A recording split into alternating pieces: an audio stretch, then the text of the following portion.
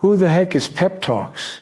I'm not gay, but I fantasize about Marco Rubio. Pep Talks. Pep Talks. Pep Talks. Let's eradicate the Kung Flu. I'm literally coming. Pep Talks. Pep Talks. Who the heck is Pep Talk? They want our women. They want our children. Pep Talk. Sometimes no means yes. Grab them by the Pep Talk. Grab them by the Marco Rubio. Obama is a racist. Pep Talk. I'm literally coming. I'm literally coming. Pep Talks. We found weapons of mass Pep Talks. destruction. My fellow Americans, it has been confirmed today from Pep Talks that we are indeed all high on politics. Good afternoon, everybody. Welcome to a new edition of This Space and a new edition of PEPAGANDA. Hope you guys are all doing well. Hope you all had a great weekend. And if you guys have been keeping up with the news, things are still as crazy as ever. So we'll be getting into some of that. The main thing that we're going to be covering on the show today is going to be the debate from last night. Pep, I'm so sleepy. Oh boy. Well, I'm right there with you. Etch, how's it going? Hey, Natch, what up? What up? Johnny, how's it going? Thank you for all being here, holding it down. Yeah, no, I'm a little sleepy myself. Woke up with a migraine, and I'm rebounding. Got my cup of tea here instead of the coffee, but hopefully the rebound starts kicking in. Took some ibuprofen. Not that weird one. Not that weird one that acetaminophen, whatever. Acetaminophen. I can't make fun of him. I really can't. That was one of the more embarrassing ones, like for him, but then it was embarrassing for me because I'm like, I got that word wrong too. It's like, oh boy. Last night's show was awesome and totally worth it. Hey, thank you. I appreciate that. No, it was. I had a great time. I think that yesterday's show was awesome. It got a little heated at the end there, but I just gotta, you know what? When have I never been, or have I not been one to speak my mind? And there's that whole thing. Jet, you were late. Don't worry about it. We're just getting started. I've only been on for a couple minutes. It's all good. You haven't missed anything. I'm still doing the intro. That's pretty much what this is. But yeah. Yesterday got a little bit heated near the end there, but we got somebody in chat that likes to kind of just stir the pot a little, and I don't know, every once in a while it's just like, okay, enough with this contrarian stuff. Like, I'm just I think that I can only take so much. And yes, I missed the spicy. You did miss some spicy. Yes. It was in the last hour. You can definitely check that out. Yeah, guys, I'm also going to have to get on this clipping because apparently that whole boat accident that I was talking about has picked up national coverage. So I gotta get that one clipped. So look out for that when that drops. If you guys missed that segment, I should be able to release that today. Hopefully. God, I still got to eat lunch.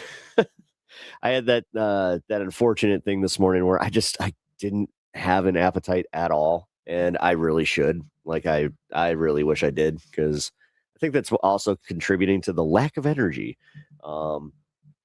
I also don't think that, had a few, libations, right? Yeah, there we go. Had a little bit of, had some fun. It's cool. Yeah, so check that out. Definitely had a really, really good show just in general. I think that we covered a lot of stuff, had some good conversations, and yeah, man, I did kind of realize that I've broken through to some right wingers, which, yeah, that's a good feeling. I'm not gonna lie, man. For everybody that's just MAGA's a lost cause, it kind of sucks to have actual representation where it's no, it's really not. It's just some people have not been explained things in a way that they want to even engage with. And this is why my normie outreach is going to be my focus up through the midterms. After that, I'll probably calm down a little bit. Oh God, I just thought about that. After the midterms, oh, that's going to be like Christmas. No matter what happens, it's over. Oh, that's going to be nice. And then we can just relax. And then, I think I'm going to play a video game that day, like the day after. I think, yeah, that's what I'm going to do. I'm going to play a video game. That's going to be the chillest stream of chill streams to chill, too. I think that, yeah, that will be warranted because holy crap, guys. Seriously, am I wrong? Like, it's going to be like Christmas or like the day after Christmas, which simultaneously kind of sucks because you're just like, oh, it's over. But then you're like, oh, it's over. Yes. Breaking news. Pep will play a video game. I'm going to be doing that coming up here. That's what I've been talking about with like the Saturday streams. I do want to do that. Anna, what's up? Good to see you. Yeah, things got a little spicy last night. Sorry. If anybody caught some strays or anything like that. And also, yes, I mean, I I did read up on that a little bit more. Yeah, it definitely is one of those like mixed things, but I'm not going to relitigate. You there? What day is it? It's Christmas. Hey, you. Speaking of, it's Christmas. My buddy's here. All right, fine. We don't have the dog cam here, so we gotta get creative here. Come here. Come here. You gotta get this. You gotta get your nose on the camera. Hey, come on. Oh, you little shit. He's just like, nah. Camera shy today. Sorry, had to give the pup some love. I'm passionate. Sometimes I just gotta step away. No, I appreciate that. It's the best way to do it. I've been working on this thing where I literally say pause, and I've actually been saying it like out loud. Hopefully I can train myself to just say it in my head and not look like a complete wacko. But yeah, I had to do that a few times this weekend where I was just like, pause, just take that extra breath, and I'm telling you, man, it's been working. So a little therapy technique that I learned, and I recommend it to anybody that thinks that this would help you get. Like, if you think that would be able to help you, like having that little extra step, I'm telling you, I've been able to defuse myself a lot easier. I think that's why I actually got a little reactionary towards the reactionary thing, where I was just like, "What are you talking about?" Which irony, I know. Hey, that's what we do here, on Pep Talks, or we're on this space. That's right. Sorry. Gotta get that right. Yeah, and actually, as you guys do file in here, if you haven't already hit the like button, please do. Do you hear it in Cedar's voice? Pause it. Pause it. No. At first I did, but now it's just me going pause. I know, jokes aside. I think that this is one of the better things that I've learned, and it's so simple. It's one of those things that you're like, when you learn it, you're like, how did I not think to do that? Just be like, and just say it out loud. It's the same thing with Larry. I mentioned Larry yesterday. So if you guys don't know, I got my brain demon. That we all have it. Like, everybody has it. The negative, thoughts that you have, or just anytime that you have that little, voice telling you like, you're a piece of shit. You're not a good broadcaster. Nobody likes you. That kind of shit. That's Larry. Larry can fuck off. Larry sucks. So I've literally been like, shut up, Larry. And then I'm just, for some reason, boom. I remember Larry. That's actually kind of a little bit where I listened. Jet, were you there for my Friday stream? I listened to some 5-Iron on my Twitch stream.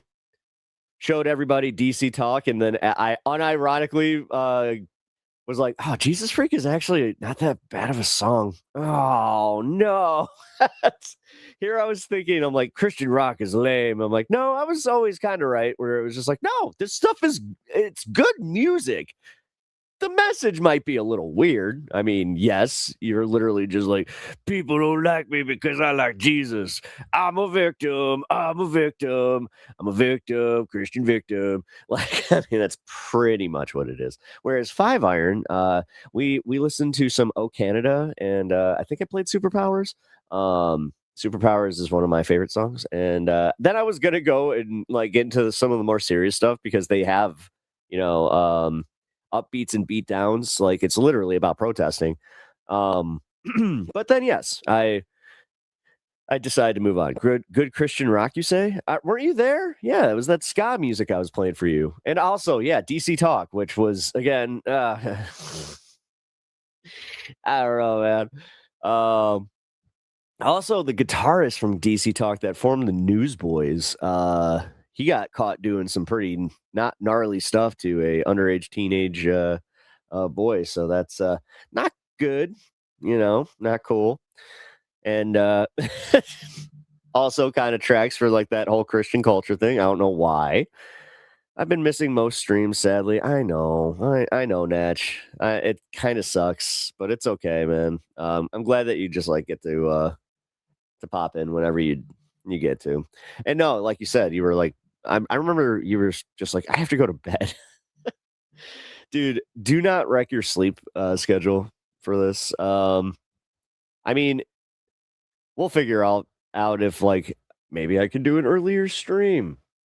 Just, to celebrate Natch and all his contributions. I can do a special stream where it's just like, hey, where's like that sweet, time zone that you could just be like, yeah, I could watch the whole stream then.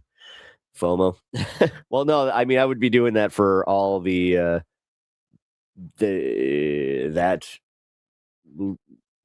portion of the world. I don't know. Fuck. I keep forgetting that like everybody's from like all over the fucking place. It's a big planet ish. Because we do the whole, it's a small world. And I'm not talking about the song, I'm talking about, how it goes, where you're just like, whoa, that's crazy.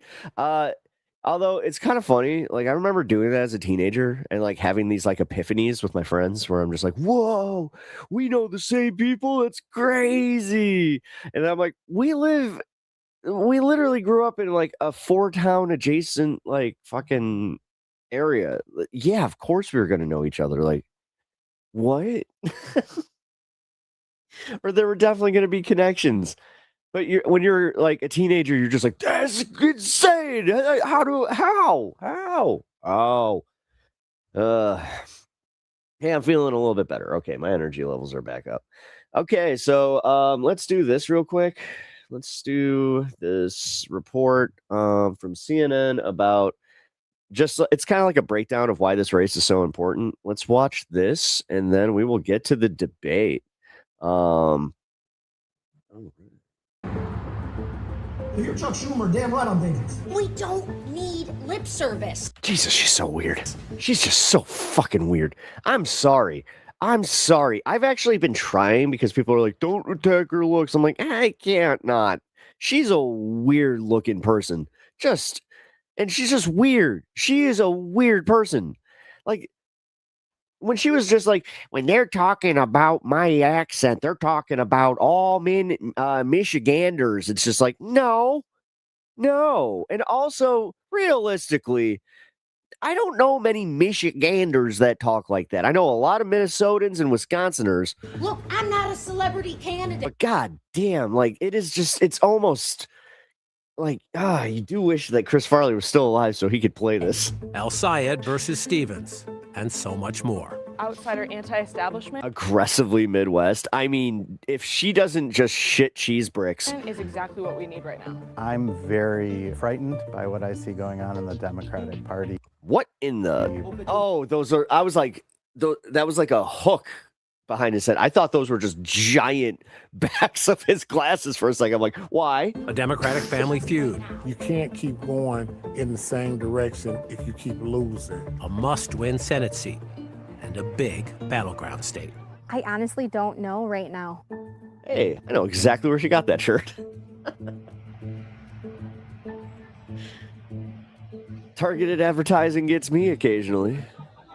You want a free shirt Packed with a church bunch of basement potted on a plants? steamy summer Get some evening. seeds? All right, friends. Money out of? The insurgent keeps it simple. Try that one again. Money The out of? insurgent. Listen, I understand that is a fucking it's a technical term in politics. But come on. You know what you're doing, CNN. Come on. God, Abdul's good. And he pulls no punches. APAC shouldn't be able to dominate our politics. Corporations shouldn't be able to dominate our politics. Chuck Schumer should no longer be Senate leader for anything. Abdul El-Sayed is 41. That's a loaded term. What the actual fuck? I know. Son of Egyptian immigrants, the former Wayne County health. They literally play into the Brown scare politics thing where they're just like, you guys remember that we were supposed to be scared of people with names like this? You guys remember? Director. Remember? I don't pay my taxes thinking, man, I can't wait for Israel to get another tank. I can't wait for. Yeah, it's a bit racialized. I mean, realistically, exactly. Like you would think that would be something that they would just be like, well, we shouldn't use the term radical or insurgent right now. I don't know. I just kind of feel like that might be a little insensitive. Egypt to get another set of bombs. Or it's just a little obvious that, ham-fisted. Another church meeting hall, also just across the Detroit city line. Man, there's nobody This at is hers. the best of Michigan. Haley Stevens is 43, in her 4th term in Congress. She's 43. This woman's 4 years older than me. Wait, what? She could have been in high school when What? Or that worked for President Obama's auto industry task force. The work that I was a part of when it mattered. The work that we cannot forget. No talk of revolution here. It is, yes, old school. Big old rallies are nice things. I want to see who's in the neighborhood. I want to see who has pastor on speed dial, mayor on speed dial. She's bad at doing Promises angry. to take No, on she Trump, really tax is. I the can't rich, wait to watch lower this healthcare costs, debate. I but know also some of y'all saw it. talk But that sometimes compromise brings progress. And a reminder, this is purple this is such a boring sign. Michigan. Stevens flipped a Republican-held seat to get to Congress. I became the first pro-labor, pro-power of the people. She's like the teacher. Oh, that's what it is. Oh my God. Democrat since before the moon landing to hold that seat. The roots of this fight don't go back quite that Yeah, man. I'll just say it. Mine was Mrs. Schuring. far. Michigan Oh, you're right, though. had a huge role in the first round. Hey, Jake actually protested right out here. That's crazy. He was over here, near that parking garage. Of this insurgent versus establishment battle in the Democratic Party. That was a decade ago. I miss Jake. The fight card, Bernie Sanders Come back to us, Jake. versus Hillary Clinton. Now, this state and this Senate race by far the most consequential test as the revolution, that's what Sanders and his allies call it, tries to prove not only that it's back, but that it's bigger, deeper, stronger, and that this is its Oh my God, you're so right. to remake the Dude, party. No, you nailed that. It is literally she reminds everybody of the teacher where you're just like, ooh, I remember that one. Ooh, that teacher sucked. Mamdani in New York, a handful of blue congressional Remember always the districts, buzzkill? Graham Plattner in Maine until he imploded. But this race is bigger. It's a 2026 midterm battleground Senate race the Democrats simply cannot afford to lose. And Michigan will have a huge role in both the nomination chase and the general election in 2028 when we pick the next president. Yeah, first day of the strike. How can he just have such little riz? Tony Rincon worked the Ford assembly line for This guy, he's trying to be their Steve Kornacki, and he's just such a bore. 30 years. Her initial Senate choice quit the race. So I'm all the way in for Abdul. Rincon rejects the idea he's too liberal to win statewide.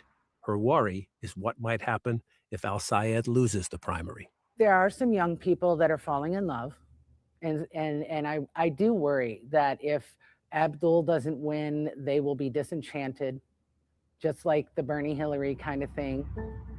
Nearly half That's of the whole Michigan's point. population lives in Detroit and its close-in Yeah, suburbs. they this see is the airport. they see how important this is. Suburban Detroit, majority Arab, and a big piece of why Vice President Harris lost here in 2024.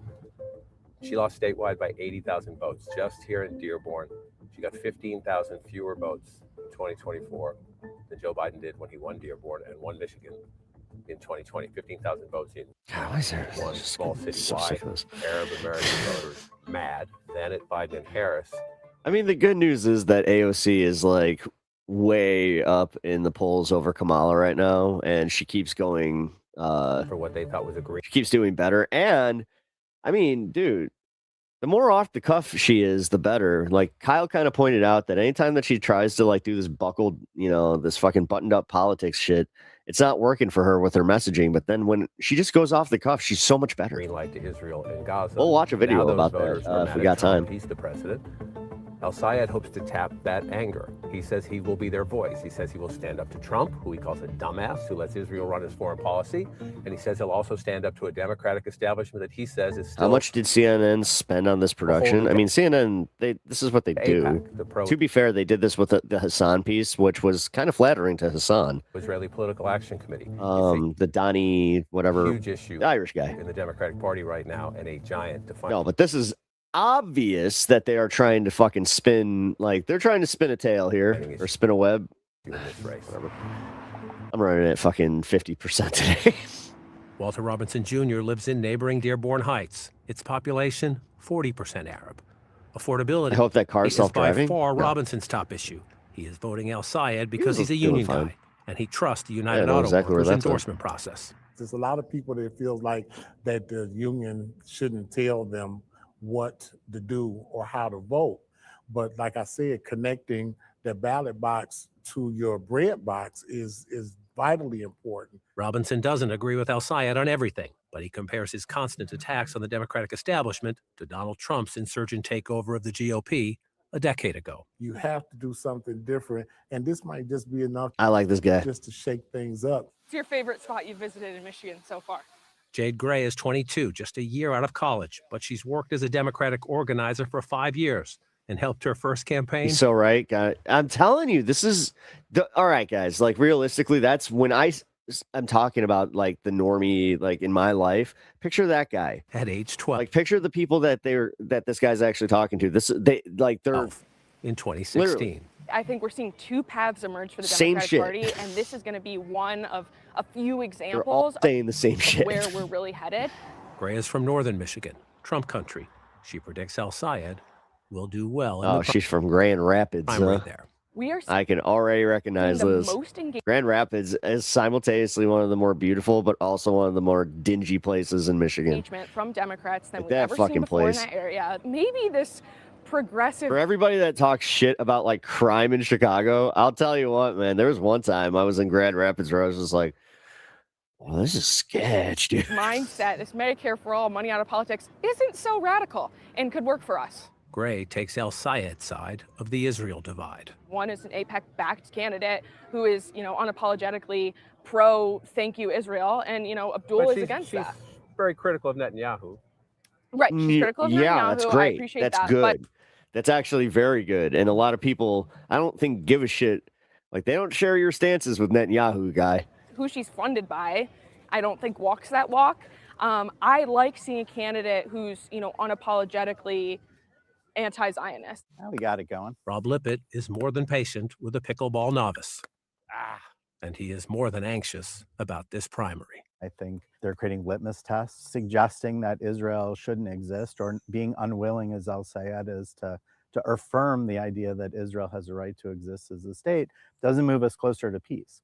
Lippett sees Al Sayed as part of a broader, troubling Democratic shift. The socialist drift of the party and the hard line and some Oh, well, you know what that is? That's a private pickleball court. So this guy definitely has money. radical positions that they take Gee, I wonder why he'd be worried. are not good for the state or good for the country. He loathes Trump and wants a Democratic Senate. But Lippett says he and many Jesus Christ. Yeah, you know what these are? Those are fucking seats from fucking the old Jewish old voters dome, will the face a fucking where the Pontiac dome. painful choice if Al Sayed wins the primary. I think there are a lot of people that won't vote for El Sayed. Are you one of them? Oh yeah, this guy's a rich cunt. I'm sorry, I can't. Fuck him. Probably. I don't feel like Just remember, actually, this is perfect encapsulations of who like the voting bloc is, and this is the Democratic Party. We're is not a wrong safe about space. this side. Traverse It's like, City yeah, is a long. Yeah, they got boats, they got toys. The more toys they got, the more they're gonna be like, oh, what you tax about The toys? spectacular Lake Michigan, population 16,000. Northern Michigan is mostly rural, in every way, a long way Look at that algae bloom. from Detroit and its suburbs. Ashley Ayala lives in a town of 1,500 people, works for a nonprofit conservation group. There we go. These goats working one section at a time to clear rural land. What do you want from the Democratic Party? What's missing? Oh. I mean, there's a list of things. Where do I start? Boiling it down to just Bibi is wrong. Well, it's also like that. It's dirty. CNN's doing like they're trying to do Al Sayed very dirty. We got all day. And they're trying to insinuate like, look, all these rural people, they're kind of like, you got some people from the unions that are on board, but these rural people, they don't like them. Healthcare and childcare costs are her biggest stresses, and she likes what she hears from El Sayed there. But Stevens has appeal too. Ayala thinks her experience might help get things done. Sometimes thinks her more moderate view All right, go girl rules. might help in November, especially in rural areas like this. When it comes down to pen to paper, it'll end up being who has a better chance at winning.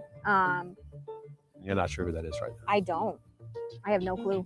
Do you see yourself as kind of a referee, one of the referees, the voters, in kind of a Democratic Civil War or Family Feud? I've always been a referee my entire life. Yeah. Ayala knows it's a giant choice for Michigan and beyond. All right.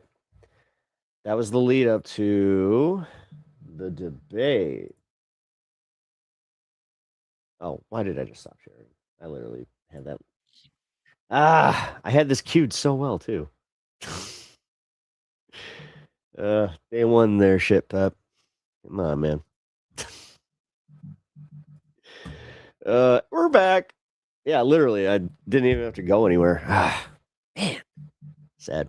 Cat's like, how dare you don't pay attention to me? Wedges himself between me and the keyboard. That is exactly what my cat does. That's funny. That's awesome. I'm glad that your cat's also like mine. Me and my wife were debating like if something's wrong with our cat because I watched a video that was talking about cat neurological disorders and how like if your cat does like very loud like plunging or how do I put this, like jumping off of something and they don't land gracefully, like my cat, it sounds like a freaking human being is fucking jumping off of a counter. Like he is just ridiculous. And I don't know, when I saw that I was just like, that kind of tracks. Like he's a great cat. He's so lovey. I love him to death. But there's definitely something up. I'm just gonna say it. But yeah, shout out to Lito the second. Even though he is not the second. It's so weird that I did that, but whatever. I was reading God Emperor Dune. I'm gonna be completely real. That's how naming my animals kind of goes, is like, what music am I listening to at that moment, or what what am I watching, or if somebody like passed, like again Stan Mikita, I was just like, oh, that's easy. Anyway, let's get to the debate before I stomach out of this. Who can go up against Republican Mike Rogers. Hey, Ken, what's up? This is a race the whole country is watching. And control of the... Guy cats are not graceful, especially orange cats. He might as well be an orange cat, I swear. He's a calico, or no, not a calico, he's a tabby. Upper chamber of Congress Keep saying that. is on the line tonight. Now, we should mention this debate is an hour long. The first half hour is on both Fox 2 and our I like streaming names with platform. unnecessary amount of grandiosity. From Fox Local cats. and Fox2Detroit.com. Again, I don't know why, but one of the best names I've ever heard for an animal was for a little like tiny bulldog, and his name was Mr. Knish. And I don't know, man, that dog was hilarious. the name fit him perfectly because he was so goofy. Because he had that like perfect bulldog demeanor, but he was also just like he was like total like one of them belly dogs where he's just like, hey, sketchies. The second half is exclusively streaming on Fox Local. So have your phone ready. Who bum liquor?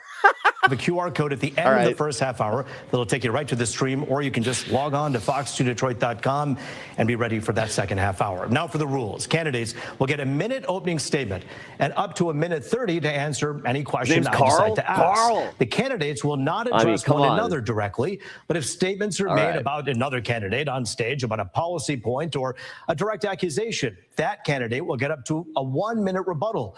But to both the candidates, a little note: the more you make accusations, the more time you're handing over to your opponent. So let's have a productive debate that highlights what you want to do, not what the other candidate can't do. There's too much on the line, too much on the table, and people deserve substance over punches tonight.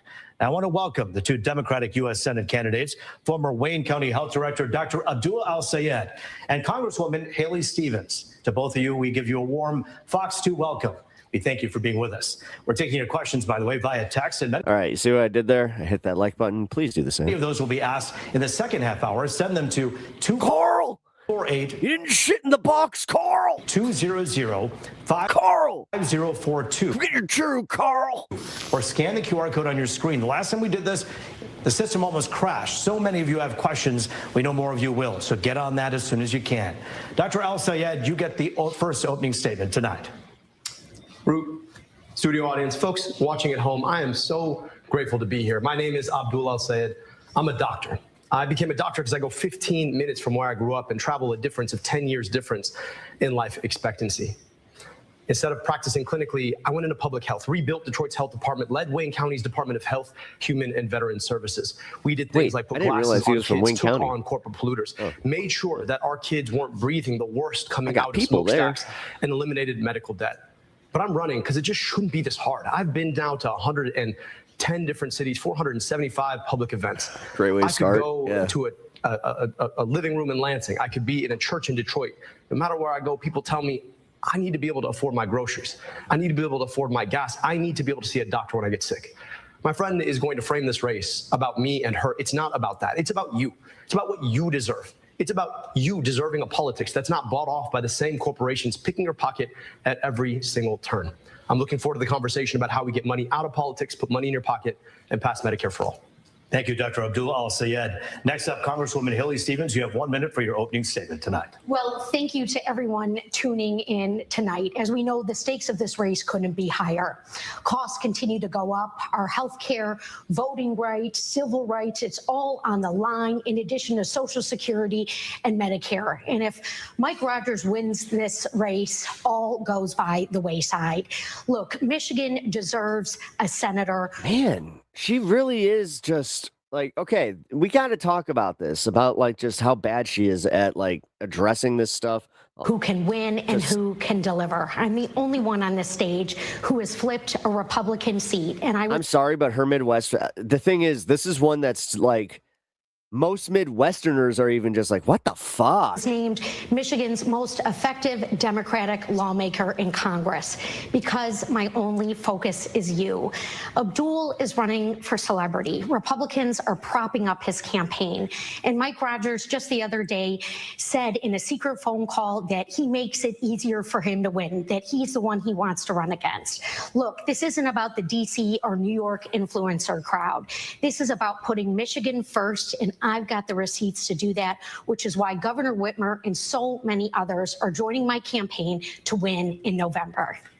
Congresswoman Dr. Al-Sayed, thank you both for your she's also repulsive. Statement. Like, I mean, just in general, like, okay, I get it, man. She's a weird looking like person in general, but I'm just saying, like, you can tell that when she, like, you can just tell.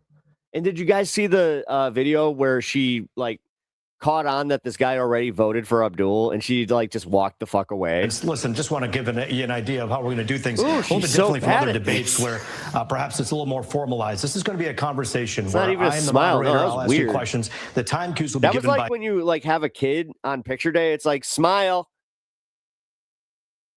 Smile. Show your teeth. Me, no clocks here. So let's go, and we'll begin with this. Start So looking many like people have questions Charlton about Heston. affordability. It's the one Take number the picture, you damn dirty photographer. one thing we hear about from people. What are they doing in Washington to What make about sure your grimace? that She looks like a grimace. life is more affordable for me? Dr. El-Sayed, what are you doing? That's something that perhaps we haven't heard before. She does. In Washington. She's even wearing all purple. That's different to keep the cost of living down. So let me just tell you, for me, it's I don't take money from the corporations who are jacking up your prices in the first place. When you're bought And off I'll by tell DT you what, I've had it with this Hamburglar. and Blue Cross and Big Pharma and Big Tech and APAC, don't be surprised that there's a pro quo that comes with that quid. That money doesn't just fall off trees. $60 million from outside organizations in this race. They just come from nowhere. Excuse me. It's because those exact same organizations expect something on the other side, and that's that they get to expect to own your next U.S. senator. So it starts with being able to say, I'm the only candidate in this race who doesn't take any money from corporations. Never have, never will. And then from there, I actually can stand up to them. I can do things like enforce our antitrust policies that haven't been enforced. I can do things like tax billionaires their wealth so we can take that money and invest it in you and your kids, in your schools. I can do things like make sure that rather than sending your money somewhere else to drop bombs on other people and their kids, we can keep that money here at home. And just in case you don't believe me, just think about this.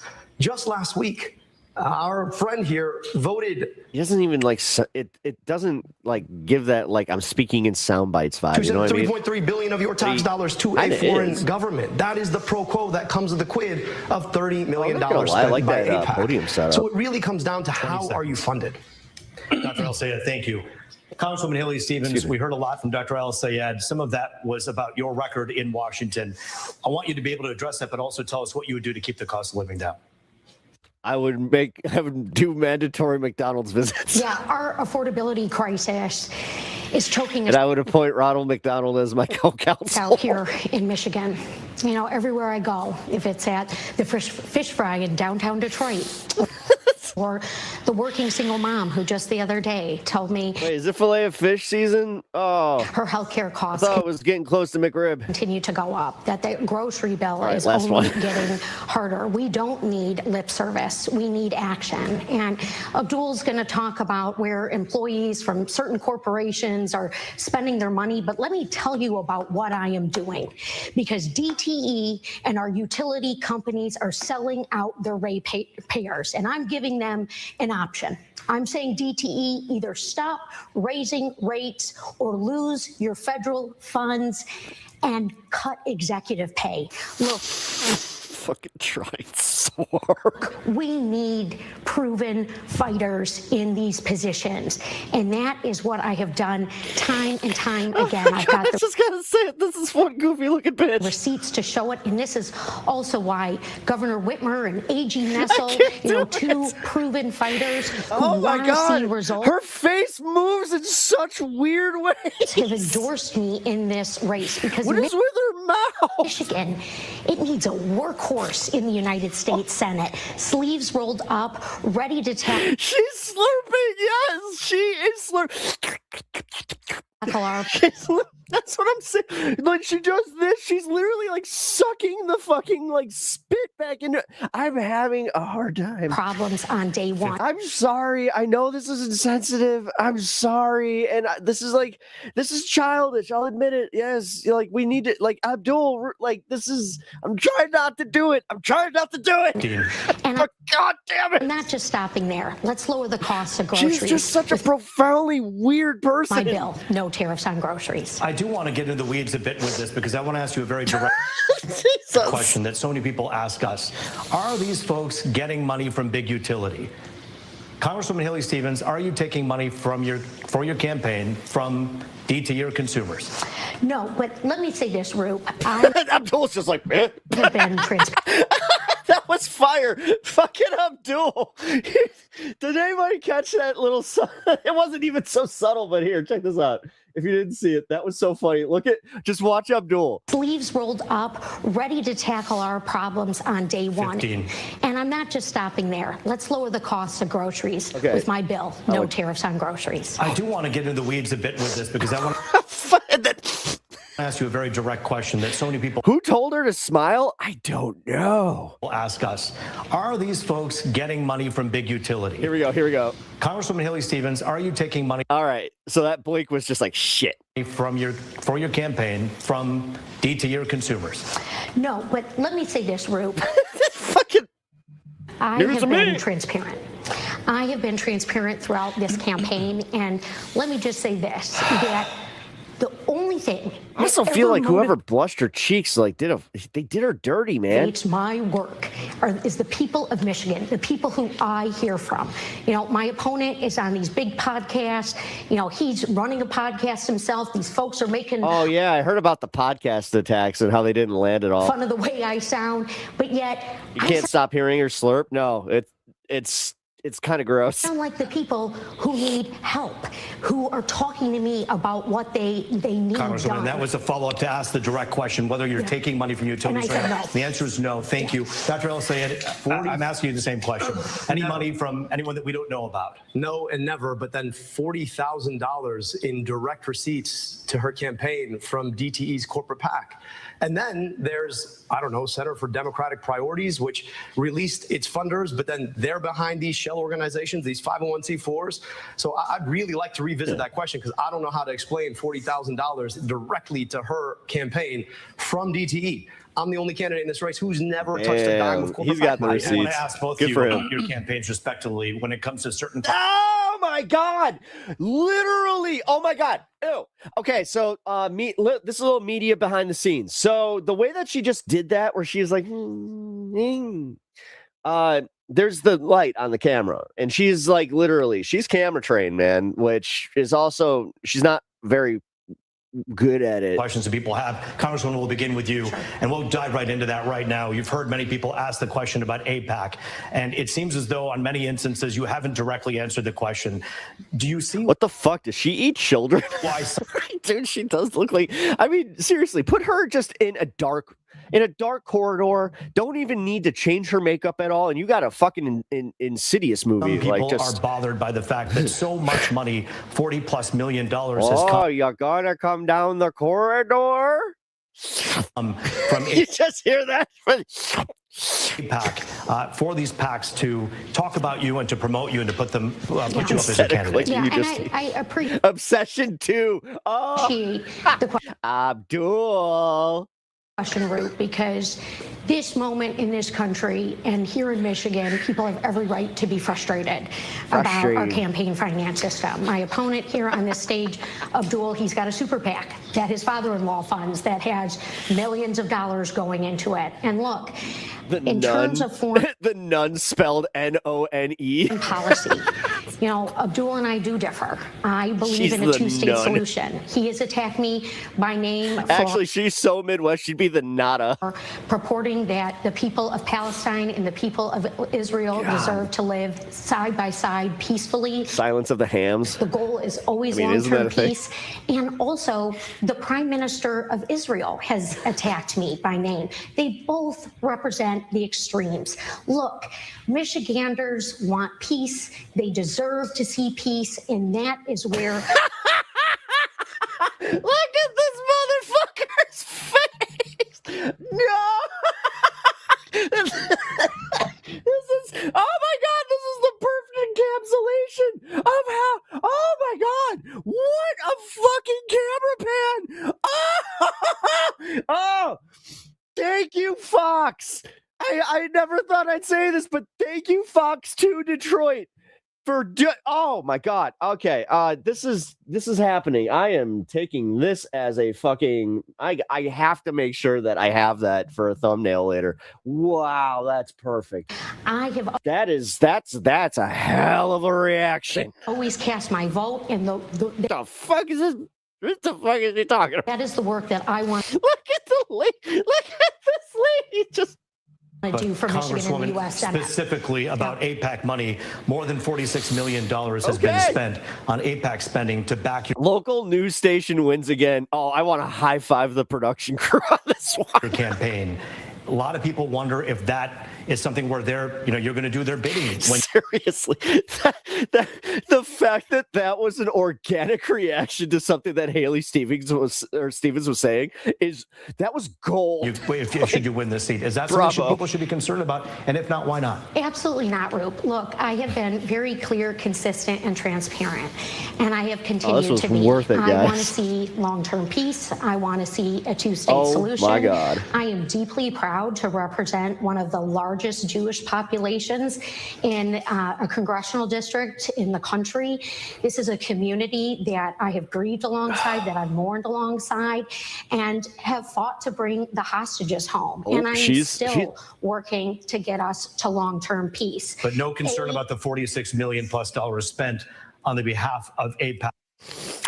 You interrupted me. I was going through my spiel. I forgot where I was at, and the fact that I'm trying to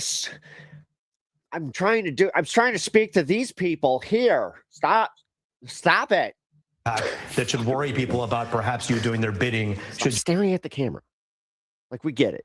I'm speaking directly to the American people. You win the seat. Well, I don't think there's much difference between super PACs going in for Abdul or super PACs going in for me. We have a problem with campaign finance reform. Oh, God, I wish I had my fucking soundboard right now. Oh. In this country. I have an A grading from End Citizens United. I have been endorsed by Defend the Vote. I have voted consistently, and I'm going to stop Mike Rogers. Holy crap, I just realized what it is. She's got that Midwestern jaw.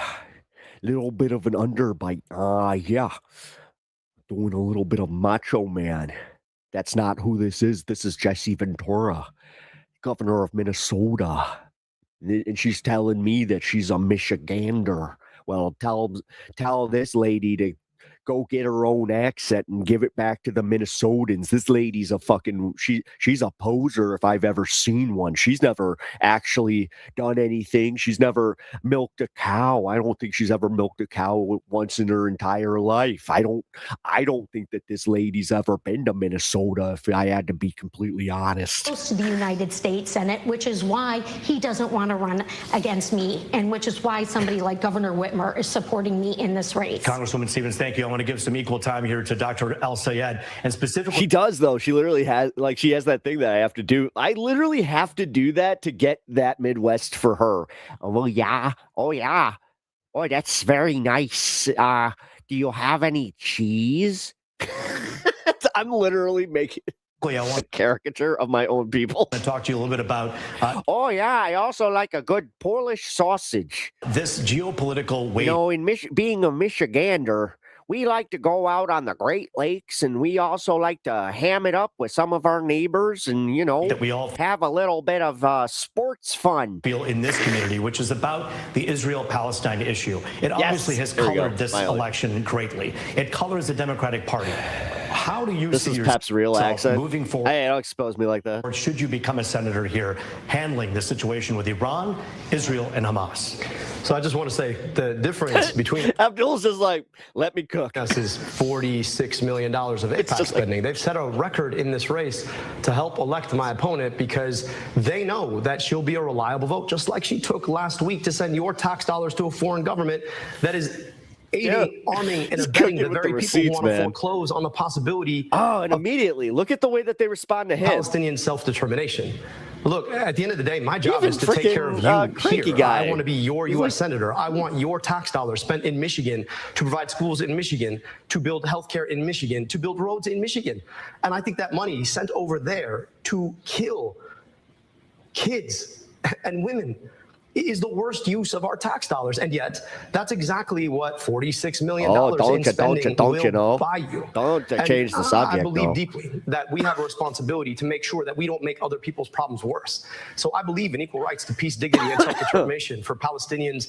Could you imagine the song that the Pussycat Dolls? Alike, I believe that. Oh, don't y'all want a girlfriend that's hot like me? We should not be fighting stupid wars that AIPAC wants us to fight in the first place. And I believe we have a responsibility responsibility to keep our money here, to invest here. That really is the difference. We're being outspent in this race 12-1. Chances are you're going to see an ad, probably 2 of them, on behalf of AIPAC for my opponent in the next commercial break. That's what that buys you, lying about a record around President Obama's endorsement or lying about me and my character. But that's exactly what happens when you stand up and say, maybe Palestinians should have rights too, and maybe we should have rights to our tax dollars here at home. Dr. El-Sayed, I'm going to give Congresswoman a chance to respond, as you made a couple of accusations there about her record. Go ahead, Congresswoman. Well, as I said, I have been transparent, and that is why I have released my full tax returns, and Abdul still hasn't.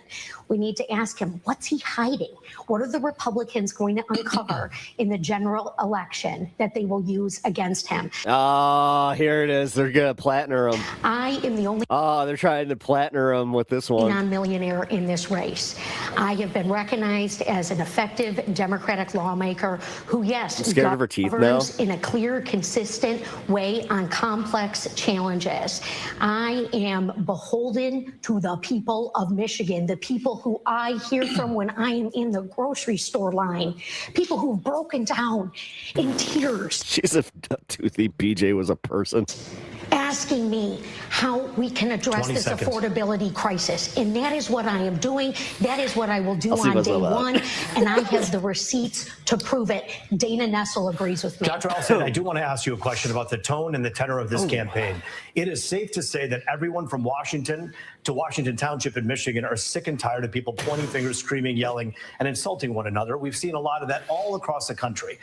Just earlier this week, we heard that there was some kind of a Zoom call in which you had referenced an opponent as ogre on a pike, and so many people took offense to that, and it really pointed to the bigger question about the tone and tenor that you've been accused of having in this campaign. They call her the fillet. Any of the flair comments that you've made, and do you think that this race could take a more productive and a more substantive tone if we kept those personal slams out? Look, I took to Twitter. That was her nickname in college. Last fucking Flair. Oh, don't go with Flair Stevens over there. Week and said that the tone in which people talk about my opponent is unkind. And I asked anybody who supported me to not talk about her that way. In fact, when she got booed on the stage at the Michigan Democratic Party convention, I called her personally and said that that was unkind.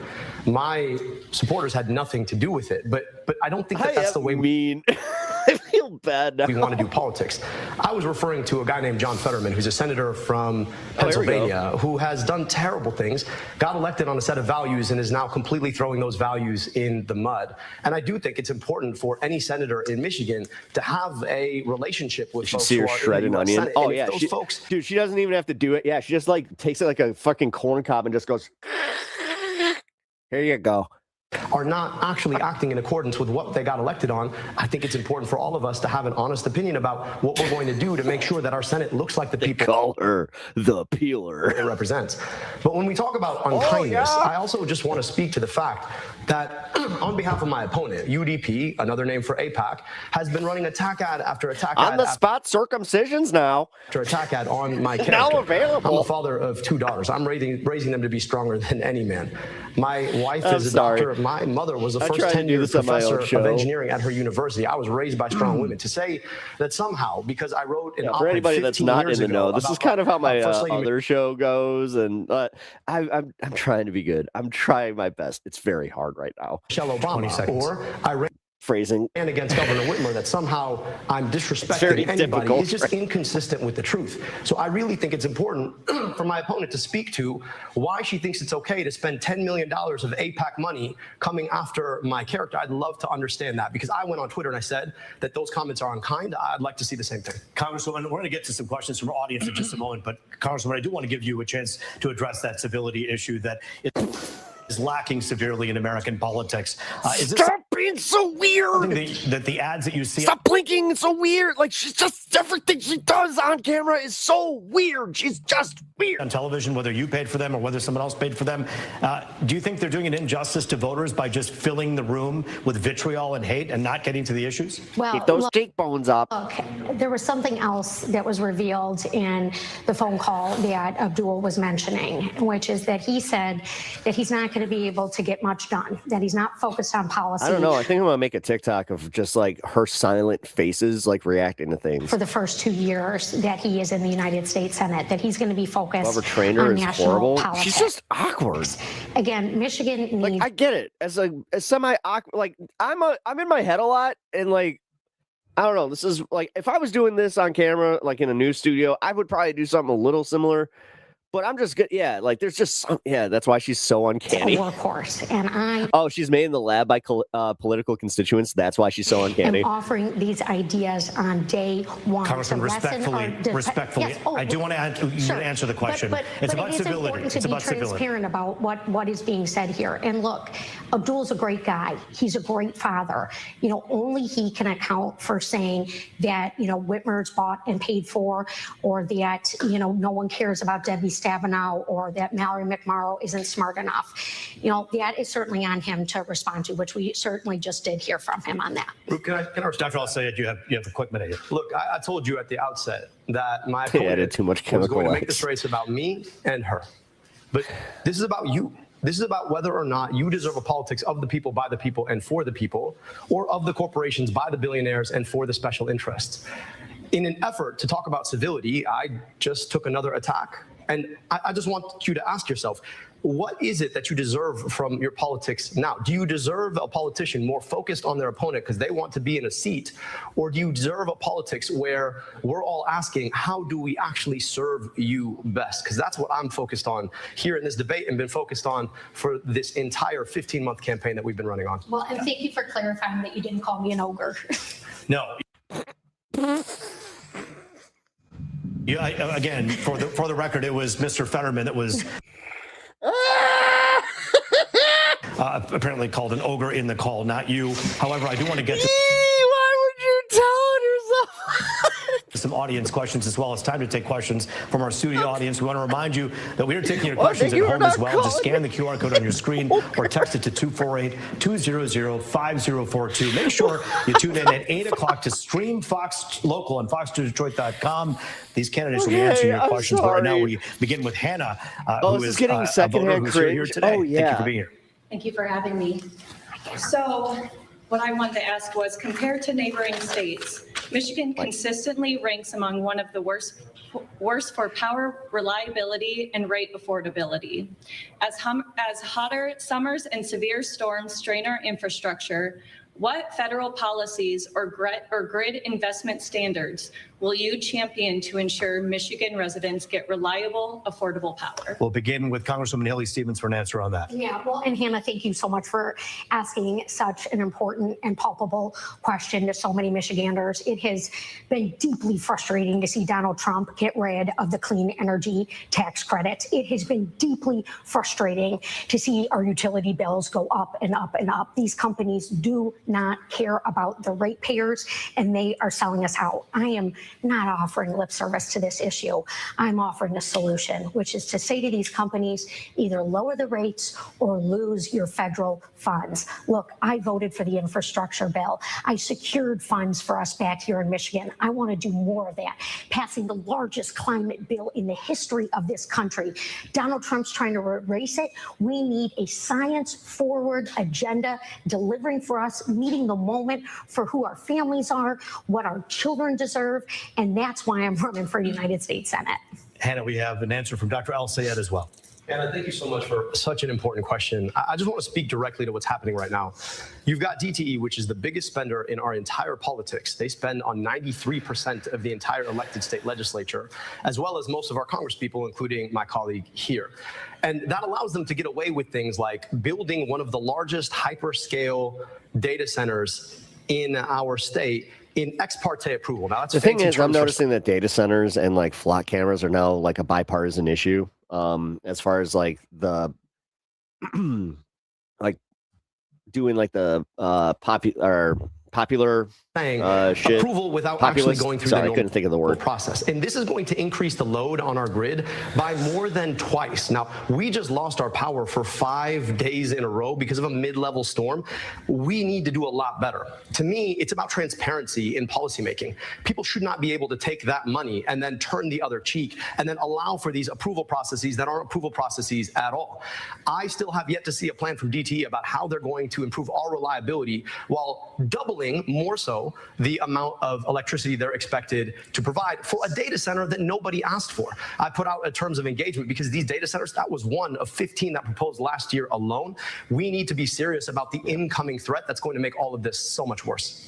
Thank you both, and thank you, Hannah, for your question. I want to address both of the candidates, and by the way, we are going to get to some text message questions as well from all of you at home. But I want to talk specifically about your campaigns, and I think it's noteworthy that one of the reasons we're doing this debate is to contrast the two of you, where you stand on so many issues, but also on how you go about doing your business, how you campaign. Dr. El-Sayed, I'll begin with you. The Democratic Socialists of America have not made an endorsement in this particular race, but when you go to our rally, and we've covered so many of them are from that organization. Who are you when it comes to your political stripes? Many people call you progressive. Some have accused you of being a socialist. Not that that's a bad word, but people have said that about you. Where do you stand on your politics? How would you describe your politics? Rup, I'm a doctor and a scientist. I want policy solutions that actually map to the problems that we face. My governing experience is rebuilding a health department in the city of Detroit, leading Wayne County's Department of Health, Human and Veteran Services. We had to go in there and work with a diverse community to be asking, what are the challenges we face and how do we actually solve them? We were able to identify the fact that our county ranked the number 8 for medical debt nationwide, and we could eliminate that for a penny on the dollar. So we set aside $7 million to erase up to $700 million in medical debt. When kids couldn't get glasses, 30% of them would get tested positive for needing glasses and wouldn't get a pair. We put optometrists on vans outside of schools so that as soon as a kid got a positive test, they go out, get a full optometric exam, and get a pair of glasses delivered within 2 weeks of a vision test. Now, working with a diverse community of people, you come to realize that not every solution fits the same way. You've got to be thinking about a solution in the right way. Yeah. When it comes to the question of socialism, I'm not a socialist. I'm just a capitalist who understands how capitalism works. The biggest threat to capitalism was never the idea of government regulation. It was always monopoly. I want you to think about the stuff that you have to buy, whether it's groceries, the number of stores you can go to, or it's buying a flight to see your grandmother, or it's picking a phone or a phone provider. You have like 2 or 3 options, and that shouldn't be legal, but that's the way our economy works right now. So I think government ought to be there to regulate on monopolies and oligopolies so that everybody can actually participate in an economy without having to be forced to pay more or get paid less for the work they do. Congresswoman Stevens, another question about your campaign. We've seen just in the last few days, of course. That's kind of funny. You just watch Haley just go like, oh, crap, that's a really good answer. Senator Sanders, we've seen AOC, and we've seen Elizabeth Warren just today, and they're all behind Abdul. These are the people who worked with you in the same room, have watched you for your 4 terms. Should that concern voters that they're taking the outsider's side in this case? You have a minute and a half. Well, I think that we should look at the fact that Brenda Lawrence, my longtime mentor and dear friend, Congresswoman from Oakland County representing Detroit, has been an early endorser of mine in this race alongside Governor Whitmer, Senator Stabenow, Senator Peters, who, like myself, has been recognized. You mean all these people that are now being kind of taken to task for all their bad votes and the status quo like bullshit that they've contributed to, like you? As the most effective lawmaker for our state. Man. But let me if she's really not clear cooked, then that's insane. Right now, because I'm going to tell you what kind of politician I am. I am Michigan's manufacturing geek, okay? I have visited hundreds of small to mid-sized manufacturing shop floors. I have operated CNC machines in my life previous to being in elected office. I have a deep passion for the bread and butter of our state and a unique understanding of it. So when Donald Trump and Mike Rogers go to lick the bootstraps of China and start a trade war with Canada. This is simultaneously one of the hardest and funniest fucking debates I have ever watched. Give me 1 second here. I'm just getting all of my thumbnails ready for today. Why not? because holy crap, you're just gonna like gift me this, okay? Screwing us over and selling us down the river, I will What a freeze frame. Oh yeah. Standing up for us and securing things like what I 20 did with the seconds. CHIPS and Science Act to deliver for our youth and equity and inclusion that is so very important to our future. Jobs for everyone, lower costs, and yeah, stop these abuses of power that are coming down from Trump and Rogers, who are treating it like the stock trading floor. Congresswoman Haley Stevens, Dr. El-Sayed, we thank you so much for your time. We're not done at all. In fact, dude, she's so awkward when she goes back to this one. The debate is only halfway through. Our conversation continues. We have a lot of text messages. Man? This bat phone's been blowing up when it takes some of your questions. The debate continues on our streaming platform, Fox Local. Here's what you do. Scan the QR code on the right of your screen. Go right to fox2detroit.com if that's easier, on your phone, iPad, or on your connected TV, Fox. Phones. Process by which because of jobs and secure along 200-5042. Our producing team in the control room, they're monitoring all these texts. Yours could be asked next. We'll also hear from our studio audience as well. And so we begin Who told with her this to do text that? message with Dr. Abdul I don't Al-Sayed know, and man, but there's like, this is why I keep saying it. There are like the optical sides of politics. I just don't understand how somebody isn't just like, yeah, that old lady creeps me out. I don't think I'm going to vote for her. She's like very creepy looking. Also, Congresswoman Haley Stevens, how will you bring back manufacturing jobs and secure And longevity? she's just in general, like kind of creepy as a person. The big three.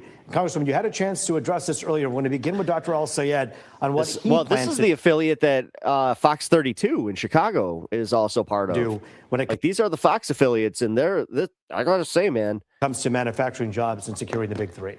Well, I'm grateful for the endorsement of the UAW, and they endorsed me because they their understand primary that coverage was probably the best the pathway out of the forward entire cycle. to bring back They're the ones that held the manufacturing debate that we for lost us. because of terrible policies like USMCA, voted on by my friend here, is to make sure that we are thoughtful about actually regulating the way that corporations and the top of corporations make decisions.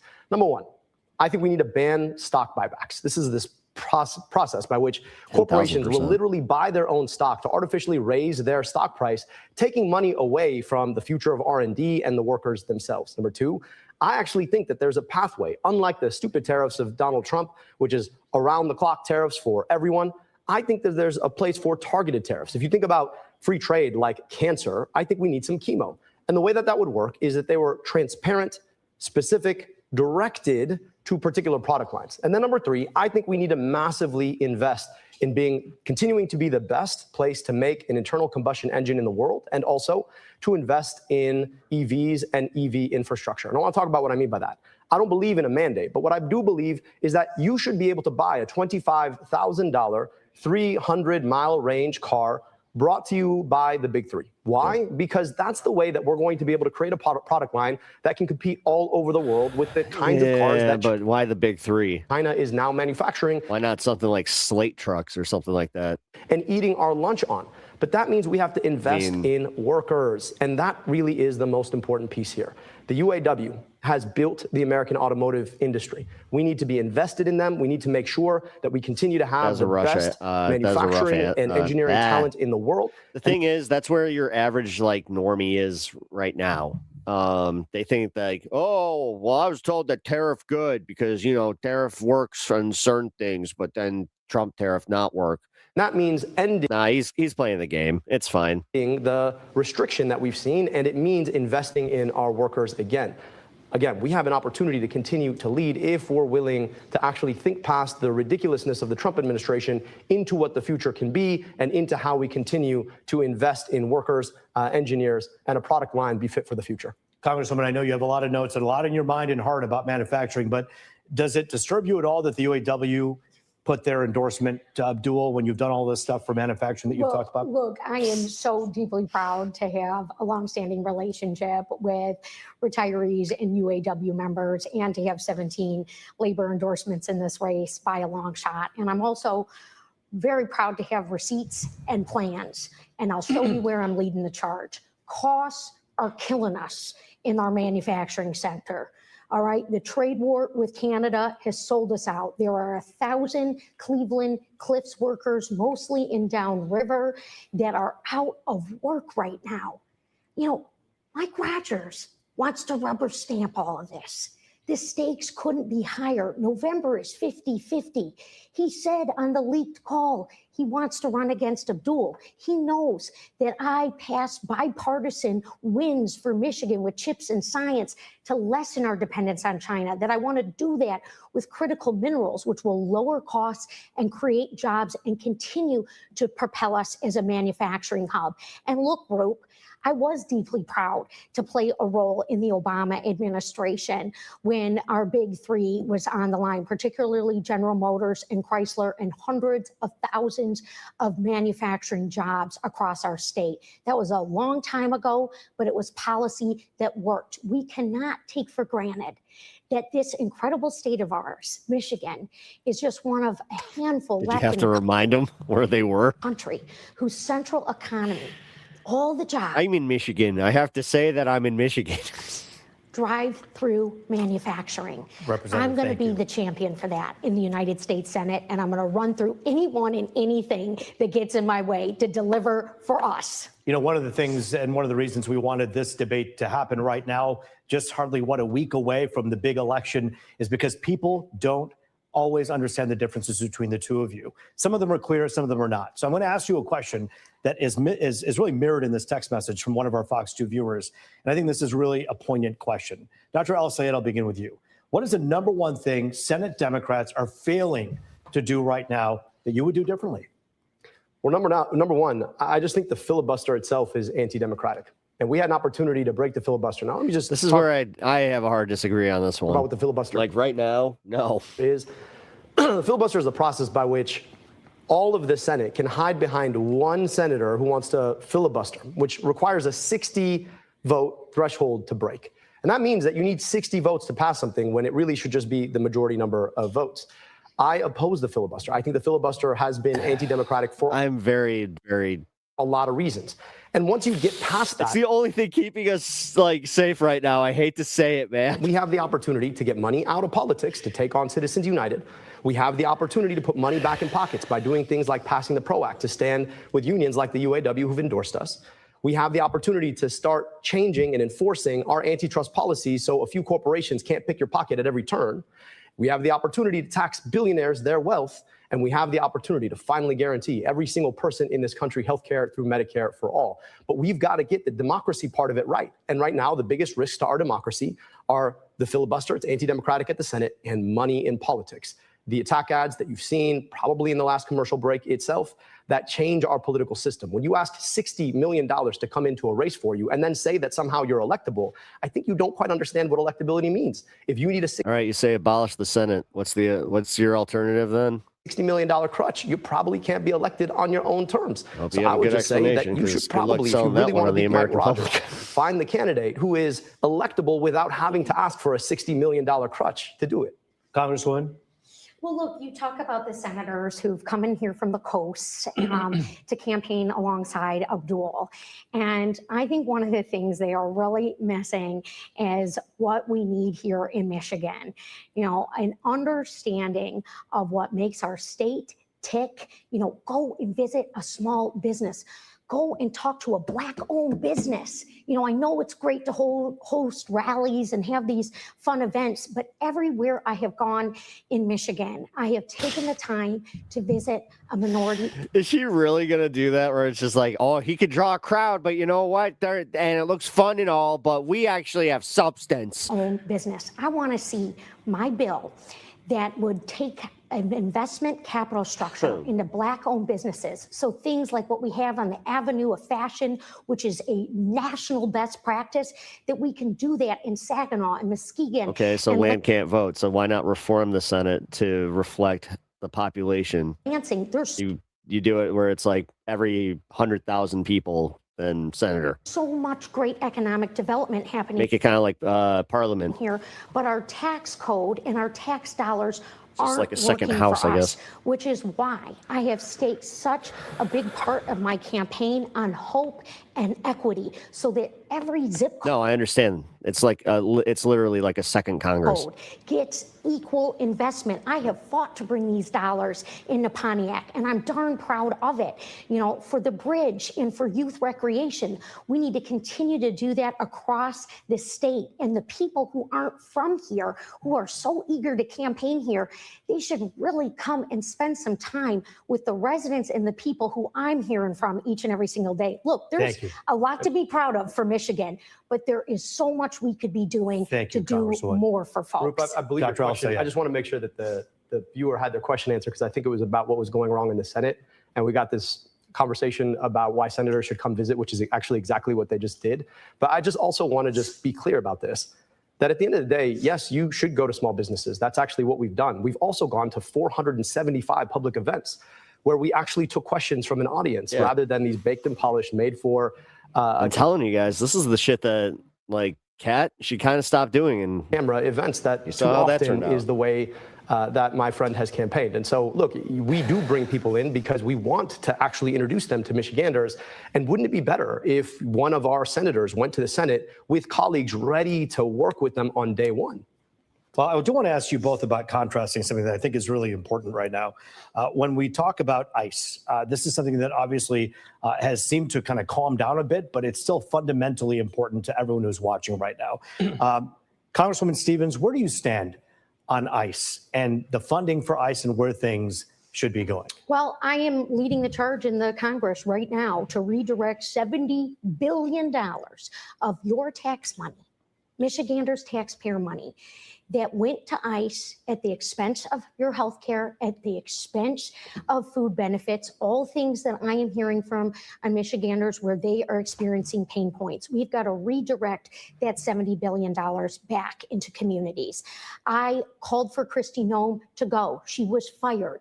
But guess what? No reforms, not a penny more for this road. yeah, but you voted for ICE, what, 4 times? Are you going to... Agency that is wreaking havoc. Look, I've talked to administrators Let the other guy debate at Harms that. Elementary in Detroit, you know, parents who are afraid to drop their kids off for school because of these ICE raids. This isn't working for us.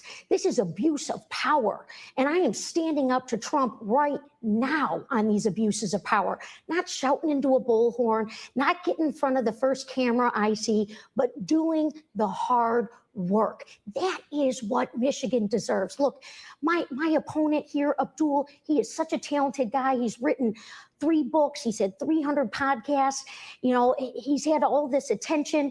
But the deal is we don't need a celebrity candidate. We don't need a celebrity senator. We He's need full of shit, somebody yeah. who is committed. Well, this to is 6 like literally, this is just what everybody's sick of. years of hard, They're sick of being talked to like this. unglamorous work that's going to stand up With just all the fucking bullshit. to this junk that is wreaking havoc and causing chaos right before our very eyes. It's unacceptable. All right, Congresswoman, thank you. Dr. El-Sayed, you heard Congresswoman Stevens there say, essentially, strip away some of the funding for ICE. Is that not good enough? Well, she's also voted to raise ICE funding 4 times. That's the part that you didn't hear.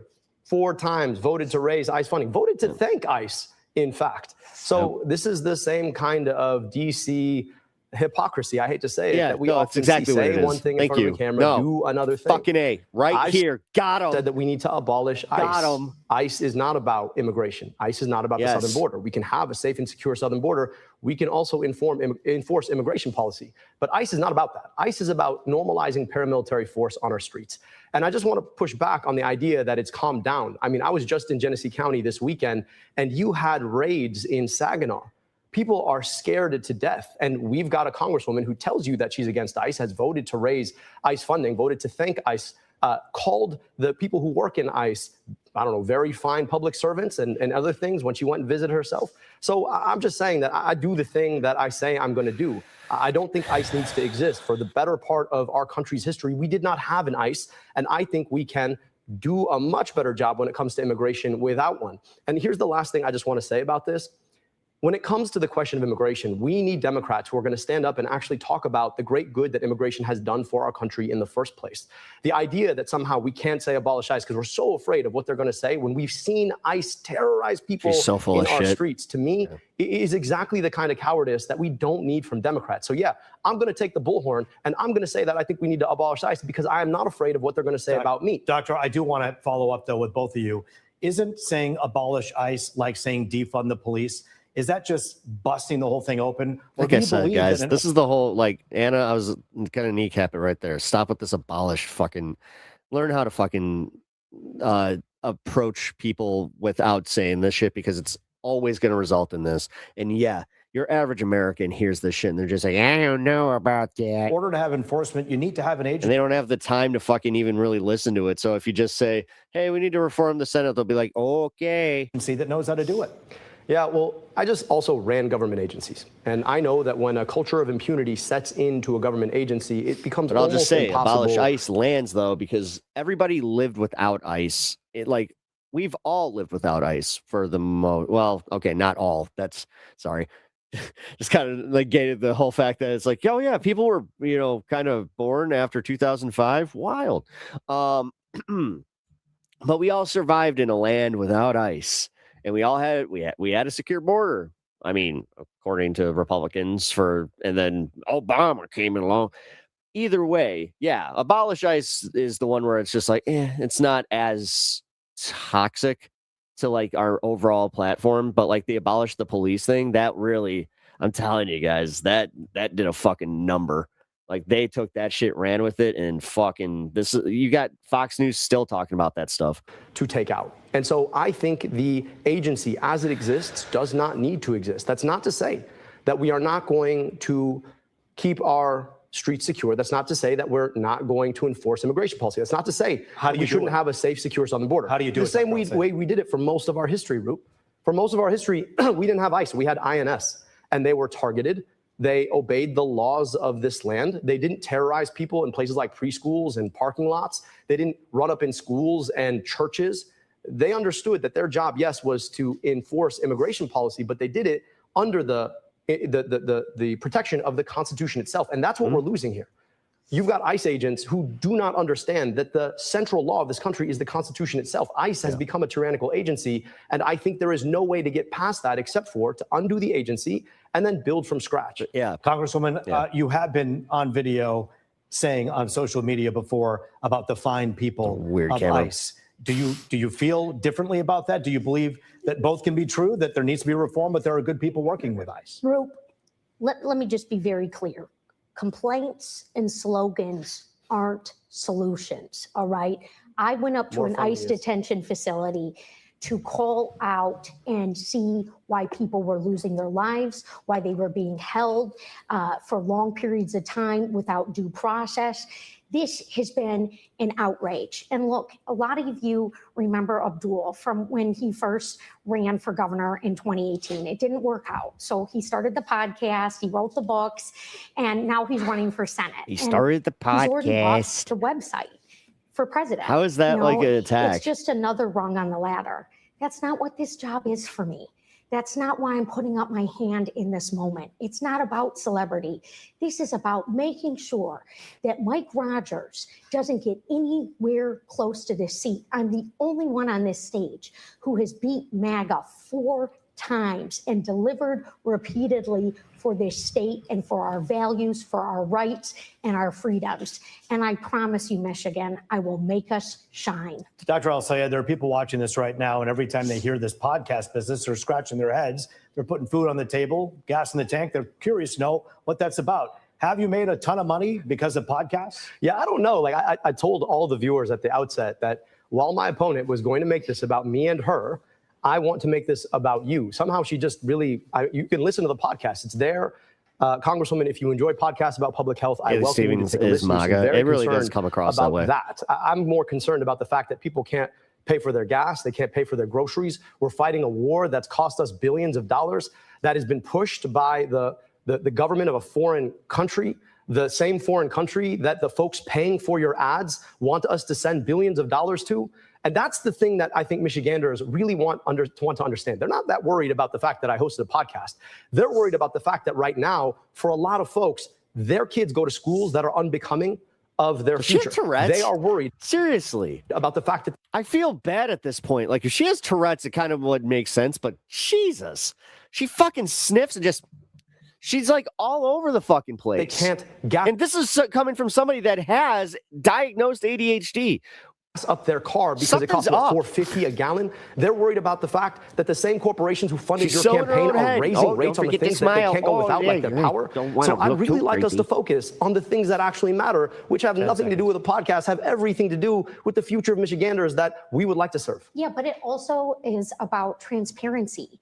And you have not released your full tax returns, $300,000 in other income while you sat in the podcast chair and you hawked junk healthcare cures that RFK Jr. would thumbs up. You talk about getting money out of politics and putting money in people's pockets, but still no one knows who's putting the money in your pocket. You know, I have been transparent and I am offering, you know, real plans to address the cost of living crisis, we want to be able to tackle Donald Trump's And you're talking about what you power. did, but you also made some accusations here. Dr. El-Sayed, that is a question that some people may have that Congresswoman's talking about. Talk about the money and the financial disclosures. You were going to release some. We released all of our financial disclosures. Again, this is a distraction from the issues in your life. But not I'd love to talk about transparency. I really would.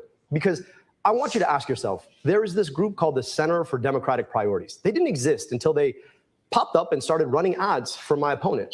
And then there's this other group called Center Forward that paid for a flight for the Congresswoman and her mother to go to Portugal. And they just released their donors. And then it's a whole bunch of shell 501c4 organizations. They're the folks who are literally putting money in our pockets right now to try and mis and disinform us about this race. And here's the thing about it. None of it actually makes your life better. Think about the $60 million that got spent in this race. What could $60 million do for a community in Detroit? What could $60 million mean for erasing medical debt? I'll tell you, $6 billion it could erase. But they want to spend it to get the Congresswoman elected. Why? Because at the end of the day, they know that they're going to have a safe seat doing their bidding instead of yours. Every single dollar that DTE is spending is a down payment on knowing that they can raise your rates. Every single dollar that Blue Cross Blue Shield spends in this race is a down payment on raising your premium. All right. Every single dollar. Thank you, Dr. El-Sayed. I want to ask some more questions from our audience at home right now. You're texting us. I got them right here. The next question is, how will you ensure low-income communities receive equitable and adequate education? You've heard so many people say Michigan ranks 44th when it comes to literacy for fourth graders. Let's start with Congresswoman Haley Stevens. What are you doing now? What do you plan to do should you become senator? Well, we are certainly being robbed by Washington, D.C. and Donald Trump, who treats the Oval Office like a stock trade floor. This is why I want to end the corruption of seeing people who want to be celebrities or get famous or rich in office. I want to ban stock trading. Folks, I'm the only non-millionaire in this race. But let me tell you something about what I have worked on and what I am fighting for. Full funding for special education. You know, our public schools here in Michigan are getting the short end of the stick. And if we fully fund special education, we can meet the needs that a family in Royal Oak has talked to me about, where they feel torn about making sure that their child with special complex medical needs actually gets the education they deserve. This is also why we have to expand Medicaid, not just reinstate the cuts that Donald Trump cut. We have got to expand these programs. And I consider myself a warrior for public education.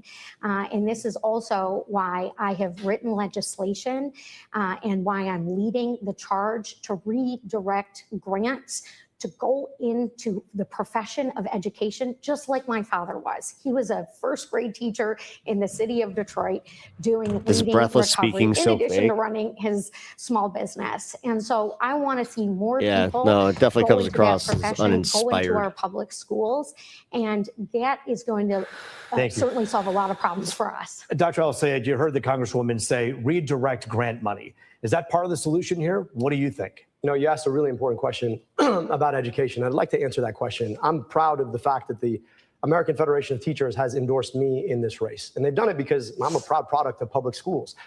I know what it's like to walk into a public school in Detroit in January, and kids are bundled up because the boiler's broken, trying to learn how to read. You talk about a literacy crisis.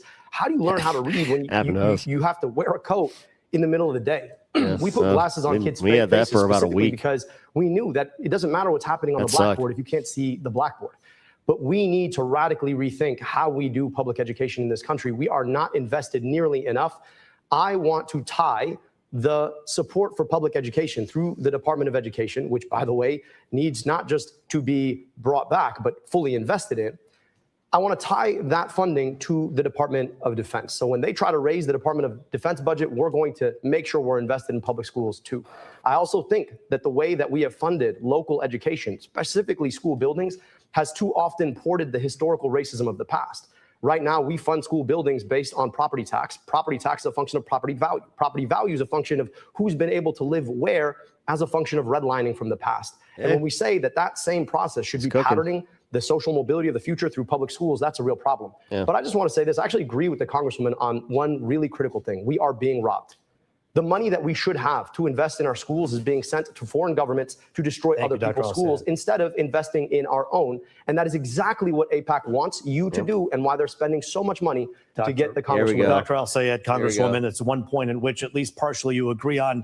As one of you will be taking on Mike Rogers, people want to know what are the defining differences. This next question comes to us from a young person herself who actually is a student in Detroit, a college student. And we thank you so much, Kimora, for being with us here today. What's your question to the candidates? Thank you. Good evening, candidates. My name is Kimora Riddick, and I'm a Wayne State University junior studying broadcast journalism. And my question is about the wildfires. So the wildfires from Canada deeply affected Michigan's air quality, especially in Detroit. What environmental measures are you planning to decrease the dangers of air pollution? Let's start with Congresswoman Haley Stevens. Yeah, well, it is so great to have a student from Wayne here. I've just treasured working with that university in their science program and STEM education. She asked you about air quality. And that is very much at the heart of why we need good climate policy, not the junk science that we are getting from the Trump administration. And let me tell you what I think that looks like. One, we've got to cut the carbon emissions. We've got to lessen our dependence on big oil and gas. Investments like I secured in our clean energy future so that from Marquette to Detroit, we were evolving and moving forward. You know, that has been stripped away by Donald Trump, and that's not right.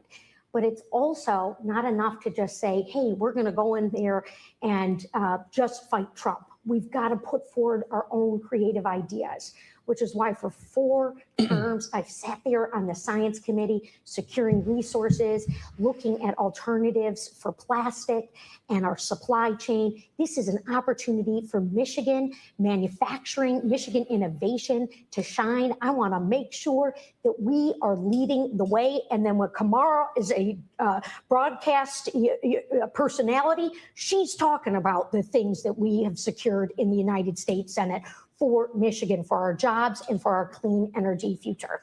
Dr. Al-Sayed, clean air. Kamara, just be careful. If you become a broadcast personality, somebody might come after you. I just want to speak specifically to your question. Hey, I can tell you about what we've already done. We put air quality monitors all over Wayne County so folks can get real-time information about the air that they're breathing. Took on some of the biggest corporate polluters in our state when I was in the city of Detroit, took on Marathon Petroleum, the biggest polluter and the most polluted zip code in the state, forced them to invest their own money to reduce emissions when they had wanted to increase them. The truth of the matter is that these wildfires are happening more often because it's drier and hotter than it has been in the past. It's drier and hotter because we continue to rely on fossil fuels for our energy.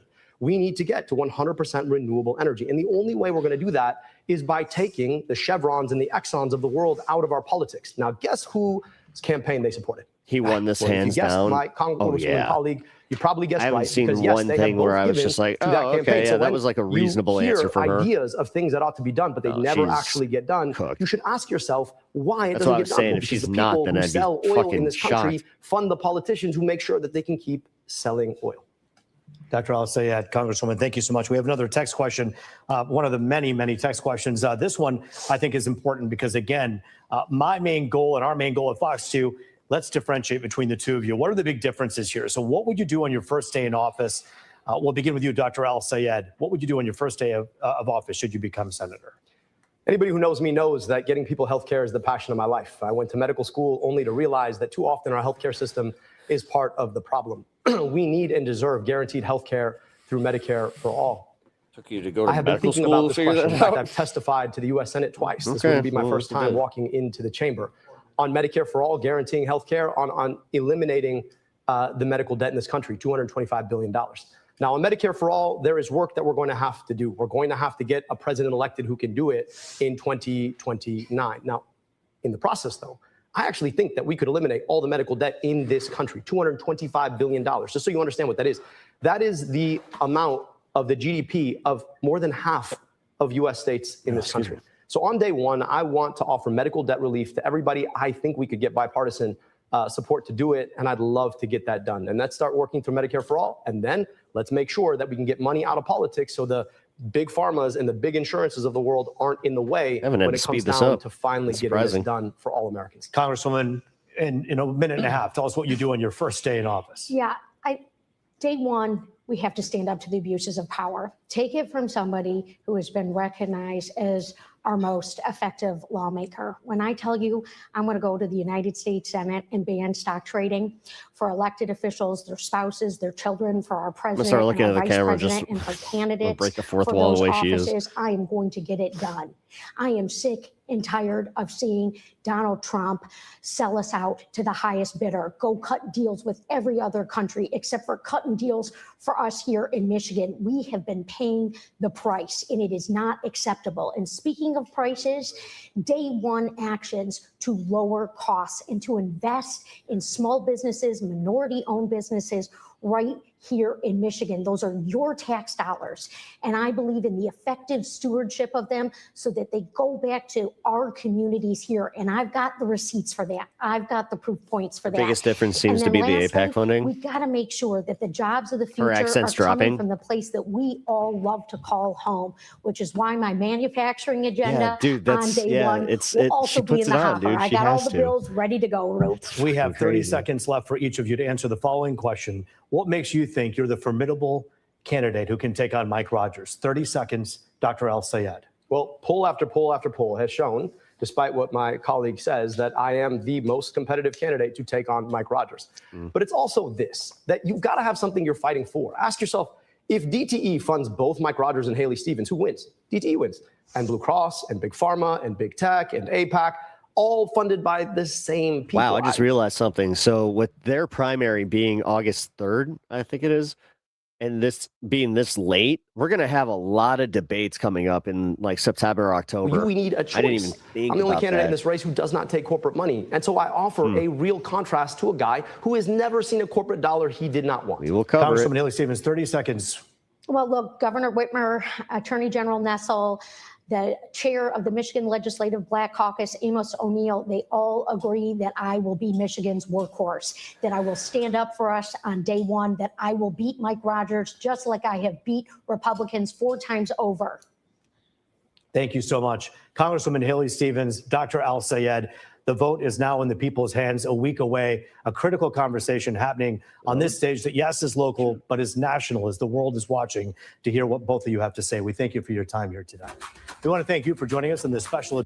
Well, a marquee race in Michigan, that being the Senate Democratic primary, is coming down to the wire. Election day is next week on Tuesday. Abdul Al-Sayed and Haley Stevens faced off last night in a very interesting debate. Let's start with a little bit of Abdul criticizing Haley Stevens for the money that she's been taking. This was a primary line of attack against her. We'll only cover half this video. Throughout this entire debate night, he tied a lot of his answers back to her APAC funding and other corporate funding coming into her campaign. Let's go ahead and listen to that. What are you doing that's something that perhaps we haven't heard before in Washington that's different to keep the cost of living down? So let me just tell you, for me, it's I don't take money from the corporations who are jacking up your prices in the first place. When you're bought off by DTE and Blue Cross and Big Pharma and Big Tech and APAC, don't be surprised that there's a pro quo that comes with that quid. That money doesn't just fall off trees. $60 million from outside organizations in this race didn't just come from nowhere.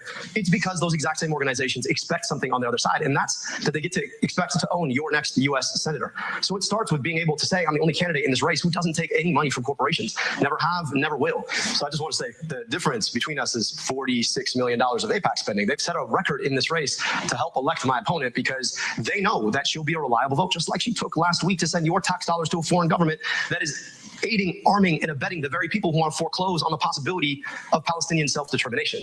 Look, at the end of the day, my job is to take care of you here. I want to be your U.S. Senator. I want your tax dollars spent in Michigan to provide schools in Michigan, to build healthcare in Michigan, to build roads in Michigan.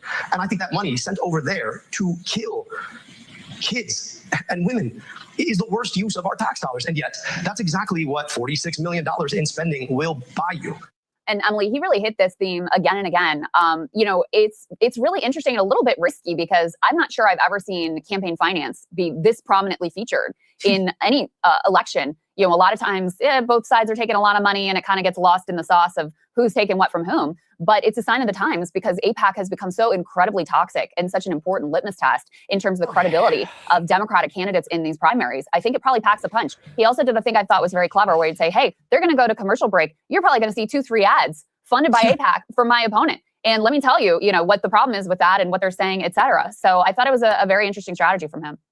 Yeah, it is interesting. And also, I think for the kind of normal Michigan voter, what's makes it less of a risky strategy when you think about it in the context of 2026 is that people's frustrations with money and politics are boiling over because of obviously the war, because of the Gaza war, yes, but it's I think also just a proxy crystal for people's frustration with money and politics in general and with the system. So if people on the right or in the center are saying he keeps bringing up AIPAC because of Israel, I think actually it's more than that. I mean, just as we followed this issue really closely, you see people around the country reacting to AIPAC, not even necessarily always with a foreign policy aversion to it, but just saying what happened to Thomas. It's the fact that it's a foreign lobby with so much fucking power that people are just like, people were already tired of lobbyists in general. AIPAC is now just like a face for it. Massey, for example, was gross. It was just an example of everything they don't like and don't trust about the American political system. It's a catch-all for a lot of different themes. I mean, between AIPAC, data centers, which we'll talk about later in today's episode, and flock cameras, like these are big, what's the best way to put it? They're sort of touchstones. They're things that represent what people hate about politics right now, and they're unifying in a weird way. Yeah, they're trying to gaslight us right. into also just accepting this as like, oh, you guys wanted this. It's like, no, we don't. Right. Haley Stevens. Like this idea of a surveillance state. They keep trying to pass this like, oh, well, come on, boomers. Don't you love the surveillance state? For her part, her attacks on Abdul were, Stop number one, she's stealing been my trying to make points, a big Emily. deal about how he hadn't released his financial disclosure. That didn't land as hard because he did release his financial disclosure yesterday, and there wasn't anything that was particularly They're picking from pep talks. I see how it is. I see you. You're watching. Scandal is there, but she was trying to still launch that attack, I think, as a way to kind of muddy the waters, where he's saying like she's basically corrupt, and she's saying, well, he's corrupt because he's not disclosing everything about his finances. That was one of her attacks. We should have another a right one to not was be surveilled. It's kind of entrenched in the Fourth Amendment, but to try to frame him. This is a way The to wording's kind of a little jujitsu the weird. fact that he's much more camera ready, much more charismatic and intelligent in front of a camera than she is. How dare you? How dare you? Sorry. First of all, for all the how Steven dare you? stands out there. I know, deeply sexist commentary on my part. In any case, he tried to flip that around and say, well, we don't need, he can go on all these podcasts. We don't need a celebrity senator. I'm the one who's in the trenches getting the work done, et cetera. In any case, let's take a listen to the way that she attempted to attack Abdul over his lack of financial transparency. Not released your full tax returns, $300,000 in other income while you sat in the podcast chair This is perfect. and you hawked I'm glad junk that I healthcare waited. cures that RFK Jr. would thumbs up. You talk about getting money out of politics and This is a good putting show. money in people's pockets. I think that I structured this pretty well. But High still, five. no one knows who's putting the money in your pocket. You know, I have been transparent and I am offering, real plans to address the cost of living Well, we crisis, want to be able to tackle Donald And Trump's you're talking abuses about what of you power. did, but you also made some accusations here. DJ? Dr. Good to see you. El-Sayed, that is a question that some people may have that Congresswoman was talking about. Talk about the money and the financial disclosures. You were going to release something. We released all of our financial disclosures. Again, this is a distraction from the issues in your life. But not I'd love to talk about transparency. I really would. Because I want you to ask yourself, there is this group called the Center for Democratic Priorities. They didn't exist until they popped up and started running ads for my opponent. And then there's this other group called Center Forward that paid for a flight for the Congresswoman and her mother to go to Portugal. And they just released their donors. And then it's a whole bunch of shell 501c4 organizations. They're the folks who are literally putting money in our pockets right now to try and mis and disinform us about this race. No concern about the $46 million plus spent on the behalf of AIPAC that should worry people about perhaps you doing their bidding should you win the seat? Well, I don't think there's much difference between super PACs going in for Abdul or super PACs going in for me. We have a problem with campaign finance reform. You didn't call me an ogre. Part of it was the fact that she wasn't addressing both camera and like. For the record, it was Mr. Fetterman that was I don't know, apparently man. called an It ogre was in so the call, much not you. more That obvious last on her part, side. oh my God, to even get started with got that this. cleared up. Yeah, but yeah, put C4 up on the screen. So Politico had this whole piece about how there was leaked audio of Abdul talking about John Fetterman, not Haley Stevens, saying, I have no problem primarying people like John Fetterman. I have no problem to do that. Ideally, you put one ogre on a pike, and then everyone else gets the message, and all of a sudden starts to sound a lot different. Haley Stevens, in he's your so hand, and tried to turn He this called around me like an he was ogre. talking about It's Haley like, Stevens no. being the ogre on a pike, which is what she said there. She gets fact-checked in real time by the moderator. I think probably highlighting the fact that Abdul al-Sayed, like the entire rest of the Democratic base, absolutely despises John Fetterman and thinks that he's an ogre who should be taken out, is probably not the win, the propaganda win that they were hoping for, Em. Well, she couldn't even land the plane on the financial disclosures. I mean, sometimes it's frustrating, Chris. I don't know if you ever experienced this as somebody who covers these races to watch the candidates, even when they're so bad, like Haley Stevens flustered. Because look right into the camera and say, this is your working class champion. He has $100,000, or his wife has $100,000 rental property in Dubai. Like she couldn't even land an effective punch on that. Do I think it's a huge issue for Michigan voters? No, but it gave her something to work with. Yeah, at least to kind of muddy the waters, right? Yeah. No. She couldn't even do it. She couldn't even do it. And you could hear her trying to interrupt and then She's not deciding wearing that her she probably glasses. shouldn't Oh, interrupt. that's the Like she just difference. lacks it's not just Riz, but she kind of lacks a convincing self. You of all people do not get to talk about Riz, Emily, with all due respect. Confidence in that setting, at least. Well, this is the hard thing about standing Wearing your dad's old suits to set. Come on now. for nothing. It makes it much harder to have a convincing point. self to put forward. I mean, genuinely, I think about Doesn't even know what the word volumizer is. Kamala Harris suffering from this. Pretty sure she hasn't even conditioned. We talk about Kamala Harris as untalented. It's not really true. It's very hard to not really know Leave where you Emily stand alone. and have to answer all these questions about where you stand. That's really difficult. It's Such a much good point. easier if you have an ideology and you can just take the question in and respond with what you actually think It's not about her claiming to have Riz. It's that she cannot be the arbiter of Riz. based on a well thought out ideology and some sort of principle. And so I think there's no must have a surprise that little you have bit this big before gap you even, in the start capability and the going charisma well, of the my lefty opinion on candidates the versus the Rizless centrists, because the factor. lefties, whether you like them or you don't agree with their worldview, they have a worldview and they're not afraid of putting it out there and they're not running away from it. And they, so it gives them a real leg up when you're in a situation like this and you're just having to respond to, okay, well, She what is just the question? What do I understands what actually it think means about to be this, rather than Rizless. what did my briefing Okay, book fair. say? What's the clever retort that my campaign team came up with when we were workshopping this in practice? So I think that that's was the whole thing, and you guys kind of said that who was telling her to smile? Who was her team? They were awful. Whoever gave her that advice to keep smiling, stare at the camera, just go on with it. that's part of what's going on here as well. We have another Haley Stevens moment that we wanted to highlight here, and the Midwestern accent, so you guys can then they can make fun of you for it. shout out to Sam Robinson, who is dude, a she even tried to journalist. be like, you called me an ogre. It's just like, he didn't. He called John Fetterman an ogre, but In are we going to be honest here? Michigan. He's actually going to join us on Friday to give us a breakdown of the race. He's just been following the candidates around and talking to them, talking to the voters who are interacting. As somebody with who has done caricature art, if she came up to me on a boardwalk and was just like, "Oh, can you do a caricature drawing?" It's like, "Oh, I sure can." both Abdul and Haley I wouldn't have to work that hard. getting their sense of things. And he captured a pretty extraordinary moment here where Haley Stevens was meeting with a constituent who is a community leader. He expressed his concern over her support for the slaughter in Gaza, and in a very, compelling and personal way.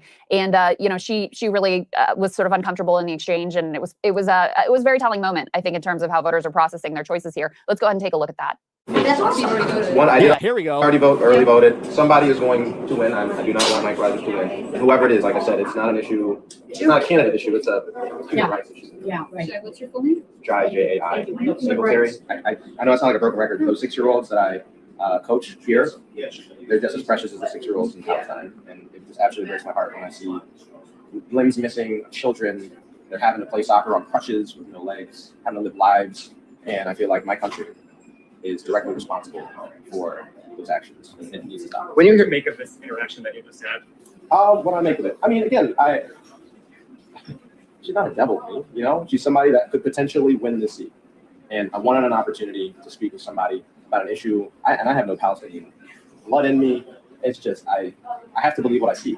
I have to believe what I see. So about the interaction, it was fine. It was cordial. We got to talk about both. I tried my best to talk about both sides of what I care about in my professional work. Also, as a person. Welcome So in. you see there, he says, you know, it's not a candidate issue, it's a human rights issue. And she says, yeah, okay. And she walks out. And then This guy? reporters are left Oh, there to yeah. ask him more about, okay, well, who are you voting for? No, but that little bit of the like beginning of the interaction where she just fucking pisses off the second that she's like, "Ow, whatever, human rights. We know your type." Or who did you vote for? And tell us a little bit more. Like, you're a lefty. Or put a little more texture behind why you hold these views. I think his views are entirely common within the Democratic base. And the question is Does not he know that he's not voting for Haley? He voted for Al Sayed. whether his view or Haley Stevens' view is more popular. There's undoubtedly the case that the Democratic They were base taking is more his led with information Abdul just in Sayed case she with wins. This, gentleman who was speaking here. It's a question of whether that $50 million that has come into this race is going to be enough to confuse people about Haley Stevens, about Abdul Sayed. And you would, you know, you have to take that seriously. You really do.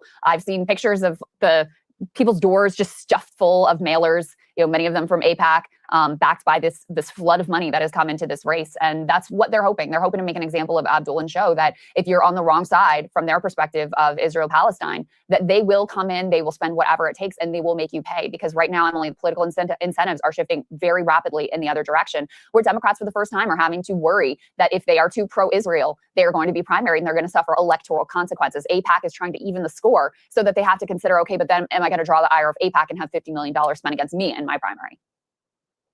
My Bluetooth speaker just went off as you were being very eloquent, Crystal. But yeah, it's like the turnout problem for Republicans is also a big problem for Haley Stevens, because the voter that we just heard from in Michigan represents the type of person that you can pretty much be sure is going to turn out on primary day. That is somebody who is highly motivated by something they see as a fundamental human rights question, a fundamental American values question, and they see somebody who they think is just flagrantly on the wrong side of it. And so that is the person who's going to turn out. So it's a real problem for Haley Stevens that this is the issue that has motivated Democratic voters in a way that, let's juxtapose it with the Massey primary. Republican voters are not right now having this reckoning at large, right? Younger Republican voters absolutely are, but younger Republican voters are not the majority of voters in a primary, and they're not even the majority of like the grassroots on the right. And that's one of the big differences, I think, between the left and the right, is you have more young people involved in the grassroots level on the left. And so if you juxtapose Massey and or Kentucky Forward. Oh yeah, that's going without saying. I mean, this is where I was kind of talking about this with MAGA, where like, dude, all their grassroots shit has died down. Like, they don't have the support.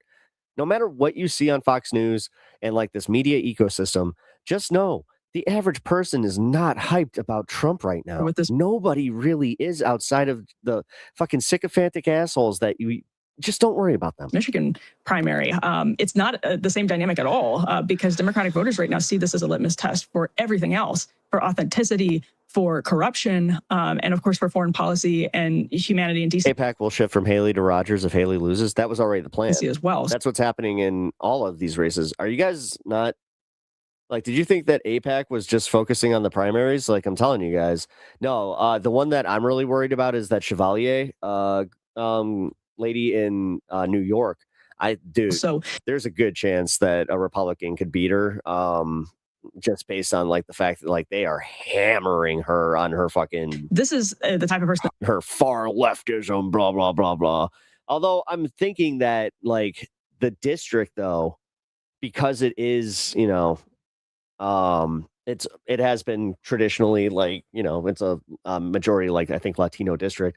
I think that that's highly motivated to. They're gonna still vote for out on primary election day, and I don't know that. But I'm just like, I'd be lying if I said I'm not. I'm a little concerned. Haley Stevens has I'm a little concerned about most of our races, to be completely side. honest. Anywhere that there's a DSA candidate, I am very worried that AIPAC is going to fucking just quadruple down on this shit. I wish I could remember who right now, but I saw someone speaking in terms of what we did in Gaza with our taxpayer dollars is a moral injury to the American people. And so, separate and apart from the horror that in the skin most suit, Americans she's so feel weird. at the I definitely laid into her. The genocide being committed in Gaza with our funding and our support. It also, I think, is experienced deeply personally. I mean, it's shameful. It's horrifying that to have any sense that we were involved with this, that our money that we sent into our federal government went to these horrific crimes. And so I think that's an important lens for understanding the depth of feeling around this too. You know, that man said, look, I'm not Palestinian. I don't have any Palestinian. I don't know anybody there. But when I look at these kids that I coach,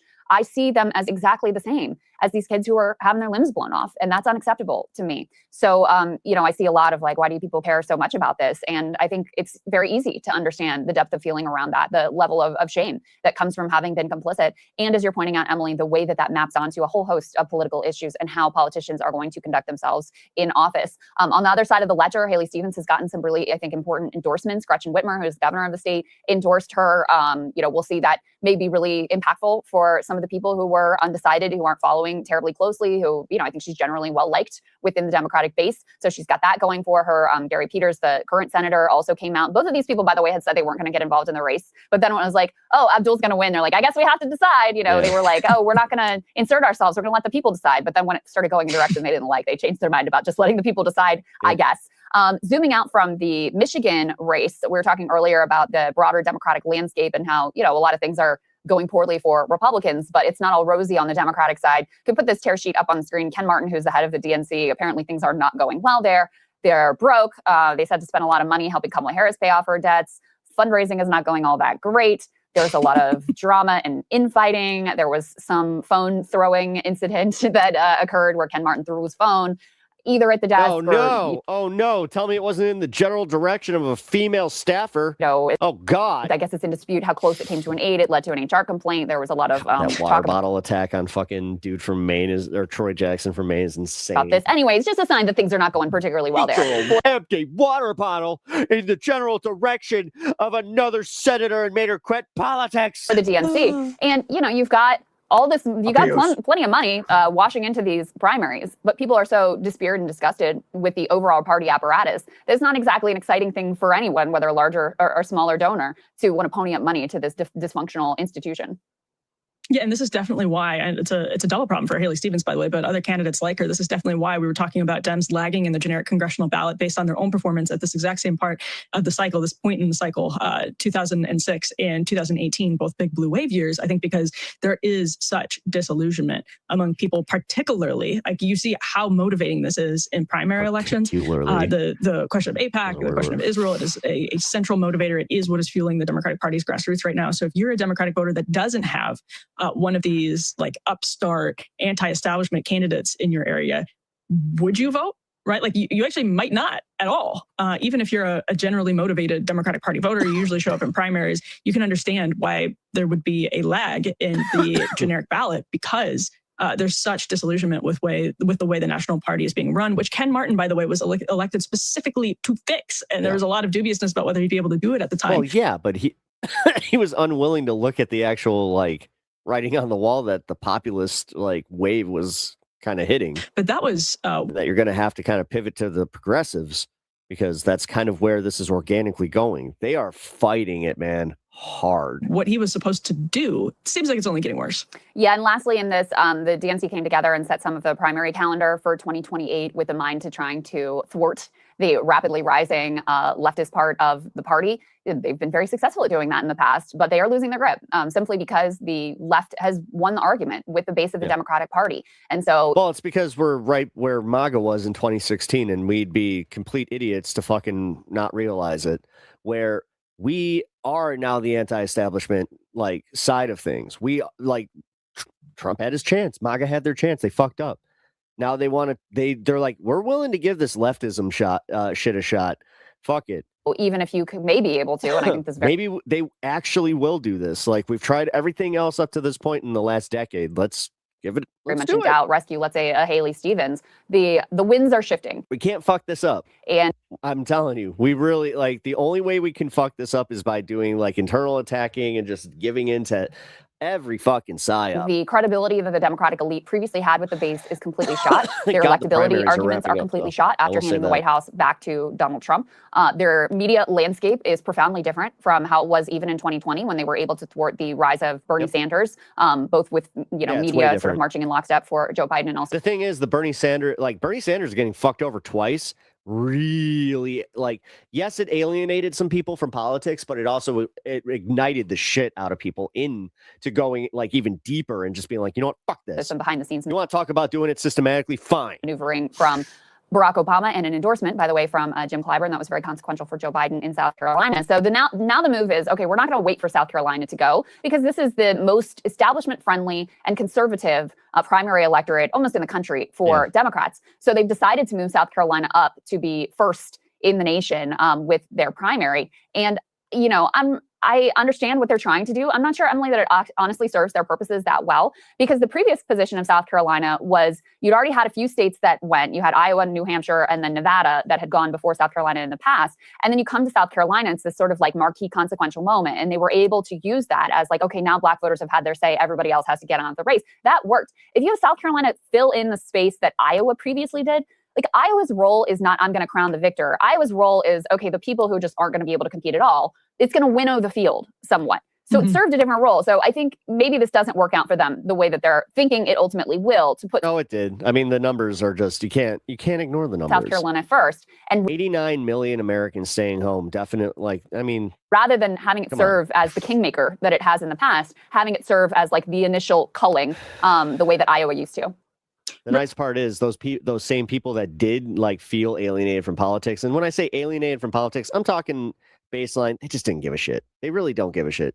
Again, Anna, this is where I have to constantly remind everybody in this audience that we follow this a lot more than your average fucking person. Okay. So no, I'm telling you right now that the people that voted for Trump in 2016 and then maybe voted for him in 2020, but gave up on him and just didn't vote in 2026 or 2026 in 2024. And I do see them as being, you know, technically viable for, you know, getting them the vote, but I don't know. It's not something I would focus on either way. All righty. Well, this has been fun. We're going to wrap it up here and, go to the Valley Labor Report next. It's going to be a good time. All righty. I hope you guys had fun.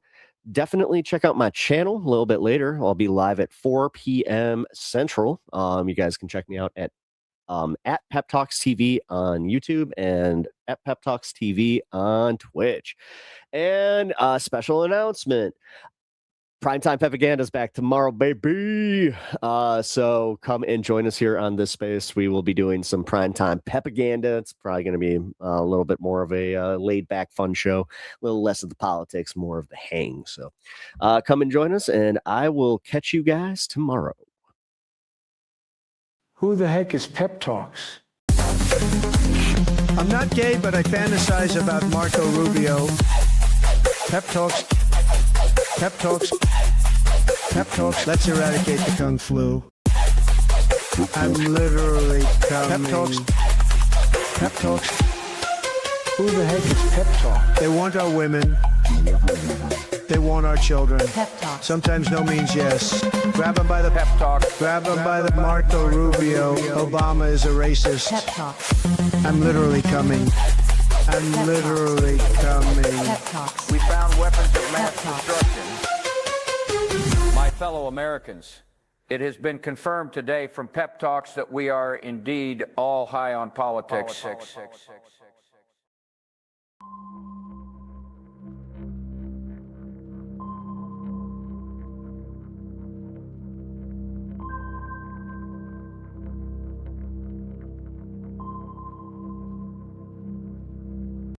Young people in this country are ready to fight back. They want better benefits on the job, better health care, and they want to improve their standard of living. And they know that the best way to do that is to be on a union job. Which side are you on? Which side are you on? We have got an interview that I did that I almost forgot about at the AFL-CIO convention with the international president of the Communication Workers of America, Claude Cummings. We're going to play that now. We are joined now by Brother Claude Cummings, the international president of the Communication Workers of America. Claude, thank you for taking the time. Thank you so much. for asking me to make a few comments this morning. Yeah. Enjoying the convention. It's been a great convention. Yes, I really appreciate you taking the time. I know you're very busy. You know, you came up in Texas, Yes. right? That's where you're from? Yes, that's where I'm from. You know, specifically Houston. Okay, Yeah. very good, very good. You know, coming from the South, I always feel a special affinity for unionists who came up in the South as well, and coming up in that environment. Can you talk a little bit about, you know, getting your start in the labor movement and what that was like in Houston? Man, listen, it was a great experience. Of course, and Texas being a red state, you know, it's difficult there, you know, as far as union density is concerned. But it was easy for me because my dad worked for AT&T. Okay. Yeah. My dad hired on in 1947, and of course, black men could do nothing but janitorial work for AT&T during that period of time. But my dad was a union member, and so I watched over the years.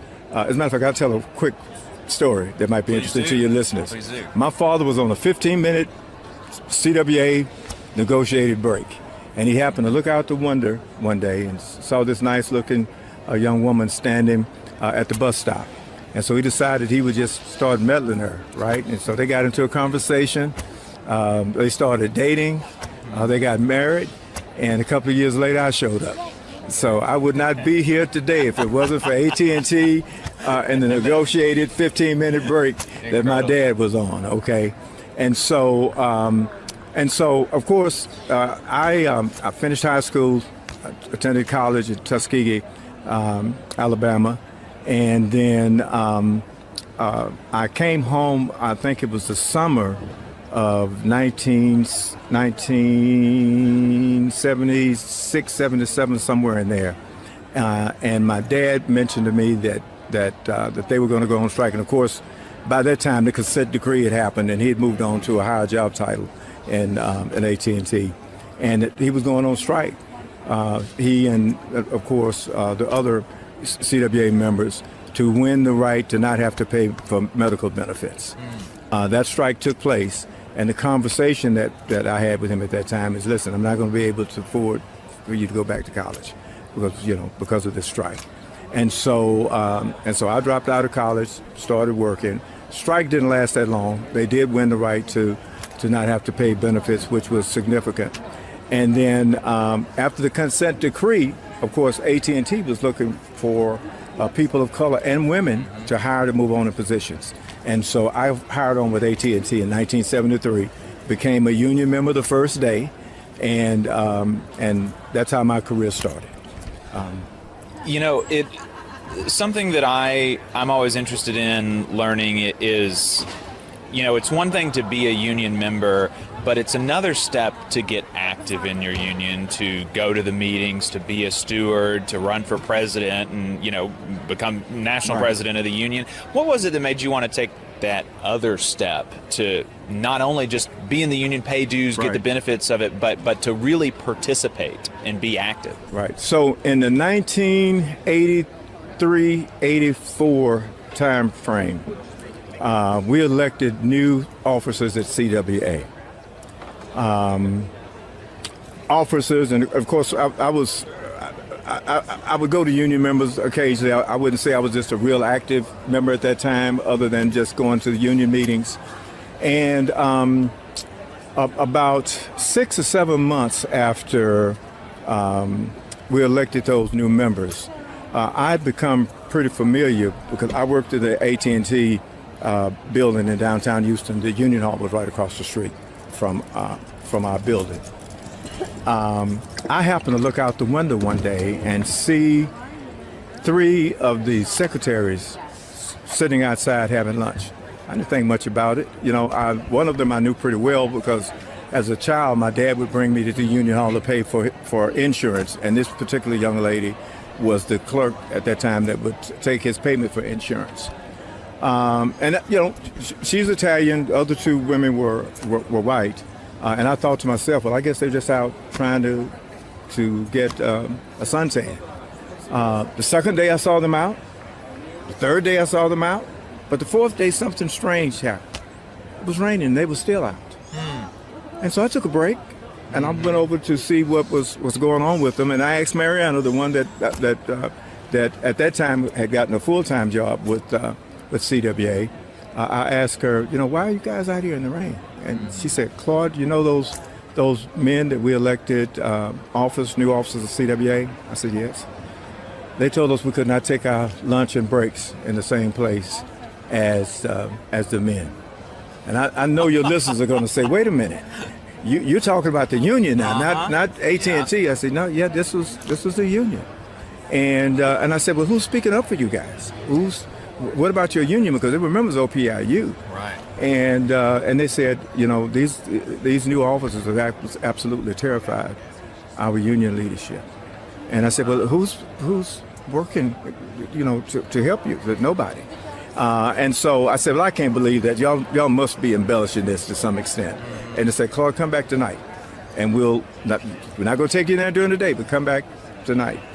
And so I actually came back that night, saw where there was a table that was set up in the women's restroom, salt and pepper on it and napkins. And I said, this is just absolutely ridiculous, inside the women's restroom. And so I actually went to a membership meeting. What? I'm sorry, what was it that was in the women's restroom? A table, salt and pepper. They were forced to take their breaks and lunches in the women's bathroom. Wow. Yeah. And so I went to a membership meeting.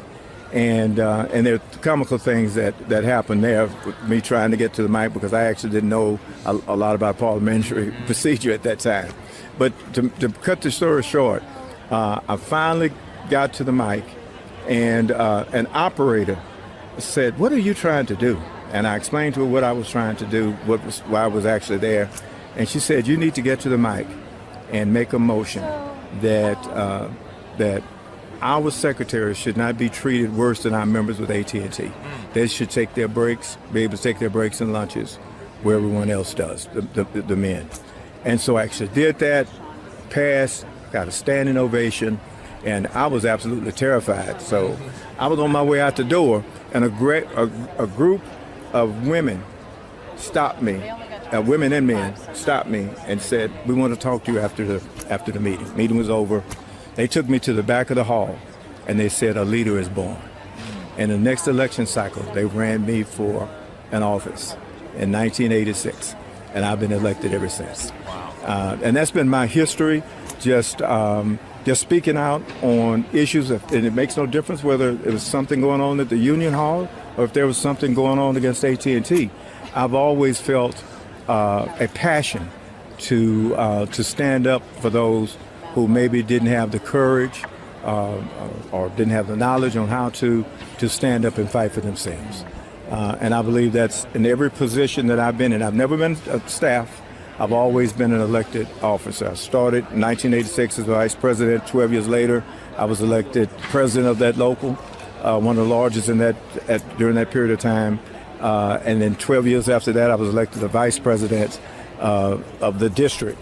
And then 2 years later, I was elected president of CWA. 2 years ago, I should say. Now, I know that was long, so you may have to cut the interview. No, but that's actually how I got started, just standing up for something I saw as wrong. Hey, 5 seconds. Just wanted to say that this is only possible because of our donors. If you want to see more of this, then consider donating yourself at tblr.fm/donate. Fast forwarding a little bit to today, we're standing at the AFL-CIO convention right now, and one of the big headlines coming out of the convention is the new goal of organizing 2 million workers in the next 5 years. And I think for people who follow the labor movement pretty closely, they know that, CWA is one of the unions that's really on the front lines of trying to organize new members with the News Guild. The flight attendants are really active. And the gamers. Y'all are really on, organizing a lot of people and doing innovative things like with Code CWA, and really just taking, there have been multiple people that have come to me as a labor council president in Alabama who have asked for advice about unions, and I kind of send them to the union that I think makes the most sense, and they don't take them, and they end up going with CWA. I mean, that's what my co-host organized with CWA. He works at Alabama Arise, and so why is CWA so focused on organizing new members? Well, first of all, unions, there would be no middle class, period, if it were not for unions. And I think that the atmosphere in this country right now has been one that that has really gotten people, especially young people, interested in becoming union members. I can tell you that since I've been the president of CWA, only 2.5 years now, we've organized close to 30,000 new members in different industries. And I just believe that there are young people in this country that are ready to fight back, that want better benefits on the job, that want better health care, right? And they want to improve their standard of living. And they know that the best way to do that is to be on a union job. Simple as that. And that's what drives us. If there are workers who want a voice on the job, and I think that's so important, they know clearly that the only way to do that is by having a union contract. And I think that's what drives me, and I think that's what drives our organizing department within CWA. We see this atmosphere, and especially the atmosphere that we're in right now, where workers are ready to push back against things that are adversely affecting them on the job, like AI now, right? And just having an opportunity to have a say-so in how things take place, in the workplace, I think is what's driving. It drives us, and certainly in trying to organize those workers, and I think that's what's driving the workers, the opportunity to have a voice on the job by having a union. Do you feel like that goal is achievable? Do you think we'll be able to organize 2 million workers in the next 5 years? I think so. And the atmosphere that we're in right now, there's no doubt about it that we'll be able to achieve that. And I think the attack that the unions have come under right now, the biggest attack in the history of the labor movement. I think, and I've said this several times, that there is no one that is coming to save us. We've got to save ourselves. And we do that when we work together, when we push organizing drives together. I'm happy that we're working with the United Auto Workers and with other unions. We're doing some canvassing now in North Carolina. We're working together. And I think that's how we're going to be able to achieve it, because we understand clearly none of us are an island, none of us stand alone. We have got to work together in order to change what's taking place in this country right now and give workers a place where they can have a voice in the workplace through organizing them. What do you think the labor movement needs to do to be able to make that happen? Because, for the last 5 years now, unions have had a very, very high approval rating, but actually converting that to new members, in the numbers that we need. I mean, we really need to double the size of the labor movement, and so what do we need? I'm going to be very frank with you. My mother told me this a long time ago. It's a pretty poor dog who won't wag his own tail. Okay? I don't think we brag enough about what we do. I don't think we brag enough about the fact that there are weekends off now because of the union. All of the protections that unions have put in place, health care, retirement, 8-hour workday, overtime, all of the things that a lot of workers enjoy that are not in the union. We don't brag enough to tell them that you are receiving those benefits because of the union. And I think that if we did more of that, we would have a better chance of organizing those members. But then there's one other thing. I was recently appointed to the executive committee of the Democratic National Committee, and what I said in a meeting that was just absolutely packed out. It was a labor meeting that was packed out. I was asked a question. what is it going to take, for us to be able to bring working people back to the party? And what I said was this: is we got to deliver for them. Under the Obama administration, we had the presidency, we had the House, we had the Senate, and we couldn't pass the PRO Act, which would make it so much easier for workers in this country to be able to organize.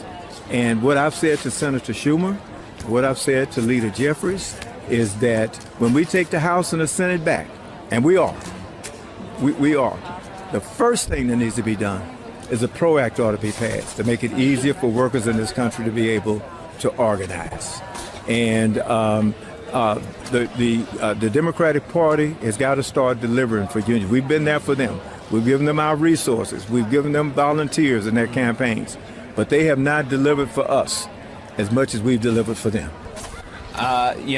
I completely agree. I don't think that you're on Twitter very much, which is probably for the best. But I'm on Twitter sometimes, and there are some like Democratic partisans, people who kind of have their identity as being wrapped up in the Democratic Party, who hear critiques like what you offer and what Sean Fain has offered and Jimmy Williams have offered of the Democratic Party, saying that the Democratic Party has not delivered enough for working people, for the labor movement, and they hear that and they say, well, this just goes to show that the labor movement is not a good coalition partner. They're never going to be satisfied, so we don't need to think about them too much. We need to actually kind of pursue bringing the tech people back into the coalition of the Democratic Party. How would you respond to people who feel like those criticisms that you're offering are like ungrateful for the things that the Biden administration did and the Obama administration did? I don't know that I agree with that. I think that President Biden did great with the infrastructure bill. That's going to have people working for years to come, with all of the infrastructure issues that we have. And so I think that we just need to focus on workers, period, regardless of what industry they're in. Of course, I'm interested in tech. I'm specifically interested in making sure that we have broadband deployment around the country. And of course, that's adversely affecting some of our installers, because the president's trying to give all the business to Elon Musk and his satellites, right? But I think that the atmosphere is set now for everyone, to be quite honest with you. We just need an easier path for them to be able to have a union. Simple as that. We can get workers in more than just the tech field. We can get them in any industry if we can make it easier for them. CWA has a campaign going on right now with Wells Fargo. Been going on for 3 years, and we don't have a contract yet. And we've actually formed committees that have been meeting. But because we don't have rules in place that make it easier to get first contracts, it's difficult for workers to be able to organize. President Cummings, thank you so much for your time. Thank you so much for your time. I appreciate what you're doing. And anything that we can do to help support you, get the word out, we'd be more than happy to. Thank you. You just saw a clip from the Valley Labor Report. We are live every Saturday morning from 9:30 a.m. till 12:30 p.m. And we pride ourselves on keeping all of our content free to everybody so that we can talk to as many working folks as possible. If you support the work that we're doing, you think that it's important, you think that it's good, then consider making a monthly contribution to the project, and you can do that on our website, tvlr.fm. Which side are you on? Which side are you on?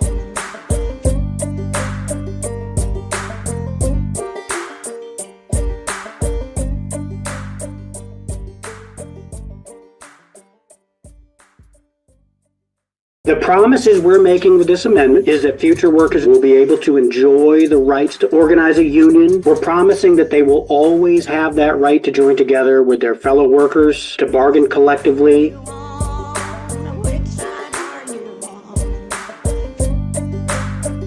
Curtis Clough is the president of the Teamsters Local 597. Curtis, welcome to the show. Hi, Jacob. Hi, Adam. It's a pleasure to be here. Thank you for giving me the opportunity to come on today. It's great to have you. Teamsters Local 597 is in Vermont, and you're here to talk to us about a workers' rights amendment that y'all are trying to get in the state constitution. Can you tell us what's in it? So, what's in the Vermont Workers' Rights Amendment? Well, to really get at the heart of that, I guess I'd like to discuss why it's an amendment to our Constitution in the first place.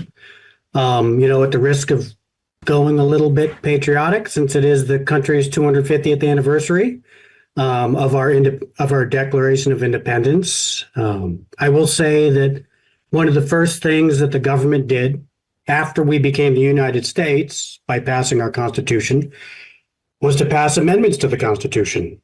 There are a lot of scholars that can tell you a lot of information about what is and isn't found in that original document that lays out the government. But just about any person in America can tell you what those amendments are, or at least some of them. Generation after generation, America has laid out amendments to the Constitution to recognize the way that America has laid out, our ideas of how we want to change America, and to recognize the importance of certain rights and designate that they desire our country to protect and preserve those rights. One of the most important things about an amendment to either our federal constitution or a state constitution is it's a promise. It's a promise that we want to enjoy those rights now, and we want to enjoy those rights moving forward, and we want to leave those rights to the next generation, whether they're a generation of workers or the next generation of anybody that lives in this country. We're promising ourselves that this part of our way of life won't change, and we're promising our children that they'll always be able to enjoy a fundamental right of freedom. I think over the course of the late 20th century and the beginning of the 21st century, most Americans out there listening to your show can probably remember a privilege or a right that they personally took for granted that isn't around anymore in the same way that it used to be. We as a society became, too confident that these things would never change from the way they were. And we didn't do the right things to make that promise to ourselves and to the next generation that we're going to take these important rights and we're going to set them outside the sphere of public policy, and we're going to promise them to the next generation. So that is what this is. The Vermont Workers' Rights Amendment isn't rewriting our laws. It is making a promise to ourselves and to future generations, the same way Americans in the past have always made those promises to themselves and their children. The promises we're making with this amendment is that future workers in Vermont will be able to enjoy the rights to organize a union, the same right that they enjoy today. We're promising that they will always have that right to join together with their fellow workers to bargain collectively. We're promising that that's always going to be protected. We're promising that they're going to be protected from laws that would undermine their ability to get strong contracts and to make sure that would undermine their ability to feed their families. So this is why the Teamsters are supporting this amendment. And this is why organized labor in Vermont collectively is supporting this amendment as a force. That's why this amendment had bipartisan support in our houses in Vermont, including huge numbers of Republicans, progressives, and Democrats that supported this amendment to permanently enshrine this right in our Constitution forever. One of the things that really stuck out to me in reading about it is that it passed the Senate unanimously. And you just said there that there are Republicans and Democrats supporting that. What are y'all doing to the Republicans up there to make them? I mean, how are y'all getting them to support something like this? Well, I mean, first of all, collective bargaining rights have been around for a long time. They've been around for a while. They've been around for a long time up here in Vermont. I guess my answer to you is, something that's been like this for a long time. Isn't that supposed to be the conservative position anyway, that they want to protect things and keep them the way they are? If you're asking if we have anything that we're holding over their heads, not that I'm aware of.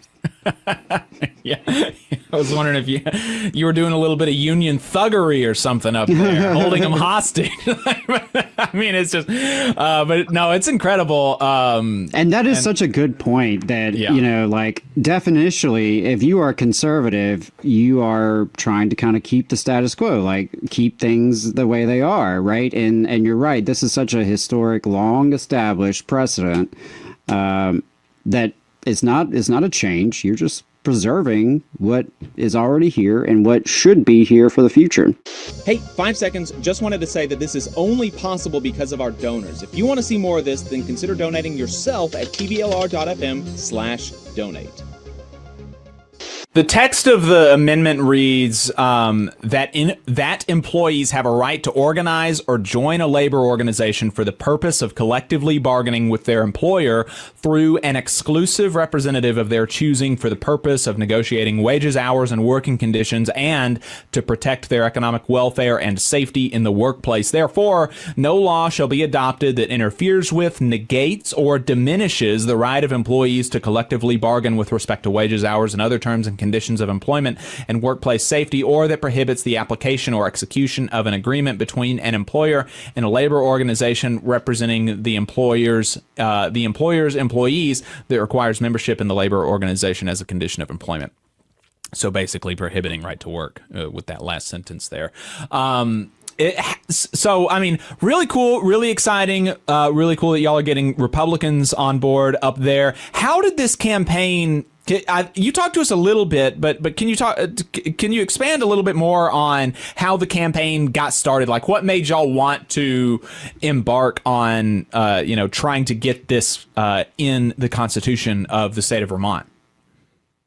So back in November 8th, 2022, it was another midterm election year in Illinois, led by workers in every industry.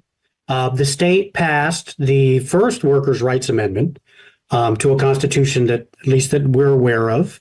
I think that was an exciting time. Illinois is a state that's famously industrial in one area and very rural in the rest of them.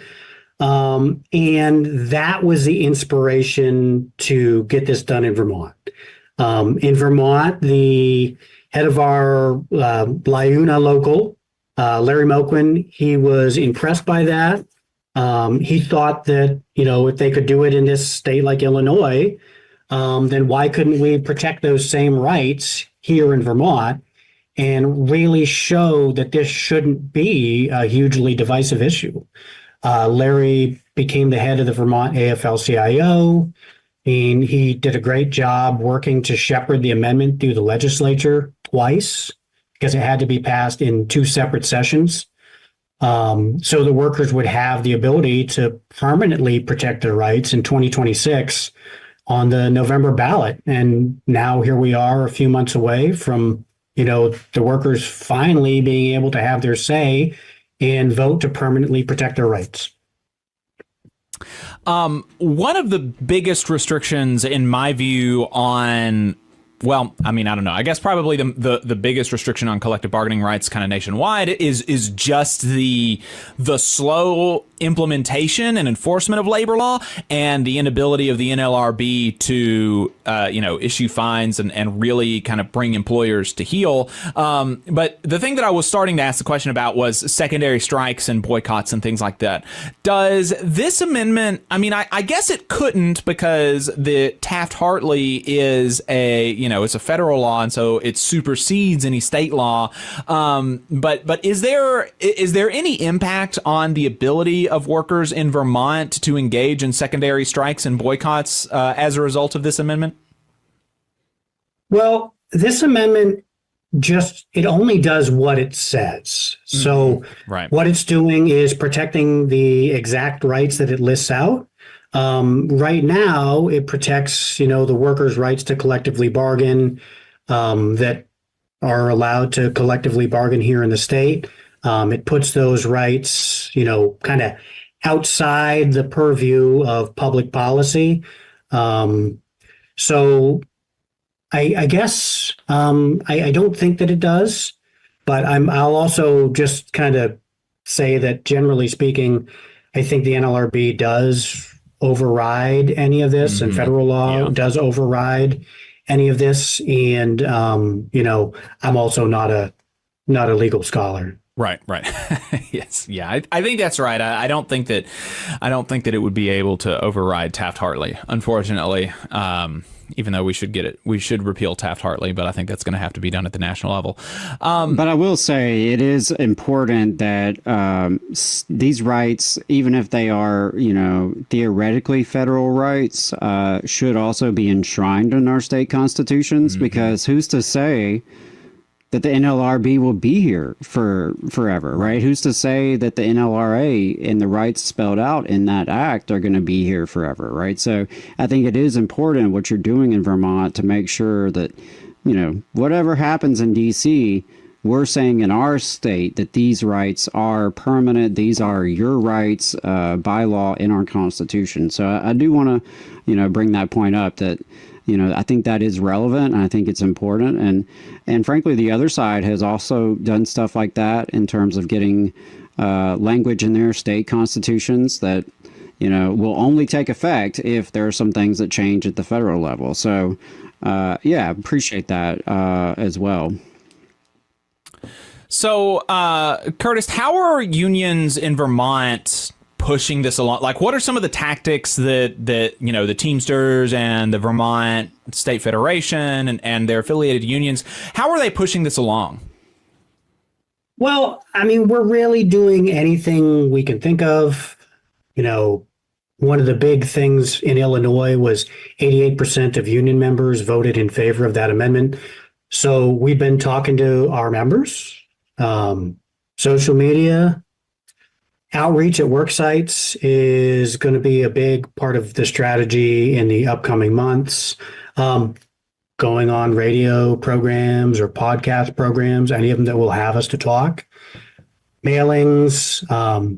We'll be working on a program of door-to-door and phone outreach beginning later in the summer. We're members of the Teamsters and other unions. We'll be reaching out directly to make sure the workers know what is on the table and what's on the ballot, and that they know that they can permanently protect the rights that they enjoy today. In Vermont, we're not a major media market.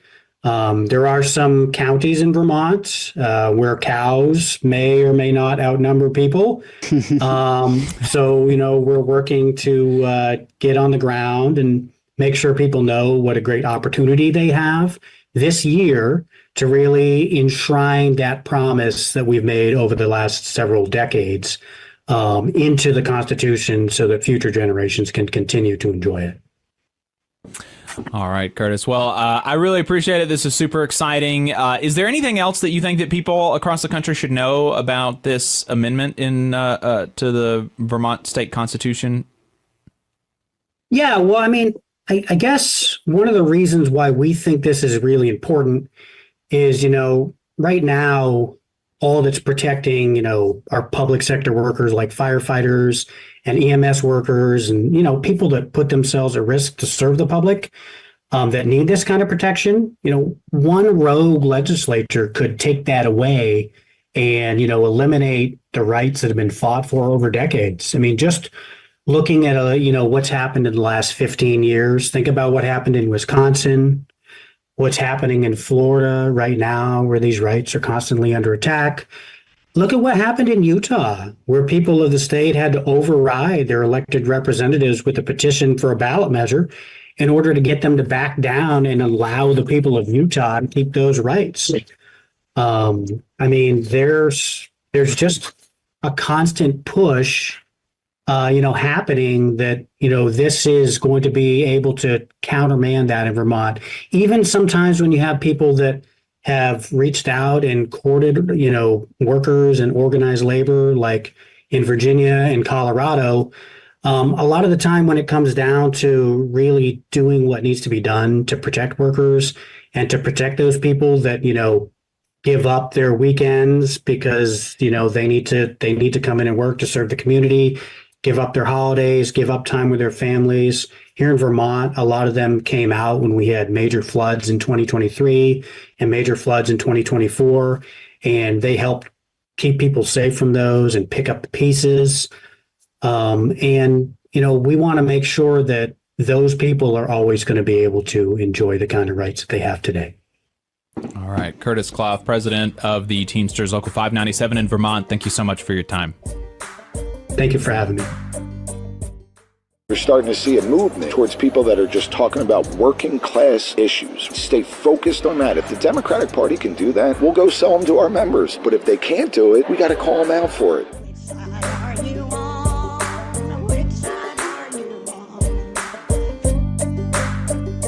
All right, we're joined by President of the International Union of Painters and Allied Trades, Jimmy Williams. Brother Williams, thank you for your time. I appreciate it. Yeah, it's great to see you in person, man.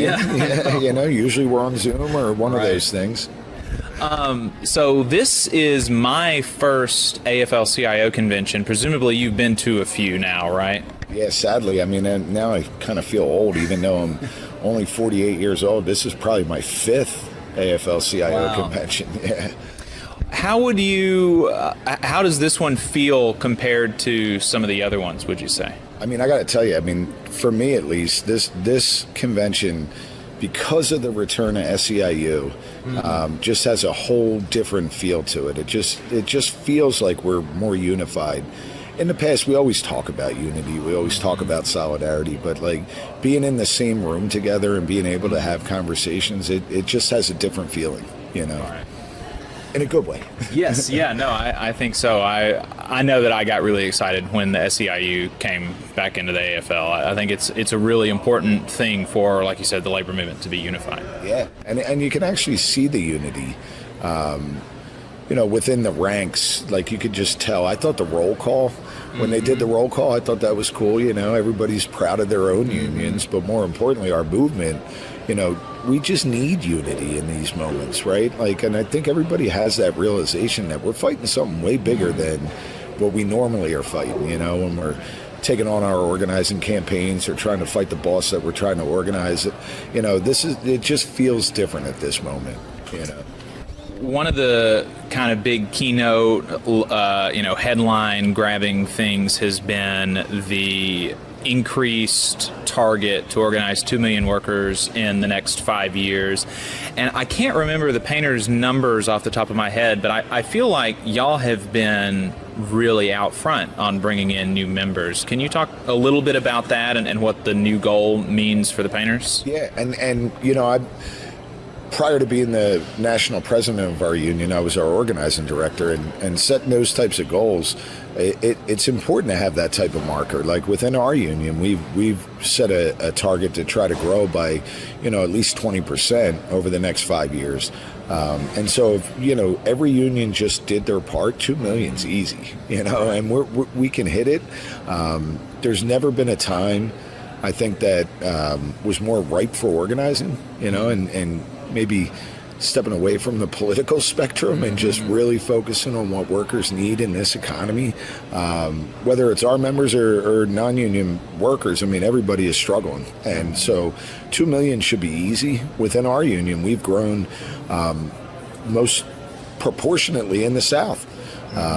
We gained over 2,000 members in the state of Texas just over the last 2 years, which is huge for us.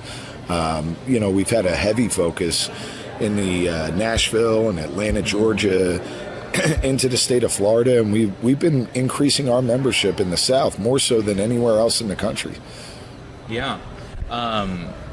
I was talking to the president of the Oklahoma State Federation earlier, and he was saying very, very similar things about that this is really, if there's ever a time for labor to kind of go big, it's right now. I mean, it really does feel like we're in a populist moment where people are starting to understand maybe a little bit more than they did 20 years ago how different, the billionaires are than we are, and what, and the fact that something needs to be done. I think that a lot of people don't know what needs to be done, but I think that the labor movement is really well positioned to be that answer. Yeah, I think we still have some work to do, right? Mm-hmm. To getting the message out there about just how broken our labor laws are. Mm-hmm. And you're only going to do that if we run workers through organizing campaigns to show them how broken the system is, right?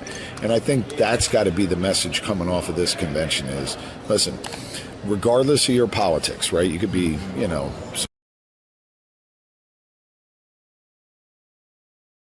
or text that number. You can also send us a note at tvlr.fm/contact at 500 USD in the chat said, we'll get him next time, I'm sure. I think about Jimmy Williams running for president.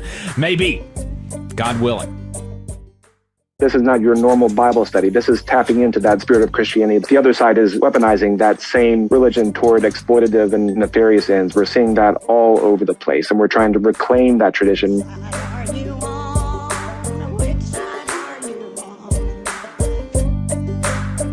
We've got on the line now Eric Clark, Reverend Eric Clark from Montgomery. Birmingham. From Birmingham. Reverend Clark, welcome to the program. Thank you so much for taking the time. Sure. Yeah, Yep. absolutely. So we wanted to have you on today to talk about an event happening next weekend in Birmingham. But before we get into that, something you and I personally have talked about is just the connection between faith and labor. And that's right. The importance of recognizing the dignity of labor and how faith communities and the labor movement have historically worked together. So I'm just wondering if you could maybe share a little, just introduce yourself, tell us a little bit about who you are, and if you have any thoughts you want to expand on that. Sure. Yeah, my name is Eric Clark. I'm the Associate Pastor for Community Engagement at Baptist Church of the Covenant. Originally from Northeast Georgia, grew up in a small working class family up there, family of grocers, of electricians, of technicians for the Army Corps of Engineers, and have always been attuned to the plight and the struggle of workers. NAFTA and the 2008 financial crisis really ravaged my family and placed me in a great place of precarity when I was just starting out in life. So have really felt those effects and a sense of solidarity with workers everywhere. And in my work at Baptist Church of the Covenant, I'm primarily outward focusing in the community. And what I do is try to emulate the pattern of life that was set for me by the poor peasant Jesus of Nazareth, who was trying to initiate a movement of social renewal on behalf of his people who were colonized by the Roman Empire, exploited by the Roman Empire, and disempowered by the temple state in Jerusalem that was colluding with the Roman Empire. Christianity at its root was a poor people's movement, and Jesus was trying to meet material needs. He was trying to meet the spiritual needs of his people, but largely neglected is he was also trying to meet the political needs of his people. He was trying to initiate a new kind of society where all could know flourishing and where all could be brought in, because so many folks at that time had been left behind or were enslaved by the Roman Empire or by the temple elite in Jerusalem. And so that's really what kind of carries forward my work, tapping into that movement that Jesus initiated and has been coursing through history for thousands of years. And most recently, I've joined up with one of my church's longtime partners, Greater Birmingham Ministry, specifically Reverend Carolyn Foster at GBM. For those who might not know, she is the tri-chair for the Alabama Poor People's Campaign, and has been long involved with the Kairos Center for Religions, Rights, and Social Justice. Kairos was one of the two main anchor organizations for the National Poor People's Campaign, the other organization being William Barber's Repairers of the Breach.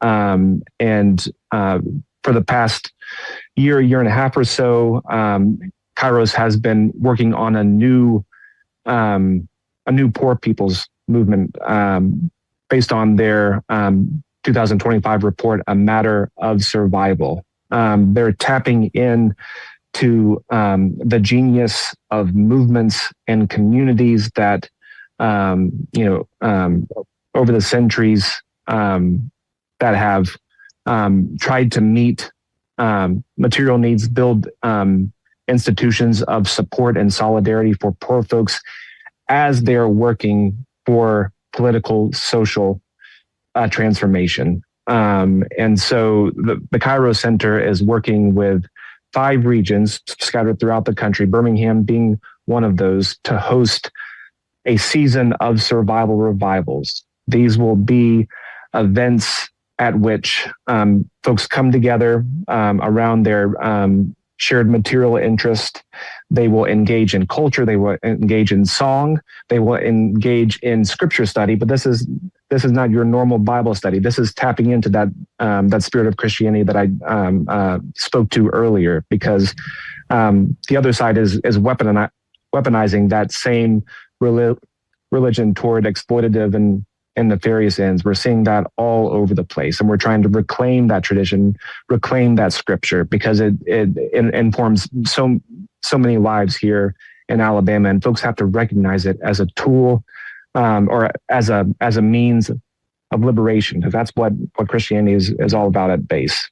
So we hosted a training in late May for our survival revival in Birmingham, and we invited all kinds of partners of GBM. We invited Adam to that training in his capacity as an organizer for Alabama Arise. We had a number of folks from the Titusville neighborhood there at the training, and they really latched on to what we were putting forward. And we went with their momentum, and we will be hosting the survival revival at a Holy Family Cristo Rey High School in Titusville. Very glad to be partnering with that school that does such wonderful work over there. So, and that would be July 24th and 25th. On July 24th, a number of involved organizations will be coming together on a food distribution from 11 a.m. to 1 p.m. And then on Saturday, we will have a full day of congregating, of eating together, of sharing resources, of reclaiming scripture, engaging in song. It'll be a wonderful time. Hey, 5 seconds. Just wanted to say that this is only possible because of our donors. If you want to see more of this, then consider donating yourself at tblr.fm/donate.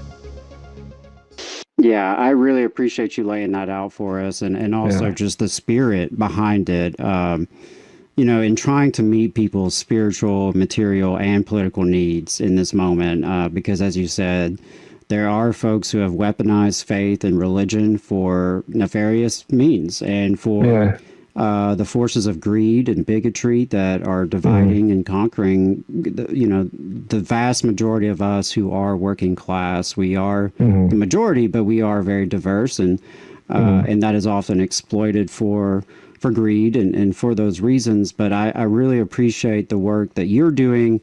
And the Greater Birmingham Ministries and all the folks involved, Kairos, everybody involved in this.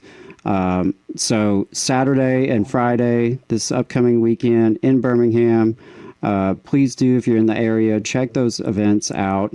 Are there any other places that, should they go online somewhere? Is it something they have to register for? Anything else on in terms of the events themselves that we need to know about? Yeah. GBM has a web page for the Survival Revival, and there should be a field there to register for the event. We'd be glad to have that information and connect with the folks who are energized by this vision. And it's important to realize that this is not a one-time event. The end goal is a mass organizing drive of the poor. We are trying to create a beloved community and a solid base for such a drive, because we need that kind of mass movement now more than ever. Yes, absolutely. I mean, and that's why I'm a supporter of this event, why I really appreciate this work here, because if ever there was a time we needed people power, it's now.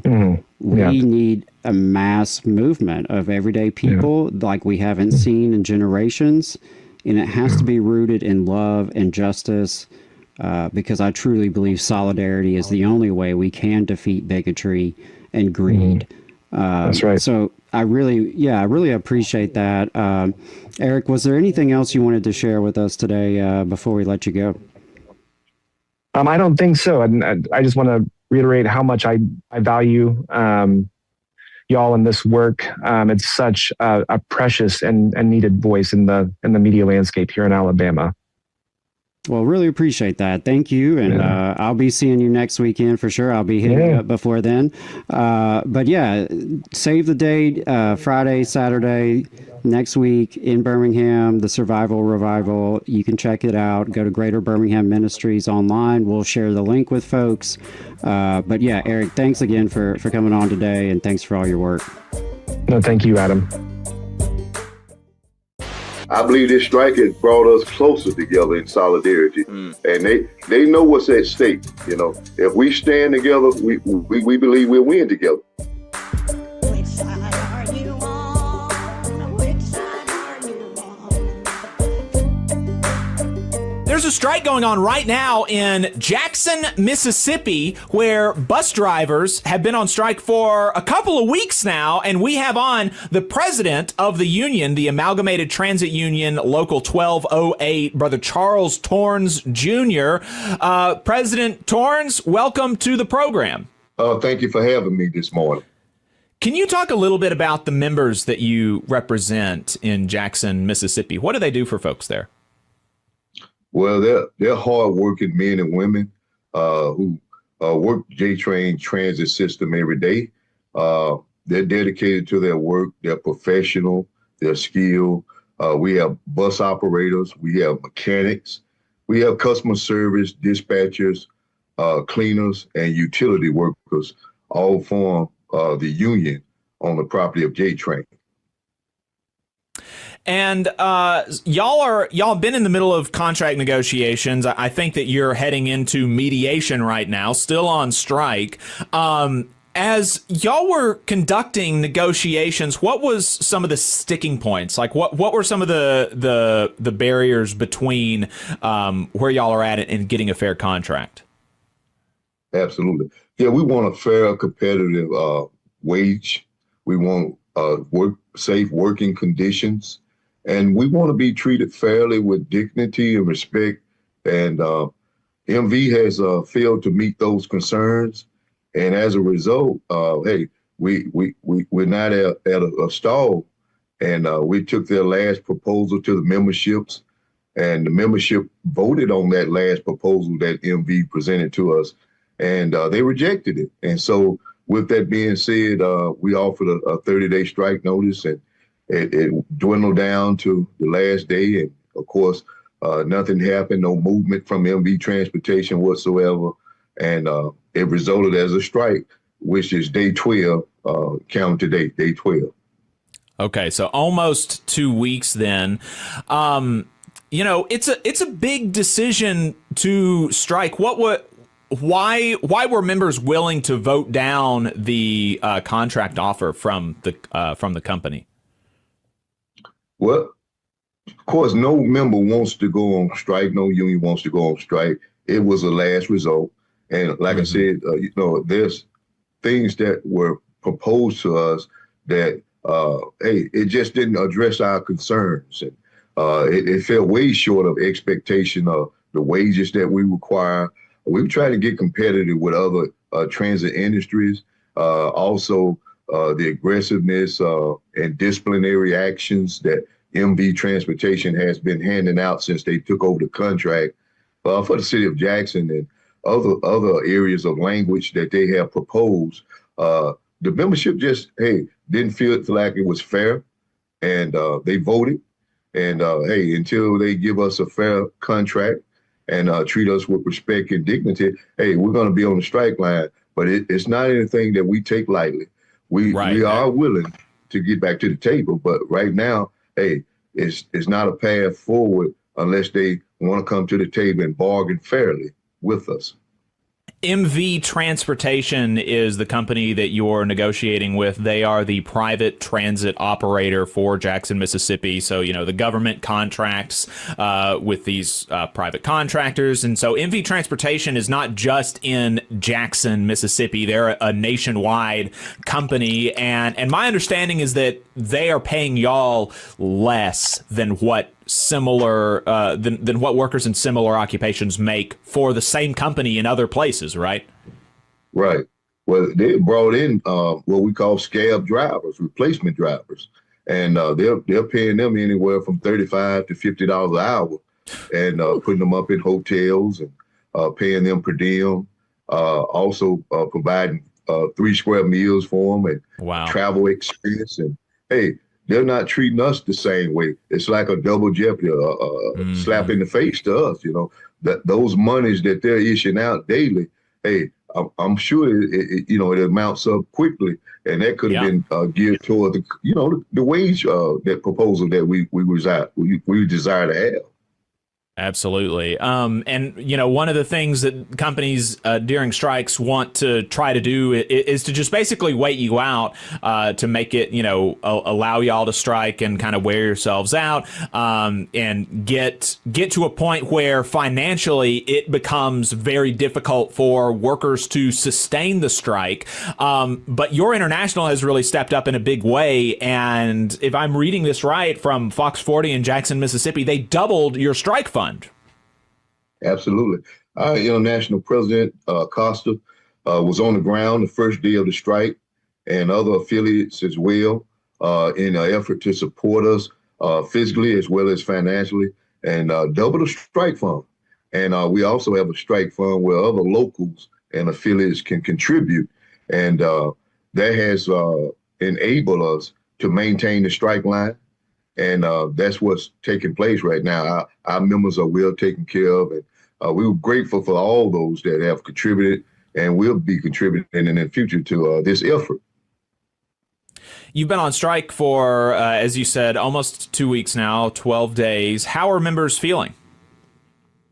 They're still motivated. Hey, I believe this strike has brought us closer together in solidarity, and they know what's at stake. You know, if we stand together, we believe we'll win together. And they know throughout history, there have been civil rights movement, there have been labor movements, and all these things are necessary, just like what we're doing today. They're necessary to get to what we have, what we need, what we think we need, and where we need to be in a fair contract and better working conditions for the citizens of Jackson. So they're committed and they're willing to stand. Hey, 5 seconds. Just wanted to say that this is only possible because of our donors. If you want to see more of this,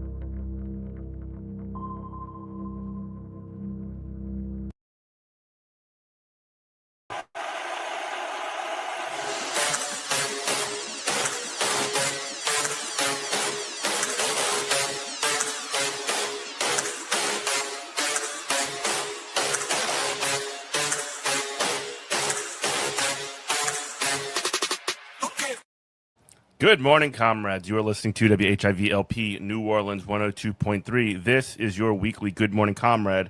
Jeff here with a couple of very special guests.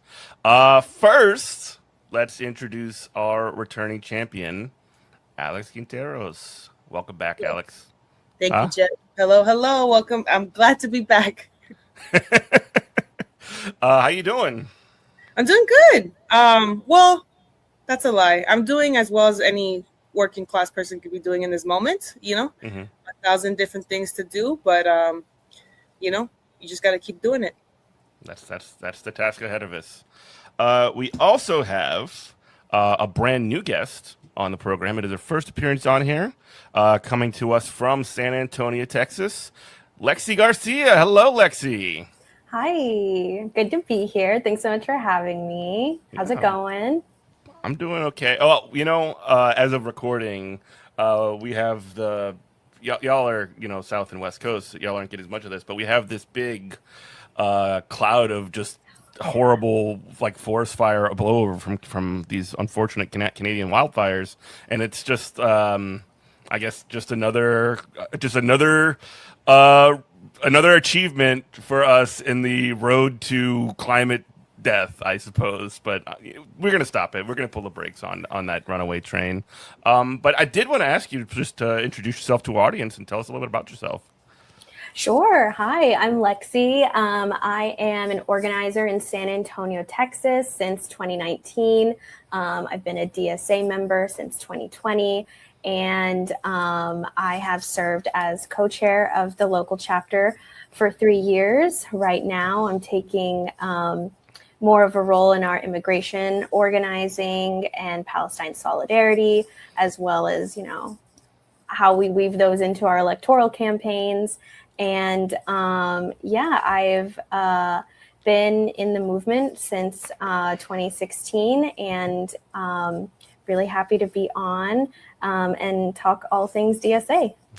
Yeah, and that is what we did want to talk to you about, is the immigration organizing and Palestine solidarity work, among other things, that you know, an organization like DSA can really needs to be engaged in, not just because, like, it's the right thing to do. It's the right, like, without immigrants, this country is nothing. Without, I mean, it's just the idea of America, which was sort of created on this, at least rhetorically speaking, promise of, you know, give me your tired, poor, huddled masses and all this other stuff. And the idea of America deporting, you know, basically coming after immigrants and people who might not have documentation or whatever, is essentially the equivalent of America taking a shotgun, pointing it at its own face and pulling the trigger. Like, it really is such a self-defeating, and in addition to the immorality and horror of it, it's just like wrong. And it's self-defeating. It's disgusting. So I can't help but I can't help but just, like, harp on that, you know. Yeah, I would say, Jeff, I mean, I think a lot of folks in the U.S. agree with you, right? Yeah. I think, you know, with the work that for my 9 to 5, we focus in the Southwest, in the South and Southwest, and but I live in Los Angeles, and, you know, with so many, I mean, I believe it's more than 60 people that have been that have died either at the hands of ICE or in detention centers, and I mean, this is exactly why the system was set up to do, right? To, like, literally oppress Black and brown bodies and undocumented people, to profit for the billionaire class. But we do see that, you know, they do all these polls, and you can see the amount of people that hit the streets that are not in favor of this, are not, like, actually are very much in support of abolishing ICE, because it is, you know, it is a terrorist, like, militia group that has been just, like, militarized by the state. So it is unfortunate, but there are different ways, you know, and I'd love to hear more of Lexi too, the work that that workers are doing in Texas, right? Because it's also, like, a different fight, knowing that also the state is coming after activists as well. But at the same time, it's, like, it's incredibly important work to be fighting against this and to really be there for our communities. Lexi, you want to talk about it? Yeah, you're right. People are fully against this, and we see it time and time again whenever there is the latest atrocity like that. Momentum is fueling our organizing day in and day out. It doesn't stop whenever the news stops talking about Lorenzo. There's always a next step, a next ask, and a way to tie it to the everyday conditions that workers face, including immigrant workers. And so in Texas, we're, particularly situated in extreme racist laws that embed the police with ICE. And not only are those laws embedded into people's daily lives and freedom of movement, but they are used against everyone, even if you have status. And so Absolutely. What a lot of people that are coming into this movement now are finding out is that if we don't protect our immigrants, like our immigrant community, no one is protected. Mm-hmm. And we see that whenever, in Texas, there is something called SB4, the Show Me Your Papers law, which codifies blatant racism by law enforcement to ask anyone who is brown, who is speaking Spanish, who is driving a pickup truck. These are it's just legalized profiling. Like it's literally what it is. Yeah, to show them that they're a citizen. And there was a raid on a food truck park that ended up rounding up just anyone who was there catching a meal after their late night shift. Mm-hmm. And our response was, a public demonstration, but then also canvassing that area and making sure that people know that ICE is in the area. Mm-hmm. We hit up the council person in that district, made sure that she told us exactly what hand SAPD, San Antonio Police Department, had in this, and that just illuminated and opened up all of these things about how our local law enforcement is aiding and abetting a terrorist organization in our city. Mm-hmm. Yeah. Mm-hmm. And 100%. And I think the thing that is really important to underline in what you're saying right now, and again, this is in addition to the immorality of coming after people who are just trying to eat after a shift, or breaking up families and locking babies in cages and all this other stuff. I think in a sort of like a zooming out 20,000 foot, like you said something that was really important, that these are tactics that are not going to be, even if it were, it would be unacceptable, but they're not tactics that will be limited to these groups that are targeted. They're coming at everybody. And if you're going to look at it from a class perspective, even, these are our brothers and sisters. These are people that are working class just like us. And so what this is directly is an attack by a capitalist state on working class people. Yeah. Yes, yeah, exactly. If I could add to that really quickly, I think one of the things is, in the immigrant community, and I know right now there's a lot of focus on the Latino community, but it really does encompass so many other folks. And also in the way that a lot of these tactics have been used historically against Black Americans in this country, right, with the police, also against indigenous people and of the genocide of indigenous people, and also the connection to Palestinians, right, knowing that these are the kind of infrastructures and the systems that they're using right now to surveil us are the same ones that Israel has been using to commit a genocide against Palestinian people, right? So this is all connected in terms of talk about working class, and especially the capitalist and the billionaire class are the ones that really benefit from us kind of fighting internally. And obviously there's a lot of conversations, and I don't want to diminish the really important conversations that we have in terms of how Latinos can also be upholding oftentimes white supremacy, right? But ultimately it is that underlying understanding that you said, Jeff, that this is a working class issue, and this is like a working class issue that goes beyond borders, and beyond countries. 100%, 100%. Because again, the capitalist class, capital transcends borders, but for some reason they're used to gate people in, and that is one of the main mechanisms that are, I mean, the United States can create death, havoc, destruction. Just this year, we kidnapped the president of Venezuela. We're holding him, just completely without any charges, even really, just detention. And that's not going to create people that are going to be forced out of their country and find places that they would need to work, be that somewhere else or be that the United States. I mean, the United States foreign policy creates refugees and then even brings refugees in and then just polices the crap out of them. Yeah, I mean, we see this with TPS too, and I'm curious to know, like, Alexi, if you guys are seeing this in Texas as well, but like literally that, right? Like, there's a situation, you have temporary protected status, that's what TPS stands for, and it's a work permit. It's not any form of residency. It's not, there's not like a clear guideline to citizenship, because it's literally just a work permit. And I think it's also very telling that a lot of these raids that are happening are at workplaces. It's when people, this entire, like, these lies of, we're going to make America safer, or we're going after criminals. It's like, really? Because the people that you have been killing have been at work. People that are literally, that build their communities. We see this especially with what happened in Texas, right, with a construction worker. I'm blanking on his name right now. Juan Lorenzo. Araujo. Yes, exactly.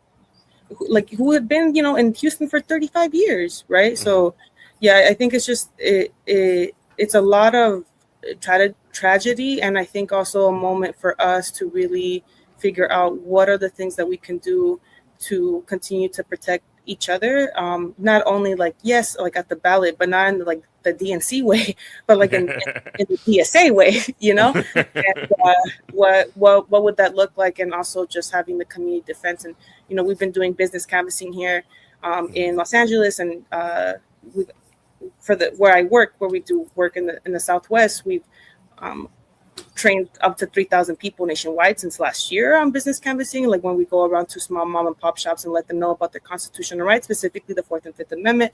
And and it's worked. We've actually seen, we've had people come back to us and tell us, like, hey, we went to this place. They told us that a week later I showed up, and they actually knew, they felt empowered. They knew how to, actually not only did they know their rights, they knew how to invoke their rights, and therefore they were able to successfully defend themselves and their coworkers. And it's not only just like, that's a great success, but that also literally could mean saving a life of one of our community members. And that could mean ensuring that a family was not separated that day. So when people are feeling, or if you're listening and you feel like hopeless, like, know that there are people that are doing this work in different ways depending on your capacity, but there's something that we should all be doing as working class people to protect one another. It does work. Like, we also do business canvassing in San Antonio, and we didn't arrive there like by accident. Every movement that we make is strategically calibrated against who we're fighting. We've had to change from business canvas to neighborhood canvas back to business canvas, because ICE is changing their tactics, and as they move, we move. And we want to get to a point where we are proactive instead of reactive.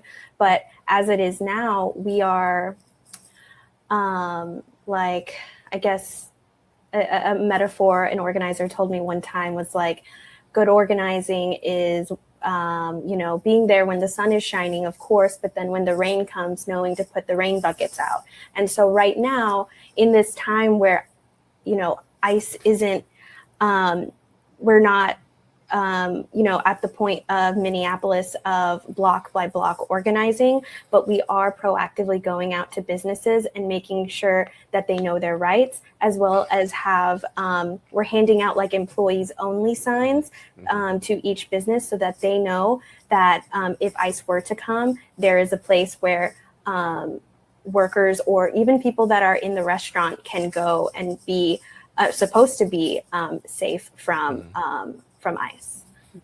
And it's also a cultural signifier, like those signs that say ICE not welcome, or one of our community defense groups here gave us some really cool signs that are just like F ICE and all this other stuff. Like that is also building like not just political consciousness, because I do think that people generally like if you would have a majority of people were polled, they would agree with us. But having those things out there actually build a bit of like awareness that people are not alone, and that encourages people to act in defense of their brothers and sisters in these situations.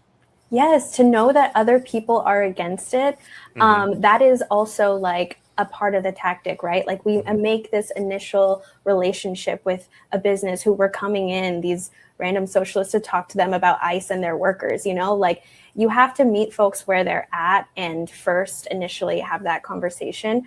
But then, a couple of weeks go by, we take another lap, go to those same businesses, see if they have the employees sign up. And then as you start to build a rapport, we have been successful in getting an ICE not welcome here, everybody welcome here except ICE, into some of those stores. And there was even something that we talk about is I take your point really well, because I use that to get our chapter to pursue all kinds of businesses, not just like the Michoacana or, or like the taqueria or something, but like, let's go to the coffee shops, let's go to the wine bars, let's go to the places where, like-minded people might be, because the more widespread it is, the more cultural, impact we're having. And ever since then, the places in San Anto that are against this terror.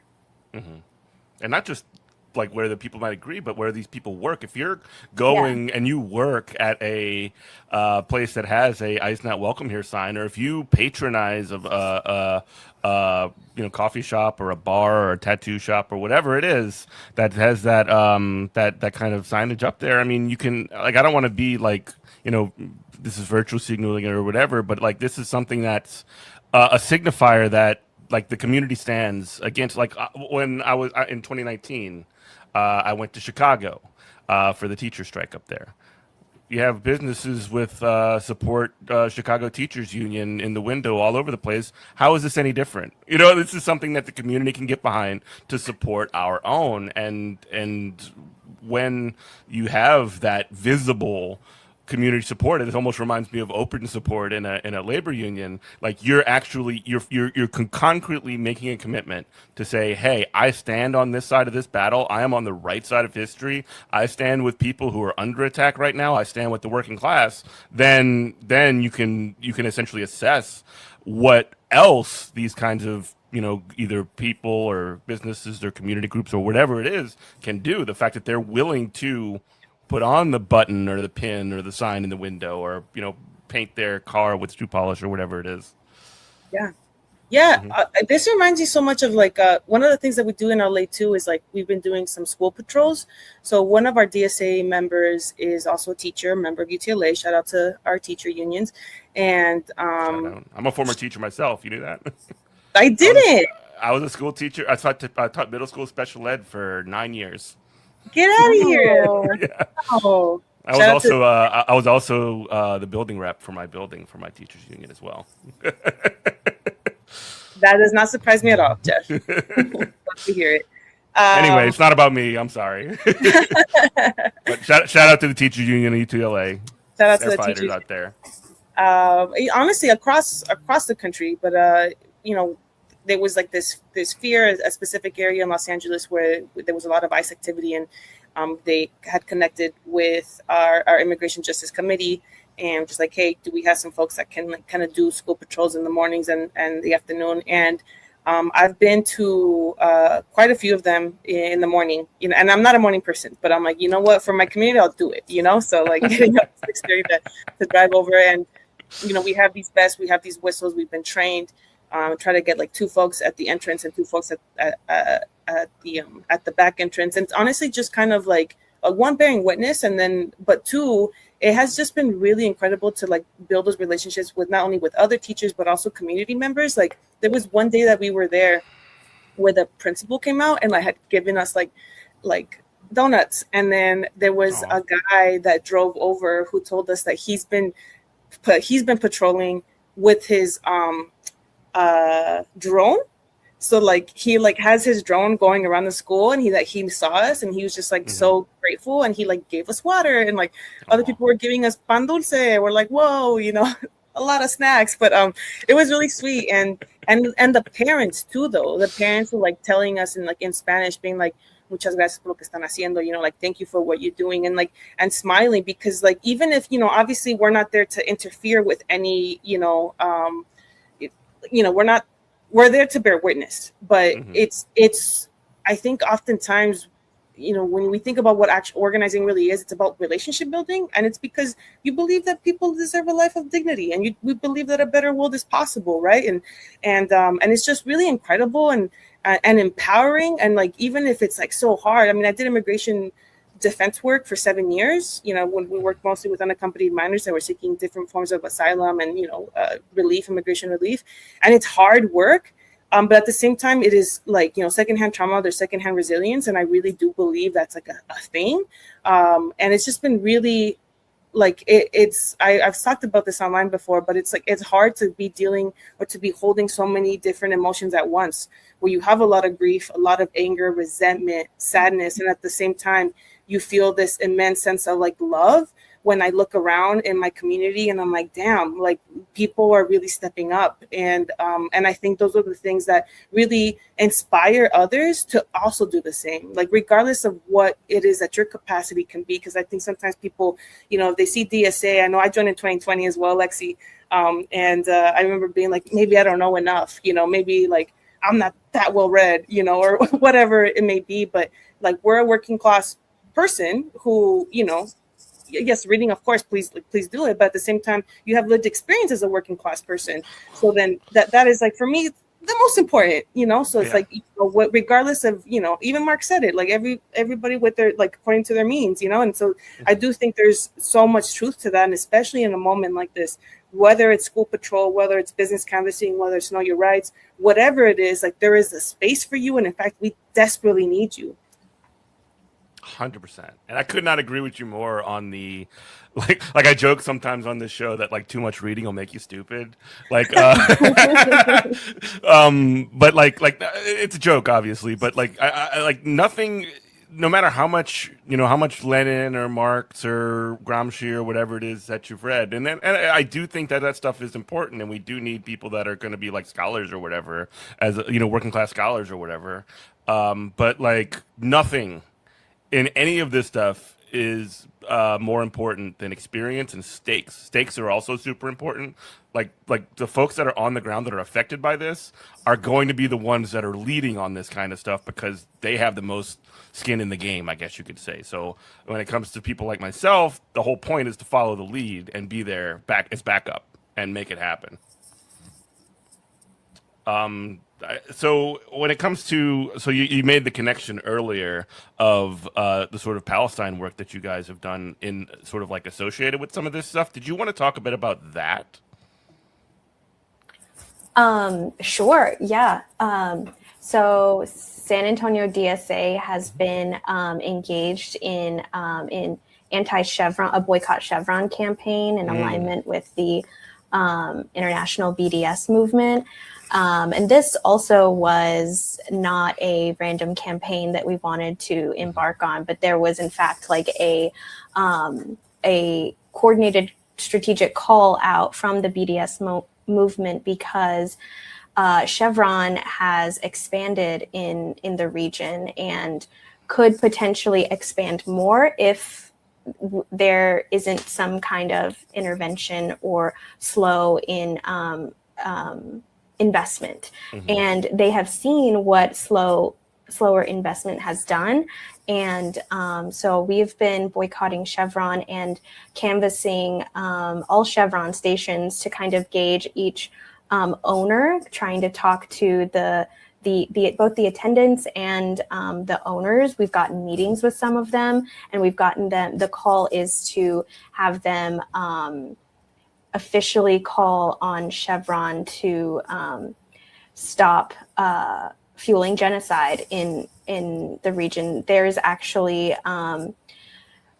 they're fueling power lines that go directly over parts of Gaza and power Israel, and do not at all power Palestine. Direct extraction of natural resources, like direct extraction. Yes.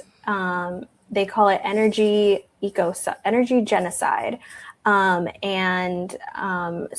that has been something that's grounded in our chapter, both with our electoral campaigns, making sure that our candidates commit to openly supporting, and just building overall membership buy-in in a shared vision of a campaign. We're not going to get far if people don't find themselves in the movement and find a place where they can directly plug in. So San Antonio DSA had really those three main plates spinning of Palestine solidarity, electoral work, and immigration justice. Yeah. Alex, you want to talk about it? Yeah, I mean, I've also worked for the anti-Chevron campaign. So for anyone who's listening, it's like ongoing. Do not purchase your gas from Chevron. Do not do it. Tell people. I always say this. Like, one of the things that we as organizers is to remember, just share it. It's a little bit of a cheese man. Maybe just tell people, hey, don't buy from Chevron. Just like keep letting people know, because sometimes I think oftentimes some working people just are literally not aware, right? And I really hate that BS. I wasn't aware until just now that was on. So see, there you go. I learned something. Lexi, you told Jeff. Amazing. You know what I mean? But I think oftentimes we do have to have this when you're talking to folks, having that grace to know sometimes people are not doing out of ill intention, right? And it's just so this oh, you can Google it. I hate seeing that comment online. You can Google it. It's some people don't know what to Google, so it doesn't help for you to be telling them this, right? So if we really want to talk about having a mass party or mass working people who are going to take back power against the capitalist fascist billionaire class, then you need to stop talking to people like they're idiots and I'm being super disrespectful. I thought this was all about the fact that we want a different future for the world where people have can live a life of dignity and respect, and we need to be practicing that as well when we say. But in terms of Palestine, I think one of the things that is also really incredible to see is our DSA candidates and our electeds, because they have the backing of an organization, right? Because we say this all the time, when you get our endorsement, it's not a paper endorsement. It's not here you go, here's a couple $1,000. We don't got that kind of money, but we got people power. We do have the ability to knock on doors. We do have the ability to do all these different things. We had a mariachi fundraiser for one of our candidates here who got reelected. Shout out to my city council member, Mrs. Hernandez, who is doing so many different things to fight against LAPD, and the fact that they have about almost half of the entire budget for the city of Los Angeles. Almost 50% of the budget goes to LAPD, right? Which means that's directly taking away the funds that can be going to services for folks. But going back to our electeds, one of the things again is the what's the word? We just swept. We swept in New York, right? We swept in New York. We're winning in Colorado. It's it's not only on the coast. We're seeing this happening in other places. People that are going off to the runoffs, even in Arizona. We got folks in Florida as well. You know what I mean? It's because again we are talking about a vision of a different world that is possible, instead of this same kind of rhetoric of everything sucks, but we're less crappy than those. It's people don't want to hear that. People want to hear about affordability, and I think that's one of the differences of our DSA candidates, and connecting that and not being afraid, because we're not receiving, our candidates are not receiving APAC money to be oh no, I'm too scared to say genocide, and that's because again we have people power to actually go out and canvas and knock on doors for the people that we believe are going to support actual working class issues, right? We know that elections are important, they are important, right? As a labor organizer, they're not the most, right? Like it comes from the bottom up and workers organizing, but it is a session that we should think about. And that's, I think, one of the things that I'm really proud to see, like how, I don't know if you've seen, Jeff, like, you know, Fox News is doing all this basically free publicity for us. They're like, can you believe these like radicals who are saying like Medicare for all, you know? And people are like, yeah, if you read the comments on the National DSA TikTok, they're just like, that sounds great. I didn't realize I was a socialist, actually. Yeah. My favorite one was when Ashik went on, I think it was Will Cain's show. I talked about this with somebody else recently. Like, Ashik goes on Will Cain's show. Ashik is one of the co-chairs of DSA. He's also Groundwork. But he was on Fox News, and he's talking to Will Cain, and Will Cain's talking about all that awesome stuff and why it's so bad or whatever, like Medicare for all and that sort of stuff. And then I love, my favorite part was when Will Cain, who is like a host on Clan TV, like Fox News, this is like the worst. He's like, you know, why is DSA so white? To Ashik, who's a Bangladeshi American, is just like, what is going? Like, I felt like my soul left my body in that moment. That was so awesome. No, we are an organization of multiracial working class, and what like I think Ashik does so well about like communicating in areas like that, and also to members, like our organization knows really clearly that like our end goal isn't to win these campaigns. Like our end goal is to win the campaigns and show people our politics through them, and like garner enough power, popular support, and build a large organization, and, you know, recognize that the only thing that government has been able to reliably give us is punishment over and over again, or criminalization, or unaffordability, high bills. But like our candidates have been showing that, you know, government can work for you, and it's bringing more people in, and And I also like want to really pause for station ID real quick. WHIVLP New Orleans 102.3 is Good Morning Comrade. On that as well, the things that you're describing, the support for Palestinian humanity and the end of the genocide, the end to the Iran war, the abolition of ICE, or even if it's defunding of ICE, or just like anti-ICE, whatever, if it's Medicare for all. These are all positions that are extremely popular that mainstream Democrats cannot even consider.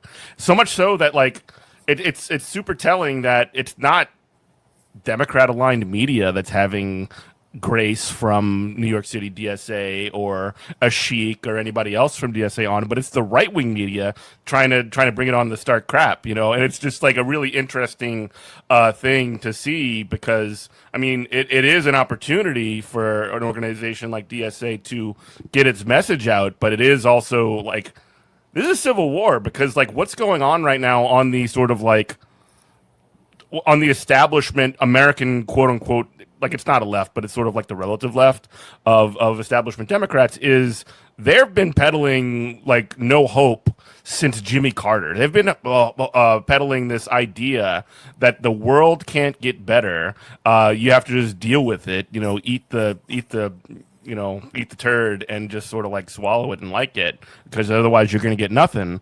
And what we're bringing here is an actual affirmative politics that they must stomp it out as best they can, because it, one, refutes their entire perspective, and two, it gives people the idea, the recognition that people have the power to actually change things. It doesn't have to be this way. The world can be better, and the only thing that's standing in the way are these MFers that are trying to stomp it all out. Yeah, I mean, I think that reminds me, a shout out to Marissa Roy, who's a cadre member here in Los Angeles, and is running for city attorney, and is like completely endorsed by a chapter. Like, she's just incredible. Like, I remember the first time I heard her speak, I was like, damn, like we asked her what like, we had a forum, and we were asking, you know, when we were figuring out who we were going to endorse, and we're like, you know, what's the thing you're most proud of in your career? And she said, you know, there was wage theft that was happening with carguacheros for those who don't know, is like there's a lot of these workers are immigrants. So a lot of these workers tend to be undocumented, and so we see a lot of these raids. And she said that one of the most proudest moments for her was that she was actually able to successfully sue these like employers and got $2 million back in in stolen wages for these workers. So these are like actual material like conditions that are changing, that it can change. And of course, like little behold, like, you know, all these corporations are throwing so much money right at her opponents, because this is someone that is actually like she has sued Meta, for example, for like the dangers for children and like the social media and how they're like what's the word? Using these algorithms to make people even more addicted. You know, she's sued the Trump administration. Like, you know, she's saying about holding like ICE accountable, holding, you know, LAPD accountable. And like, they don't want to hear that, right? They don't want to hear that, because then it's going to demonstrate. I mean, Zohran Mamdani's demonstrating this like so much, right? Like the fact that he even came out was just like, no, I'm not going to take an increase, because nobody that I'm talking to in New York cares about the salary. Yeah. Like that, like, if we continue to demonstrate that through our DSA politics, right, when we really are talking about real working class issues that are driven, right, we're member-led, member-funded, something that Ashik told me when I first met him. I was like, yeah, I love that saying. I know he didn't say it, but I love it. It's like capitalist, socialist cash beats capitalist trash, right? So it's like it is an opportunity for us to really like build something out of, and not be constrained by, you know, funders, or constrained by like, you don't want to piss off, you know, whatever, like the boss or whatever. Like this is a space where you can do this like external organizing that is so important as well. This is why for me, I'm like, build your union in your workplace and join DSA, you know, and those are the two things that are just like that for me since I joined in 2020, that I was like, wow, this is like a political home for me. And it's, you know, it's not perfect. I'm mad. Of course not. Like 99% of the time, but you know, but I'm also just mad, you know what I mean? Because how would I not be? So I think there's just like a lot of things that people are like listening, like, I'm not sure, you know, like there's a space for you, and you know, and there's other comrades in this space that want to see you succeed, that want to see you be part of something, so we can literally so we don't have to keep, like Lexi said, living in this like reactionary way, but actually think proactively. Like I think oftentimes we don't even have an opportunity to think of what a future would look like. Like if we take a time to actually just sit down and be like, what is your ideal future? And I think it's just like, you know, because the other side is constantly just like boom, boom, boom. So I think we need to do much more creativity, much more imagination of like, what is the kind of future we want to live in, and building it. You're right. We have to be clear-eyed about that. And you are so right to point out DSA as a political home, because what we create together is, you know, is co-created. And as like you say, like, don't other yourself in the union, you like don't other yourself in DSA either. You are DSA, and the organizers around you want to build you up. And everything tangible and like effective that I've learned has come from being in DSA. And this is just after my, you know, my day job, stealing a little time here and there. Yeah. But like really, I didn't hear you say that. Really spending the time in figuring out how a Google Sheet works, you know, and learning some tricks, knowing how to cut a list, how to build a list. All these things are tactful things that regular working people can learn how to do to affect change and like be a you know, there's a lot of different ways to be a DSA member. I know I'm not luring you in with like a Google Sheet, but some people are really into Google Sheets though. Yeah. That's where I found my home. So yeah, you're so right that we're all here to like build up new members, and there's no prerequisite. Like, you are a member of the working class. There's it was a joke on social media for like the longest time, where I think it was even like a Twitter account back in the day where it was like DSA should, and it was just a bot that would just say like random stuff. And like, it's a joke because people will often just say like DSA should do X, Y, and Z. And like, that's probably a great idea. Whatever that idea is, probably a great idea. You know how you get that idea enacted in a democratic organization? You have to organize with people to move that idea, not just to get it passed as like a resolution at a general meeting or at DSA convention or whatever the hell. You need to have a plan to actually implement that, have people who are going to take ownership and responsibility for bottom lining this thing. That's how you make something successful. That's how you get from DSA should to DSA is going to do that thing.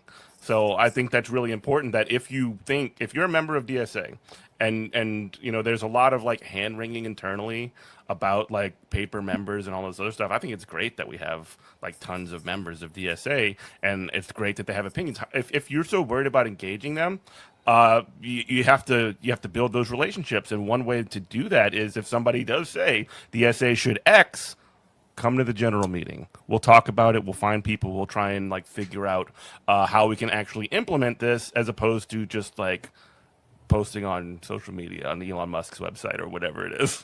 I mean, like, and I'm not against posting. I don't think either of y'all are either. But like, it's just like it's not a healthy it's not a healthy outlet for your like there's different kinds of posting. There's the angry posting, but there's also the promoting cool stuff posting, and I think I prefer the latter. What is a post if not a posture? A promotion post. You know, I actually just jumped on a call with some workers here in LA. I'm not going to give too much information because they're still in bargaining right now, but they had reached out to me on social media like, hey, can we jump on a call? And I was like, yes, of course. And, you know, a lot of flashbacks to when me and my coworkers were unionizing the second time, and just like, dang, like this, the union busting just like so it's like so disgusting. It's disgusting. Exactly. Union busting is disgusting, you know? But I feel like so much of that, experience really helped also really mold the way that I see myself as an organizer inside of my workplace and outside, and even with DSA as well. So when we talk about, when you said like, you know, we have so many paper members, you know, I don't even know if I like that term, to be honest. Like that They're term, dues payers. They're dues payers. Like that's what they are. You're paying your dues. They're members. I think I don't have I'll have the book over there, but the Labor Notes book, Secrets of a Successful Organizer, the Bullseye, you have different people, the core folks like this. It's just like, yes, everyone has a role to play. And you're like, so if we're dismissing or like diminishing people who are parents who may not be able to go to every single meeting, but have an opinion and are doing something in their community, like then their vote matters, right? So I want to say that we have over 120,000 members nationwide.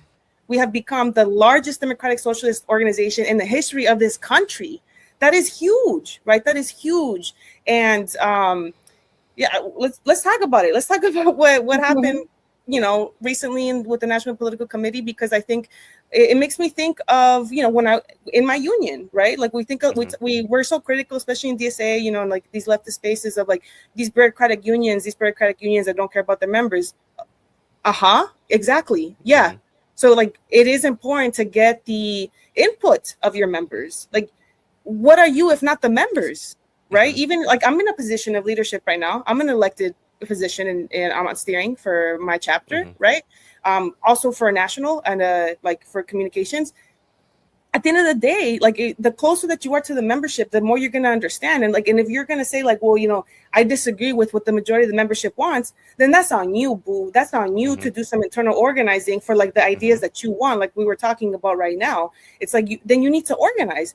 I'll give you guys an example. There was something in my last union where, you know, I wanted to be a lot more militant about this thing we were going to do with. Of course you were. You know, I wanted us to do I wanted the action to be a little stronger, and my coworkers weren't there, and I was so frustrated. I spoke to my mentor. She goes, Alex, if you don't got the numbers, you don't have the power. Yep. And I was like, damn, okay, you're right. She goes, well, what do you have to do? I have to keep having those conversations with my coworkers. I'm not going to try to bulldoze and act like what I am saying is correct if my membership and my coworkers are not there, right? So like, I think that's a really important part of this entire situation. It's like, if, you know, I think I was listening to the last National Political Committee meeting, and they were like, too much information is not necessarily good. What are you Can I pause you just? Can I pause you just for 1 second and just sort of like set the stage for the audience who are Yes. listening? You're referring specifically to, and if you actually listen to our previous episode, we discussed this as well. The National Political Committee essentially pressing pause on putting out a survey to the entire membership on the question of a presidential endorsement in 2028, specifically because there's a lot of sort of skepticism around Alexandria Ocasio-Cortez, who is probably the most prominent DSA member ever. Absolutely. and I didn't mean to interrupt you, but I just sort of like wanted to ground that for the audience. And can you sort of like talk a little bit about what you've seen with that, both of you guys, quite frankly? And I didn't mean to like stop the train while it's rolling, but like I do think that audience need context. No, 100%. Thank you, Jeff. I was like, let's go. But like, you were cooking. Yeah, I just wanted to point out that DSA has done this exact thing before. We did it for Bernie Sanders in 2020. We, it kind of started in 2016, whenever, he made his first run. DSA got on a little bit later, but there was a national coordinated action to support the most prominent Democratic Socialist historical event in United States political history at that point. Yeah, I remember I was canvassing in the park for Bernie Sanders in St. Bernard Parish, Louisiana, and in Jefferson Parish, Louisiana. Right. We all know where we were. We all know where we were 2020 Nevada also, which is the last time that DSA meaningfully intervened. Now, we learned from 2016, and we then said, okay, we need to do this early. If he decides to run again, we have this year-long plan, and that plan includes getting buy-in from the membership through a poll. So that poll went out, and it was, I believe, like we were much smaller at that point, and about 26% of membership, of our entire membership, responded, but it was overwhelmingly yes. If he does announce, we are going to meaningfully intervene. We're going to have canvasses, and DSA was, at the table and a partner only because we were early on in that launch of his campaign, because we had already decided that we were going to do it based on what he said. And so what we're seeing now is, an attempt to replicate something that worked really well in growing our organization, in training up new people that know how to host a canvas and phone bank and host relational organizing parties, like all of these skills. Many of those people are still around. That I'm still around. I've learned so much from that. And we are just ready to, take on whatever most viable Democratic Socialist candidate is ready to throw her hat in the ring. And so that's why this member poll is so crucial, because those people that did vote were there for that buy-in and were the executors of something that was really historic for our organization. Alex? Ditto. No, like 100%. Like, yes to all of this, So I think, again, it just reminds me of like being in your union, and again, I think obviously we have elected positions, right, and they're really important, they really matter, but just like in your union, the power comes from the membership, right? And so if there's this fear that that leadership is going to want a different way than the membership, then we need to have a conversation about that, right? But again, and I'm sorry, make a political argument, not a procedural argument too. The procedural stuff makes me nuts. Talk more about that, Jeff. Well, and again, like instead of having a political argument over the merits of whether or not you should endorse AOC, it's talking about anything other than that. It's talking about how the process should go and hitting the brakes on there to scuttle the political question, because people don't want to actually make the political argument against AOC because she's popular among members. So it's a way of clip this, I guess, but like that's an act, in my opinion, of political cowardice in a lot of senses, and I do think that it skirts these questions. I've seen it happen in the past, and it's in my own chapter in New Orleans around the question of endorsing my good friend Lauren Jewett. And look, I don't want to be like, I know a lot of these people involved, and I know this is running in New Orleans on the radio, but like if you're listening to this and you're at the convention just a couple of weeks ago, the question of endorsing her came up, which I think is probably a little bit too late. And you can go either way on this question, even though I loved Lauren. She's a school teacher. She's a real one. I met her at a Fight Back Against ICE meeting for the first time ever. But like, if you're not in favor of supporting her, that's fine or whatever. But at least engage directly on that question and don't sort of get wrapped up in the procedural BS, because there's a clock ticking. And like when it comes to the AOC question in particular, we have an opportunity, DSA does, to get in on the ground floor, to get engaged with the campaign, be the organizing infrastructure, kind of like it was with Bernie, and also like when we've seen with Obama in 2008, when he had a political infrastructure that he was in control of, and when that campaign was over, Obama just disbanded it. If there is a DSA infrastructure that is owned by DSA and not by Alexandria Ocasio-Cortez and not by whatever person is running for office or anything like that, that infrastructure will remain. And that infrastructure will be the tool that would hold that elected official accountable. Not just like you'll have the relationship. That's what you should have no matter what. But if you don't have the carrot or the stick to make them do the thing that that you want them to do, it doesn't matter how much you post on social media, or it doesn't matter how many YouTube videos you make complaining about how they've sold out or whatever it is. You don't got the motion to do anything about it or do anything for them or to stop them. So you don't matter. Getting organized is the only solution. Exactly. And to your plea to struggle with the political question itself, it is so important to recognize that we have struggled with this political question at our convention, at the highest decision-making body, which is where our members go to vote on resolutions to carry out a plan for our organization. We voted overwhelmingly with support to run a socialist for president in 2028. And who else is it going to be? A crisis. Yeah. Who else is it going to be? And it is, if we are attacking something that was so popular by all of the delegates, by the people who put the delegates there, there is a real crisis of what democracy means in DSA whenever we are going against a resolution as written. So we've struggled with the question, and we should continue to struggle with the question around her, but we need to get to a point of support so that we are at the table.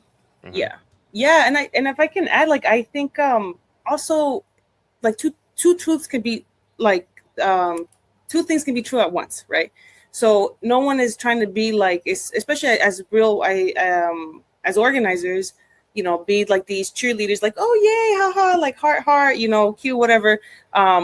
It's not that. It's really understanding the moment that we're in right now, right? So I think one of the conversations that I had with some of my comrades that are in different chapters of is a poll the best thing, right? It's it's one of the tools that we have in organizing, right? So it's not, first of all, it's not binding, right? But it's to get a temperature check to see where members are at, and if we have the ability to actually mobilize, a certain percentage of the 120,000, if not more, of those individuals, if anyone that we want to endorse decides to run, right?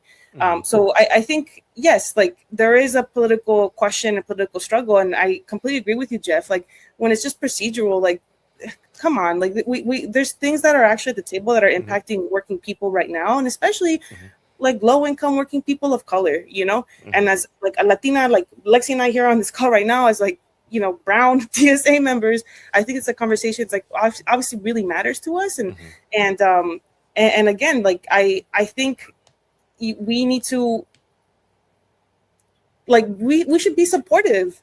And it makes sense to be supportive of knowing where our membership is at. Even, for example, even if let's say we did this poll, right? Or even in my union, we did a poll, and majority of my coworkers or my comrades had a disagreement with the way that I see something, I'm going to be here and I'm going to be supporting my comrades, because that's what it means to be moving in democracy and a way that actually is about building power for working people.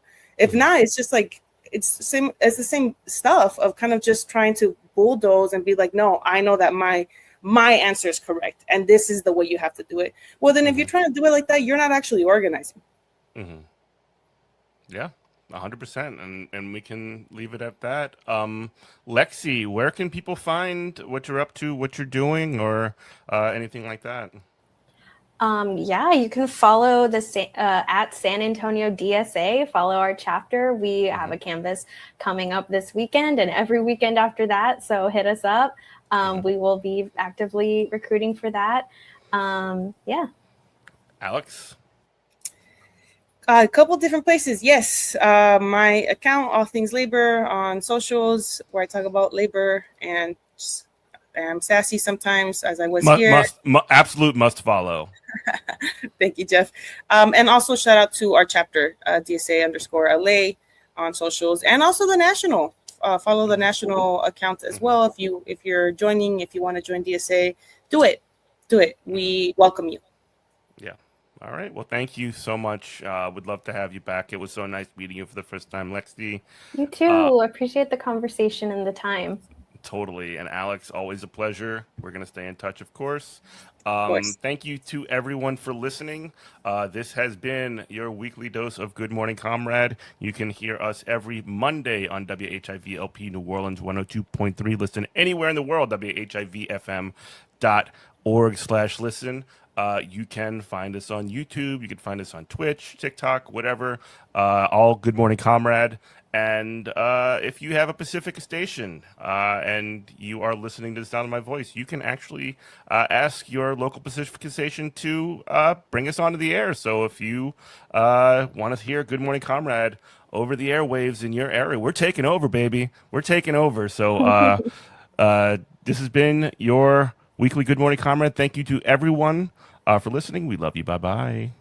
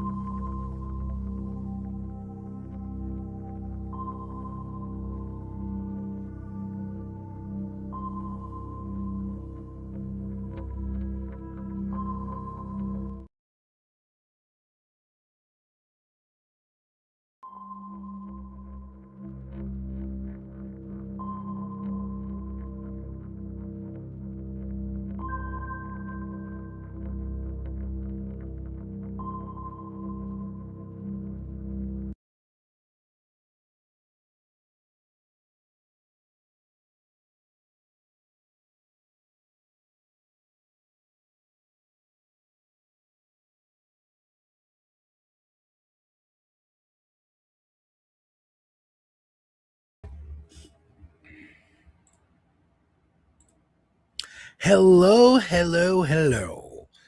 This is This Space. I am Alex, the Devil's Advocate. You're watching Devil's Advocate Productions here on This Space. Share it, like it, comment, get in the chat, watch live Monday through Thursdays. This Space is live. We're going to be the very first 24-hour leftist news network. Don't you worry about it. We got Mr. Poon there in donut mode on the bed. What's going on, folks? How are you? And forgive me to start right out the gate. I got some heavy shit to talk about first. I saw this video from what is his name, dude? Jamel Bowie. And I need to share it with you. It's vital. And I put it on 1.5 speed. We're gonna get to the meat of it because it's gonna lead into some fun stuff. I promise you. I always start with vegetables and then we get to the meat. Okay, let me play this for you. A headline about the president's attempts to basically destroy U.S. science research in American universities. This is part of several things happening at once. One over at OMB, Office of Management and Budget, where OMB Chief Russell Vogt is attempting to make himself the sole veto point for all science grants. And then also they want to cut research funding for basic science and redirect it to AI, which sounds stupid to me because it is. The effect of this would be to destroy American research universities, which are heavily reliant on federal funds. So that's one thing. The other thing is that Donald Trump is once again saying that he'll run for a third term. He said he wants to be president again, and he's been talking about a third term. All these buildings, plants, factories that we're talking about start opening up. All I know is I'd like to be the next president. But just like my presidency, the second time is always better. It's always better. And the third time will be better yet. I'm only kidding. Now, these things don't seem related, but they are related. When you look at the elite conversations over problems in, say, higher education and American politics, you get a focus on polarization amongst people. We're all so polarized, and that's why we can't come together and do things, and the sense that universities are out of touch. I think this is very persuasive. Now, he goes into a little bit of why universities are out of touch and the problems with higher education and the elites and the academics. That's its own separate issue, as he explains. What he also points out, and I think is very revealing, is that liberals agreeing with this, going, yeah, we are out of touch. Yeah, it is a little academic. Is kind of patting yourselves on the back for being smart. It's the Rachel Maddow. It's the Rhodes Scholar. It's the, yeah, I guess we need a Graham Plattner who can speak to the masses, the dumb, unwashed, uneducated masses, because we are too smart. We just don't know how to relate anymore. And so he brings that into a nice little bow. So I encourage y'all to watch this. Love these videos he's been putting out, but I want to skip a little bit further ahead to the crux of why they are coming after higher education. Why are they getting rid of the sciences and going to make it so America has to import our scientists instead of creating them here? It's because they don't like higher education, and I'll let him explain why. They don't like higher education. They don't like the idea of a broadly educated citizenry. It's actually part and parcel of the same thing. They are opposed to science research. They're opposed to broad education in the humanities. They're opposed to anything that might inculcate in people a sense that they are equal to those of presumably higher status, equal to the wealthy, equal to the powerful. They don't like those things. It's a hierarchical political movement. They want people to stay in their place. And one thing education does is it tells you that your place is wherever you want it to be, and that no one has the right to put you in a place. Democracy is built on the idea of equality among peoples, political equality. We all count equally, ostensibly. Our votes count equally, our say counts equally. That's the ideal form. And much of the struggles of American democracy has been trying to make that ideal a reality. But yes, a starkly hierarchical political movement dedicated to preserving stark hierarchies of race, of gender, and wealth is not going to be happy with political systems that are egalitarian in their ideal form, nor will they be happy with mass public education, especially mass higher education. And I really think it's time to recognize that part of what's happening here, a big part of what's happening here, is not that there are misunderstandings. It's not that we're talking past each other. It's that we are opponents. It's that we are opposed to each other on key values.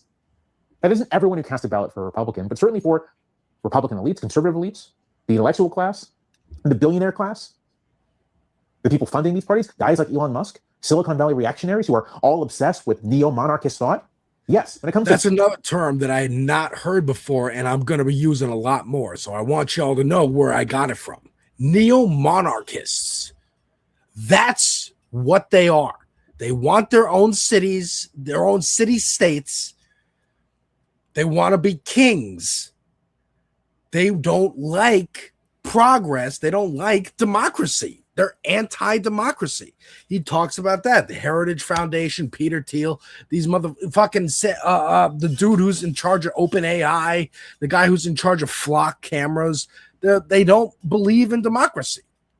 They don't care about democracy. And neither do the CEOs and the capitalists who are like, well, it looks like everyone's lining up behind Trump, and I guess Trump would probably get me more money, so we're going to line up behind him. We don't give a fuck about America. We don't give a fuck about what we were taught in school, what we promised people, what any of that. We want money, the end. And we're going to line up behind candidates who we think are going to get us the most money. those people, they're our enemies. we are opposed to them. And welcome, folks in the chat. Hello, Cerulean. Hello, Moonchild. Hello, Ryan. Hello, Ken. Welcome to this space where we are learning and educating ourselves every day, Monday through Thursdays. We're not talking past each other. There's no common ground we can find. I'm very fond of Abraham Lincoln's House Divided speech, in large part because it is so much more hard-nosed than how I think we remember it in the present. Today, we think of the House Divided speech as being about how we all have to come together. But that's not what Lincoln was saying. A house divided will not stand. The nation cannot be half slave and half free. It will either become all of one thing or all of the other. Lincoln was saying, we can't compromise. Yeah. So, again, I encourage y'all to watch this full video. But that's kind of the point I wanted to begin the show with. And definitely make this a whole clip. This whole section. Okay. A house divided cannot stand. We are divided. We found out in 2016 that a good chunk of this country, elites, of course, to make money, like I just said, but also a good portion of our neighbors are okay with voting for someone who said all Mexicans are rapists and thieves, who said we need to pause Muslims coming into the country from these shithole countries, disparaged troops, disparaged. Who hasn't he disparaged? Women, gay people, black people, like everybody. We are divided and we cannot stand that. It is not because we need to reach out and fit. It's not, you know, I've been watching a lot of FD Signifier talking about BreadTube and like the original inspiration of lefties making videos on YouTube to reach out to people who might be sucked into the alt-right and go, hey, there's a way out. There's a different way to go. And I think that's valid. It's always good to do outreach. But I think overemphasizing that is how we get to the Grand Platiners, is going, you know what? We need Joe Rogan to come back.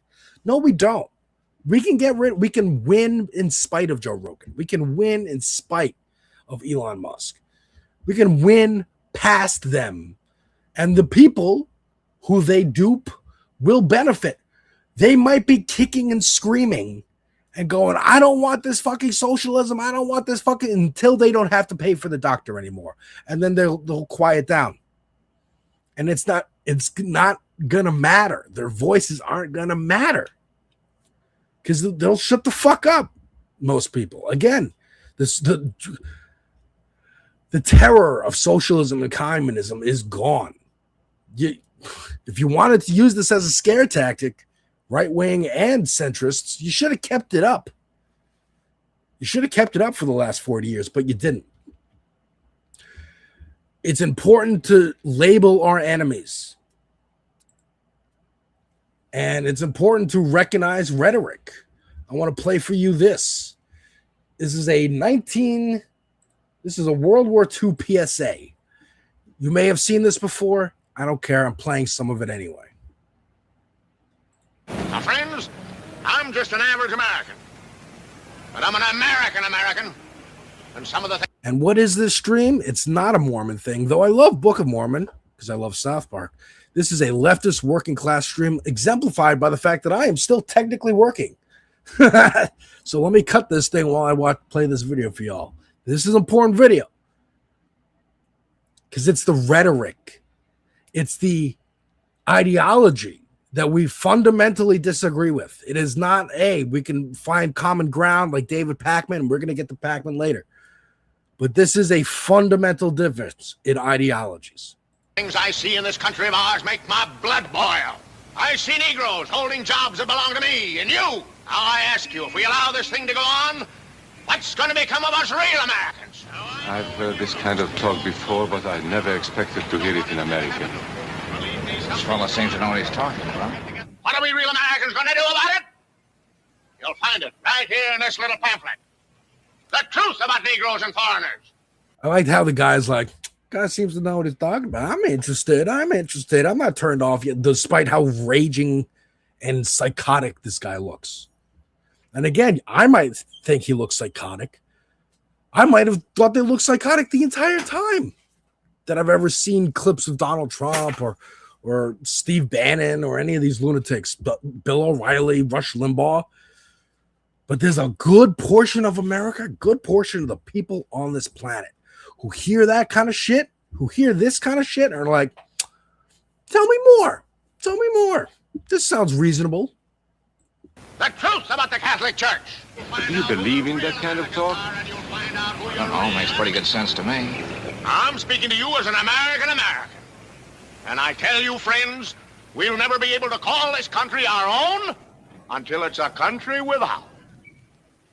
Without what? Yeah, without what? Without Negroes. Without alien foreigners. Without Catholics. Without Freemasons. You know these people. What's wrong with the Masons? I'm a Mason. Hey, that fella's talking about me. And that makes a difference, doesn't it? I mean, there it is. There's the crux. Uh-oh.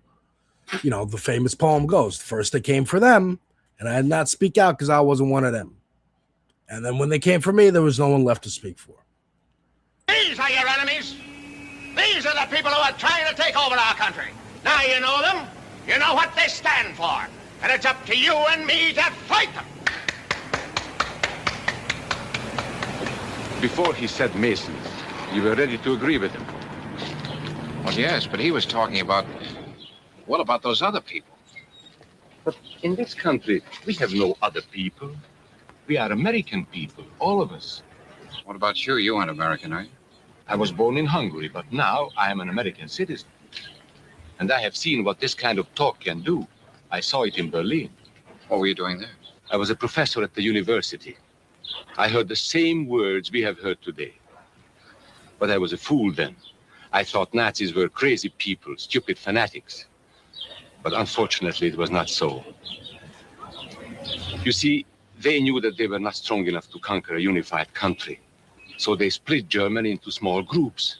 They used prejudice as a practical weapon to cripple the nation. Of course, that was not easy to do. They had to work hard to do it. You see, we human beings are not born with prejudices. Always they are made for us. Made by someone who wants something.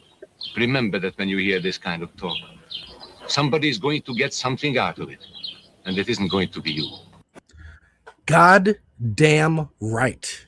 Someone's going to get something out of it, and it ain't going to be you. Blaming immigrants and poor people is America's pastime. That's true. This is World War II propaganda, and part of that propaganda is making it seem as if this is some kind of new thing, and that's only because, like, the Nazis are here, right? Now, this particular video is interesting because they do mention black folk, which I'm surprised by. I didn't remember. When I pulled this up, I did it to check. I'm surprised they even mention black people at all. They don't mention indigenous people, but that's, you know, whatever. It's the, but again, they don't mention the indigenous because that would force the viewer to like, wait a minute, we did the same thing.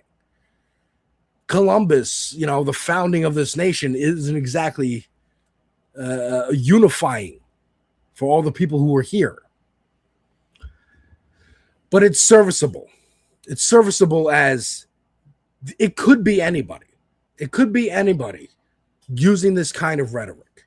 It's not someone from Germany.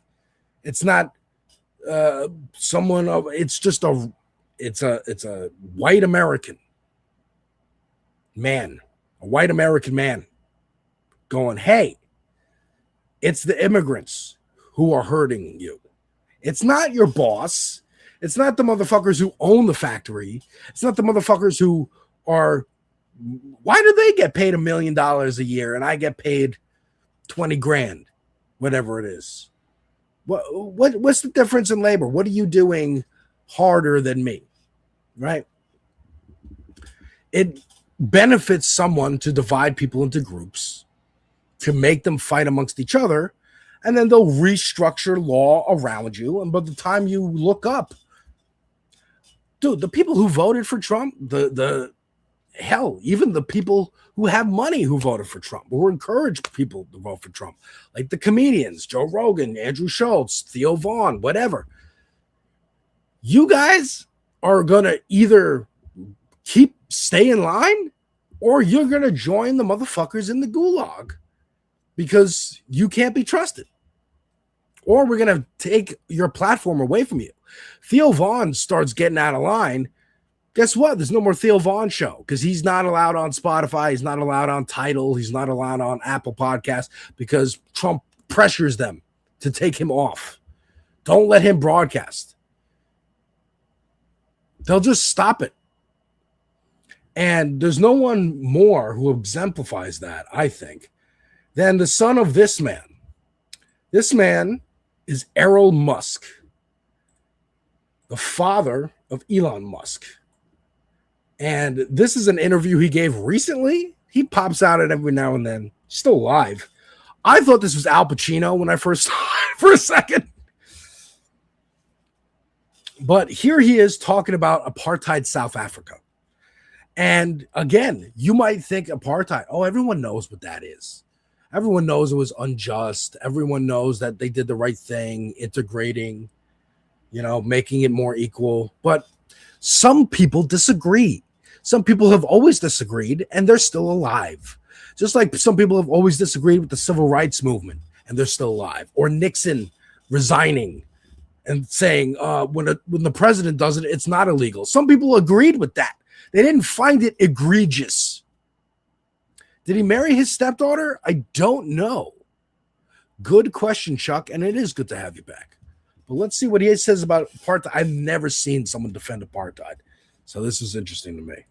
As far as oppressing the blacks were concerned, that's not true. Every black had work. Blacks had owned their homelands, and we were not allowed to buy land in their homelands. And white people, had more or less the worst land. Errol, that's just completely incorrect. No. The homelands were 14% of the total land of South Africa. The vast majority of the land, 86%, was black people were forbidden from buying land, or which was traditionally their land. There, this is just the basic understanding of what apartheid was. As an English-speaking South African, I had absolutely no say in the government. The government is run by the Afrikaans group. But you could vote. But you could vote. Well, you could vote, but the voting was hopeless. We had elections which we only lost because the numbers were too small for our side. But black people were not allowed to vote. They were completely excluded from the election process. I want to come back to some of the things that you have said in other interviews where you've compared Tommy Robinson to Mandela. Specifically, do you agree with that comparison? Do you think that Tommy Robinson is like Mandela? Well, yes. This is interesting to me because you go, okay, Nelson Mandela was the enemy of apartheid, right? So if you're supportive of apartheid, he's your fucking enemy. He's the villain. But because they know that he's seen as a hero, just like here, people who are against civil rights know that MLK and Malcolm X are seen as heroes. And even Malcolm X, they still are like, well, he's a villain. MLK will give you one. But Malcolm X, he's a bad guy. They have to venerate them. They have to agree with the premise that they're a hero, begrudgingly angrily. Sometimes you'll get a Charlie Kirk or a Steven Crowder or whatever who are like, they're pundits, so they can push it further than someone who's actually trying to change policy or whatever. But like, they still go with the premise of like, well, he's actually not that great a hero or whatever it is. Here, watch him connect Nelson Mandela to Tommy Robinson, who, if you don't know, is a wannabe terrorist in the UK, right-wing bigot, xenophobic piece of shit.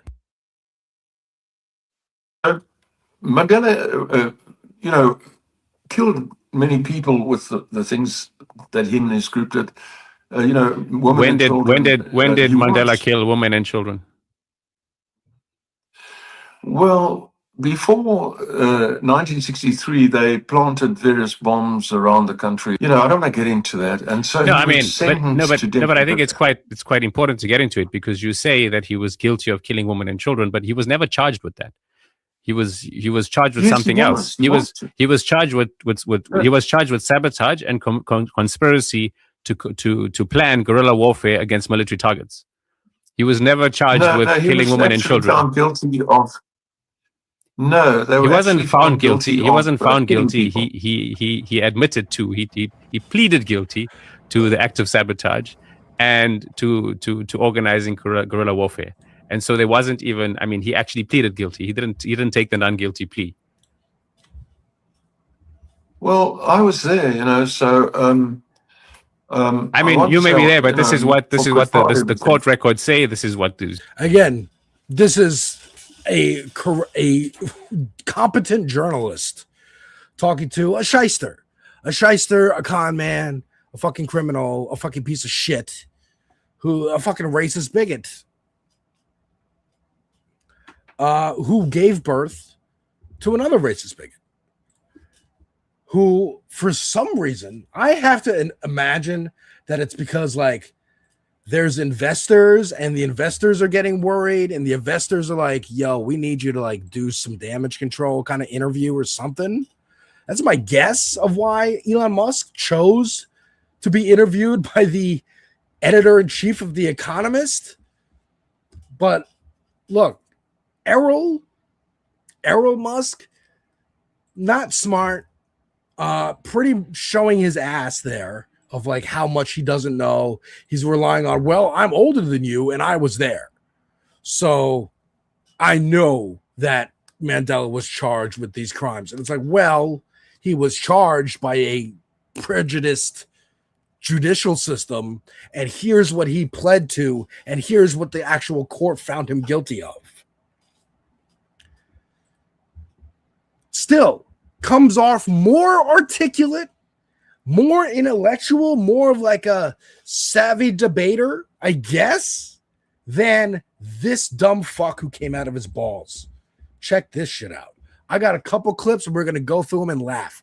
But I wanted that context of fascism and of this country actively getting rid of the kind of jobs that would make people be able to compete with Elon.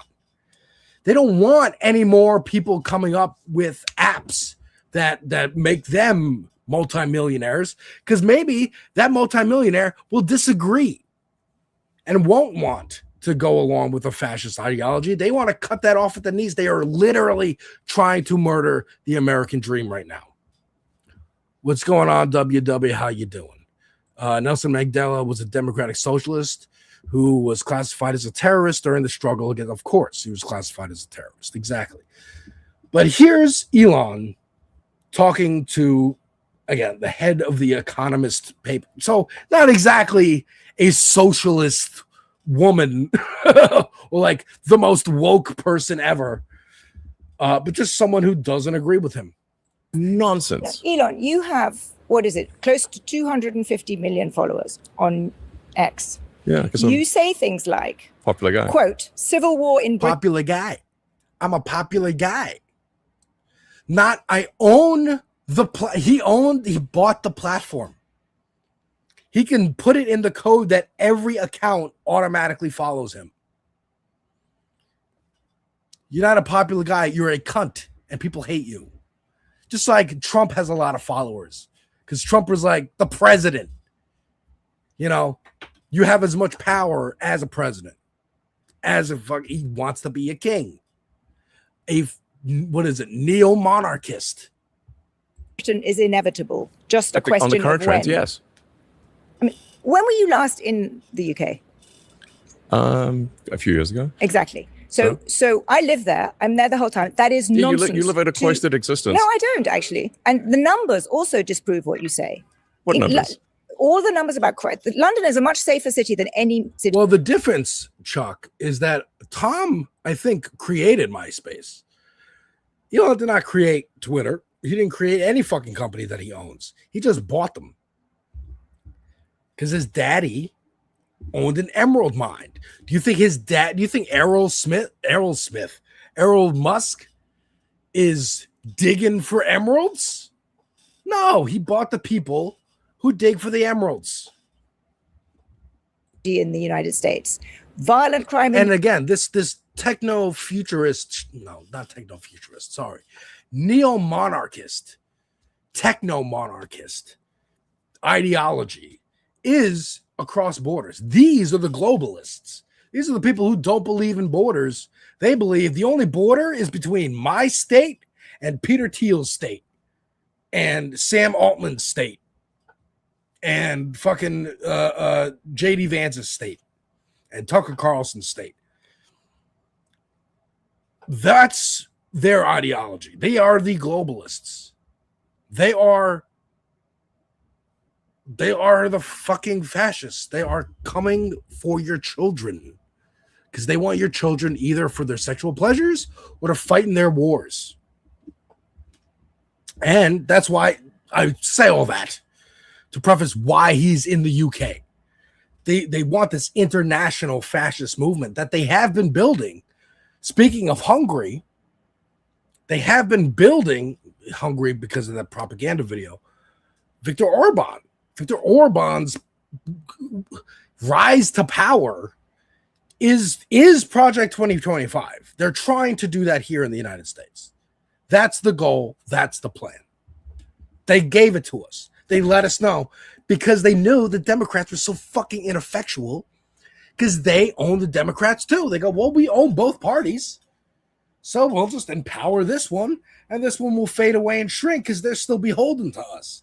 But here comes DSA. Here comes the progressives going, actually, we represent the people. You know, the motherfuckers are trying to lord over and we don't agree, motherfucker. We don't fucking agree. So now they're panicking and they're having to do these interviews. We talk about Jay-Z last couple weeks. Talk about Bezos a couple weeks before that.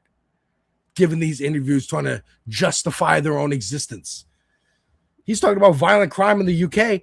And she's like, I'm here. It's not happening. You haven't been here in 3 years. You don't give a fuck. You're just trying to build this like international fascist union. And it's not going to work, motherfucker. The Green Party apparently in the UK is doing real well. My Left Eye UK, I hope we can get them to maybe be a correspondent because I would love to find out what's going on there. In the United States.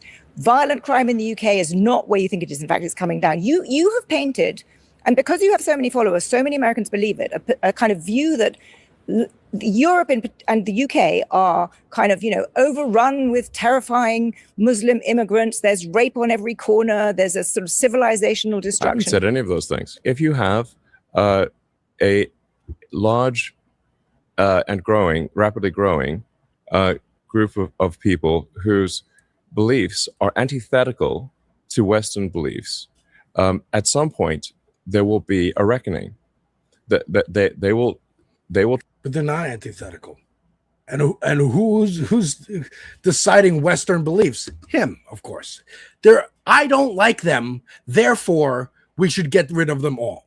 This is why he cut USAID. He knew it was going to kill millions of children, allegedly. He allegedly knew it did kill millions of children across the world. But those are children that he doesn't care about because they're brown, because he's a racist bigot. He believes in genetic superiority. He's a fucking chud. Try to implement their views, and those who oppose it will oppose it, and that's what you call civil war. And obviously, this is the trend. And now, Western values, actual Western values, is democracy. And people who are antithetical to that are people like Elon Musk. And what did Jamel Bowie say that? This is not a misunderstanding. This is not a we can reconcile our differences and come to a middle ground. This is we must defeat this ideology. We must defeat these villains before they can enact their ideology. Ideology is just something you think about. You can change your ideology any day you want. But when you act on that, then it becomes real. Then it becomes violence. And he's calling for violence. That's what he's doing. They all do it. Him, libs of TikTok, fucking Matt Walsh, Stephen Miller. They implicitly call for violence. But now that Stephen Miller's in the government, J.D. Vance is in the government, Tom Homan's in the government, they can actually just enact that violence. They're still trying to like not show all the way because they're still scared of like, you know, the people can really fuck us up if they decide to. That's why they're going to pull back on traffic stops for ICE because they don't want more videos like that coming out of white people getting shot, white people standing up, grandmas, grandpas getting pushed around. Same thing with defund the police in 2020. As soon as the white people started showing up to those protests and getting shoved around by the cops, grandmas, grandpas, it's like, oh shit, yeah, the cops are violent. They did it. Biden did a really good job of quieting that shit down.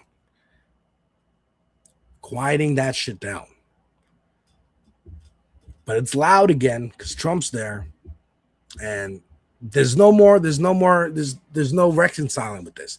These villains must be defeated.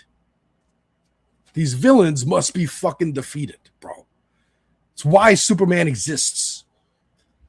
To fight fascists. And you absolutely do live in a cloistered existence. And if you'd like, we can go on a tour of Britain. Sure. I'd be very happy to come on a tour of Britain. And you will see you for come yourself. see my country that I live in all the time, and you haven't been to a few years ago. I've been there literally 100 times. But when was the last time? Literally a few years ago. You know why this exercises me? Because you have really shaped opinion about the UK, and so many Americans I come across and I have conversations with, and and I just had one the other day along the order of, oh, London's such a dangerous place. How can you know? There are sort of grooming gangs everywhere. There's violence everywhere. This is a picture that people get from things that you post or that are posted on X. And for example, you're posting for, what was it, 48 hours of Citizen Vigilante. That film, which, paints a dystopian, I've watched it.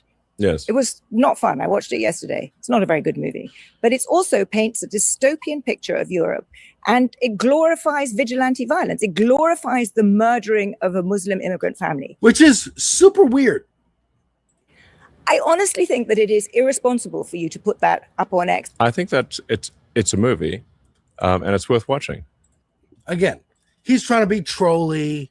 He's trying to I just think it's a movie and it's worth watching. I don't know.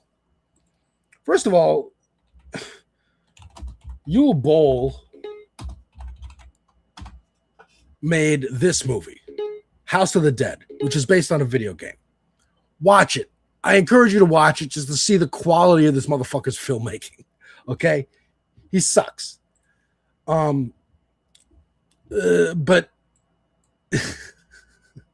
it's weird that Elon would advocate for a movie. Again, he's advocating for a movie. He's advocating for the actual actions taken in the movie, right? And it's vigilante violence against Muslim people, against brown people, because he's a bigot. However, advocating for vigilante violence is weird considering vigilantes, there's not vigilantes, there were protesters, but what he called vigilantes were the ones who were like spray painting Tesla dealerships, who were protesting Tesla dealerships. Vigilantes, allegedly, like the guy whose name starts with an L, like on my hat, Allegedly, he's a vigilante, allegedly against a multi-billionaire. You might not want to encourage vigilante violence, dumbass. But again, he's an idiot. Fascists are idiots. So they will fucking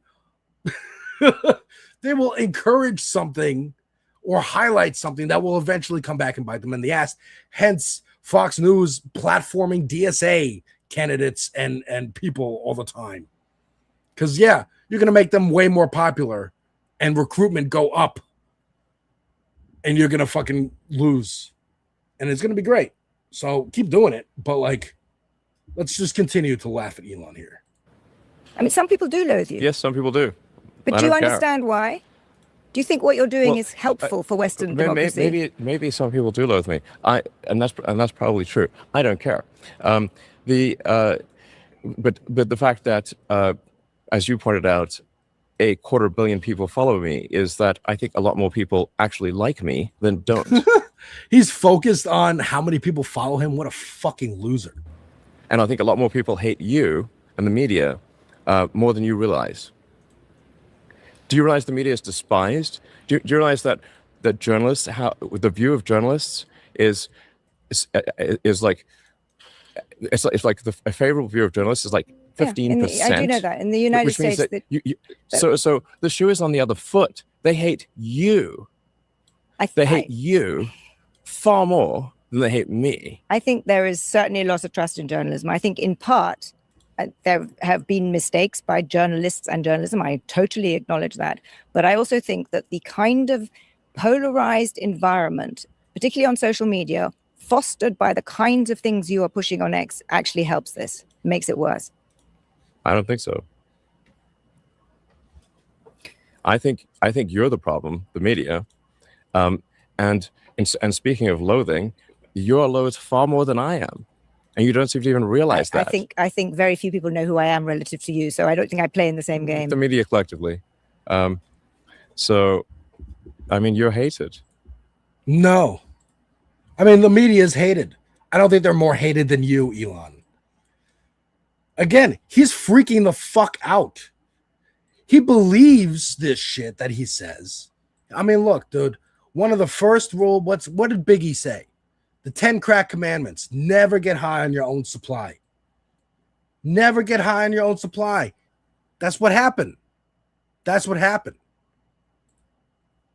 He believes that he's popular. He believes he got 200. Believes he got all those followers organically, despite himself buying Twitter and knowingly making people follow him. He thinks he does that because he's popular. Because he's the coolest kid on the playground. So he can run to Elon Musk, daddy, and go, oh my God, daddy, look how many people loves me. No, dumbass. People are watching you because they're like, you have too much money. You're a trillionaire. When can we fucking find you? I mean, I think if you cross $1 billion, your location should be public information. I mean, hell, you can fucking track their planes. Just because every move you make impacts financial markets, which impacts everyday people. Who are the actual people who matter? We're all human beings. I'm a human being. He's a human being. But he's a human being who can single-handedly and has wiped out thousands of people on the planet just by going into a government agency and turning off funding by himself. I can't do that. There is an unequal balance of power here, and it's due to his cash, which is why no one should be able to be a billionaire. This is the problem. Must dad had sex with his own stepdaughter? I don't not believe it. Because there are eugenicists. They believe in a superior race. And if you believe in a superior race, you're eventually going to cross the line into insects. Because, like, what's more of a pure bloodline than my own blood? I'm watching House of the Dragon. They're doing all that kinds of that kind of shit. And this motherfucker thinks that's a historical document. Zero died because Well, of that's Doge. what I that's Zero what I would take issue with. zero. Because I think I actually have a lot of sympathy for the change of the aid regime that the U.S. under the Trump administration has precipitated. However, she's a fucking dumbass fuck too. I think there's a lot of good stuff because she's a head of the Economist. She's a capitalist. She also doesn't want fucking people to be taken care of by the government. She's a piece of shit too. But she's like, I'm slightly less of a piece of shit, and she's much smarter. She's like, dude, if you want to do this, do it slowly, gradually, over time. You don't do it all at once, because then you get people fucking. Then I have to come here and push back on you, and she doesn't want to do that. That's fucking hilarious. Yeah, I think the pace and the suddenness with which it happened literally will almost certainly have caused unnecessary suffering and deaths. And I think both of those can be no, true. I think that's totally false. Okay, well, and obviously false because there are the amount of funding we're talking about is far less than what can be done than what can be supported via private via foundations like the Gates Foundation or Gates. Mackenzie Bezos's foundation. She's given away tens of billions of dollars. The Gates Foundation has tens of billions of dollars. They are capable of acting very quickly, and if they didn't, so why? But why should it be up to the benevolence of the Gates Foundation? What if Gates shut down the foundation? What if Mackenzie Scott was like, I don't want to give away the money? And he also seems to have a specific disdain for Mackenzie Scott, who is Jeff Bezos' ex-wife, who decided to create a foundation to help the people, in my opinion, that she knows her husband is fucking hurting, her ex-husband. And his cadre, the Musks, the Epsteins, the Trumps. I would say they're equally responsible. I see. Okay. Obviously. All right. Fair point. Zero people I died because of Doge. hear you loud and clear. Zero. Hear you loud and clear. Obviously. No, he's saying zero because he knows that's a legal problem. That's a legal problem that you're going to have to legally defend. And yeah, you have millions and millions of dollars for lawyers, billions for lawyers. But if you're going up against the fucking government, that's going to be hard to. You can't outlast that. You can't outlast that. And he's scared. He's scared there's going to be a president AOC. This ideology is the enemy. It's vassals, enemy combatants. Here's another one. Apologies for his visage. I remember how Gates squirmed when he was questioned about Epstein. They're all in the same class. They're all together. Zero communists in the U.S. government, but Elon thinks there are thousands. Yeah, he's a fucking idiot. They call anybody communist. That's why it doesn't fucking matter anymore.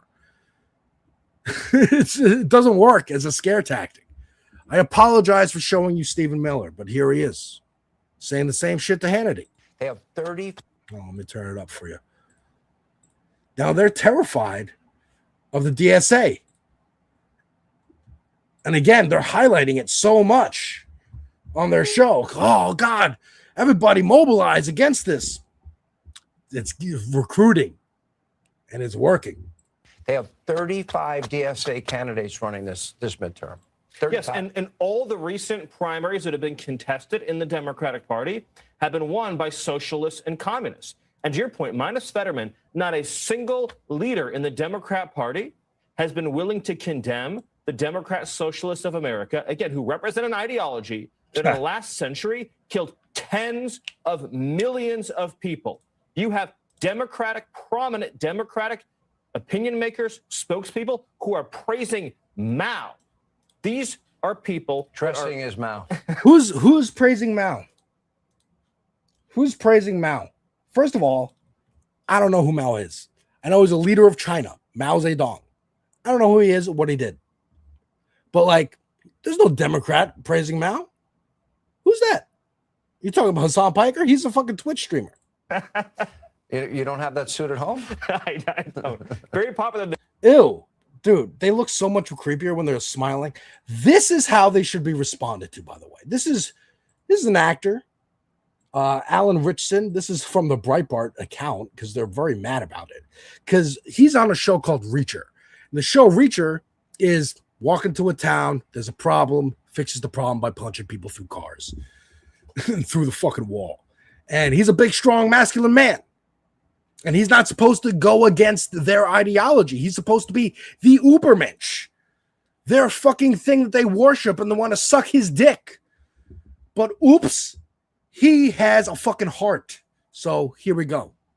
This is how we respond to these fucking fascist fucks. People, I think, are a little bit afraid of me because they're like, he's a loose cannon. And I'm not. I'm just saying the shit that everybody should say if they give a shit about humanity. Everybody else should feel like I feel. The world is on fire. The world, yeah, like, oh, mad about the way things are and the abuses that are happening. The Epstein files! The fucking Epstein files! God damn it! Where are they? It's a fucking law, bitch. Show it. You fucking pedophiles. I shouldn't say fuck because I'm a Christian and people are going to go like, how can he say fuck and he's a Christian? Because that is something that should make you want to say fuck. Yeah. You know, sorry, God, I'm sweating now. This is my fucking politics, dude. I would fucking railroad these fuckers. I would get those Epstein files out in 2 seconds. Yeah, dude. 2 seconds. Fucking move out of the way. Like, get out of there. I don't care what room they're in. Bitch, move. Like, give me the fucking manila envelope. I will get you the Epstein files. Sorry. You got my vote. Whatever you want to run for, you got it. Don't you want to see what's in there so that we can hold people accountable? These fucking rapists? We're just cool with it? That bitch has the keys to the nuclear. He's like all up into 13-year-olds. Like, dude, what? Go to jail. Go to jail. All right, what are we talking about? All right. This is Who Should Have Podcasts. I don't know what show this is on. Happy, Sad, Confused with Josh Horowitz. Josh, get this man a fucking podcast. This is the Joe Rogan of the left. I don't fucking, in as much as, it's Hassan, but like, in as much as he's an actor, he has a fucking traditional media career. This is who they're terrified of. They're terrified of a big old Chad who actually believes in real masculinity. Real masculinity, Superman, folks, helping people, helping those who can't help themselves, standing up for the little guy. Standing up because it's the right thing to do. Standing up because there will be a day when they come for you and you want others to stand up for you. Superman was born that way. He was also raised by the Kents. Adopted family. Nature and nurture. He's too funny to be Rogan. I agree.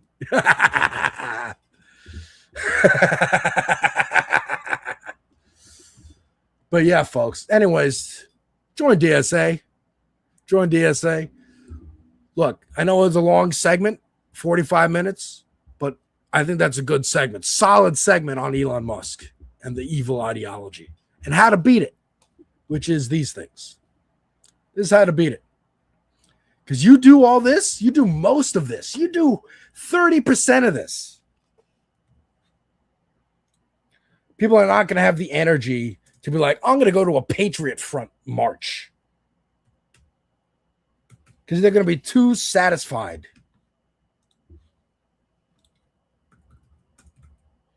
Too fucking satisfied. All right. All right. That was a good segment. Now, I could have rolled it into this, but I'm not going to. I'm going to keep it separate. Fascist Watch, folks. We've been doing Fascist Watch every week. Every fucking week. And this week, there was the Correspondents' Dinner. And I'm not going to play any of Trump's shit for you. I'm sure you've seen it on other shows. But here's Stephen Miller. Gross ass, bald, lizard ass Stephen Miller. Chatting it up and laughing it up with Kristen Welker from NBC.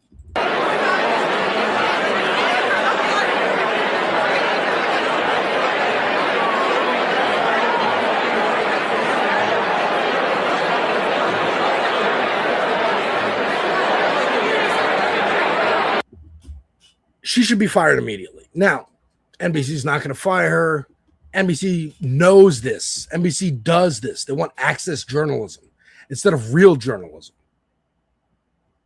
Real journalism is you might not want to do an interview with me again because, my paper spurned you.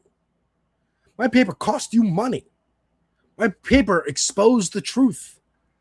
But you know what? It doesn't matter. That's what the paper's there for, to expose the fucking truth that these cunts want to fucking hide from you. Like this. Now, this isn't the paper. This is the fucking tools that they gave us. Tools of oppression that we can use for liberation.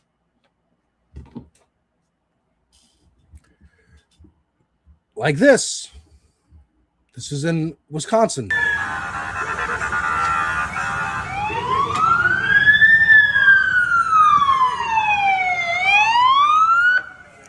The police just murdered someone.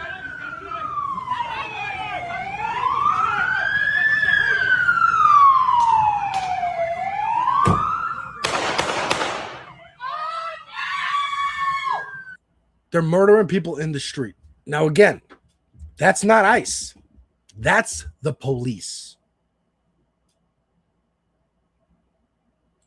And it doesn't matter that Stephen Miller is like directing ICE or whatever the fuck.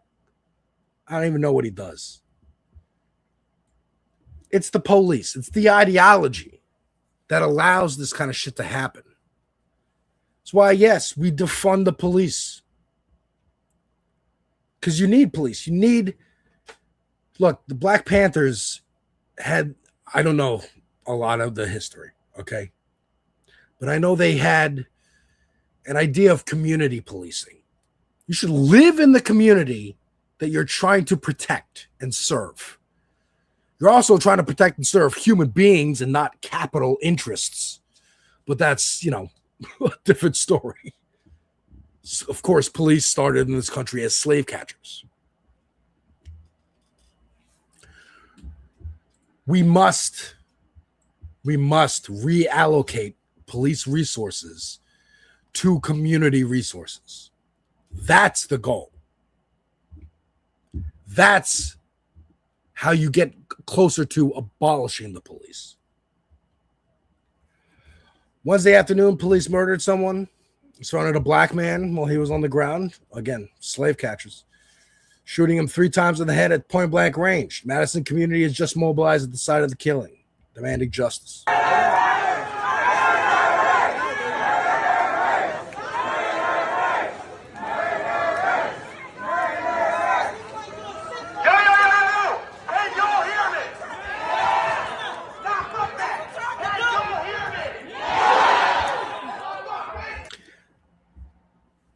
No King's protests are one thing. This is the thing that needs to happen. Because it can't just be there's a shooting, there's a protest, there's outrage, then we all fucking go to sleep again. No King's protests, I believe, are an outlet, an op outlet, whatever you want to call it. I don't know. Controlled opposition. It's the Democrats going, hey, we know you need some kind of outlet to like rage and be angry and like make your signs and get creative, go outside, touch grass a little bit. Here's an outlet. It's the No Kings protest. They'll be organized. You'll show up for 2 hours. You do your thing. You go home. We don't want 2020 anymore because that hurt capital. We need that. We need mass protests. We need them to be on edge. What happened in Minneapolis, what happened in Los Angeles when ICE showed up. We need that again. We need more disruptions. How many times have I seen fucking school board meetings disrupted? For people being like, I don't want woke in my schools. We need this shit disrupted. I don't want to hear anything you've been saying. You're going to say the same thing you all say every time a black body gets shot down in this city. This is a corrupt city. That's right. Have no fear. The anti-Zionist is here. You understand me? You won't be able to talk today because I'm going to keep talking because I was born to talk my talk and walk my walk too. I told these young people back here on our way here that we have the power. Not that badge, not that weapon. We have the power. The city of Madison is corrupt. From the DA to the what's the name of this? The Department of Independent Monitoring. We don't want any of that talk. You've given us this speech with you'll deliver justice. Oh, we've seen the cameras. We've seen. It was a knife in this young man's hand. We don't want to hear that today. We didn't want to hear it when they put their neck on George Floyd's neck. Their foot on George Floyd's neck, and we don't want to hear it today. What do you have to say about that? Oh, you don't get to talk, I said. Right. Go ahead. Enough is enough. I'll step aside. That's right. Give me this microphone then. Excuse me. That's right. My name is Carlos Dixon. I represent. Hell fucking yeah. This is how you fucking disrupt shit. This is how you make a message get louder than any of the people in this room. And APTAP, all power to all people, zero power to Zionists, zero power to capitalists, zero power to colonialism. What you are doing right now in this city is continuing the disgusting nature of colonialism, the disgusting nature of imperialism. Look up the definition of imperialism. It's all within the policies, which means when these police officers come down on the street and they decide that they want to take the life of another brown body, there is no oversight for that. That's imperialism, ladies and gentlemen. This man signed up to be an enforcer of imperialism. Is there anybody else want to say anything? Yeah. It doesn't matter what, okay, the people want to talk. 2 weeks ago, John. Come up here, the people want to talk. The people want to talk. Come up here. This is our press conference. And I put my lips all over this microphone. Power to the people. I fucking love that. And again, I hate why. Because of fucking dumb fucks like this. And in June, we had the highest numbers of arrests in the history of the agency of ICE. And July is tracking to even beat that. So we're hitting on all cylinders now. We're deportation maxing since we're fully funded. We're deportation maxing. Hey, cool kids. We're cool too. Our ideology is trendy right now. We are popular. Our ideas are popular. We're not old fogies. We're not fucking imperialist cunts. We're popular, actually. No, you're not.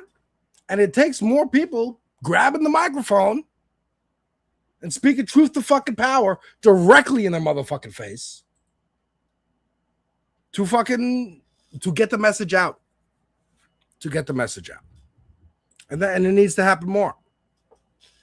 So folks, that was that segment. Fascist watch and fuck the police watch, which unfortunately is a weekly segment because it happens every goddamn fucking week. But we're going to change the tune. We're going to have some fun. We're bringing in Kristina. Kristina, whose show I commandeered because she couldn't make it. So I was like, hey, I'm home. Fuck it. I'm working. Let me jump on and do my hour first so I can have her on for my hour and we could talk a little comic books. Kristina, what's going on? How are you? Nothing much. I've been taking care of a freaking puppy mill for the last 2 weeks and it's draining me. Oh. I hope it's not a real puppy mill. I mean, she's a legitimate dog breeder, but like she has like 3 litters right now. And it's like, can you just do 1 litter at a time, make sure all the dogs are sold first? But whatever, it's fine. So first of all, shout out, you were on Leftist Mafia. Was it last week, the week before? That was great. Like that. Yeah. That was a lot of fun. It was fun. I was like, do we have to watch Trump? I'm bored. I'm like, oh yeah, that was the night of the speech. Yeah. Right. That speech was boring. He's so boring.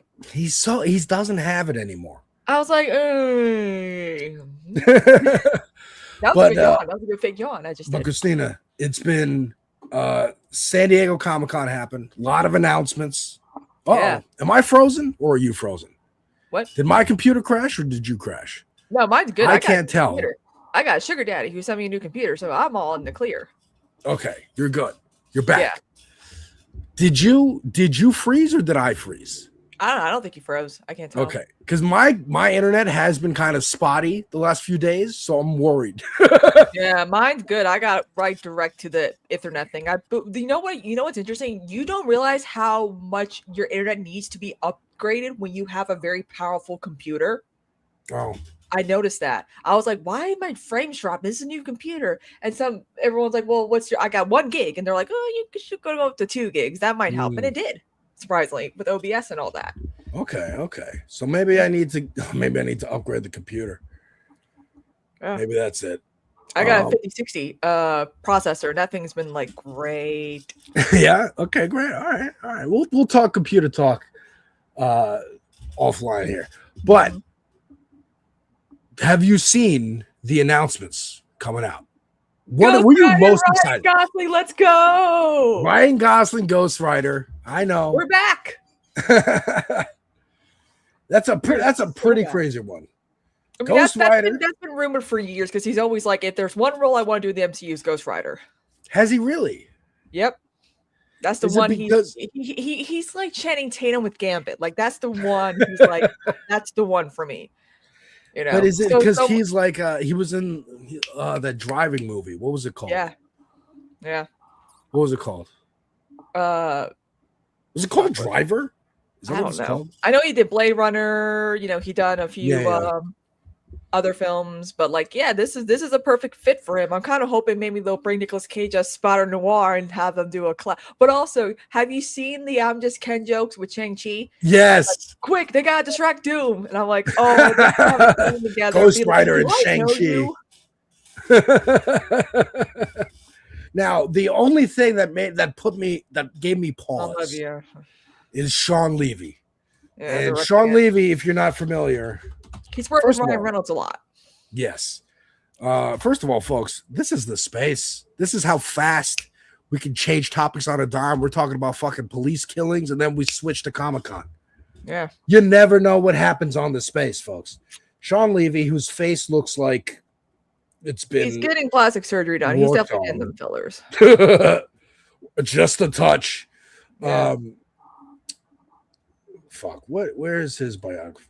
No, not biography. Where's your filmography? The credits, yeah. Does a lot of Ryan Reynolds stuff. Free Guy is the one I knew. I liked Free Guy. That was pretty cute. It's cute. I haven't watched it because I'm like, I've seen Ready Player One. I've seen Gamer. Remember Gamer with Gerard? Yeah, but this one's actually better because it does take the NPC thing into consideration and all that. Okay. Like, there's purpose in that movie. You know, I thought Gamer was pretty. Gamer was like a 2010 or some shit, and very like early on with the like online multiplayer. Oh, what if it was real people? Yeah, I like Deadpool Wolverine because it was fun. It's fun Deadpool to have Wolverine those was two work together. He also produced Arrival. I did not know. Produced Backrooms. Oh, we're in the back rooms. He did a lot of producing, but director. Stranger Things, Deadpool Wolverine was kind of fun, but I think it was mostly Ryan Reynolds and fucking Hugh Jackman making it fun. Yeah. Adam Project, I don't know what the fuck that is. That's another Ryan Reynolds again. movie.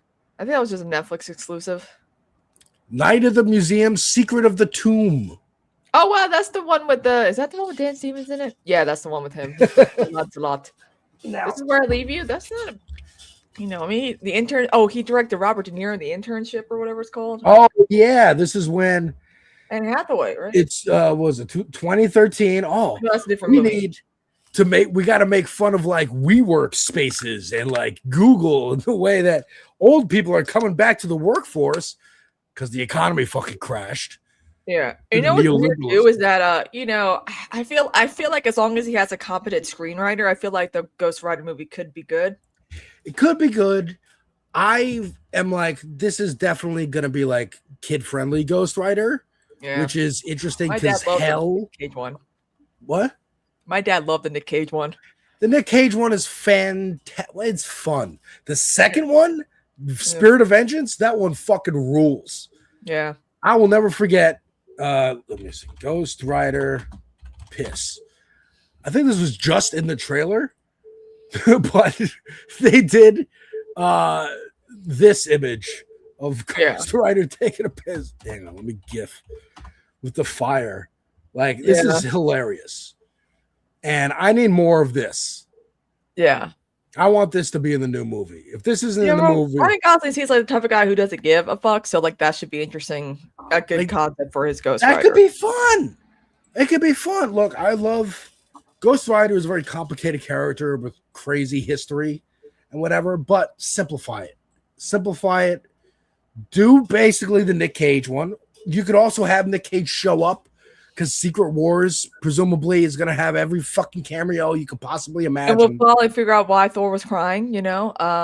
I like the color of the Deadpool suit was Jean Grey. Also, she is in the Spider-Man movie. That is Sadie Sink because they dead-ass spoiled it. I'm like, I'm seeing it Thursday at 1 o'clock. They got all-day screenings for it in my theater. I'm going to see it on Friday. Did they really spoil it? I thought they were still like being cagey.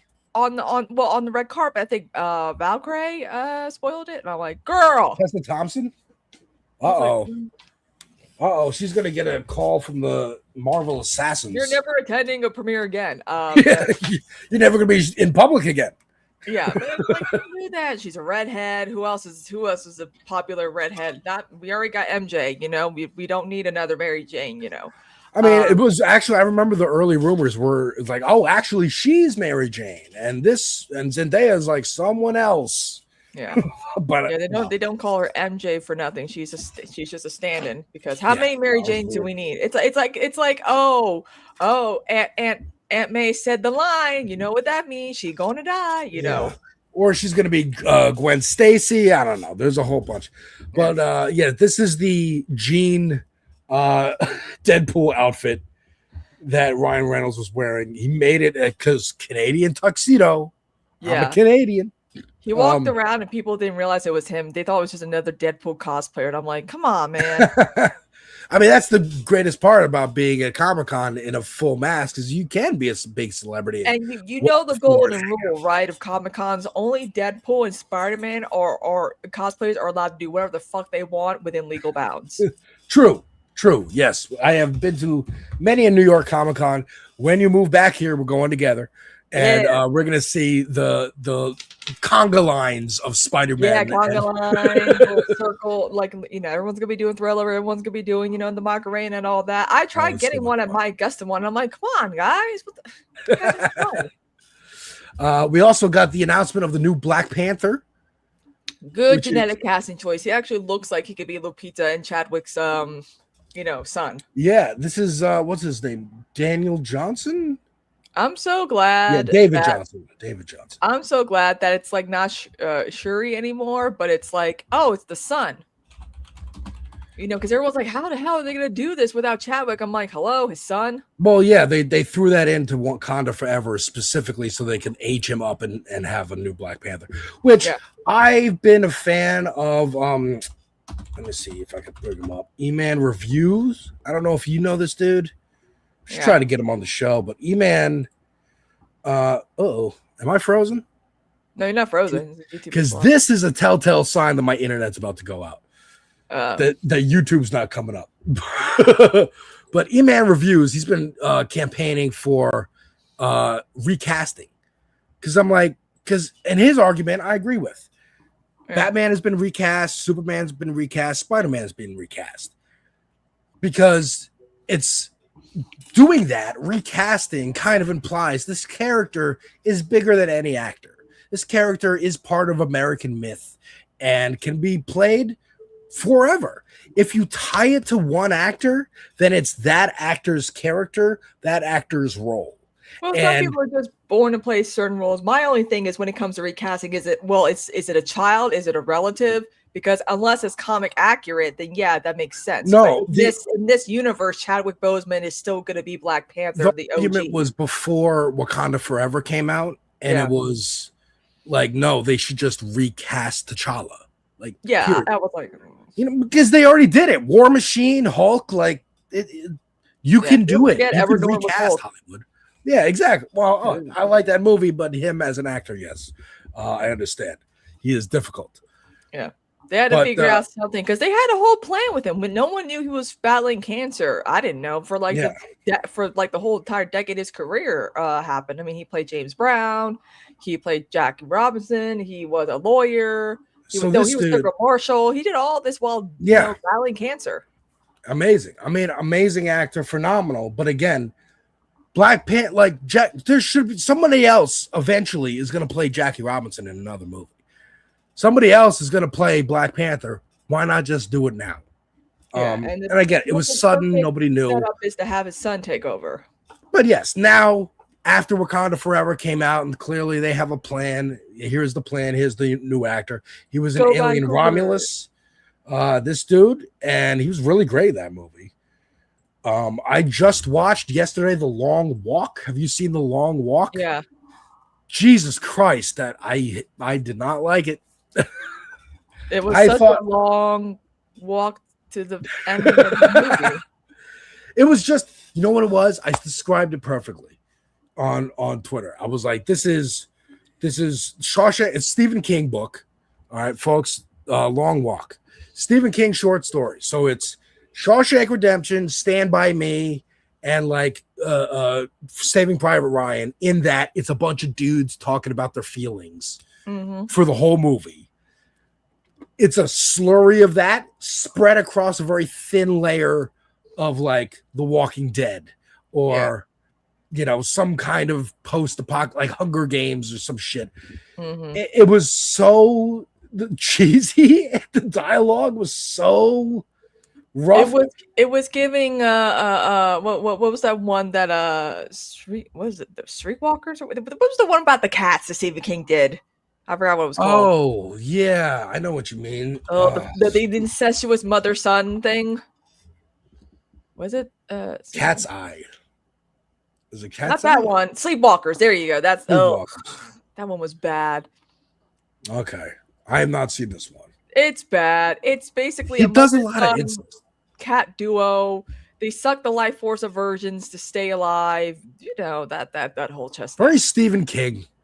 Very Stephen King. He literally is in a camera. He's like, I'm not gonna be blamed for this, and I'm like, well. He put like a sheriff, like, I'm not gonna be blamed for this, and I'm like, well, you know what? Dude, The Long Also, Walk. domestic cats are the heroes in this. They're their Oh, weakness. yeah? I'm like, wait a minute, they're half cat, half human, and their weakness is actual full-blood cats. Interesting. Also, Mark Hamill is in The Long Walk, and every time he's on screen, he's talking about ball sacks, and I thought that was kind of Also, funny. Mark Hamill was in Sleepwalkers, I think, as well. I was like, what the hell? Really? I guess he's done a That few makes sense. Stephen King collabs as well, so that's great. We also got some more information, or another trailer rather, for Green Lantern, the Lanterns TV show that I'm Yeah, very looking excited good. about. It looks good. I'm hoping for it. I got my fingers crossed and I'm knocking wood.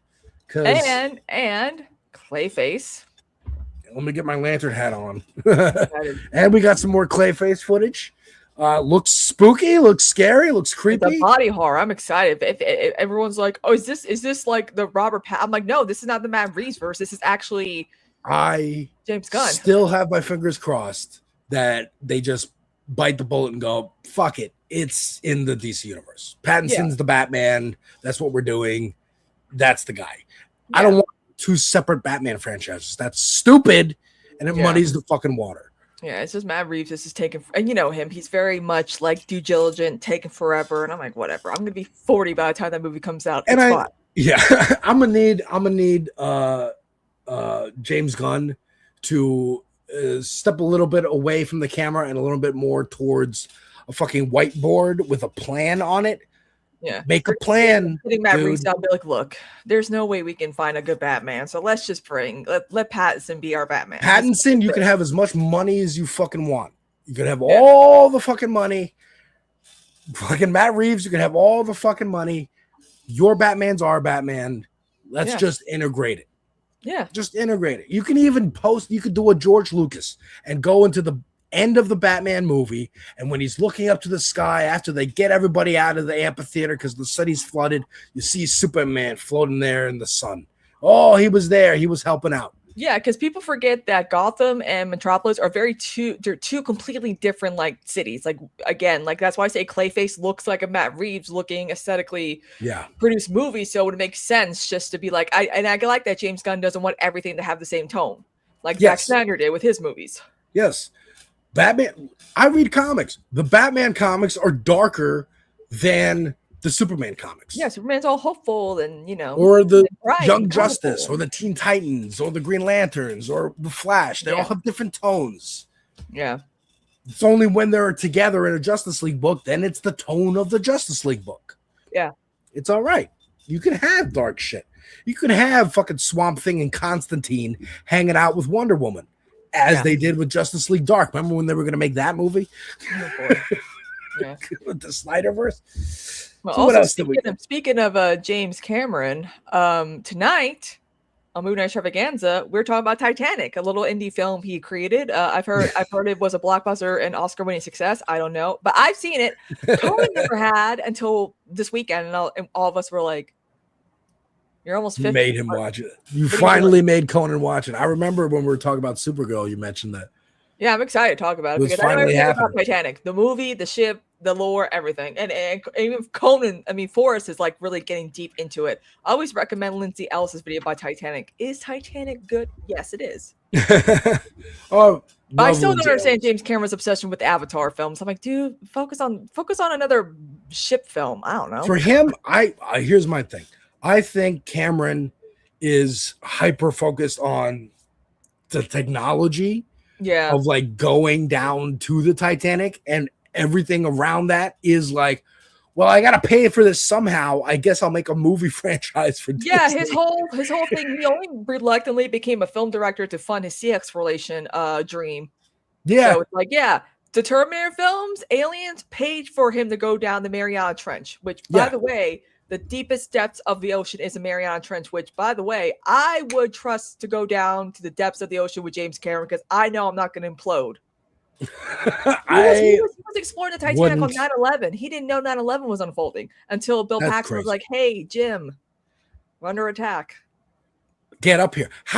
Why was it Bill Paxton on the phone? Were they like hanging out? They're Going friends. down? He's been in a lot of movies like Titanic and Yeah, but, like- so like he wanted But Bill what- Paxton so, to like- explore the Titanic with him, and he was like, Oh, really? I'm worried I'm gonna like die down here, and everyone's like, So he was Sometimes up on the you're- boat while Jim was like, yeah, I'll show you how safe it is. I'll go down for a little bit. And then he comes back up and Paxton's like, dude, Al Qaeda destroyed the world. Yeah, exactly. That's Holy exactly. There's shit, video of it too. There's video of him saying, "Jim, I don't know. You probably don't know this because there's no cell reception. But we're under attack.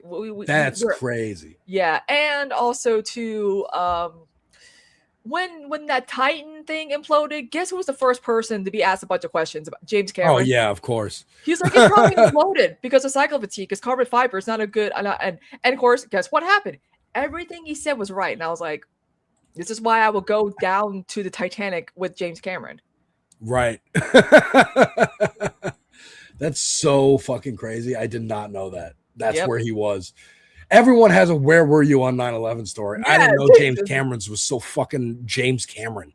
Yeah, I'm like typical. I was in school. My mom was folding rags. Yeah. Before. They didn't even go to my mom. My mom was like, we can't even go to work today. I bet everyone's home, probably freaking out. Yeah, dude. Did you see about how some 9/11 families don't want Mom Donnie showing up? And I'm like, look, Yes.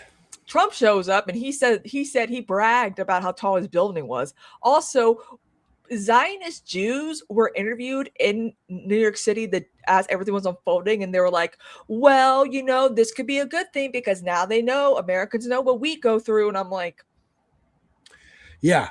Yeah. Okay. That makes sense. That makes sense. And I remember hearing about that around 2023 when the genocide began. yeah, I'm like, around October okay, you 10th. know what?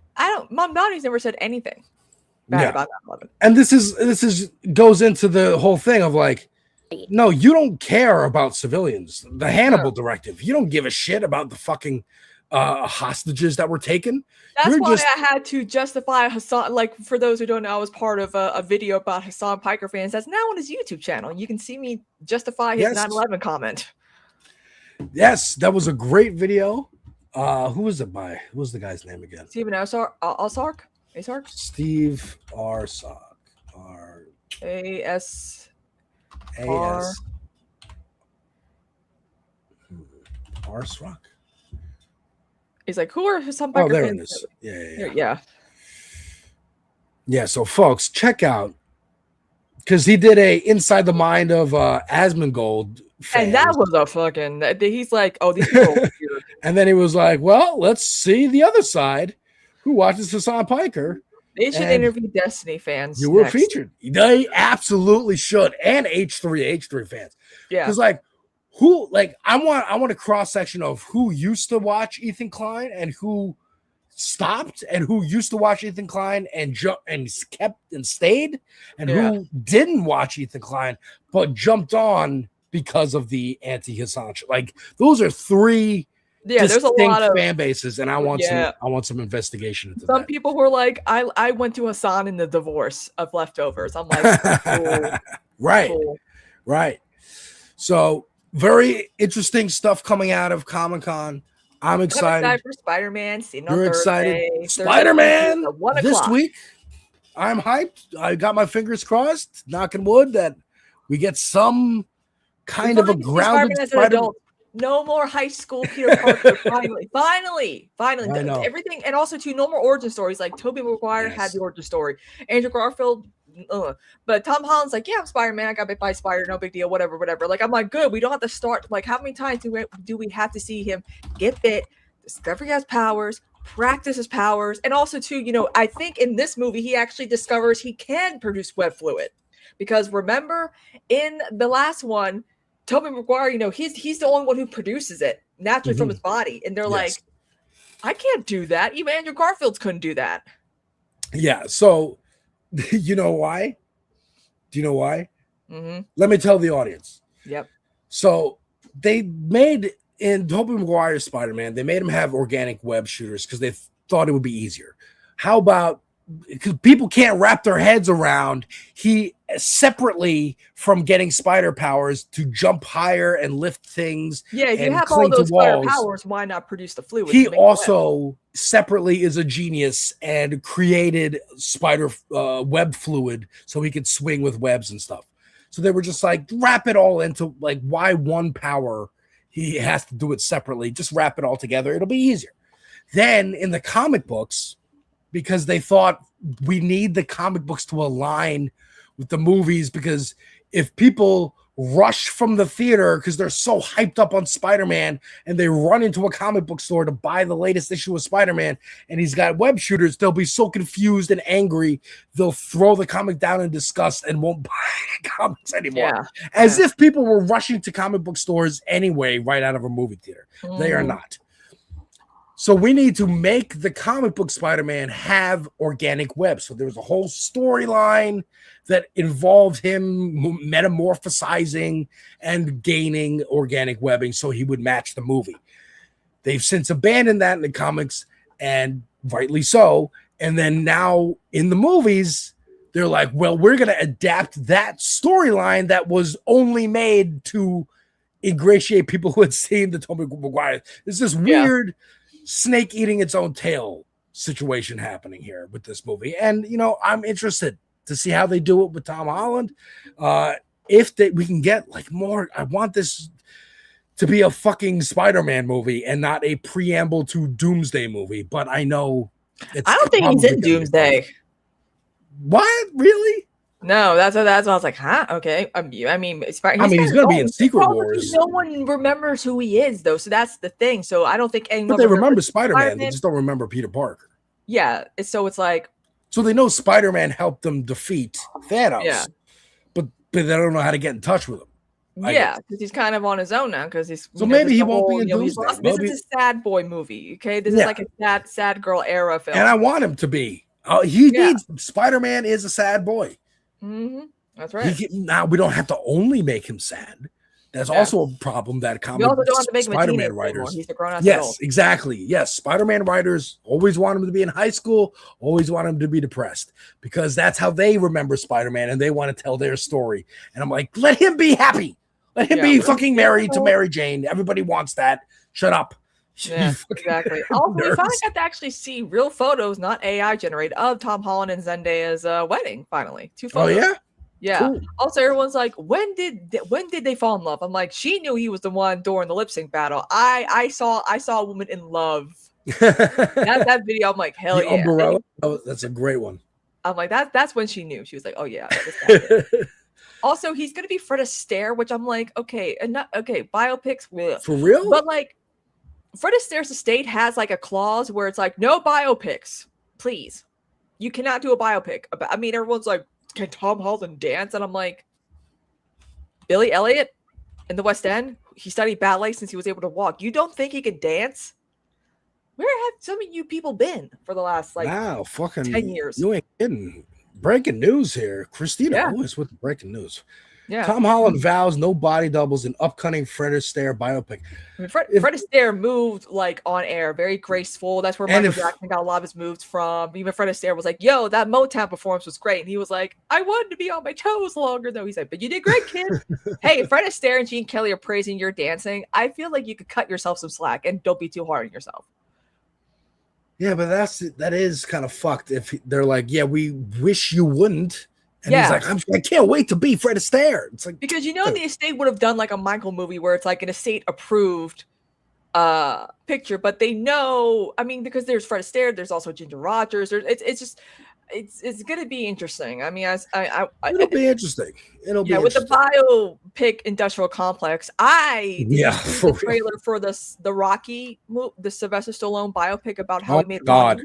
That again, snake eating its own tail. Let's make a movie about Sly making the movie that he's famous for. So we can here's the thing, though, put the that's a shots good of him idea. running in the 'Cause people trailer. forget he wrote the screenplay. He kept getting rejected in Hollywood, and he's like, I well, know, let me do but my own like, thing. Rocky is an underdog movie. Now we're making an underdog movie about the making an underdog movie.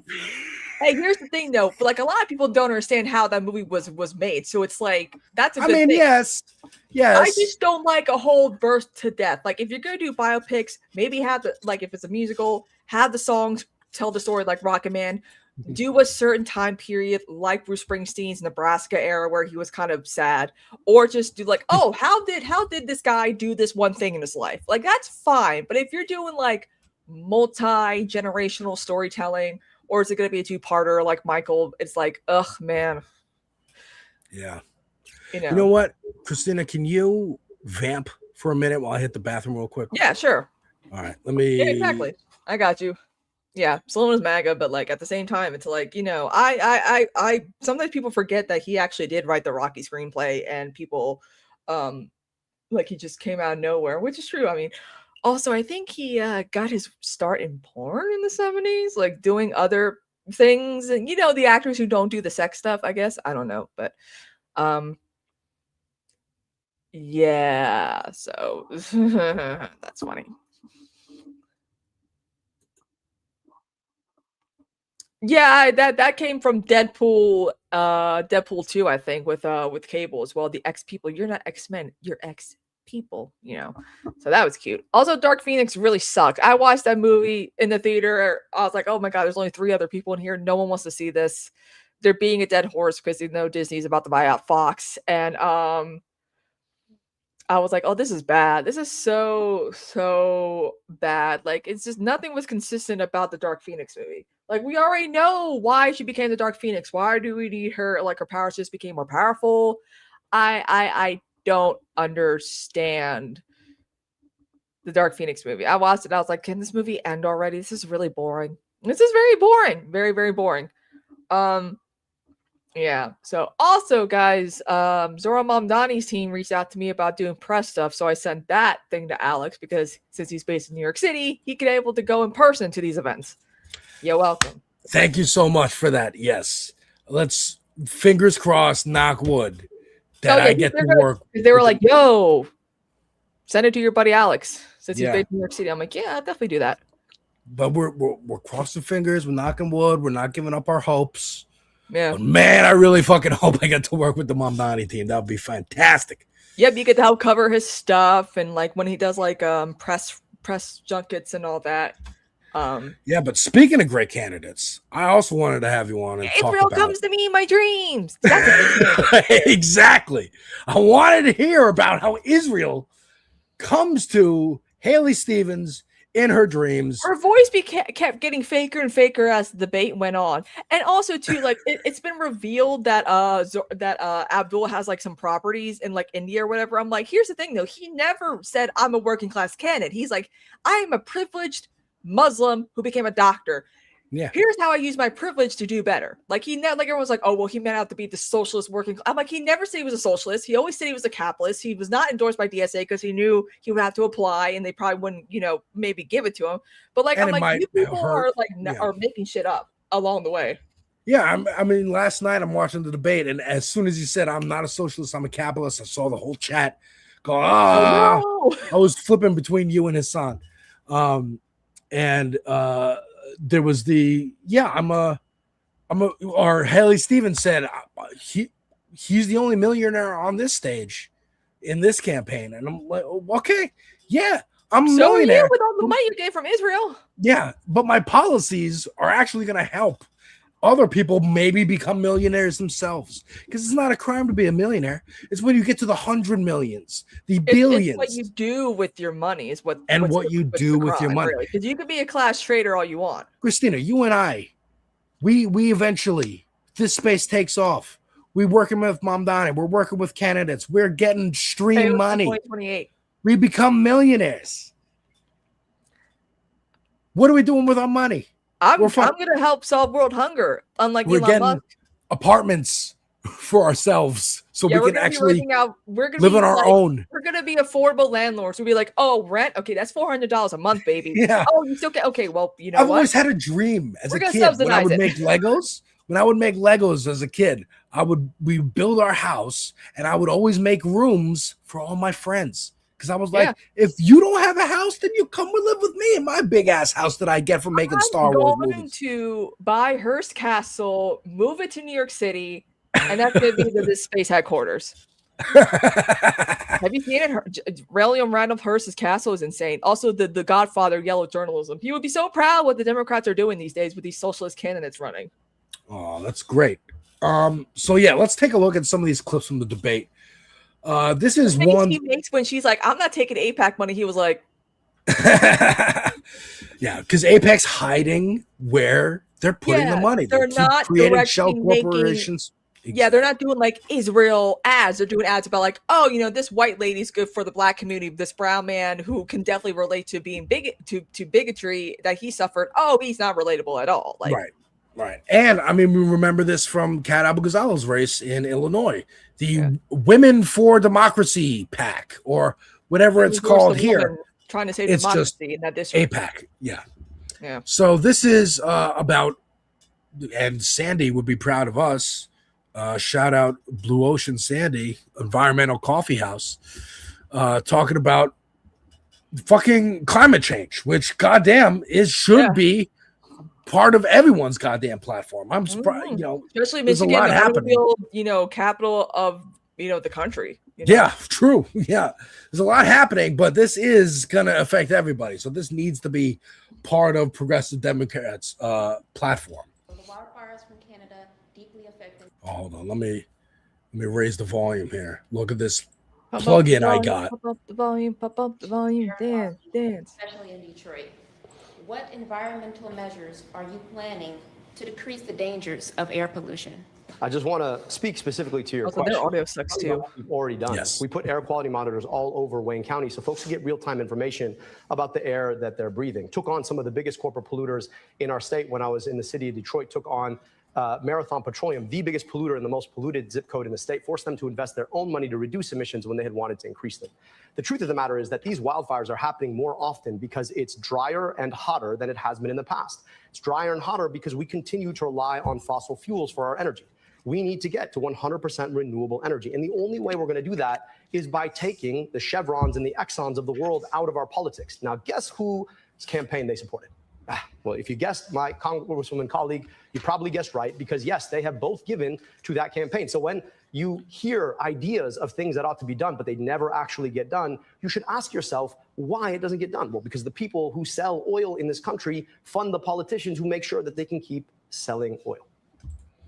I mean, again, it's annoying that this has to be like said and highlighted because it should just be common fucking sense. Yeah, but it's not. I like the pollution monitors because like there's also the ones for electrical. Did you see that video from More Perfect Union about like how there was like a flicker of a blackout like on the 24th throughout most of the country because data center alley in Virginia used up a bunch of power for like a second because they're like, well, they're self-sufficient. I'm like, yeah, but when they have to switch over and reboot, they still depend on how much of our electricity grid. So that's the problem. And so this guy created this thing that like he's like, I noticed there was like a hiccup.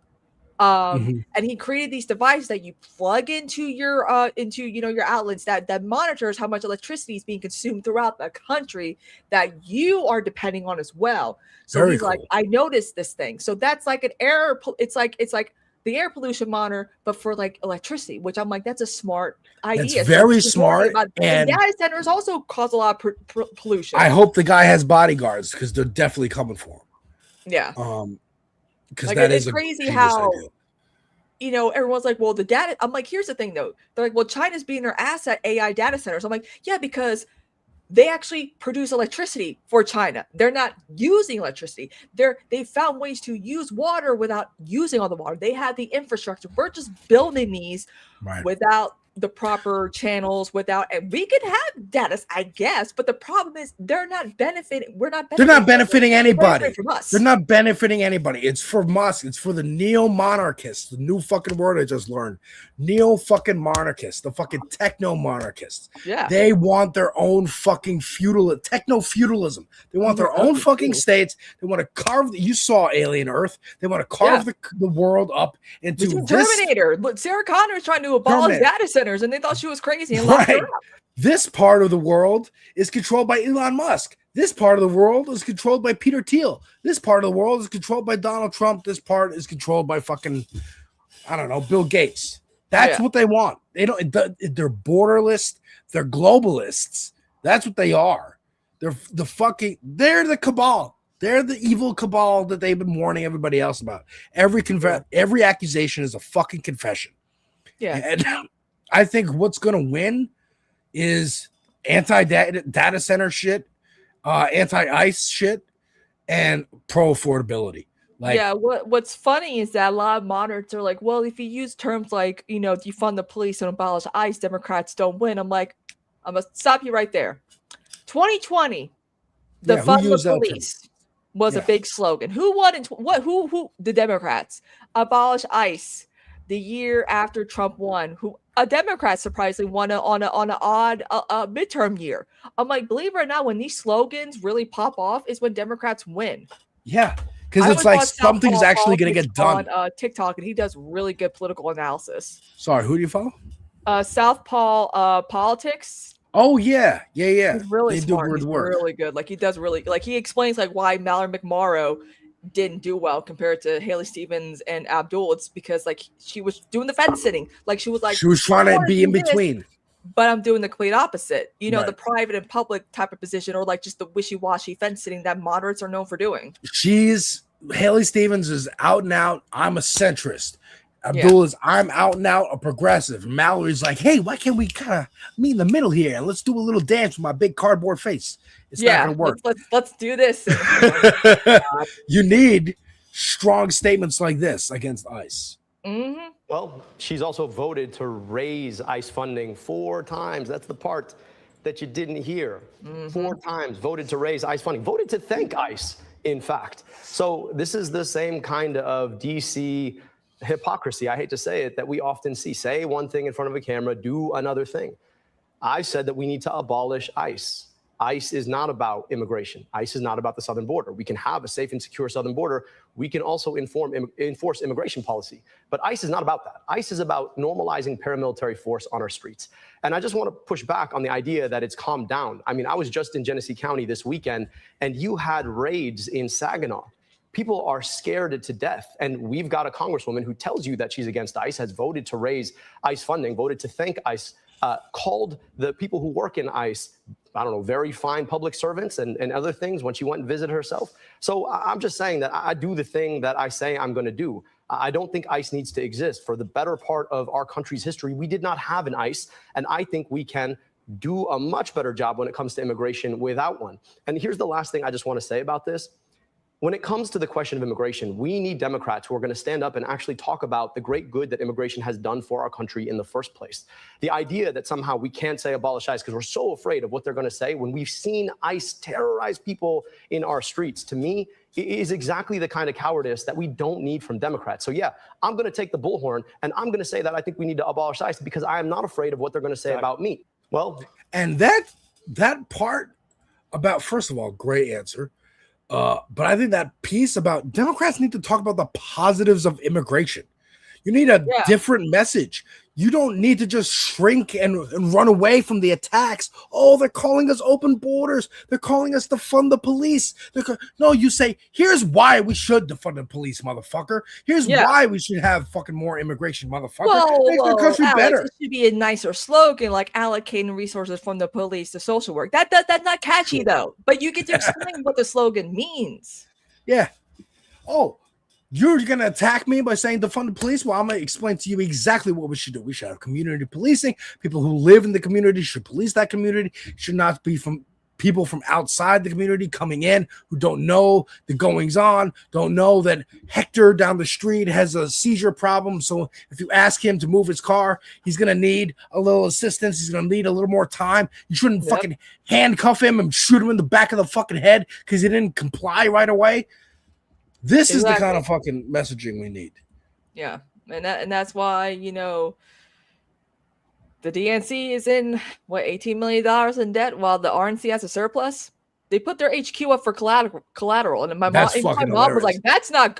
My mom was like, "I don't know shit about that, but that's not good when you put up like your actual like base for like collateral damage because you can lose that."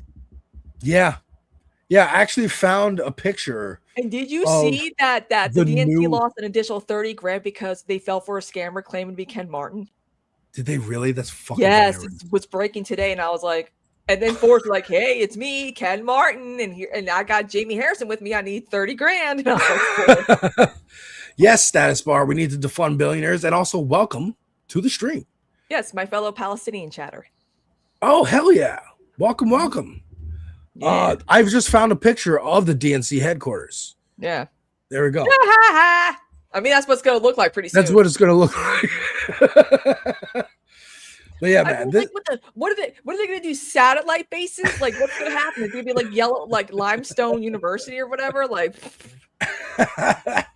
So yeah, great answer on ICE. And the moderator for that debate was really good too. Like it was like, to the moderator in a second. Brown. I'm like, it don't matter what his race is. Like I'm like, local news moderators do a better job than like the CBS, ABC, CNN. Oh, for sure. Ones. Absolutely 1000%. The narrative coming out, explicitly or implicitly, is going to be two brown guys ganged up on the white woman. Yeah.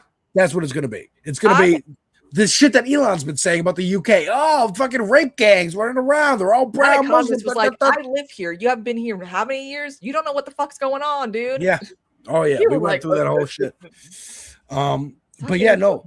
And that piece where he said, you know, Haley Stevens voted to thank ICE. Like, forget even voting to fund them, which is bad enough. You're thanking ICE for murdering innocent people? Saying they're very fine people or whatever. And I'm like, ooh, that's good because liberals remember the very fine people from Charlottesville comment from Trump. Yeah, and then the very fine people who murdered Renee Good and Alex Preddy and, you know, the men who got murdered, you know, in Maine. Very recently, yeah. That's who you're calling very fine people. You're justifying those murders. And then here's his answer on the genocide going on. The difference between us is $46 million of AIPAC spending. They've set a record in this race to help elect my opponent because they know that she'll be a reliable vote, just like she took last week to send your tax dollars to a foreign government that is aiding, arming, and abetting the very people who want to foreclose on the possibility of Palestinian self-determination. Look, at the end of the day, my job is to take care of you here. I want to be your U.S. Senator. I want your tax dollars spent in Michigan to provide schools in Michigan, to build healthcare in Michigan, to build roads in Michigan. And I think that money sent over there to kill kids and women is the worst use of our tax dollars. And yet, that's exactly what $46 million in spending will buy you. And I believe deeply that we have a responsibility to make sure that we don't make other people's problems worse. So I believe in equal rights to peace. Yeah. Also, too, like, and I saw this one guy who did like a little segment on the Daily Show. To fight in the first place. And I believe we have a responsibility to keep. Oh, did I freeze? Yeah, you froze. There you go. Did I freeze? Or did Kristina freeze? Are Yeah, we you okay? froze. Uh-oh. And you're still freezing. Don't we love when things happen? Haha. But yeah, I don't think a lot of people understand that most Arabs are actually Christians in the United States. I saw a few people, one guy on the Daily Show explain that. Yeah, I think Alex is completely frozen at this point. Oh, hello. It's just me. Hi. Well, it looks like Kristina's corner is taken over for now. But yeah, I was watching a segment from the Daily Show that this one guy who is Muslim, he was explaining like pigs are not our kryptonite because, you know, the thing with pork. Also, most Arabs are Christians. And, you know, if liberals are going to talk smack about, you know, Michigan, the Arab population, then they're no different from conservatives who shit on the Somali population in Minnesota. So there's that. So that's just how I feel. But also too, if you guys saw Abdul's grandparents, they did an ad. I forget Abdul's grandparents, I think are white. I think his mother's white and his father's Egyptian. But like they did like a yeah, he did. Let me see if I can find, I'm sure I can take over. And let me find the one ad. If I can about with his grandparents. If I can. Am I logged on TikTok on my thing? I hope so. See, this is the problem when you don't have any idea what you're doing. Okay, Alex is on the way back. Cool, awesome. Not now. I don't want to recharge. Okay, let's see. Let me look up. Where's the search? Abdul El Sayed. Okay, this is let's see. Here we go. Okay, that's not who I was looking for. Fuck. Where is the ad that features his grandparents? I'm trying to find the one about his grandparents because they're so adorable. Oh my god, there's so many ads here. Where is the grandparents ad? The internet was freaking out. Yeah, I'm trying to find the ad about his grandparents because it's cute and wholesome. Here we go. Oh yeah, throw it up. Okay, here we go. Sorry, folks. He was doing great on the genocide question. That's Okay, the here we point. go. All right, found it. Okay, Here we go. This is so cute and wholesome. I love it. Is this all full volume? Here we go. There we go. This is, again, his grandparents are adorable. Thanks for holding it down while my computer freaked out. Where Sayed he come from? Here. Where his grandparents? We helped raise him. He became a doctor. He always wanted to help people. He got all those kids glasses. Eliminated medical debt. Poof. He buys us groceries every week. He knows what things cost. Now he's running around with Bernie Sanders trying to change politics. We love him, and so will you. Too much. I'm Abdul El Sayed, and I approve the heck out of this message. Language. Where? Cute. Again, but that's so cute. His grandparents, they did the Fox News thing. Where does he come from? Well, we're his grandparents, so we're gonna tell him. That's how you hook them. That's how you hook the Fox News audience. Yeah, I mean, absolutely adorable. And you know, speaking of that, He helped kids get glasses one time. he helped kids get glasses. Yeah, he Like, basically this is kind a- of helped. Like the whole thing, like he's not a real doctor nonsense. I'm like, okay, first of all, he could just spoof off his degree to get a private practice, but like he's still capable of doing all that. He just chose not to. You're the same people who argued against conservatives who said Jill Biden was not a real doctor because she just has her doctorate and that doesn't mean anything. Well, look who also has all those same degrees. No. don't think he's not a They real only doctor. respect real doctors like Dr. Jordan Peterson and Dr. Brett Weinstein. They respect white doctors who agree with them. The end. Dr. Phil, Dr. Oz. But here is the moderator clarifying the weird Ogre smear. comment. Like we've been calling John Fetterman an ogre for how long? We've now? been calling John Fetterman an I'll be ogre. like, you're not ogre, you're more of a gremlin. So there was that's fantastic. So there was I guess some kind of call or something where someone made a comment about we don't need another ogre in Congress about John Fetterman, and Haley Stevens' team is like trying to make it seem like they were talking about her because they're going with this whole he's a misogynist, he's a Bernie bro, he hates women angle, which is not working. Can I go on a little tangent about this whole like Please. identity politics nonsense? Yes. Democrats need to stop accusing male candidates of sexism for having the nerve to run against a woman, regardless of skin color, regardless. It's getting annoying now. It's getting so More annoying. racism. Yeah, like Jasmine Crockett and oh, Tallarico. the Muslims running against the black guy. That's right. I'm like, what the hell are we doing here? The only racism I'm seeing is against some of the more darker skinned black candidates, like Cory Bush getting shit on. Yeah. Who I am about to phone bank for in 13 minutes. Yeah. I joined DSA. You Her can primary's too. the same day as Abdul's. I'm like, oh fuck. Because they haven't had a debate because Wesley Bell's a chicken. Listen, Wesley it's Bell's a all fucking malarkey. chicken. If you're incumbent and you don't show up to your debate, you should be disqualified immediately from the race, and the person wins the primary. There might be reasons because then If you can't because show up, if you implemented that rule and like AOC was kidnapped so that she couldn't get to the debate. I'm just saying, I like, don't if know, you're going to like an event, I agree. I know what like you if mean. you're gonna go to like a donor event for your rich donors instead of like Yeah, debating yeah. against like a young progressive person. Hell, I was talking, speaking of the Cat Abu Ghazal race, I was talking with him about that when it was happening, and he was like, she didn't show up to this local event, like a candidate event, because I think she went on CNN that day.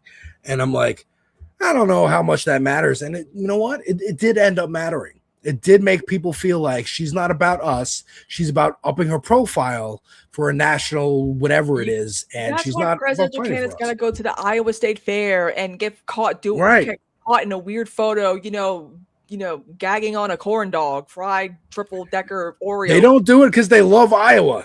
They do it because they know they need to be on the need your ground with vote. the people. And yeah, I'm more relatable. on the ground with the people. That's gonna get clipped, Kristina. I know. I'm relatable. Let me just shove this giant, Or is that the fried plan? Oreo, thing in my mouth, and that's story. Or is that the plan? But yeah, the moderator fact checking this ogre claim in fucking real time was goddamn hilarious. Loved it. You didn't call me an ogre. No, again, for the record, it was Mr. Fetterman that was apparently called an ogre in the call, not you. However, You didn't call me. Love it. Like the smile, the force, like I'm trying to maintain this narrative and it's being debunked And he's just like, I don't got literally in front of me. She doesn't care. And go ahead. It's getting to the point where it reminds me of after Benghazi happened. And Romney and Obama had like one of their more like we fucking hate each other. It was like the second debate where Obama was finally like awake, and I forgot what the moderator's name was, but she was like she was a woman, and he was like, well, why didn't he call it a terrorist attack? He called it a terrorist act, and she was like, he did say it was a terrorist attack, and he's like, oh, Candy, no, you can't be, no, and everyone's like, oh, did she assist Obama? I'm like, I remember that. Yeah, I remember that. And for years after that, Fox News was like, oh, she was in the bag for Obama. It's like, this is a basic fact check. Yeah. But they have alternative facts. In their world, their emails were the most evil thing that Hillary Clinton ever did. That Obama is a secret terrorist. her husband from his victims. Okay. I just saw a clip of Chris Rufo. I know you know Chris Rufo on Fox talking about Mamdani shares some ideology with the 9/11 attackers, as does most of the left now. That's their reality. That Islamic terrorists and are indeed socialists and communists, and they are trying to take over the country from the good white man. Which is funny considering how Canada fought the Soviets during the 80s when we trained, them to be CIA assets. Oh, the lack of facts, like it shocks me. It shocks me. They can do whatever they want. Yeah. They do whatever the fuck they want. And again, they sold us these fucking phones. They sold us on all free the you need applications. at your fingers, and it's AI slop. It's AI slop. But before in this time, before they completely replace everybody with AI, we still can talk to each other. And because we can talk to each other, we've been organizing and we've been fighting and we are fucking winning now. We can fucking still win. They can look, they can give us shovels and demand we dig their trenches for whatever fucking feudal plantation that we're on. But you know what we can also use those shovels for? Let me get my Luigi hat. We can also use those shovels to fight them. The hammer and sickle are a fucking symbol for a reason. It is the symbols of the workers. And Haley Stevens. The memes. I mean, means of production. The memes of production. And Yeah, Haley Stevens Facebook, every is not a leftist worker. Facebook group that I'm a part of has been hijacked by right wingers. I'm like, this is the revenge for laugh reacting in their groups, I guess. I don't know. And this is Haley Stevens in the that spin poll room was insane. Like 95 Yeah. to 5% in favor of Abdul. I was like, oh shit, maybe crazy. that It poll was a flash poll of like, who do you think win the election or win the debate? And it was 95% thought Abdul won the debate like right away. But this is Haley Stevens being asked the question afterwards, and I think this About the answer is DTE very money? revealing. Yeah, DTE. I don't know what DTE is. Do you know it's what like it is? I think it's part of like Israeli lobby groups that are like, Okay. we're not APAC, but we'll We're something else. Okay. And the thing is, people don't understand. Like, part of the reason why we don't want her to win is that she has no ground game. She just has a lot of money. She has no way to get people, no outreach. So Right. when she wins, all that APAC money is going to go because they're like, our work here is done. We don't care if Mike Roger wins, and we probably do prefer it. And she's going to be shit out of luck because Abdul's people are not going to go to her to help her. True, but let's take a look at her answer here. Congresswoman, you said today you didn't take money from utilities, but you got checks from consumers in DTE a month before you entered the Senate race. Yeah, he asked specifically about the Senate race. And look, he just asked about my current campaign. Yeah, Sam, did you have something? Will you take donations from consumers in DTE? For Michigan. Look, I'm running to beat Mike Rogers, and you heard tonight my opponent, make all these wild accusations talking about how employee monies that come from corporations are the root of the problem, except I'm leading the charge to take on DTE right now.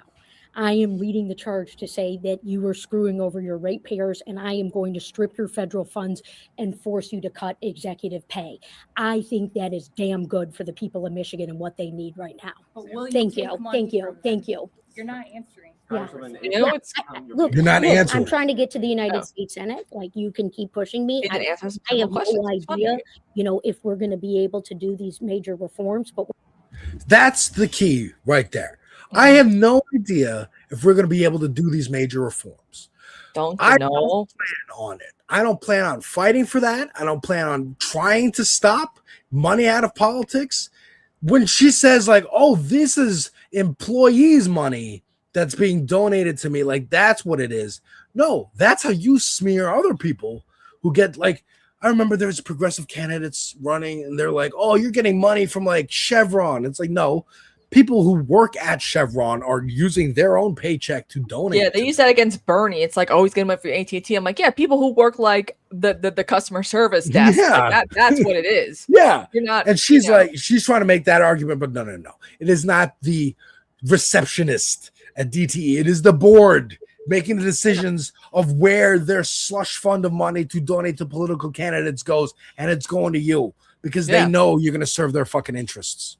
Yeah, exactly. And people don't understand that. And also too, her you could tell her accent's fake because the way she moves her mouth, her face muscles, like And also she's getting gosh, she sounds like Jennifer Coolidge. she is starting to sound like Jennifer Coolidge. This is bad. It gets stronger and weaker depending on who she's talking to. You know what I mean? Yeah. Like I know it's like it was getting like more, during the debate. I'm like, is she really doing this right now? Yeah. So that was a wild debate. It was, again, Abdul, I think, fucking walked away with it. Let's hope and pray that he wins, or y'all could join DSA and phone bank for him. Yeah. You be me talking about DSA. People think DSA is very irrational when it comes to. I'm like, no, there are people who are supporting. Again, they didn't endorse him. He didn't ask for their endorsement. He's still a capitalist, but a lot of people in DSA chapters are still volunteering for him because they understand. Like they always, unfortunately, some of the white DSAers who go on camera and say, yes, we want to abolish the Senate, we want to do this, we want to do that. I'm like, they're scaring you people on purpose because they know you're going to take the bait. Yeah. Don't say that shit out loud. Don't say that shit out loud. Just fucking keep your head down and be a part of it, man. Like, again, I'm like, you gotta, highlight some of the people of color in DSA because they're not the ones saying the hyperbolic shit. That, no. You highlight Corey Bush. You highlight fucking Chris Rabb. Lisa and all that. Like it's just so funny. Summer Lee. Did you see them making fun of her makeup? I will fucking go to war for Summer Lee. Get the fuck out of here. That's who's gonna get rid of John Fetterman's ass in the Senate. Hell yes, let's fucking do it. And also, Fetterman's like, I'm gonna leave the Democrats anyway. I'm gonna be a Republican. Go fuck yourself. Get ahead, Shrek. Get the fuck out of here. Kristina, thank you so much for joining me and for filling in when my internet shit the bed. Yep. I'm very quick. This great discussion of Abdul. Also, again, the space station on Thursdays, folks. I gotta get on there. Business panel so show. Absolutely, got to see you on the space station. It's too many sausages in the kitchen there. All right, we needed some estrogen, some energy. I'm gonna talk to you again soon about more movie stuff. We definitely got to talk about Spider-Man. Yeah, have see me you off all of in that an hour Spider-Man for movie night. Talk about Titanic. Movie night in an hour, and coming up next is Carlos, A Difficult Truth, with some real news. Take care, folks. I'm gonna go phone bang.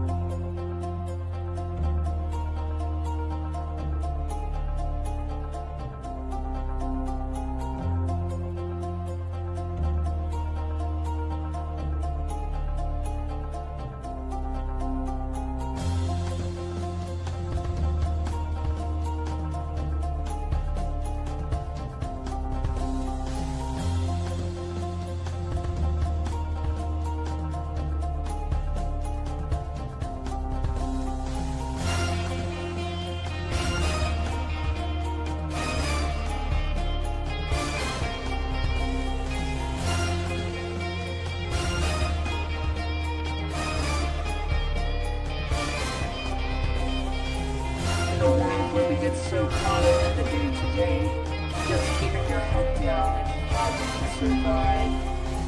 We float by each other like ghosts every day, ignorant to the struggle, the fight with one another. Complacent with the fact that our systems are broken, with the fact that the top 10 will always be first in line, with the fact that we are killing our planet and allowing them to keep us divided. We must stand together and rise up. It's time we wake up, and that is a difficult truth.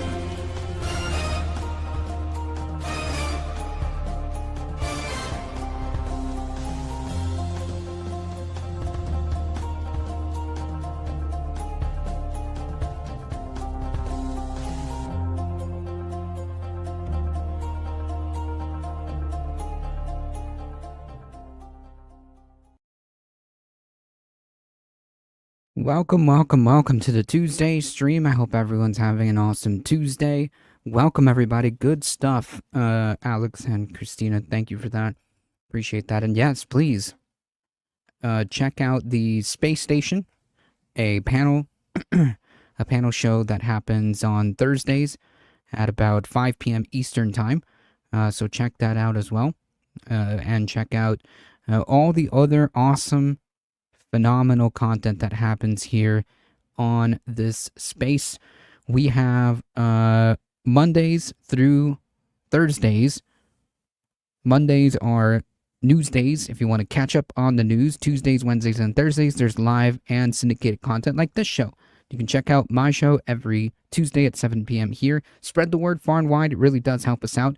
If you want to support the channel, that is one of the best ways to support the channels, by spreading the word, folks, and subscribing. Hit all the buttons, folks. It really does help us out. Appreciate that. Thank you all for being here. Appreciate that. Let's say hello to some folks over here. John Lithium, welcome, welcome. Bruno, yeah, to the Woke Polymarket Studios, indeed. Indeed. Latino Mafoon, welcome. Status W. Appreciate you guys being here. Johnny, too late.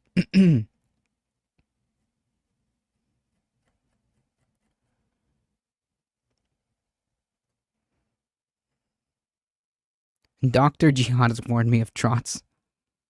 You mean like Trotskyites?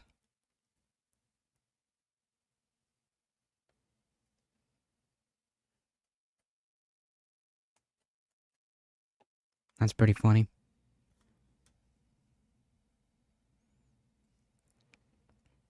All right, folks, let's get started. We have a few things to talk about. Just I didn't really bring up any articles or anything like that because there's not really much else to say.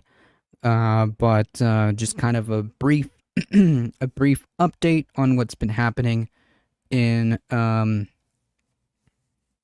Middle East. This war is slowly escalating, involving more and more countries. We have Ukraine attacking Ukraine attacking Iranian ships. Zelensky and war criminal Benjamin Netanyahu meeting Trump at the White House. War doesn't seem to be going away anytime soon. In fact, it looks like it is expanding. Who is Dr. Jihad? Dr. Jihad is Hassan. I don't know why. I don't know where he got that. I don't know where he got that or why people are calling him that. But this is not the first time I've heard it. Is it like a reference to some like bad faith right wing thing? I feel like that's where this is coming from. But anyways, yeah, don't expect things to get any cheaper anytime soon. Don't expect gas prices to go back to normal anytime soon. The Department of Defense is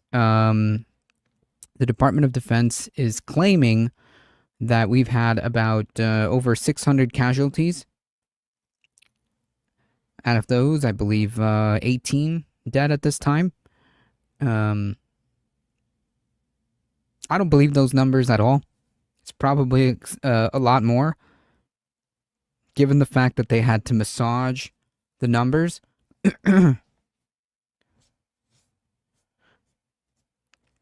They tried to massage numbers by saying, actually, we're going to restart the count as this new operation has begun. Yeah.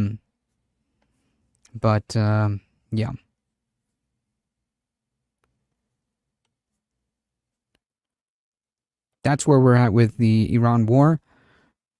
So expect these conflicts to expand.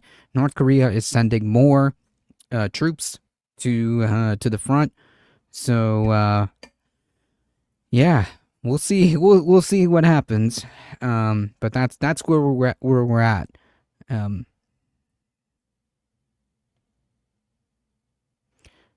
Gotcha, Bruno. Gotcha.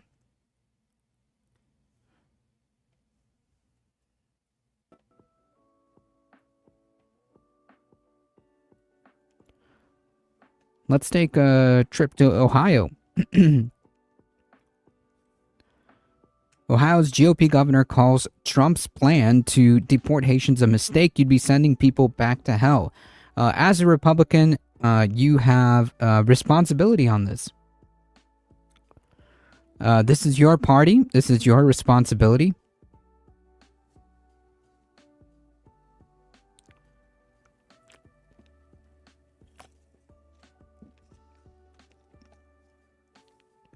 If you truly think that what's happening is wrong and inhumane, then you wouldn't be a Republican. Republican Ohio Governor Mike DeWine told CBS News that the Trump administration's plan to ramp up arrests and deportation of Haitian immigrants is a mistake. It is not a mistake, just to be clear. Arguing the move could bruise the state's economy and risk putting Haitians in danger in their home country. Well, you should have thought about that before supporting a party that was clearly going to do this.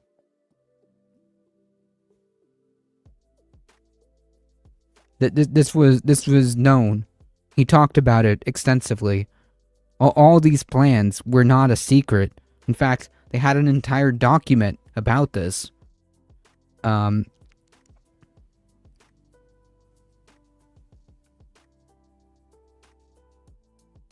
Again, like this is not quite cutting it. If he really didn't agree with any of this, he should have known. Okay, this is a grown adult. He should have known what his party's policies were going to be. They were very clear. They repeatedly told everybody, they repeatedly told the country what was going to happen. They literally had signs saying mass deportation. So all of this is essentially on you too. It's on you. You hold a piece of responsibility. I don't care about words, okay? Because if he truly believed any of this, he would just say that he's renouncing the Republican Party and is no longer going to be affiliated with the Republican Party. And like that would be more believable. More believable. Ladybug, welcome. Trump's campaign was blatantly engaging in stochastic terrorism against Haitians during the election. Yep. And this guy barely said anything. More than 300,000 people from Haiti are set this week to lose the TPS status, a humanitarian immigration program that protects them from deportation and allows them to work, after the Supreme Court upheld the Trump administration's plan to end the policy for Haitians. The Gestapo, ICE, has drawn up plans to launch a deportation blitz. So again, like, you this is so like blatantly obvious that this has nothing to do with actual like immigration enforcement, right? Like they're making an entire like setup here so that these people lose protected status, so they can then go around and say, well, these people here are here illegally, and deport them, and incidentally, oh yeah, they're black.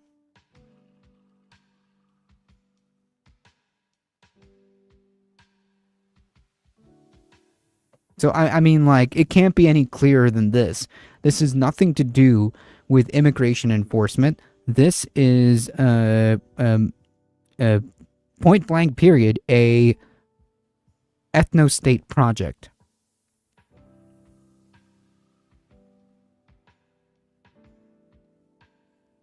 That's it. Also, tourists are warned about going to Haiti due to no security and no health care. Yep. Haiti's been without a government for over 6 years, no president or prime minister. It's really not stable there. And they want to send hundreds of thousands of people if they could. Hundreds of thousands of people to Haiti. The operation could focus in part on the thousands of Haitians who live in Ohio, many of whom have settled in the city of Springfield in recent years. During the 2024 campaign, President Trump claimed without evidence the Haitian immigrants in the city were eating cats and dogs, which perpetuated across right-wing circles. This whole like eating the pets thing was like perpetuated by like white supremacists. Surprise, surprise. Shocker, I know. In an interview on Monday in Columbus, DeWine said the planned deportation operations would be a blow to Springfield and a blow to the state of Ohio. Well, I mean, you know, that's the party you represent. It's the party you represent, so like, I don't know what to tell you, man. I don't know what to tell you. I mean, if they're wanting people, why send anyone else there? Because they want them to die. I'm not. I wish I was joking. I wish. I wasn't. This is not an exaggeration. They straight up don't want these people here, and they want them to suffer. That's it. Point. It's not more complicated than that.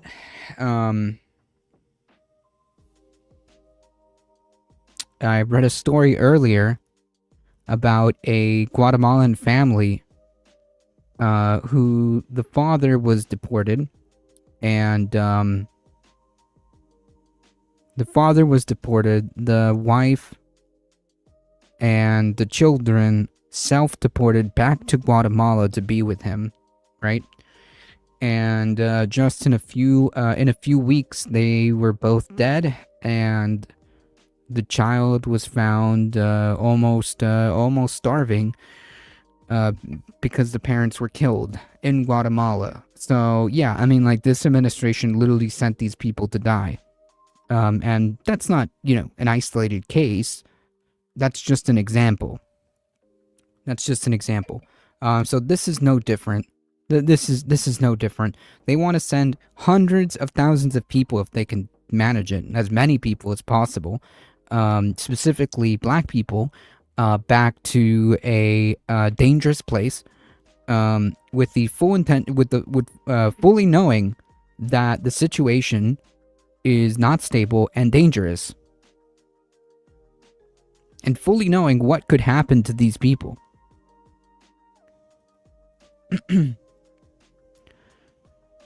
Quote, these people who have helped Springfield really come back, DeWine said, pointing to Haitians who have filled jobs and opened businesses in an economically challenged city. The Haitians who are living here, there and employed there, they came there to work, and they came there because there were jobs that were not being filled by other people. Well, you should have thought about all of this before, instead of continuing to be a Republican. If you genuinely don't think that this is good, if you think that this is inhumane, then there is no reason for you to be a Republican, because that is your party's platform. That is what your party stands for.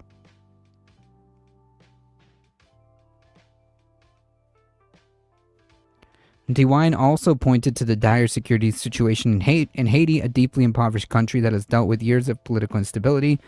Yeah, CBS forgets why that is.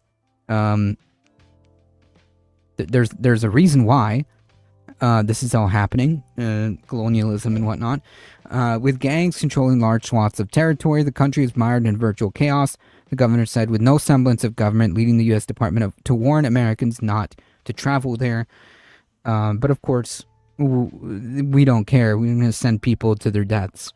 The governor predicted that many Haitians would go to some other country rather than return. Haiti is held today, so you'd be sending people back to hell. Very few these Haitians will voluntarily go back to Haiti. If they have to leave, they'll go somewhere else. They want to work. They want to support their families. They don't want to go back to Haiti. Well, I mean, again, you should have thought about that, right? Like, if you're a Republican and you think that this is inhumane or bad, then you should have thought about that. Your entire party's platform is a far-right, anti-immigrant, racist, xenophobic, and bigoted party. Or platform, I should say. That's the entire platform. I don't know what to tell you, man. For you to still sit there and be a Republican and just kind of, shake your head and say, well, that's unfortunate. I don't think that Trump should do that. This is meaningless. Meaningless. Haiti has been designated under the TPS status since 2010. When the island nation was devastated by an earthquake, that status has been renewed periodically since then, allowing hundreds of thousands of Haitian migrants to remain in the United States. In 2024, the Biden administration extended the status, pointing to the country's violence and instability. I keep getting into perpetual discussion to Social Democrats trying to explain to them why their ideology is a half measure. I'm sorry for your loss then. Because that's, depending on who you're talking to, it's kind of, so long as Social Democrats or liberals, whatever, can't grasp something besides capitalism, the conversation is gonna go nowhere fast, right? Like, I'm sure there are plenty of Social Democrats who could be persuaded or who could be shown a better way, but so long as they still believe so long as they're entrenched in the idea that capitalism is possible, there is a way for capitalism to work. It just has to be done the right way. Then yeah, that conversation that conversation goes nowhere fast. Anyways, the Department of Homeland Security moved to terminate TPS for Haitians last year, concluding it was not in the national interest and arguing migration from Haiti poses a risk to the U.S. There's zero evidence for that. There is zero evidence for that. It's just made up. Nowhere has Haitian immigrants posed a risk to the U.S. The DHS also said the environmental situation in Haiti has improved enough that it is safe for Haitian citizens to return home. That's not true, because it's not about the environmental situation. It's about the political instability. It is not safe there. This is an outright lie.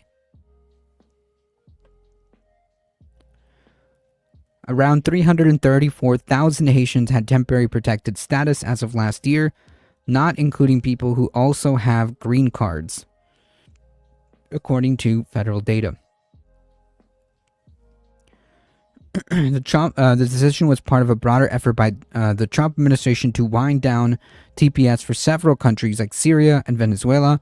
DHS argues the status, which offers reprieve for people whose home countries are unsafe due to violence or natural disasters, was meant to be temporary but has turned into a de facto amnesty program. Which, by the way, like amnesty or asylum, right, for political dissidents, for people in politically unstable situations, areas that are not safe due to environmental conditions, who want to seek asylum, all of that is protected under domestic and international law regardless. Like, you can come here seeking asylum because political instability, right?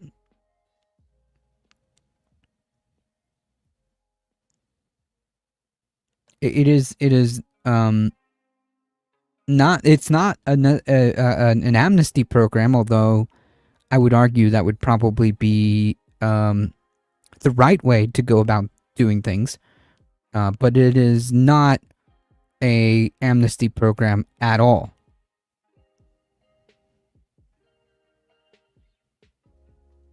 And while the protected status is temporary, it is under the temporary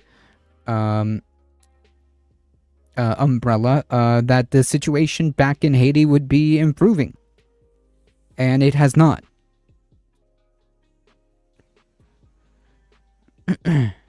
What we would say now, it's closing time, which means you don't have to go home, but you can't stay here.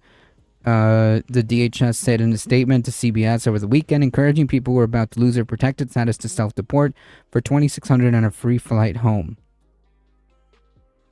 It's so gross.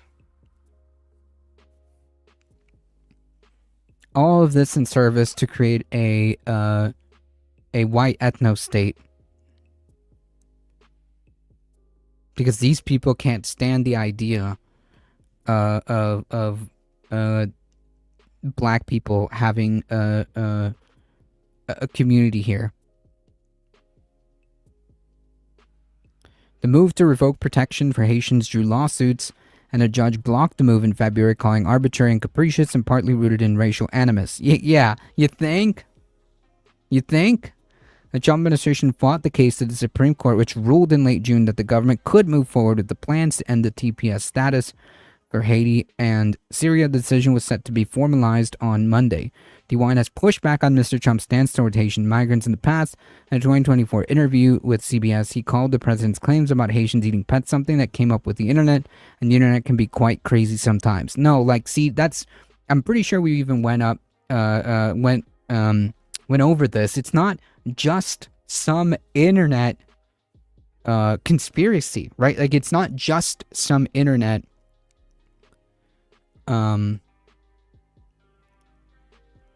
conspiracy theory. This was purposely propagated by white supremacy, by white supremacists. This insane story about Haitians eating pets didn't just come out of nowhere.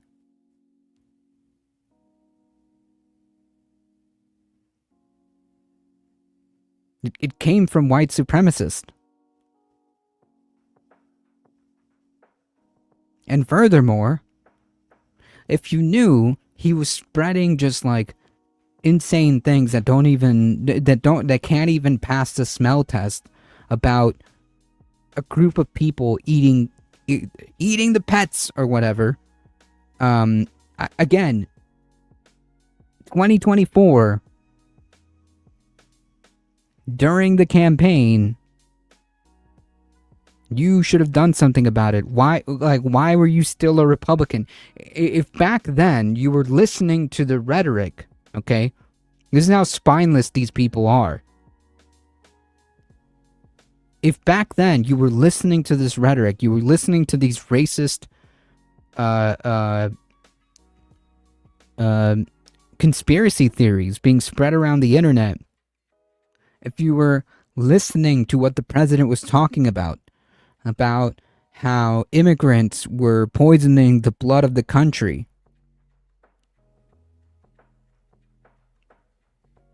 and you chose to remain to be a Republican, you chose to remain to be on the Republican Party.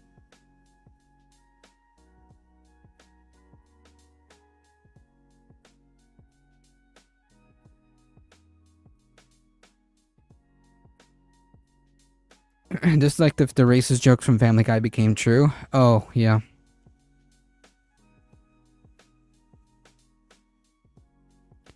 He noted that local officials said there's no evidence to back up the claims because it didn't happen. That's not like, it's not something that happened. It's not something that was happening. At the time, DeWine said the influx of as many 15,000 immigrants in and around the city of less than 60,000 has caused some challenges, including to the local healthcare. But he said Haitian immigrants filled a lot of jobs and worked very, very hard. Yeah.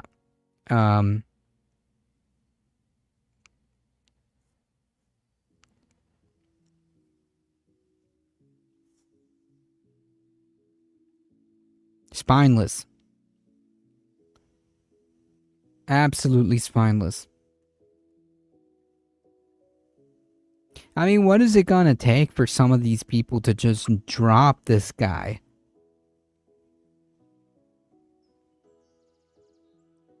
That's my question.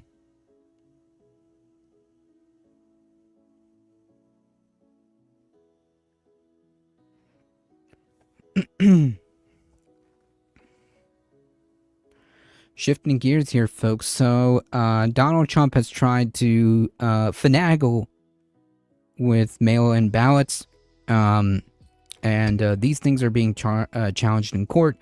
But it is something that we have to pay attention to because the midterms are coming, folks. Believe it or not, it's almost there. It's almost time. A court panel declines to block Trump's mail ballot order, but its status for midterms remain unclear. A federal appellate panel on Tuesday today refused to block President Trump's executive order seeking to restrict mail voting a day after the administration asked the Supreme Court to weigh in on the proposal in a separate case. A 3-judge panel of the U.S. Court of Appeals for District of Columbia upheld a May ruling by U.S. District Court Judge Carl Nichols, said that an injunction against the order was premature. Nichols ruled that Democrats and voting rights groups who challenged the order couldn't seek the injunction until the Trump administration issued former regulations governing it. The administration started to release those directives days later. The circuit court panel, with 2 judges appointed by former President Barack Obama and one by Trump, found that was proper, and there was no noted dissents. But the unsigned decision noted that if the administration truly tried to force any changes or such changes in the few months remaining before the November midterm, it may well get halted by courts.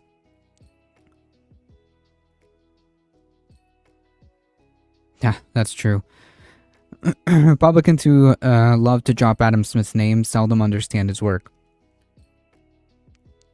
The action the order contemplates would involve the president, whom the Constitution vests with no express authority over the conduct of elections, undertaking a substantial and unfunded overhaul of election procedures, including the implementation of a nationwide reform to Postal Service mail handling process on the threshold of the November election. Put differently, the order may not prove feasible to implement in any manner whatsoever, said the ruling, quoting a prior legal opinion.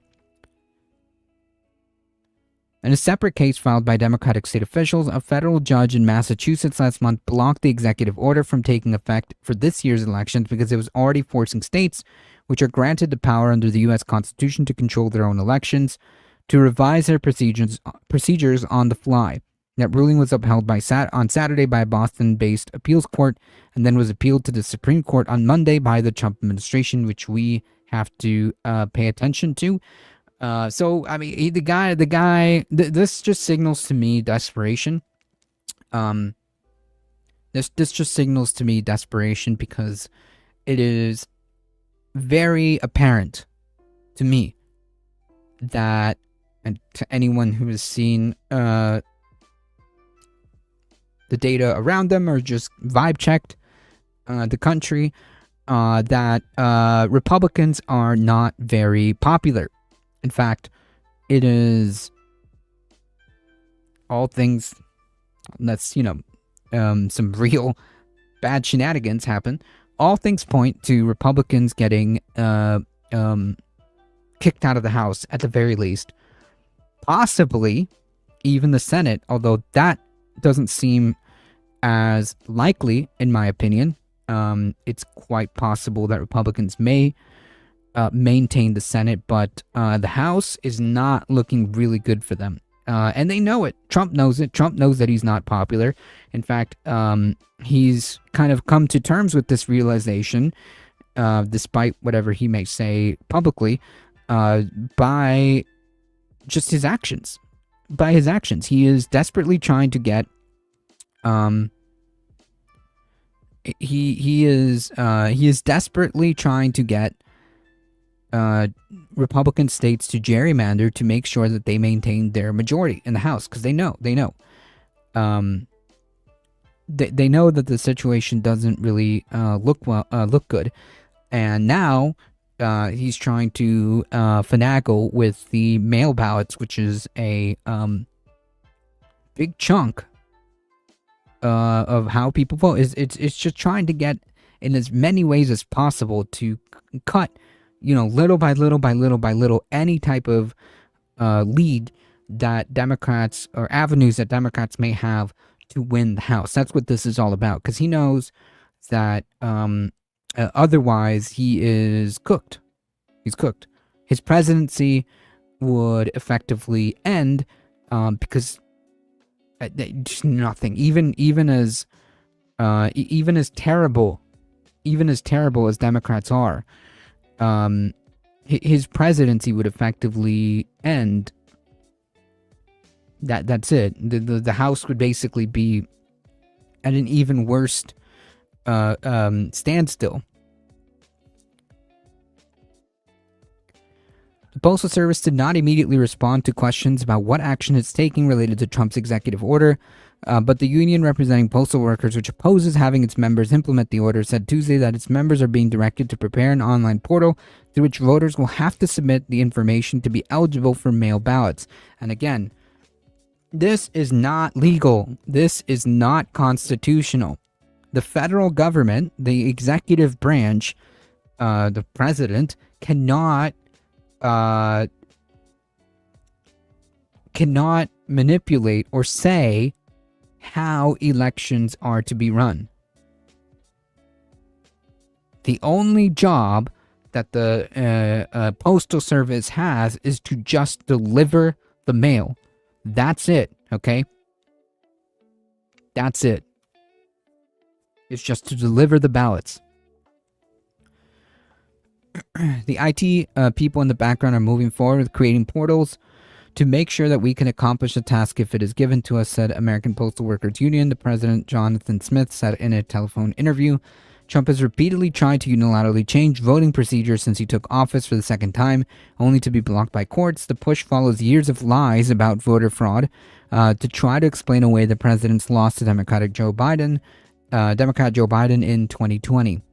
In his March executive order, Trump directed the federal government to create lists of eligible voters and the U.S. Postal Service to deliver ballots to only those on that list, i.e. the correct voters. Yeah. Lawsuits noted that the Constitution grants state controls of their elections, not the president, and the Congress can pass laws changing procedure for federal elections, but has not done so. Trump signed another executive order on elections last year, just months after taking office, that would impose a nationwide voter ID requirement and force anyone registering to vote to provide documents proving they are a citizen. Trump also is pushing Congress to pass the SAVE Act, a sweeping voting bill that would impose the documentary proof of citizenship requirement, but it has stalled in the Senate as it faces opposition from Democrats and some lawmakers from his own party, i.e. Republicans. So yeah, this is something that we definitely have to keep an eye out, because there's no other way of saying it other than like these are just this is just democracy, using the term loosely, but this is democracy dying by death by 1,000 cuts, right? You try to finagle things with the mail. You try to finagle gerrymandered districts. You try to perhaps seize ballots in a state and say that there was fraud.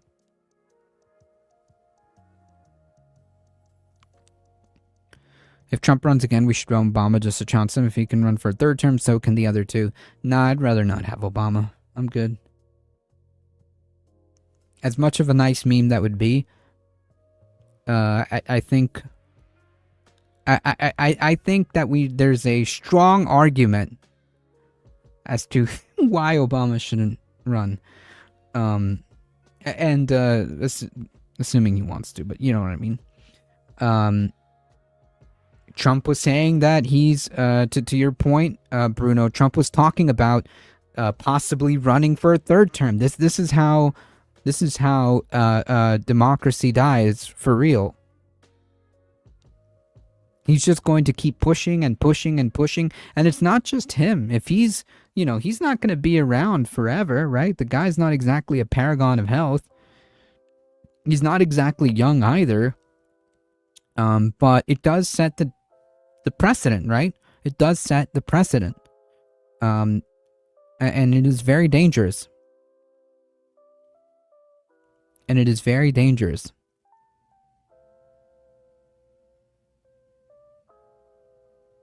And if nobody's stopping him, then all of these guardrails, they just don't exist, right? They just don't exist. If the president is allowed to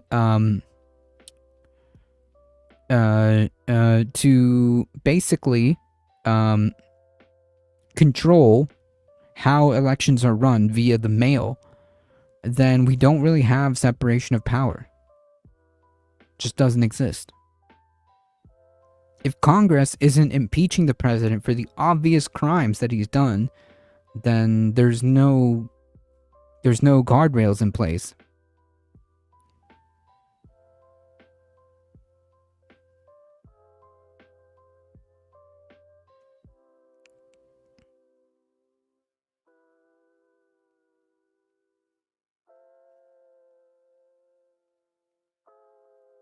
I'm not certain Obama would have the same enthusiasm in the third election. Too much of the public is fed up with liberalism and his bipartisan style of governance. I agree.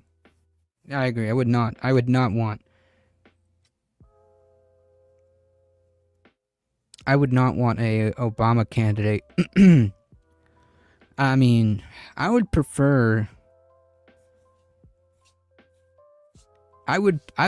much rather have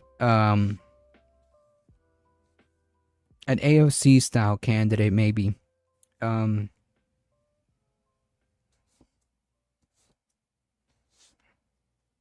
out of the gate swinging.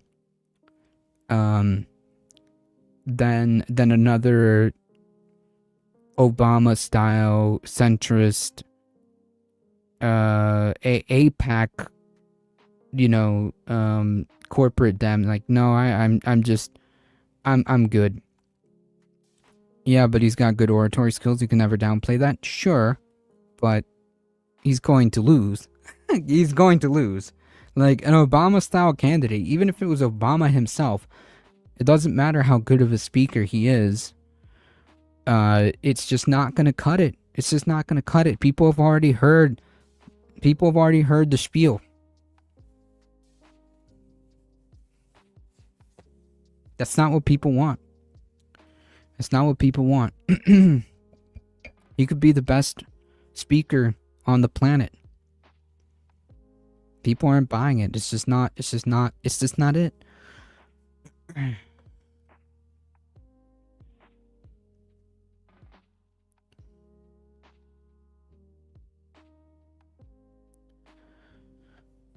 Let's take a quick trip to New York. Mamdani publishes hit list of celebrities facing hiked property taxes. Oh no!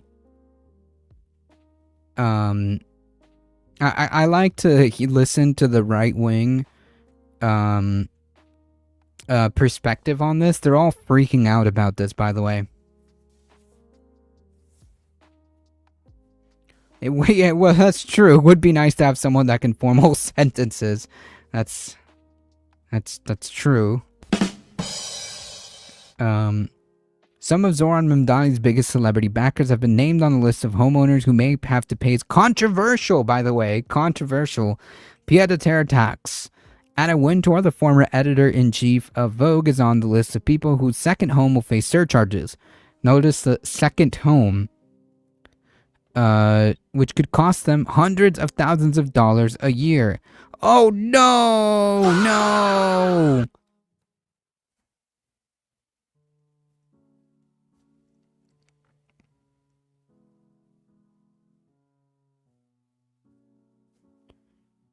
Right-wing voters will actually penalize GOP candidates at the polls if they're too smart. True. Cynthia Nixon, the Sex and the City star, also features on the list released by New York City Department of Finance. Taylor Swift's home. No, not Taylor Swift. The billionaire in Tribeca neighborhood appears to have been included, along with the home owned by Darren Aronofsky, the Oscar-nominated director. An Upper East Side, no, not an art director, probably worth hundreds of millions of dollars. An Upper East residence that appears to be owned by Woody Allen. No, not Woody Allen.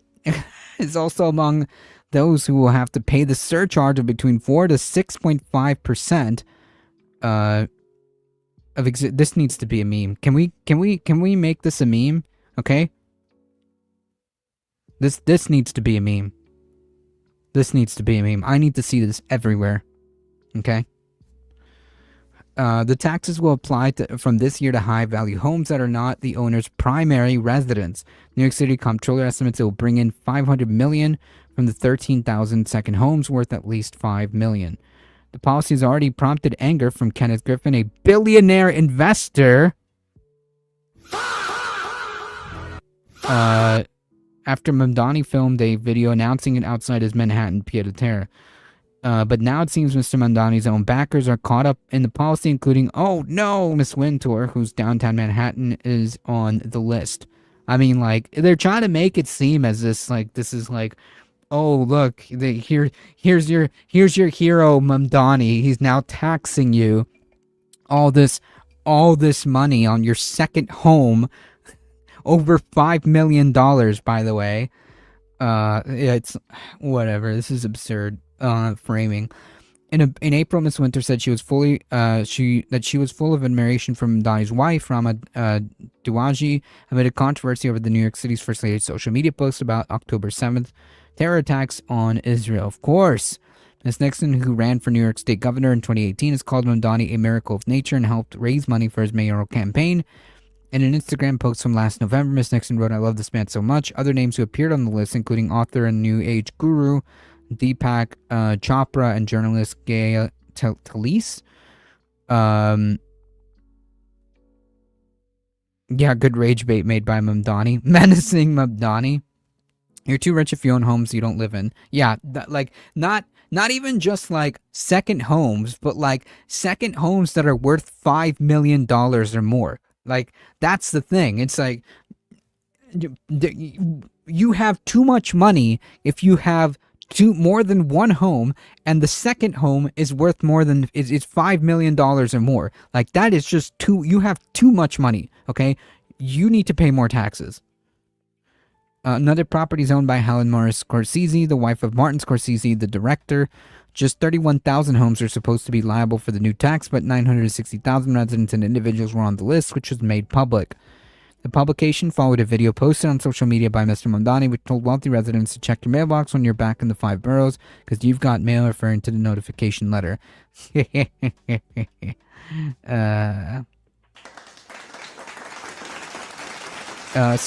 of the properties on the list appear to be heirs, such as shopping centers in Rockaway, Queens, which also, if you own commercial property that is like incredibly expensive, then you probably have money. You probably need to be taxed more. That's right, deserve to pay more in taxes. Real estate should not be speculative assets, point blank, period. True.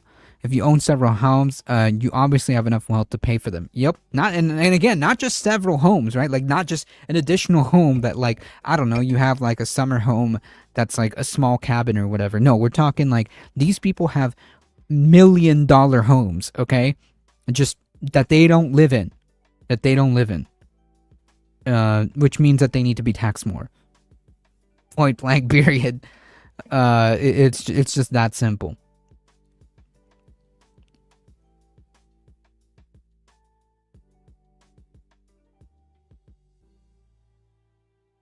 Yeah, new respect for Mamdani. Agreed. He's doing it.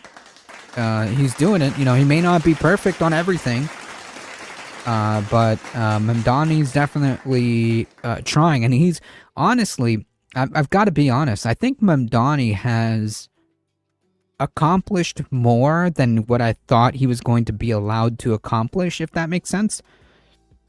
We'll see how far he's able to go. But he's definitely been able to do more than I thought that he would be allowed to do, if that makes sense.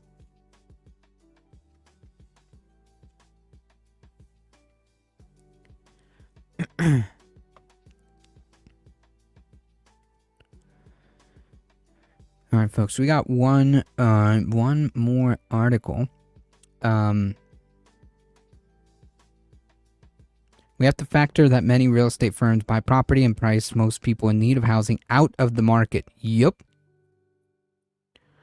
Zorn has accomplished everything he could possibly do by this point. I mean, he's definitely been, he's definitely accomplished more than what I was thinking that he was going to be able to do. You know what I mean? So big props to him. Shifting over to Kentucky, Governor Beshear demands for McConnell's health status either speak or resign, which I think there should be already movements to essentially make this happen. Because if he's not able to perform his duties as a senator, then he's just got to go. It's that simple. They're interviewing Beshear tonight. Nice. Kentucky Governor Andy Beshear demanded in a blunt letter sent to Senator Mitch McConnell and his staff that McConnell verbally address constituents and demonstrate his ability to serve or resign his seat. Like, if he's just like straight up incapacitated because of the pneumonia, the fall, or whatever the excuse was, right? And he's been gone for weeks now. Actually, here, 40 days. So over a month, he's been gone. And he's not.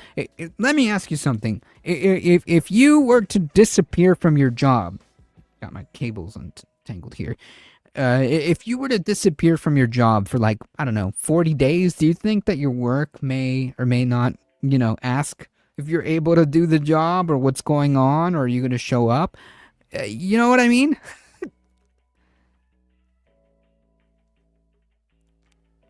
Man, that must be nice. That must be nice. That you could afford to miss work for 40 days and you still have the job, and people are asking like, oh, well, hold on, is this guy gonna come into work or what? It's been more than 40 days since 84-year-old conservative stalwart or professional ghoul Mitch McConnell was hospitalized and appeared outside photos released by his office. His lengthy absence and past health scares are fueling speculation about his capacity to serve. Those pictures they showed of him and his wife is proof they know how to use AI, not proof of life. Right, and even if so, like, where is he? He's not at work. Like, even if he's alive and he's, okay, he's not, like, unable to move or speak or whatever. He can't work. Like, he can't act as a senator. So therefore, if he's not able to act, as the article states, he should resign. A reactionary is called such niceties, and AOC would be called an insurgent. Yeah, stalwart. Yup. I mean, it's Axios. It's just mainstream media, so, it is what it is. Beshear wrote that he was also sending the letter to Senate Majority Leader John Thune, urging him to investigate McConnell's capacity to serve. I understand anyone's desire for privacy, but when you run for office and serve as one of state's 2 senators, you willingly abdicate much of your personal privacy. That's the deal, and we all know it when we run. Beshear concluded the letter. All of this speculation and even then, this letter could have been avoided with a minimal amount of transparency. Kentuckians are just asking you to be honest. And again, he might be okay. I don't know. That's the problem. I'm glad Beshear's doing something, do anything. Yeah, I really hope he pushes the issue. Like, I really hope he presses the issue and calls for, like, and threatens to basically, like, recall his seat and fill it with a Democratic senator. I really hope so. Because, like, this is the kind of stuff that this is the kind of stuff that Republicans would absolutely, like, Republicans wouldn't even be wasting time. It would be like day 10, okay? It would be like day 10, and a Republican governor would already be trying to see what they can do to, like, fill that seat if something were to happen. You know what I mean? Like, this day 40, there's no reason to not press the issue, and I hope he keeps going. 100%. If the tables were turned, you know, they would be having it on the news every day. Yup. If he's alive and in good health, he's been delinquently lazy. Yup. Thune and McConnell's office did not immediately respond to Axios' request for comment. Under Kentucky law, Senate vacancies which can occur due to resignation, expulsion, or death are filled by a special election. McConnell will retire at the end of his term in January of 2027. The letter dated Monday the 2nd that Bashir sent to the senator's office requesting updates for his health. McConnell is still recovering from a fall in his home in June, according to a Monday statement from the Congress's physician's office, which was released alongside a statement from the senator and a photo of him and his wife. Again, that's fine, but, like, if you can't do the job, then you need to step down, period. The physician said McConnell has undergone strenuous physical therapy and rehabilitation, adding the senator's childhood bout with polio is a significant factor in his mobility. Again, sorry, maybe if he's not fit to be the senator, then he could just step down. Rumors and conspiracy theories have snowballed in the wake of McConnell's absence from public view, fueled by influential MAGA voices. McConnell said in the most recent statement issued by his office that he's still working hard to get back to full schedule of work in the Senate and in Kentucky. Well, if that doesn't happen soon, I think, again, like, I think Bashir should just press the issue, given that Republicans would not give the same gratitude. So I don't think that they deserve that. I think Bashir should just call for a special election or whatever.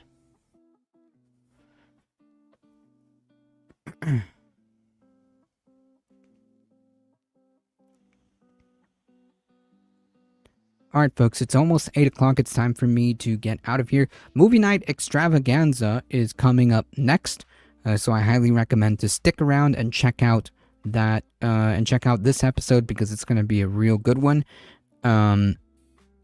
Folks, thank you all for being here. I appreciate you guys hanging out. You guys are what makes this space go. I appreciate your support. Please, if you haven't done so, check out all the shows that we have here on this space.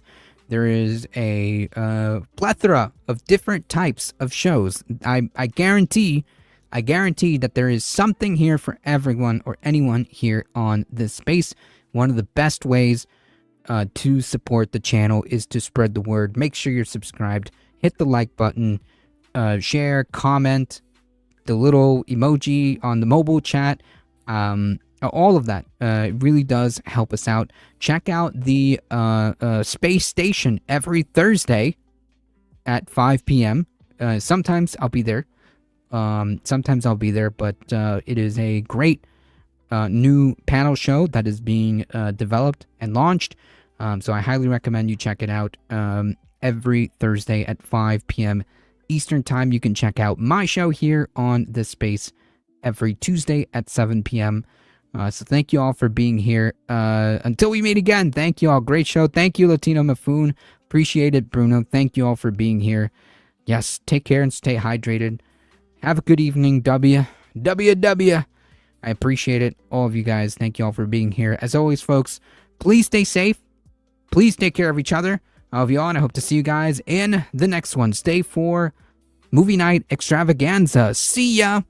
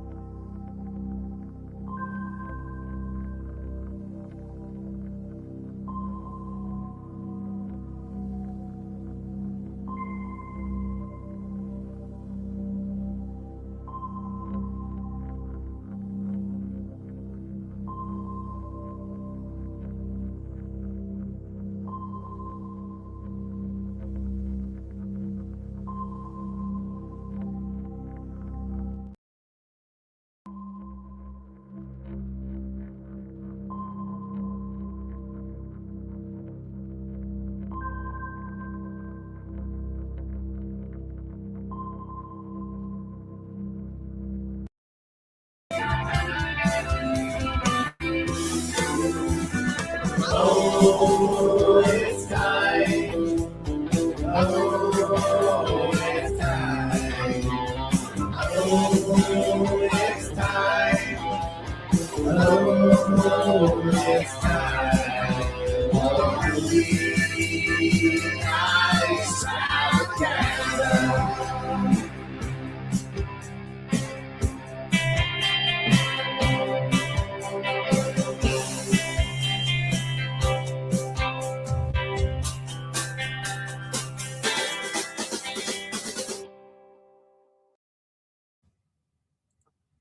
When can we get underway, damn it? That's 5 compartments.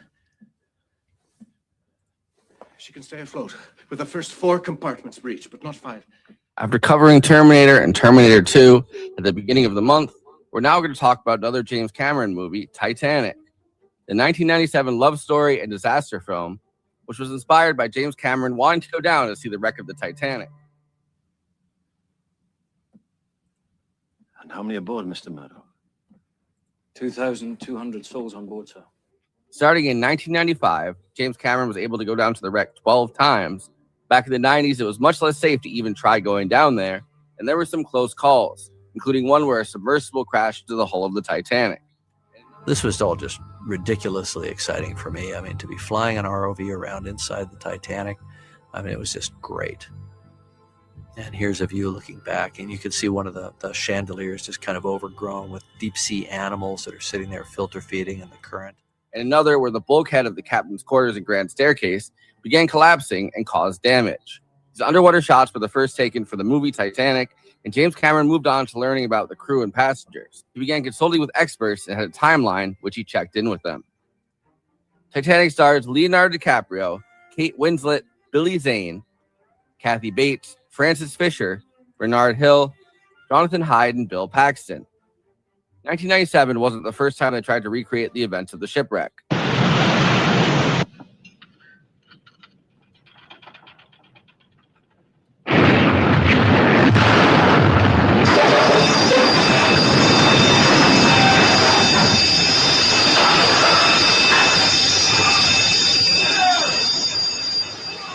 In 1958, the Titanic film A Night to Remember was popular with audiences, which starred Kenneth More, Michael Goodliff, Lawrence Naismith, Kenneth Griffin, and David McCallum.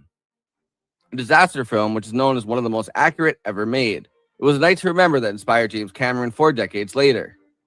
Titanic stars Kate Winslet and Leonardo DiCaprio as Rose and Jack, a couple that defies class in the organization of the boat. Rose is a rich girl whose father has died and left her and her mother in massive debt.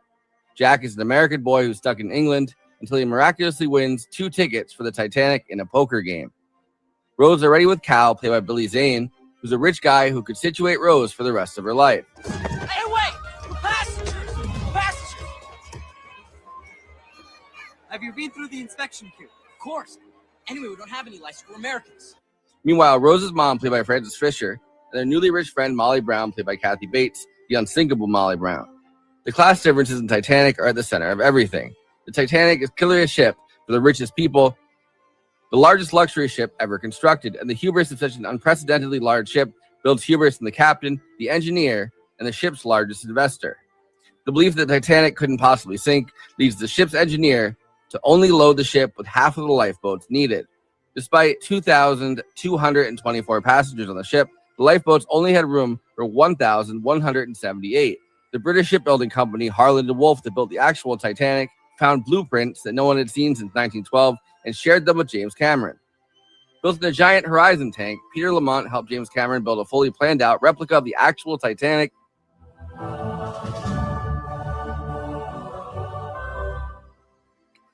The length of the exterior of the model was 744 feet. The grand climax of the film had 100 stunt performers and 150 extras as the ship broke up on a tilting full-size set.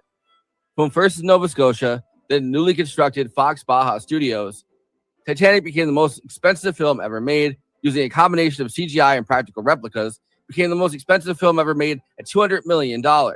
And after grossing $1.84 billion, became the first film to gross over $1 billion at the box office.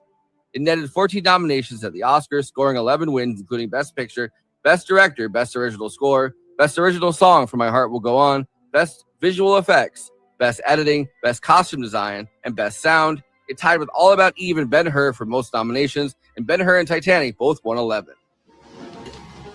Certain? Yes. In an hour or so. All this will be at the bottom of the Atlantic. What? Before I introduce the panel, please like this video and subscribe to the Movie Night Extravaganza YouTube channel. Then hit that bell to get notified whenever we're streaming. Super chats are now open. If you have any pressing questions, send us a super chat, which helps me maintain the expenses for the show, which I am obligated by the rules of the Geneva Convention to stop everything and ask the panel. Another way to help us out is to become a patron and give us money every month. In exchange, you get access to all of our after parties, bonus content, and we'll tell you even more movies we watched recently. Patreon.com/Movie Night Extra.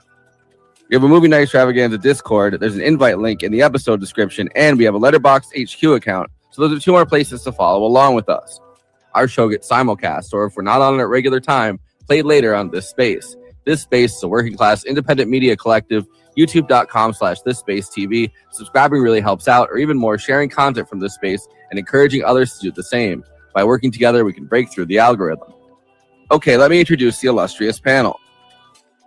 Conan Neutron is the co-host and senior producer for Movie Night Extravaganza, host of Protonic Reversal, an independent Film Critics of America film critic, and the frontman for the band Conan Neutron and the Secret Friends. Check out his music at neutronfriends.bandcamp.com.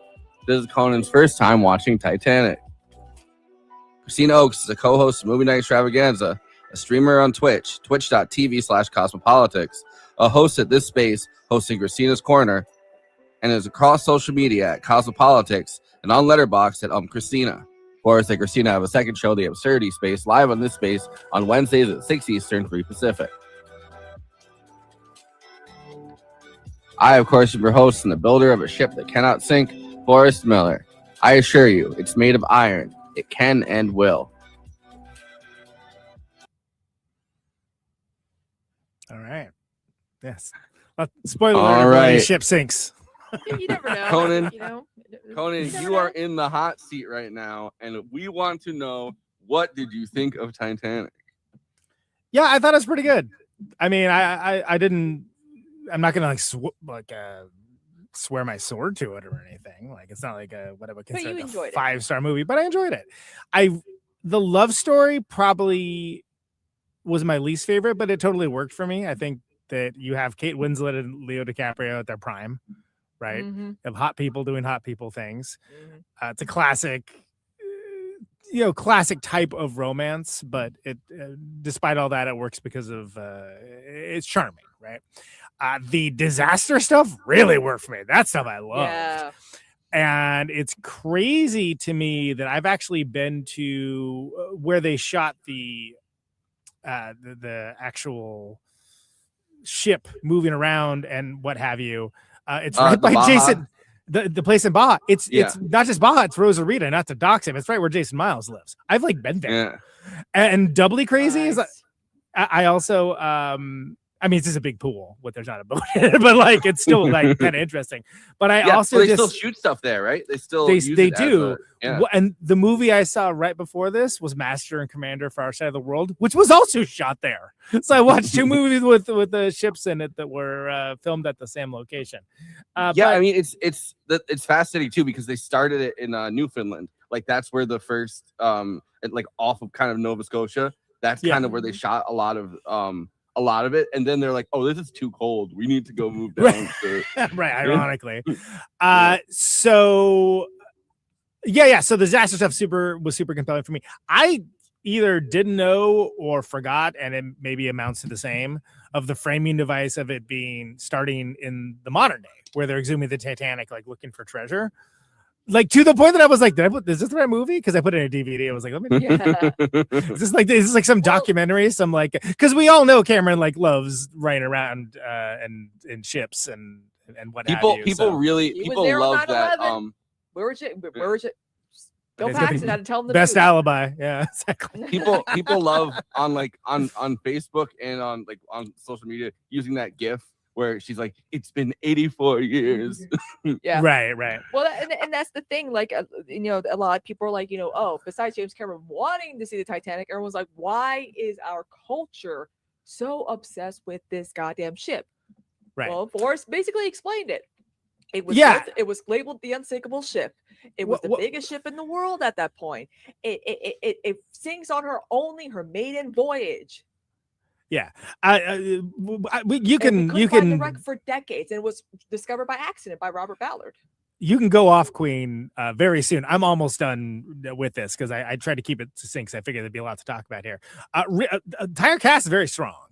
I think Kathy Bates is Molly Brown is like probably the most underrated. And I like David Warner as the Pinkerton like fixer guy a lot too. Yeah, I actually watched. So I got this on DVD and I watched the deleted scenes.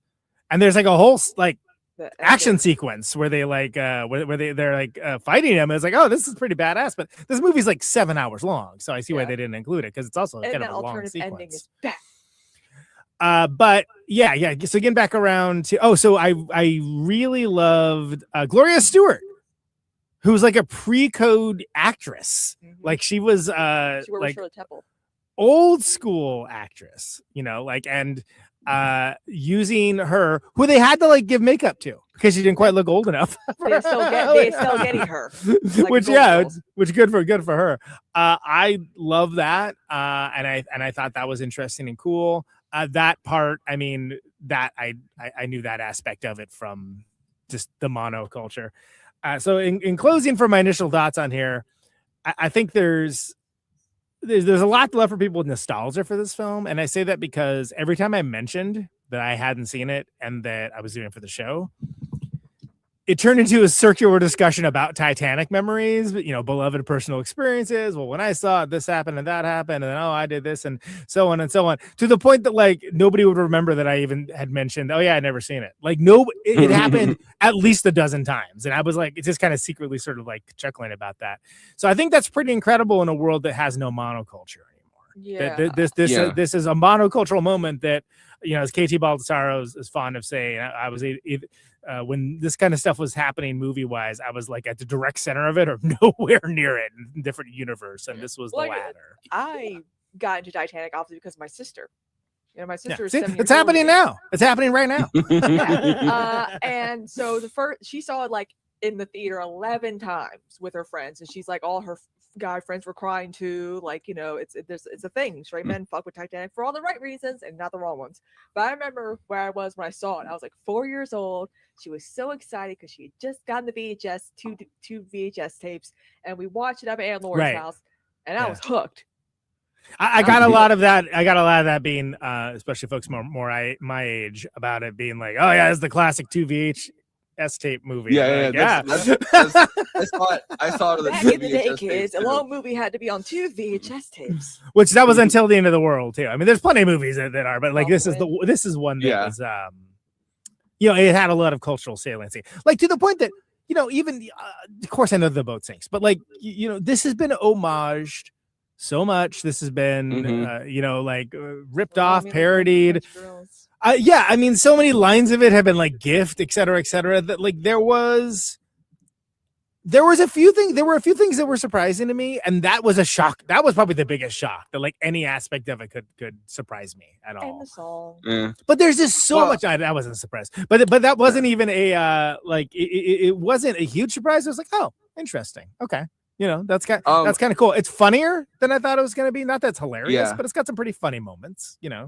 There's a couple cultural touchstones, I guess, in this conversation. It's you like I was watching Dave Cameron talk about this, and he was saying like it feels like Kate Winslet and Leonardo DiCaprio feel inevitable, kind of, right? Like huge stars. Sure. But they weren't at this point. Kate Winslet obviously only 3 years before this, Heavenly Creatures, a movie which I love. Romeo and Juliet. And we've covered that on this very show, and that I love Heavenly Creatures, and I saw that like when it came out. I'm all about it. Most hideous man alive.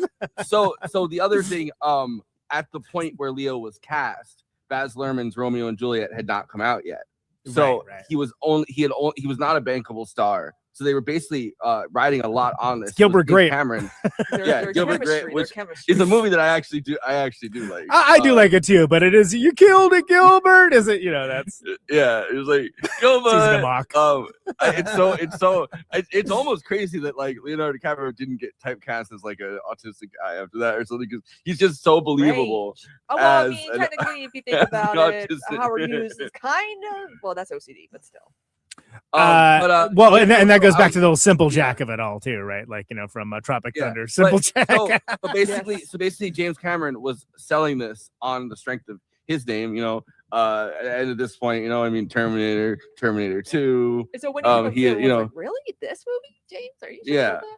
Well, this is kind of his blank check, and he was like, "Look, I'm James Cameron. It's gonna be a banger. I'm James Cameron. I got Leonardo DiCaprio here too. Hi, it's Leonardo DiCaprio."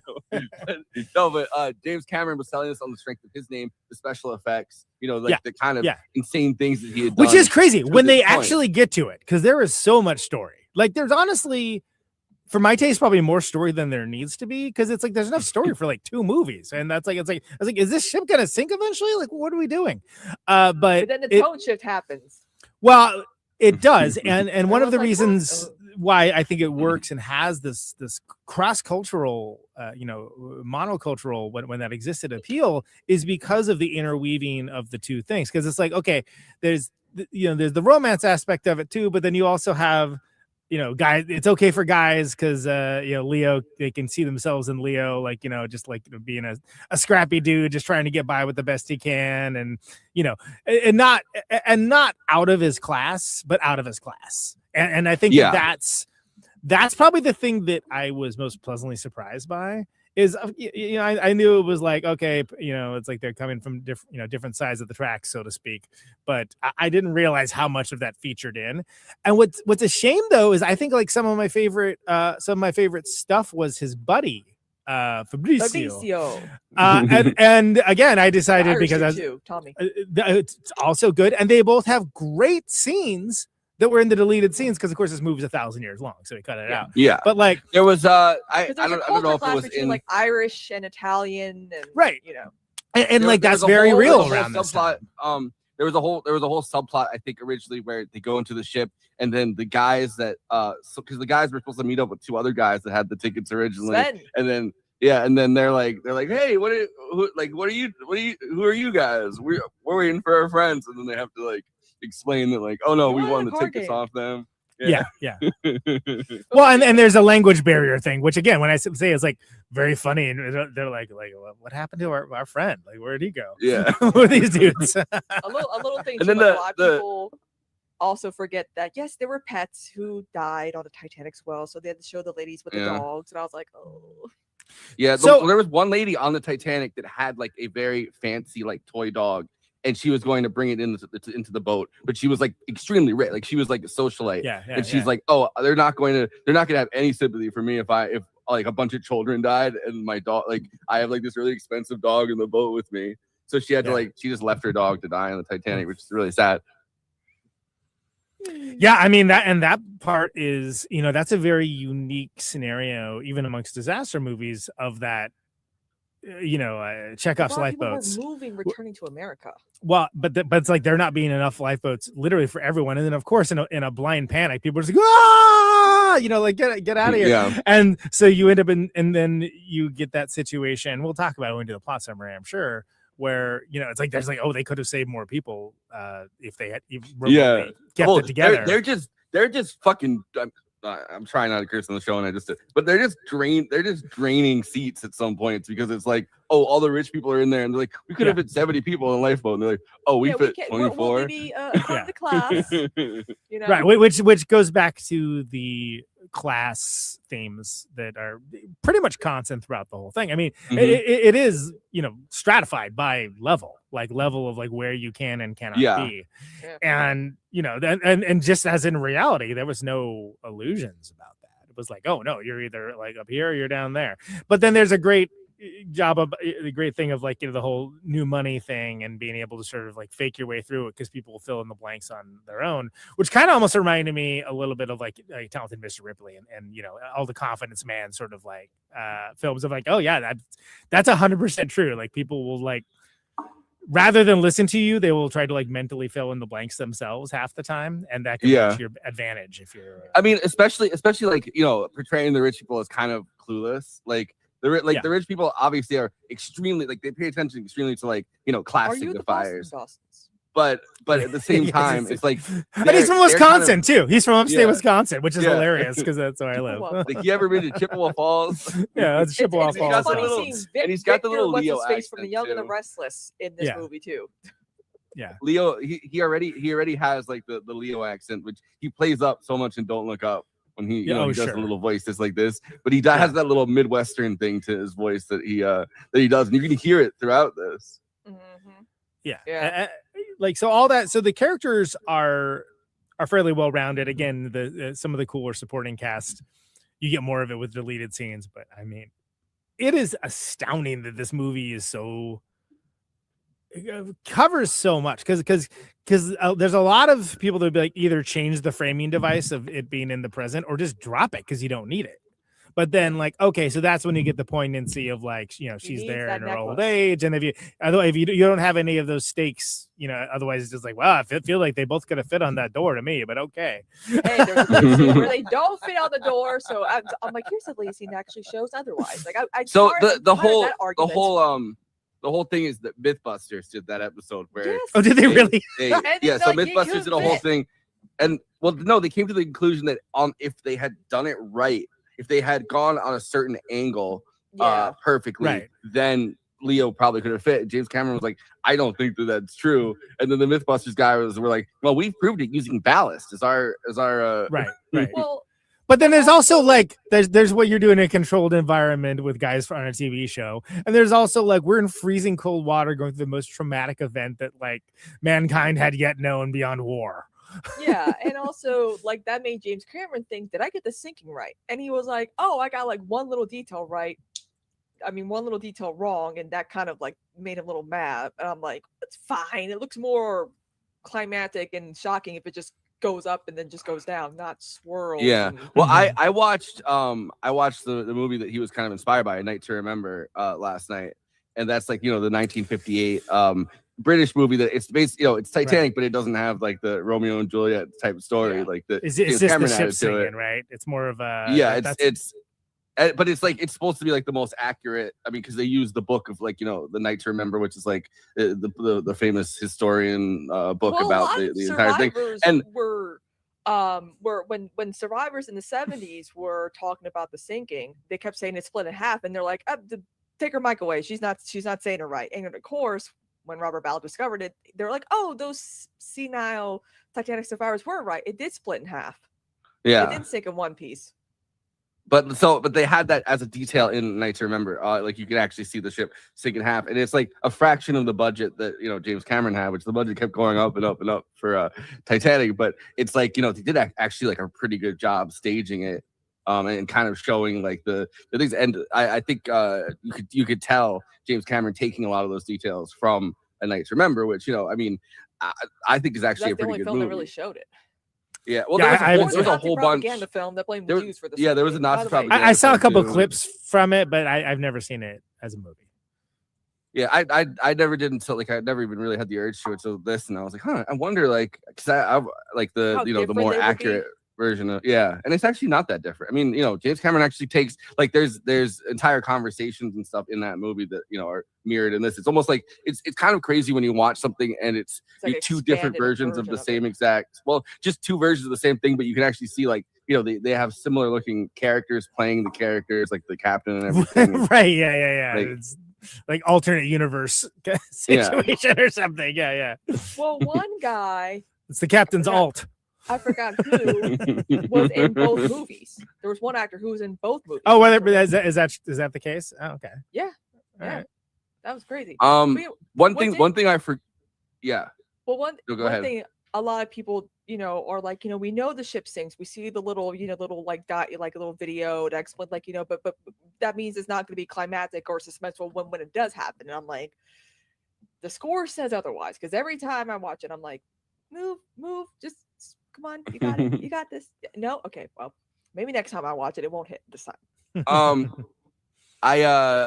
I completely forgot about the whole scene where, like, literally, like, the night before it sinks, or I guess a couple of days before it sinks, they're having the big he's with the rich people right after he saves Kate Winslet from falling off the ship, and he's in that thing, and they're all sitting around the table together, and like his thing is like, I just love life and being alive, and I love living, and you never know what's gonna happen tomorrow because tomorrow's another day.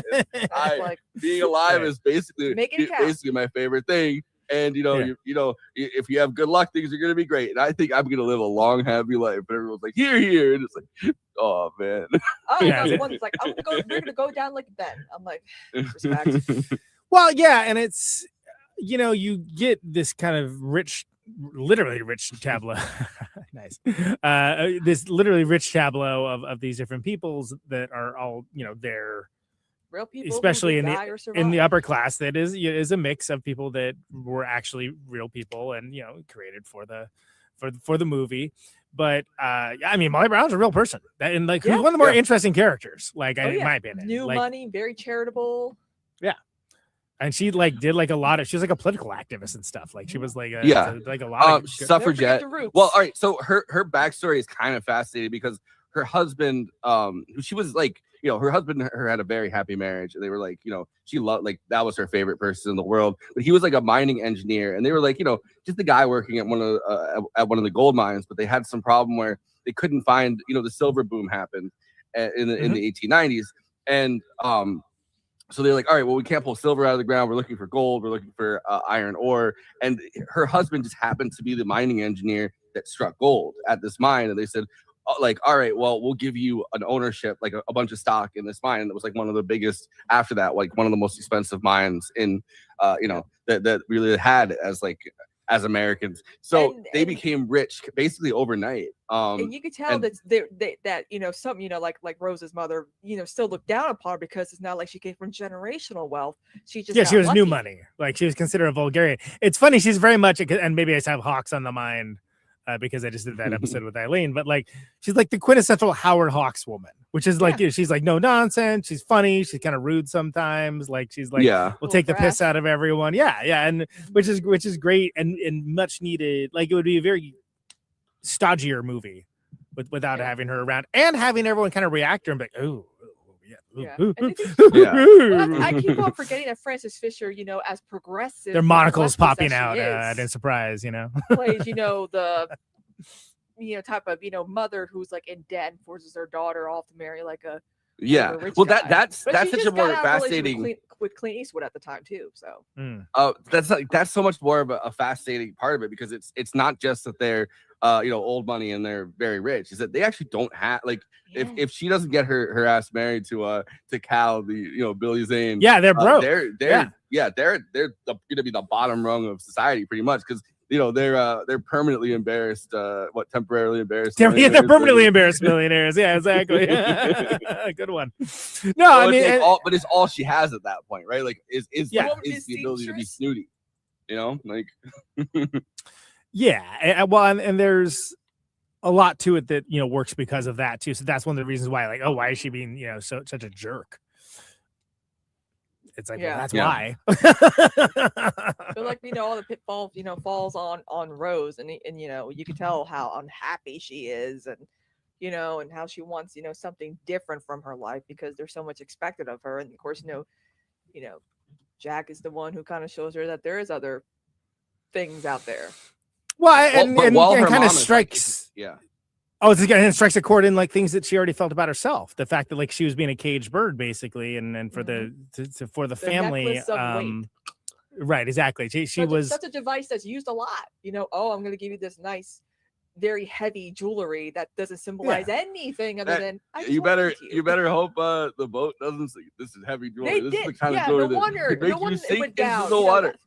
Yeah, but like she has ambitions other than like marrying rich and like things that she wants to do with her life other than marrying rich, and to the point that like her interactions with him kind of reignite that and be like, I'm making a terrible mistake, right? Although it's pretty clear she's kind of leaning towards that from the beginning. It's like I don't really that whole spitting. I mean, but you see the spitting scene. It's Chekhov's spit is well deployed in this picture. Like when Yeah. there's that, like, The guy- teach the me how guy- to spit. Yeah. The guy does not do himself any favors. He every time she's in the room with him, he's like, like hitting her and like smacking her and like smacking her around. Like he's just the depiction of, because you can see like a version of this where there's a more mild mannered, let's say, rich guy that she kind of has really feelings for or something. But this guy's just he's trying to be an alpha the whole time by beating the shit out of her. Well, yeah, he's compensating it in ways that are very destructive for everyone around him. As what happens with a lot of times when dudes especially do that, especially dudes of privilege. But I think that it's it's notable, like, just how, I mean, it's you don't really get. He's like the least well-rounded character, because even you're like, oh, he's gonna save that kid. Oh, so he can get on the boat. Yeah. So he does. Cal's the real He literally, because he was going to save Rose from a life of poverty or whatever. I'm like, no. Yeah, I he don't does. know about He, that. does he literally uses the kid as a human shield. Yeah, exactly. It's like, no, this guy's the worst, man. This guy sucks. Fighting in the Middle East. Yeah, he's R.I.P. Cal. You would have loved Israel. But no, there's so much to this that like the Leonardo DiCaprio character then can be like our version of a we're in this as him, right? Like he's the everyman character experiencing everything on the ship, which is kind of a brilliant way to do this, because we're looking at something that happened in 1912, and like how much can a person even in 1997 get into the headspace of someone on the Titanic? Well, you kind of can, but there's like a mixture between kind of a cluelessness or a naivete, I guess, that Leonardo DiCaprio's like Jack has, but also like a swag to him, or like a he has like the he always knows what to say. There's something like very charming about that, and it's like, so it's like both kind of like a wish fulfillment and like an everyman character for us as males to get into like the sure. And it's like, it's one of those things where it can be aspirational too, because you see the Leo character, like he basically has to hustle to survive. So he's good at working through situations. Like he's smart, he's cagey. He also knows like when to shut up, which is something that I think a lot of times when people who are of that persuasion are depicted, it's always like, oh, come on, you wouldn't. They would know better than to say it, than to like tag it with that. Or it's like sometimes you just gotta like And I think that's super well done here. I don't know how much that's script versus Leonardo DiCaprio's performance, but I mean I think it's done well, and I think it's a nice entry point for people that are like, all right, whatever. Because of course every guy is gonna be like, well, Kate Winslet's gorgeous, obviously. She's like still is, but like it's like one of those things where it's like that's never gonna be in question. But if you're asking guys, and I'm talking about people that are like listening or watching to this show, but if you're asking guys all around the world to engage with us on the level that they did to make it this mega blockbuster, one of the highest grossing pictures of all time, then you're going to need something to sort of put the cheese around the pill a little bit. And the fact that Leo's character is cool, for lack of a better term, that's it. And it's done perfectly. It's not overdone. It isn't like it brings the guys. The Snake Plissken thing isn't happening. That's Jack. He's the coolest. No, we all know that. We don't need you to freaking tell us. Thank you. They get brought in by like the Leo character, but then they end up like, oh, this story is really good. Oh, why am I crying at this ending? What? Yeah, I mean, there's definitely.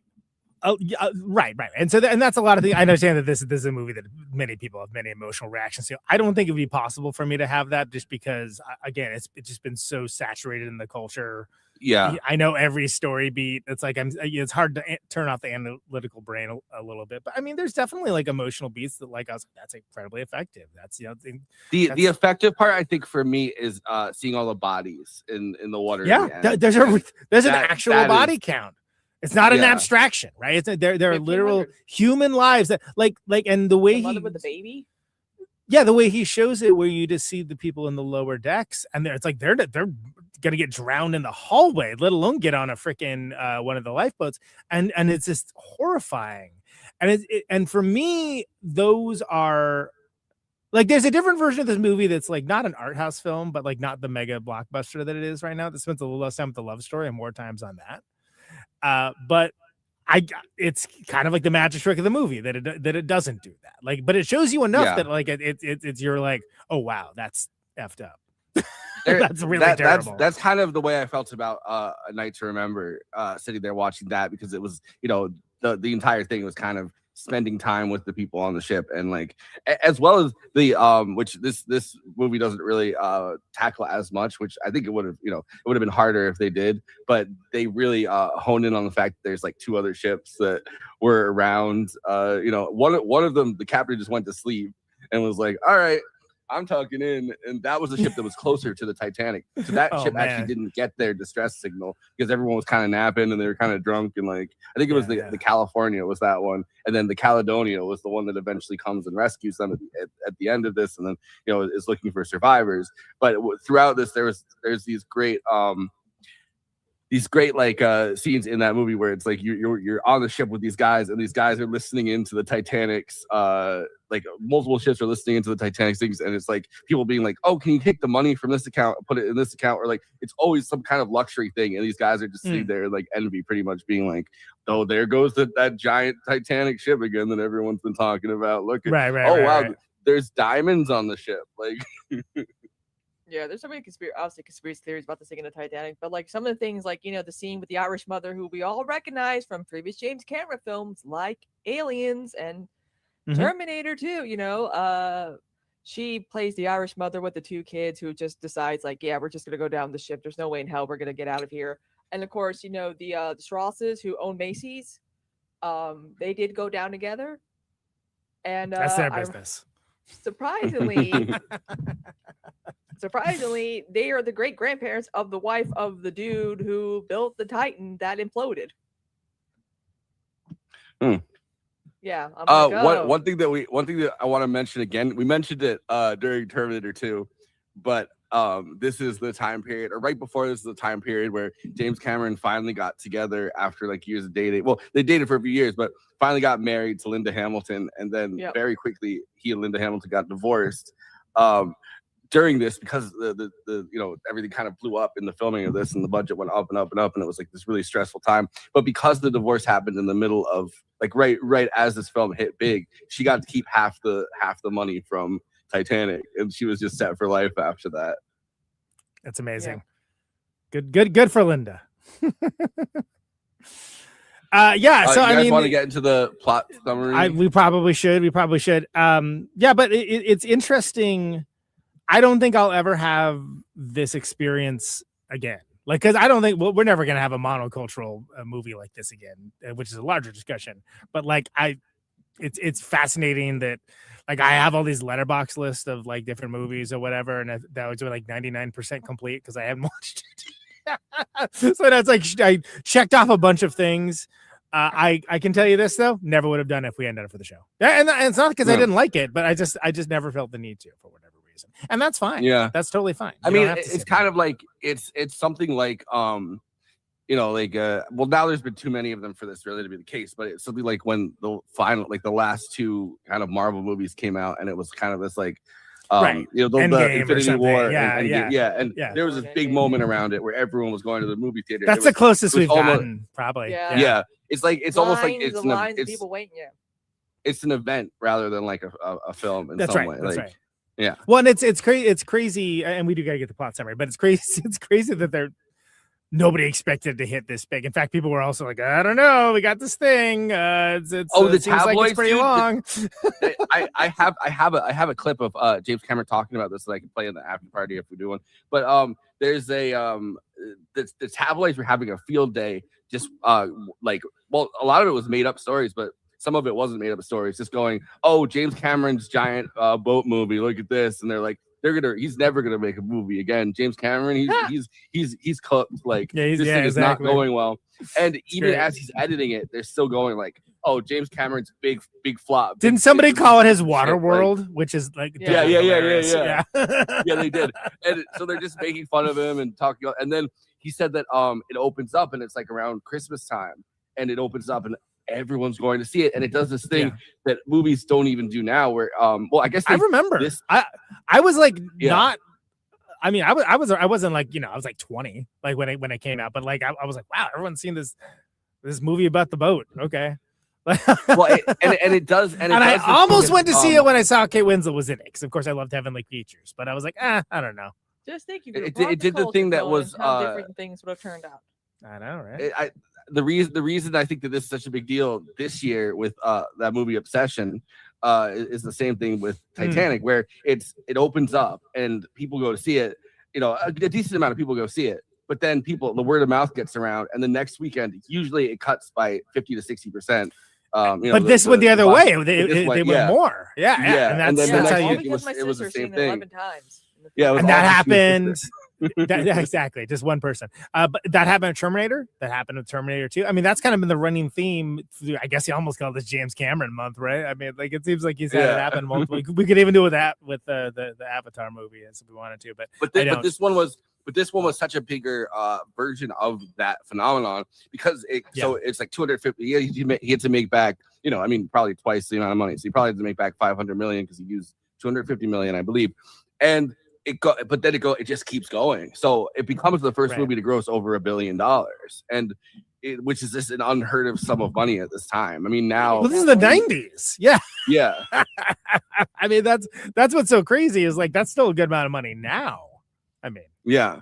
Well, now we have now we have like $1 billion movies that you know that have to make over that, right? Like to succeed. Yeah, you know, but like I think that it's interesting that it held that position for so long. What was it eventually? What unseated it? Was it Endgame or was it like was there? I think it was Endgame or Infinity War. That actually I think it was Avatar that.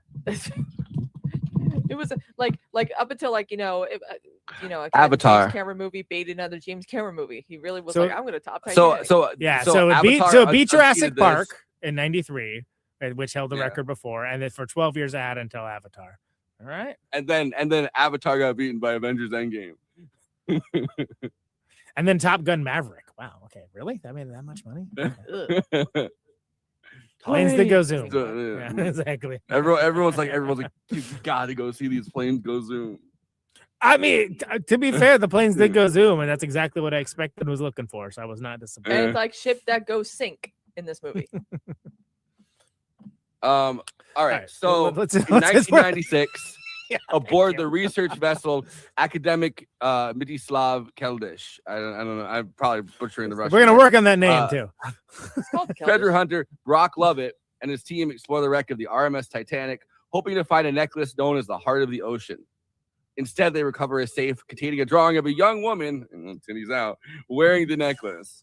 The sketch is dated April 14th, 1912, the day the Titanic struck an iceberg and sank, resulting in about 1,500 deaths. I like the use of Bill Paxton for. Oh yeah, he's great in this. I was like, I didn't realize he was even in the movie. I was like, yeah. He got to explore the sinking once or twice, and he was terrified because he was worried that he was gonna die down there somehow. I'm like, come on, man. It's also one of the first. It's one of the first things you get to see is like he's doing the whole, like, he's obviously the James Cameron stand-in character, and he's kind of a scumbag, but he's doing his whole exposition thing where he's like, oh, I feel this like this passion in me seeing the Titanic. Like he's doing his whole monologue, and the guy's like, "You're so full of shit, boss. Yeah. So I find it amazing that it was only 11 years earlier that the mystery of Al Capone's vaults had happened with Geraldo Rivera. Oh, and nothing was in there. Which I think that's been like forgotten by modern history, but I cannot overstate how big of a deal this was, and how a lot of people that were known by Geraldo Rivera, including me and my dad, were just like, bah! When there was like nothing in it. The fact that he managed to somehow recover from that. That dude could not work for years because of that. But there's even like a reference to it in there. He did. It's actually funny to think about this because I just saw there was like some clip going around where it's him on like Piers Morgan, and both of them are obviously like, just shells of their former selves when they were TV hosts, right? Like they're so I was just thinking about it because of that. He's like, he's talking to, and there's like, or I saw another clip where he's talking to like must have been Geraldo week or something. You saw like Bill O'Reilly, and they were also like shells of their former TV stuff. He's like, it's like the what do you call it? Like the Island of Lost Misfit. Yeah, right. Because TV host. Bill O'Reilly had like what was it was the one with the triangle. It was like some Killer the Baby Killer thing he did. tabloid show that like he had, like they all had like do it live. yeah, Inside that's Edition? where that's from. Inside Edition. Yeah, there you go. That was but like it's so it's interesting that that's referenced as being like, you know, the worst possible outcome for this expedition. Yeah. Right. He just becomes like you know, the only reason that Geraldo really got saved, he became like a go-to Fox guy, where Fox is like, yeah, you know, we'll bring him in as a stand-in anchor. Look at Dennis Miller, right? Yeah, Dennis Miller was cooked as a comedian, so it just like, all right, I'll just. It's always so funny idiots. though, because I obviously like remember the heyday of like Geraldo, and you know, having like his you know, his face everywhere, and as like, you know, his show and stuff. But like it's so funny to think like, oh, let's get Geraldo's thoughts on this. But it's always something like, you know, the Israel-Palestine conflict. It's like, yeah, like who wants Geraldo's thoughts on this? Like, yeah, exactly. Yeah, we don't. Let's hear what does Geraldo have to say about October 7th? It's like, why would you ask Geraldo about? Ask him for like celebrity news instead. We bring it back to the plot side, but there's a lot here. Yeah, the sketch. You know, after seeing the television report about the discovery, Centenarian.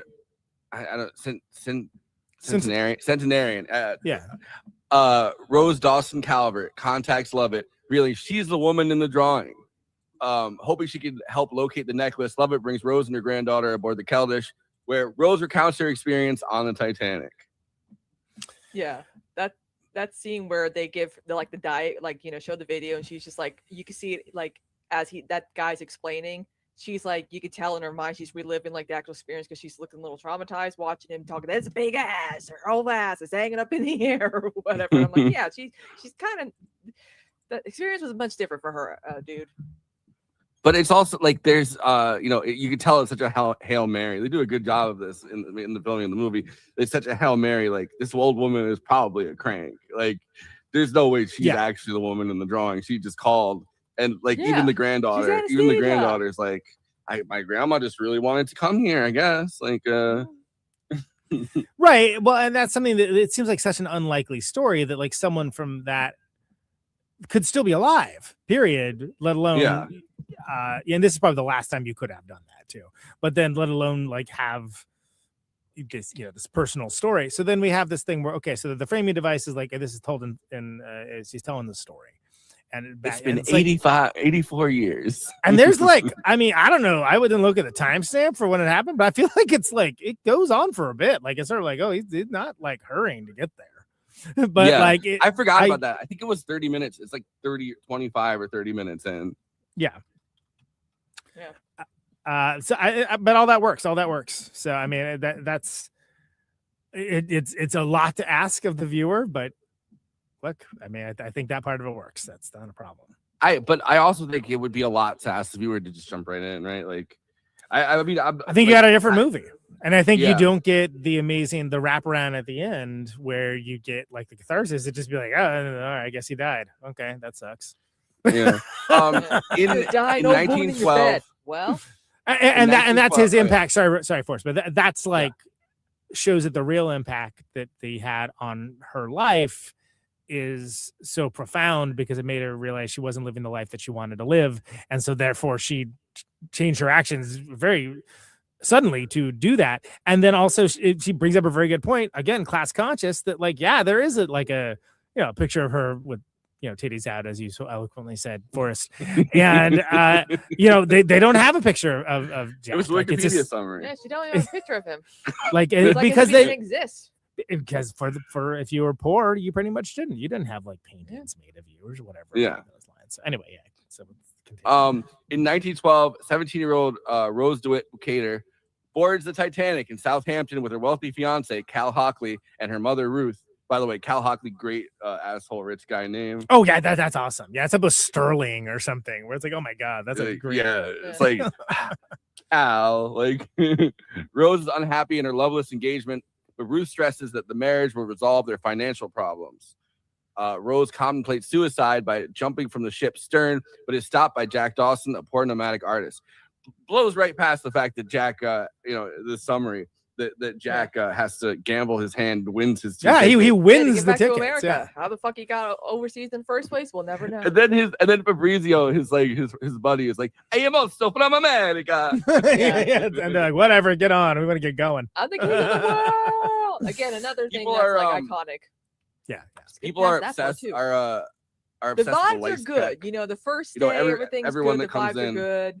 Everyone, Yeah. you know, the ship's going. Everyone's happy. They're talking about, we need more press for, the Titanic and all that stuff. So, you get to see a lot of the inner workings of like the people who helped fund the ship, who built the ship, and what is going on in their heads too when they're having these I mean, I understand the idea of like getting on a ship, especially at this time when obviously there's no like planes to get from England to America. I will never understand the cruise ship thing where it's like you don't get off the ship at any point. Yeah, I mean, the one you did what if there's a triangle status situation? Like Yeah.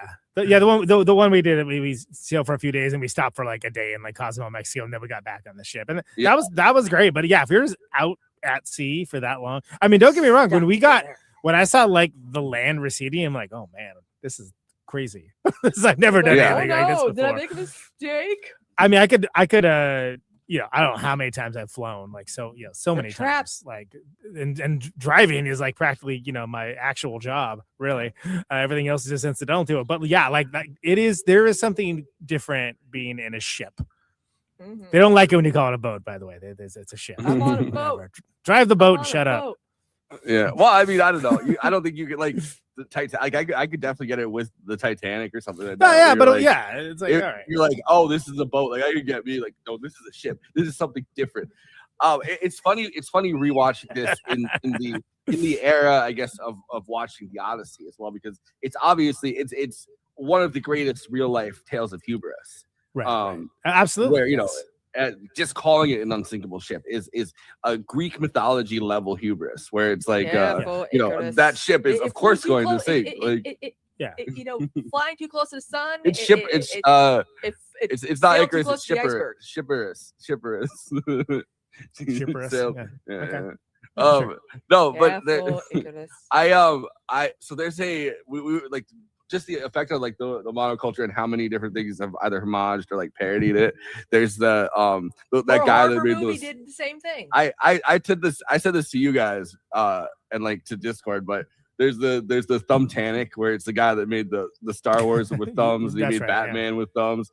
But every time I see I'm the king of the world in that movie, he goes, I'm the king of the globe, and then the next guy steps up, he goes, I'm a dentist, and then he goes, and then they're just having each person gets up on the ship and then says something about himself. So there's like a guy that's like, I'm really a woman, and like each person just says something about themselves, and then you just go down the line of people. I always think about that every time I see them king of the world. You guys were talking about like the monoculture and how it's been parodied and spoofed or whatever, but like or try to do a thing similar. Well, that movie Pearl Harbor with Ben Affleck and that movie was supposed to be Titanic on land, and it did not do a good job. It did a love triangle too. I know the movie and I know what you're saying, but that phrase cracked me up. I'm sorry. I'm imagining it's Titanic on land. Okay, yeah. Right. Lindsay Ellis did a good job explaining this, but like she has a point. Like the Pearl Harbor just did not work as like, oh, this is going to be like Titanic. We got a love triangle. It's an epic. We have a framing device. Pearl Harbor's happening.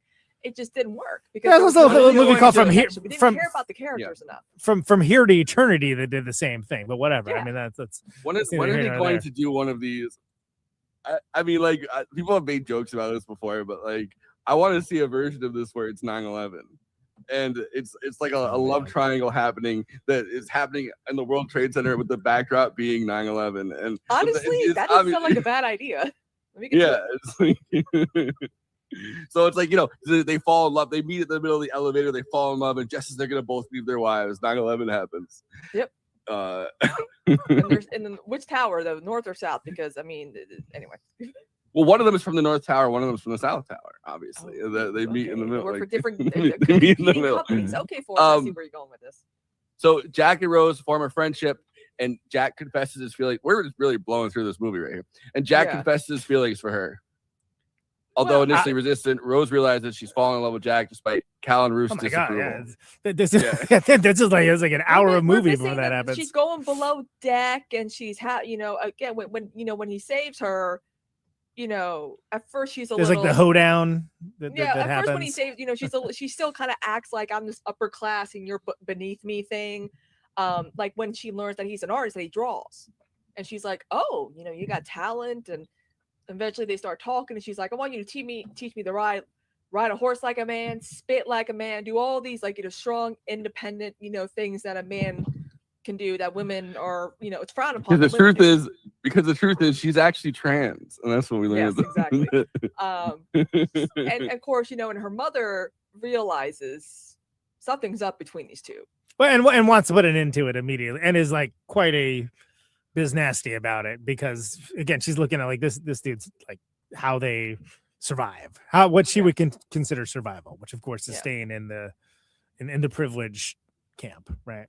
Also, briefly, can we talk about how wrong Cal is about art? He literally thought Picasso was going to amount to nothing. So is that right? I think that's in the deleted scenes, right? But like that's in the movie. Is in the movie. That cracked me, because that tells you so. Like, first of all, it's like funny. That's when I was saying funny. But like, it's also, I think it's a little longer in the deleted scenes than what it is. Like, you actually see some of the art and whatever. But like, you get to know so much about that character just in that exchange, and how and what he thinks of art in general. And we're talking about someone that, like, she's an artistic person. Like, she has her own creativity, but more than that, she is someone who art is important in their life, and he is not. He's the opposite of that. He is artless. Yeah. And that's why she connects with Jack. She's like, "Oh, well, I feel like have talent." You get. I feel like you get two different characterizations. Where I can imagine a situation where she ends up with Cal and she's miserable, but like the one thing bringing her any kind of joy is the collection of these rare art pieces that she's like fascinated by. But of course, it also gives her an in with later to. Jack is obviously like a talented young artist, and she's that. So that it does a good job teeing up the hate me like one of your, draw me like one of your French girls, and you'll be amazed. Yeah. Well, it also it wouldn't work if like the sketches weren't good too. Yeah, I'm sure there's been some meme of like, he shows a sketchbook as like stick figures or something, where it's like. and another thing too, again, because we skipped the dinner scene, but like Molly Brown understands that Jack is poor and he knows nothing about this world. So she like, here you can wear my son's old suit. Here, she kind of takes care of him. Yeah. She takes him in like a mother figure, because she probably didn't really have a mother when he was younger. Yeah. So she's got pieces she's got Picasso pieces. She's got Matisse. She's got some of his stuff in there. She's got there's one other thing I wanted. Oh, so we're also in the moment of the suffragette switch. One of the big things that the unsinkable Molly Brown becomes after this, right? One of the big things is she gets involved with helping families of the Ludlow massacre when that happened. Two years after the Titanic, which it's this huge catalyzing event for labor, but it's also a big moment because women get very involved in helping out, like especially like socialites, and so she becomes one of the the most prominent suffragettes, which is obviously in the political system, women taking ownership of having a political life and having having more than just being somebody's property and spouse and a mother and a wife, and kind of being treated like property in America. Like, it's women taking ownership and getting involved and being kind of empowered in that moment. And I think this movie does, without talking about like the suffragettes and stuff, does a good job kind of showing that moment in American history. Yeah, I just like the whole like scene with the dinner where Rose is telling Jack about all these rich people, and kind of like some like little like gossip about them that kind of goes like that's kind of like elephants in the room, or stuff that doesn't get like talked about a whole lot. Because John Jacob, the guy with the wife, have a 17-year-old wife that was pregnant at the time, and she survived. Yeah, she's giving him all the dirt. She's giving him the tools he needs to kind of survive in this environment. And like, are you part of the Boston Dawsons? Know that Chippewa Falls. He's like, oh yeah. I know it was John Jacob Astor the fourth I think was like the richest guy on the ship because obviously, Yeah. you know, Astor is one of like the big names in American history. Like he's one of the first, you know, big titans of industry that we really have. The great grandfather, and by this point, like that family is so loaded. You know, they own like the hotels, they own so much stuff by that point. There's so you much know? stuff that has their And names on them still to this day.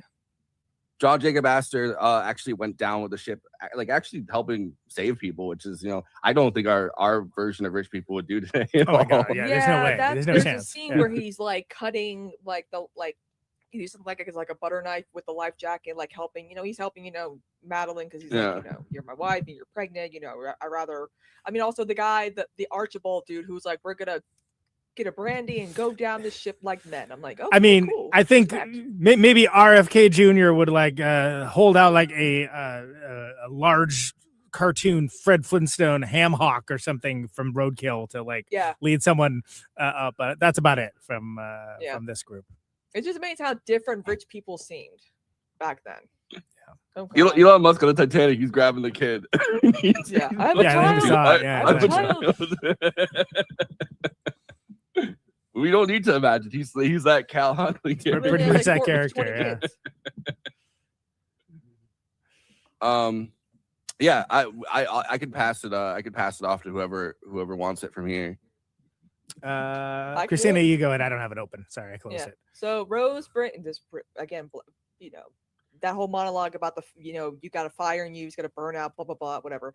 I'm flying. Okay, so Rose brings Jack to her stateroom and asks him to draw her nude, wearing only the necklace. Afterwards, they evade Cal's valet Spicer Lovejoy. I forgot his name was Spicer. Spicer Lovejoy. That's a good like name for like the assistant guy who's in charge of being like the muscle and you know, in charge of like spying and shit. He's really good. He's the fixer. Yeah. Dave Warner. Yeah, he's like an ex-Pinkerton, right? That's like his backstory, which is sort of like, okay, that makes sense. By the way, we didn't mention she was gonna commit suicide, like when they first met. Like that's, I think, I guess the person who wrote this plot summary didn't think that a salient fact to include, but like, yeah. So I mean, no, it's in there. It was a couple, but they blew past everything else. So I know what ice fishing is.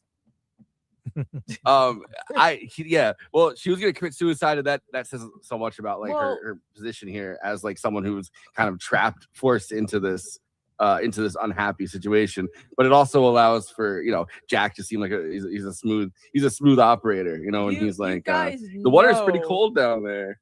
Yeah. Right. Well, you guys know that with the drawing scene, that was James Cameron's hands that were drawing Kate Winslet, right? I did not know that.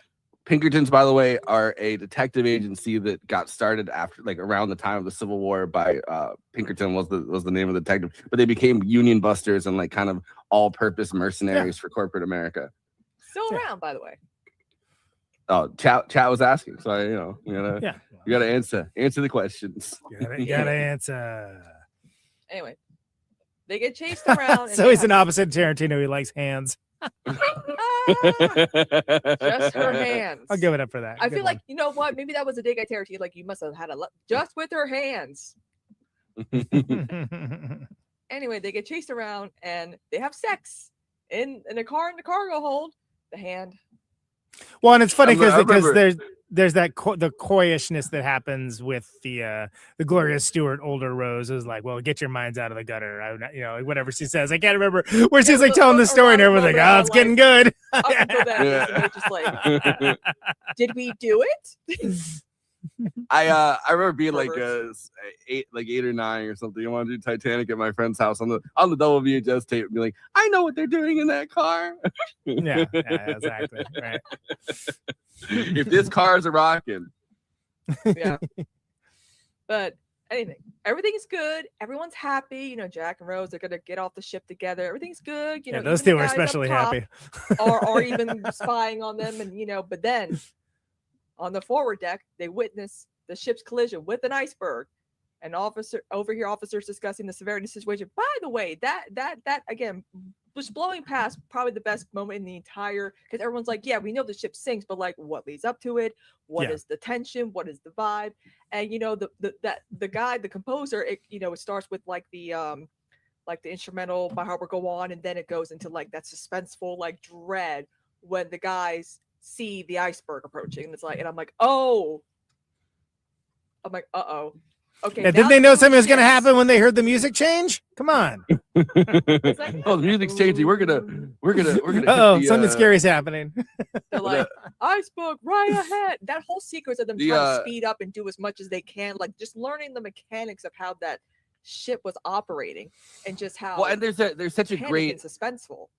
There's such a great like kind of subplot where Jonathan Hyde, who I always like him in whatever he's in, but I remember we talked about him in Jumanji, where he's the oh, that's right, he's yeah. the hunter in Jumanji. But Jonathan Hyde had obviously in this movie is the rich moron that doesn't know how anything works, but has paid for the ship to get built, and he's the most kind of one of the most ineffectual characters, which I think is funny. But he's pressuring the captain to go faster because he thinks that, they're going to mob the ship when it comes, and he wants the headline not to be, Titanic arrives and people are all over the place. But Titanic arrives early and fast. Faster than any ship ever has done. Yeah. He wants the prestige there's the thing which I think is a real conversation, or that was recorded with, or they had recorded, where it was, the guy's like, I don't want the engines on the ship to be like, we need to test out these engines. Like, we don't actually know if the engines are going to work. And like, you need to break them in. And he's like, but wouldn't it be lovely if we arrived on Tuesday night tonight instead of Wednesday morning where we were planning to, like, think about what the newspapers would say. And that's kind of the lead up, which makes it so that obviously they don't have the ability to swerve past the iceberg. Yeah, and ignoring the warning signs of icebergs from other ships, like, there's some icebergs. Which they're off the coast of alley. They're off the coast of Newfoundland. Like, it's icebergs don't exist over here. Like you said, anymore, shipwrecks. They're flying too close to the sun, right? Yeah. There's the hubris of it is we have not seen the likes of that very often in history. As far, I mean, I guess you could say like the Hindenburg, but like there's. As far as like this kind of thing of like, hey, we're going to show that we're the best. Yeah. And then with the Hindenburg, it was literally like, oh yeah, that ended blimps. Yes. Like those are no longer anything that could happen. Had time travel back in 1937. I would be like, why are the swastikas on the thing? They're like, what do you mean? Oh, it's not 1939 yet. Carry on. in that movie though, they had they go over the. We got a micro version of Ocean Gate. That is true. Although I don't think people are going to hell. I was laughing my ass off during that whole scenario. I don't think that has the same appeal for people in the same way, like going underwater, unless you're a James Cameron type. Like that is just like, again, that's your deal. He was the first person there. Everyone's like, let's see what James Cameron thinks. And he's like, oh, it probably imploded because of cycle fatigue because he used carbon fiber, and everyone's like, oh, he knows this stuff, and he was right. Yeah. But they also in Next Forever, they go over the fact that it is Iceberg Alley, but because it's April, they don't necessarily think that the icebergs are going to be around that time. That's right. Yeah, but it happened to be a particularly warm winter that winter, so the icebergs are kind of detached from the breaking off. Yeah. All right. So they're discussing the severity of the situation now, right? Let's get. Right, there's a super chat. A review that sticks out was from my grandma, who said that the movie was good, but I knew how it would end. Also, again, this is where you take out VHS 1 and put in VHS 2. Yeah. I remember that. Yo, I remember that. I believe you'll get your headline now, Mr. Esme. So when Cal discovers Jack's sketch of Rose, he has Lovejoy plant the necklace on Jack, framing him for theft, because of course. Jack is arrested and locked in the master's office, and Cal pockets the necklace. Yeah, he's sent below, knowing the ship is going to sink. Right. Well, yeah. I mean, that's it's pretty. That's like sort of like the cruelty is the point kind of situation. He says something kind of funny. I'll be right here. Don't worry about me or something. Yeah, I'll be right here. Don't worry about me. Oh yeah, like when she's trying to look for something. Because I mean, again, those 5 compartments are already flooded, and as Forrest pointed out, if they just hit the iceberg straight on, it would have just kind of like bobbed and just probably wouldn't have actually like sank. If not, it would have been taking hours and hours for it to sink because all those compartments would not have been filled up as fast as it did when they went hard over. And the unsinkable, the reason that it had the reputation of being unsinkable is because you have to fill up 5 of those compartments out of 16, and they're like, what are the odds that something will happen that they'll fill up 5 compartments out of 16? The ship is practically unsinkable because it's not like we're gonna hit an iceberg. And most of those compartments will not get filled. It'll be fine. But then when you again hitting the iceberg hard over, the position or whatever, the second tape open with Rose being slapped. That's right. It made all those giant holes and busted into all those compartments. So of course it got flooded real fast. So it took less than 2 hours to sink, obviously. That's what Cal said. He said, "We're the sea people. This age of iron is almost over." You want me to keep going? Yeah, please. Yeah. As the Titanic sinks, women and children are prioritized for the lifeboats. By the way, that was not the official thing. They just suggested it. It wasn't the women and children first. That was just suggested. It was not. But the refrain over and over again of women and children first. That refrain goes so well for the thing because it's now it's a thing that's the meta sticks expected when ships are sinking. It also gives it gives you the chance to see how these different men behave in this situation, because obviously the heroic and chivalrous thing is to stay behind and help women and children get in the boats. But there's characters like the Jonathan Hind character and Cal that are trying to do anything they can to get themselves into the boats, whereas a lot of people are obviously helping. His family hated because he does die, but a lot of people, because they heard a gunshot, so I guess for dramatic purposes they made him kill himself because he felt bad and awful for shooting Tommy and mistakenly. But James Cameron had to do a apology to his family for portraying him like that in the movie. I was like, oh. Yeah, people are still mad about that. So it does add to the chaos so much. So the guy's blows out his brains after he shoots the guy. It's just let's add to the general chaos a little bit. I mean, I think that might I would do something like that because if there's no more lifeboats available, right? I think I would rather commit suicide than I would freeze Well, apparently when I was in 3rd grade, we did our body temperature thing, and my body temperature is not 98, it's 96. So my teacher was like, Kristina, you would have actually survived the Titanic sinking because your body temperature would not go into hypothermia or whatever. And I'm like, oh, because I'm 96, not 98. I don't know if that's true. Well, 95 is when you go into the hypothermia and you end up dying. That's what I remember looking up. And I was like, all right. Super chat, and I want to add a question to this. Okay.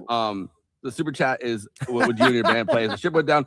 I want to ask, what would your band play as the ship went down? Would you do a rock version of My God, the D? What are we playing, Conan? Strike moving seems a little too obvious, doesn't it? That's a good question. In the situation that the musicians are at, which I found that profound and moving, right? Where they're like, well, they're screwed. They're not getting off of this. So it's well, we run around like crazy, or we continue to do what we love to do, which is to play and to find the joy in playing together. It's scripted so well that they're all like, well, I guess this is it, and then they all go their separate ways. But then the one guy goes back to playing. And is like, I'm gonna play down with the ship, and they just come. Each one comes back and joins up, and they all come back and they do it. Yeah, and it's interesting what the modern context for that is. I guess you wouldn't be worried about set time at that point, huh? Yeah, anything on the table. It's this is the final encore, everybody. But I found that to be a very cool part of the story, and the whole thing of them playing while all this chaos is going on is interesting as well, and which I believe is based in reality, right? That's the band playing on. It is based on reality. They have found I don't know why they asked the guy this, but the band leader, they asked what he would have played, if the ship had went down, what he would play, in an interview. Just a couple months before that, they happened to ask if a ship was going down, what would you play? And he actually said this thing was destined to sink is what we're getting at here. No, but he said something he said something crazy. He said like I wouldn't play something like Dear My God to Thee probably because people are already sad enough. I would try to play something upbeat and like try to something. yeah. Bombs over Baghdad. Sure. Travis, they have Travis Scott rapping as the Titanic goes down. I mean, it's a crazy. Well, I mean, I guess Astroworld, the Astroworld thing that happened is like the Titanic of today. But yeah, I mean, that's a nice moment, and that's one of the things that where the movie's kind of most effective for me are the sort of smaller stories around the main characters. Like, and I think it's getting a window into like, their little, there's a bunch of like little British realism tragedies happening with characters that we like only see for, under 30 to 40 seconds. And I think that's we don't see, like, even with Odyssey, which we just did, that's not really Nolan's thing. Like there's like, there's people that are really good at that and interweaving stories and whatnot, like the Robert Altmans of the world, what have you. But like, we just don't see that a lot in big blockbusters, like, because you don't need to do that. And if they do, things are going to be like there's 1/4 of the characters and they have like 5 times the story, which is exhausting. Like too much story is never a good deal. So it's interesting that I mean, that's one of the things that kind of resonated the most with me. But like that's because you're in this disaster where everyone has different motivations for being there. Everyone has like different things that they're trying to do, but then you're in this situation where everyone's trying to do the same thing. And it's horrific because from the very beginning how it's going to end. And they know that not everyone's going to get out. In fact, they know the vast majority of them aren't. And that is a true disaster, a true horror. Yeah. I love the so because what I'm talking about, the montage showing the mom with her kids in bed trapped in first class. Again, absolutely. another Jane. She was in Aliens. She was in Terminator 2. I didn't recognize her. I'm like, wait, but then again, she wasn't in brown face. So, I love the I love the detail that they have in the conversation that they kind of just kind of spout off at one point before the ship starts sinking, where it's like obviously this is an unsinkable ship. And they're like, oh, well, the lifeboats, we didn't add more lifeboats because it's going to ruin the aesthetics. They're like the aesthetics of the ship. We need this. We want this deck. This is the prime deck space. And if you just stack a bunch of lifeboats here, it's going to ruin the aesthetics. We're not going to sink anyway. And I just love that detail because it's such a you could just imagine it with any number of billionaire passion projects where it's like, well, the aesthetics matter much more than the functionality of having lifeboats on the ship. Yeah, absolutely. Let's pick it back up. Rose rescues Jack and they return to the deck where Cal urges Rose to board a lifeboat, claiming he and Jack will board another. Cal unwittingly wraps his coat containing the necklace around her. I put the coat. Sorry, I was gonna say I put the necklace in the coat. I put the coat on her. As the lifeboat is lowered, Rose jumps back onto the ship, unwillingly to leave Jack behind. Enraged, Cal grabs a pistol and chases them through the flooding ship, but gives up when they escape. Cal joins the lifeboat by pretending to be a child's father. I have a child. I put the diamond in the coat. I put the coat on her. I do think that having him chase them with a gun does kind of jump the shark a little bit. No pun intended, jump the shark, but it's just like all of a sudden it's just like, all right, we're adding a gun to the mix, and it's like, I don't know, man. Like, did you need the gun? Yeah. It's like, I know what I'll do. I'm just gonna shoot them both. Yeah, I'll be doing your time together. Chippewa Falls. Actually, I don't know about those two, but it's like 3.5 hours away. Like it's just like upstate, like towards Minneapolis. It's like closer to Minneapolis than it is to Madison or Milwaukee. But it is funny to hear Wisconsin mentioned. People love hearing Wisconsin mentioned in movies around here. It's Kansas. There's a Herzog movie that Strosick where they end up in Wisconsin. And it's anyway a different movie that we're not talking about, but there's the the Canadian version of that, right? Because James Cameron's obviously Canadian roots and stuff. I was watching a thing with that guy that does I think his name's Tom Power that does the TIFF. He whenever a movie plays at TIFF, he kind of does the interviews with whoever comes to that, and he's talking about like, oh, Newfoundland mentioned, I grew up near there, and that reminded me of like the Canadian version of the Chippewa Falls thing. Right. Yeah. Absolutely. We Is it me? we Is that going? to me? Yeah. Last 2 paragraphs, Conan. All right, hold on. Cal turns led by pretending to be a child's father. As the flooded bow sinks, the stern rises into the air, and Jack and Rose cling to the railing. Crazy scene. I know that whole sequence. I'm like, oh, this is what really happened. And that's why, like, a lot of people, there's so many people like paintings of like the image of it, and again, that's another thing. Like, James Cameron was like, did I get all that right? Oh, I got one thing wrong. Damn it. Well, there's two things that people really love when it comes to like paintings. People really love anything that's a painting of like a ship on fire. People love those kinds of paintings, and then they also love the ship split in two. I think. Yeah. And it's whether it's accurate or not, it's a crazy thrill ride aspect of things where they have to like move up to the other side of the bars because everyone's like falling and stuff like gravity, that. Apparently, this thing. Yeah, his buddy's girlfriend, who storyline is almost completely ditched, but Fabrizio's girlfriend, like, there's a whole like thing with them as well, like that. Well, also too, there's the one guy who he survived because he kept drinking. That's right. He's like right next, like that's me. That's me. If you like, got he me kept in the drinking shit. alcohol. He looks like I was drinking that whole night. Once just because the body temperature, alcohol does keep you warm. Yeah. And That's so, like, true. you can tell Rose looks at him and he's just like, yeah, this is it. Yeah, that guy's in a night to remember too, because he's That's him. he's Yep, sitting there, that's and him. he's taking shots. He's taking shots in his room, Whiskey, and then he yeah. falls back, and he's like, oh. Yep. And it's like I was watching that last He night, played a guy. and He survived the Titanic I was like, sinking. yo, that's me as the Him ship and sinks. Let's just grab whatever alcohol's handy. At least you'd be wasted Yeah. if you're in there. So the ship splits in two, and the stern sinks into the freezing water with the remaining passengers. Again, incredible practical effects work with the place in Rosarita, the Baja Studios, which you can go to. Which thank fucking God too, because it's like, dude, if you had to actually be in Newfoundland. Yeah. Oh my God. Can you imagine? Yeah. So some other, so they also, it's in, let's see, Tomorrow Never Dies, In Dreams, Deep Blue Sea, Weight of Water. Yeah. Master and Commander that have all been filmed there amongst other things. But yeah, it's like, they're very proud of it there. It's pretty funny because it's not a huge city.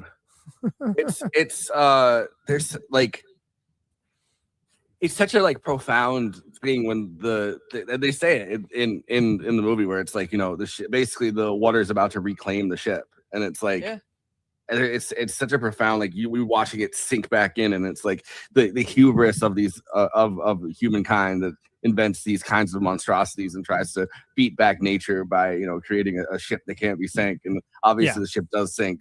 It's like the ocean is such a terrifying adversary, and it's like the ocean reclaims its victim, reclaims the moment of hubris that humankind has dared to unleash upon it. Well, and this summary, like, stern sinks the freezing water with the remaining passengers, except for the fact that we get to see so much of it, and we get to see like people falling. We see people falling and like hitting things on the way down. Like it's like whoa, man. Like once the propellers are getting up, it's like, and then Molly Brown's like, God Almighty. Yeah, like, so that's a fraud. I can't even look because Yeah, that's all there's his a whole fault. thing where I don't know if I'm getting the exact sequence of this right, but the Fabrizio character, Cal, was going to start shooting, or the guy, either him or his valet was going to start shooting, and one of them was going to hit Fabrizio and then kill Fabrizio. And I think one of the things falls on him, and that's what kills him. Yeah. But in like the original, like in the first script, it was gonna like he was gonna get like basically a cop like taking out somebody, and basically. Jack helps Rose onto floating debris and makes her promise to survive and live a full life. Okay, so we got to pause here for a moment to address Because she's like, I'm just gonna fall. And he's like, no, you're not. You're gonna again. This is a part that's like parodied. It was in Scary Movie 2 and like 17. Oh yeah, where Yeah. he's on the yeah. Oh no, you don't. Yeah, but I do love. You're gonna have a bunch of babies. You're gonna die warm in the bed at 100 years old. And I'm like, oh well, there you go. Because that earlier scene where he's talking about like, I love being alive and being alive is great and my life is full and I love being wandering around and living life to the fullest, and everyone's like, here, but it works really well that he's like, all right, you're gonna have to do twice as much living for the both of us. Like, I mean, so I knew all about this before seeing it, obviously ad nauseum, as well as all the like, they both could have fit on. What the hell? But then also, I mean, the thing to remember too is like, this is freezing water. This is, I mean, even if you were able to think logically and be like, okay, so as a master tactician of the waves, I understand that, like, the just distribution of weight has to be, you're not going to be able to think about that when you're like, your balls are frozen. I mean, to put it bluntly, also, sorry, it took not to be about vulgar, but 15 minutes for those people to die from the hypothermia. So like a lot of the people on the boats were like, we were worried that if we went back now, people were going to swarm the boats and we were all going to be in the water together and die. So they're like, we wanted to come back when things had died down. Literally, they're like, we waited too long. Well, so on that, she's already gotten hearing drenched. them like hearing the cries get softer and softer made them realize, oh shit, they're all dead. Well, but she's also already gotten drenched in that scene, so she's like, it's if she goes back in the water, she's a goner with the rest of them. It's just by the grace of like, having air temperature be hotter, like being warmer than the water itself, and so Jack dies from hypothermia, but Rose is saved by a returning lifeboat and rescued by the RMS Carpathia. All right, a couple things here. First of all, they could have gone back earlier, like all the rest of them, and they didn't. And one of the unsinkable Molly Brown, like was noted that like she Come did on, like, ladies, it's your men out there. yeah, like she and apparently, in reality, she went like further than even than that, and like actually commandeered the boat and what have you. But they didn't go back because they were so worried about their own self-preservation that they didn't even bother. And so by the time they do, it's too late, right? And that's one of those things that that's human nature, unfortunately. Nobody would have expected this scenario at that time. So it's like, and only 5 people were rescued. That goes to show that some of those 5 people have resilience. Right. To live. Well, and there's the guy who was drinking. I know there was an Asian man who was rescued. I don't know if maybe there was a woman who was rescued. I know it's total 5 people out of 1,500 who were in the water, mind you. Yeah. And there's a real story where that is where she got the unsinkable Molly Brown name. Molly Brown really is in the raft with her like the first class passengers, and tries to rally them to go back and save more people, and they're just like, no, we're out. I don't understand a single one of you. So Rose hides from Cal and her mother and gives her name as Rose Dawson on her arrival in New York City. Welcome to Ellis Island, where you can change your name and in records be damned. Exactly. Then everything wasn't tracked in the same way that it is today. Titanic is overrated. Review Minions and Monsters. Okay, that's real cinema. Yeah. I mean, Josh, I think the conceit of this is also that I'm hopefully bringing a bit of a fresh perspective, having never seen it before Sunday. So he did give 10 bits to. I think he might have been being a little bit facetious. So okay, yeah. So this is she's rebuilding her life, right? And this goes. Rockets us forward to the present. So in the present, Rose reveals that Cal committed suicide after losing his fortune in the 1929 stock market crash. Couldn't happen to me. Dude, that is such a great I feel like it's almost it's almost a meme where it's like oh, like after this, he fucking killed himself. He died. Like, you know what I mean? Like, just Poochie died on the way back to his home planet. Right. Exactly. Yeah. It's like that level.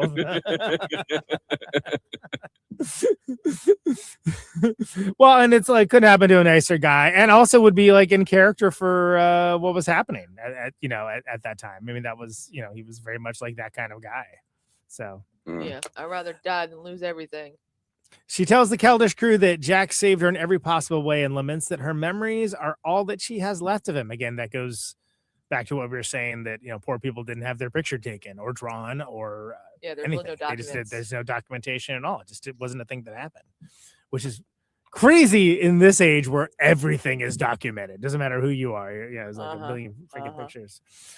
I'd rather be dead than poor. Yeah, that's a good. That's a good.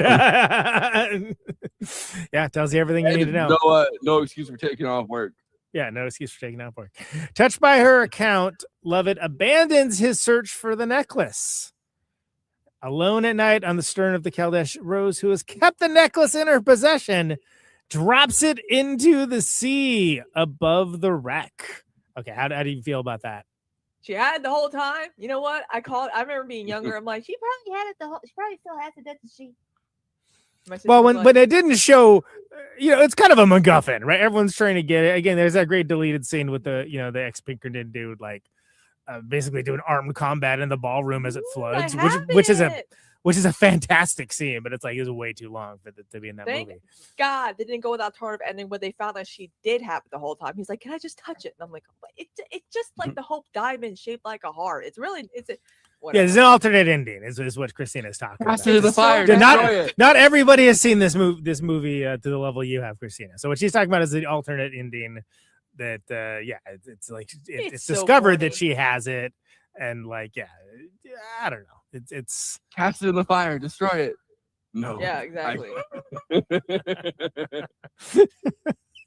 Just makes up Lord of the Rings with it. Someone must have done that, right? I feel like any possible memes for this have been done at this point. But that's a good one. It's not.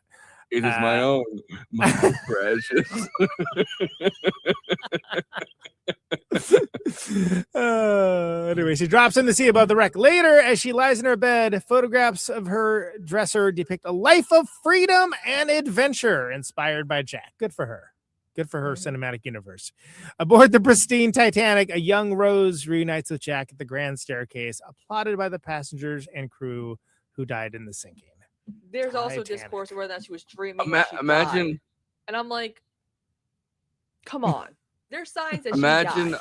She's dead. You guys not spoil the movie. Yeah, it's like the Odyssey. It's like sorry, the spoiler statute of limitations is passed. Like It's young. it's reverse Mordor. Yeah, oh God. Like Cast it in the water, died. destroy it. She dies. I don't know why people think she's dreaming. She was supposed to die old and warm in her bed. She told the She's story. 100. She's 100 and something years old. Yeah, she puts the necklace back in with the wreck. All the people who died on the ship are there. This is heaven to her. She's with Jack again. Everyone's happy. The end. Gets me every time. She's down in Hades, and it's the same scene from the Odyssey, and he's like, you didn't let me on the door, and she's like, no, the door would have sank. You didn't even try. Instead of Agamemnon, it's Jack. Some of the discourse around Titanic is so funny because it's like, obviously she dies in the end, y'all. Why is she wearing white? Why is she with? Come on. There's a funny version of, because it's great she has lived this full life, but it's like imagine he dies and then she survives. She's like, you gotta live for the both of us. You gotta live a full life, and then she doesn't. So she doesn't live a full life. She lives like the most boring life imaginable, and it's like you let him down. You let him down twice. She really did like the soap opera career. Like she knew how to fly a plane, race a car, ride a horse, do this, do that. I'm like, damn.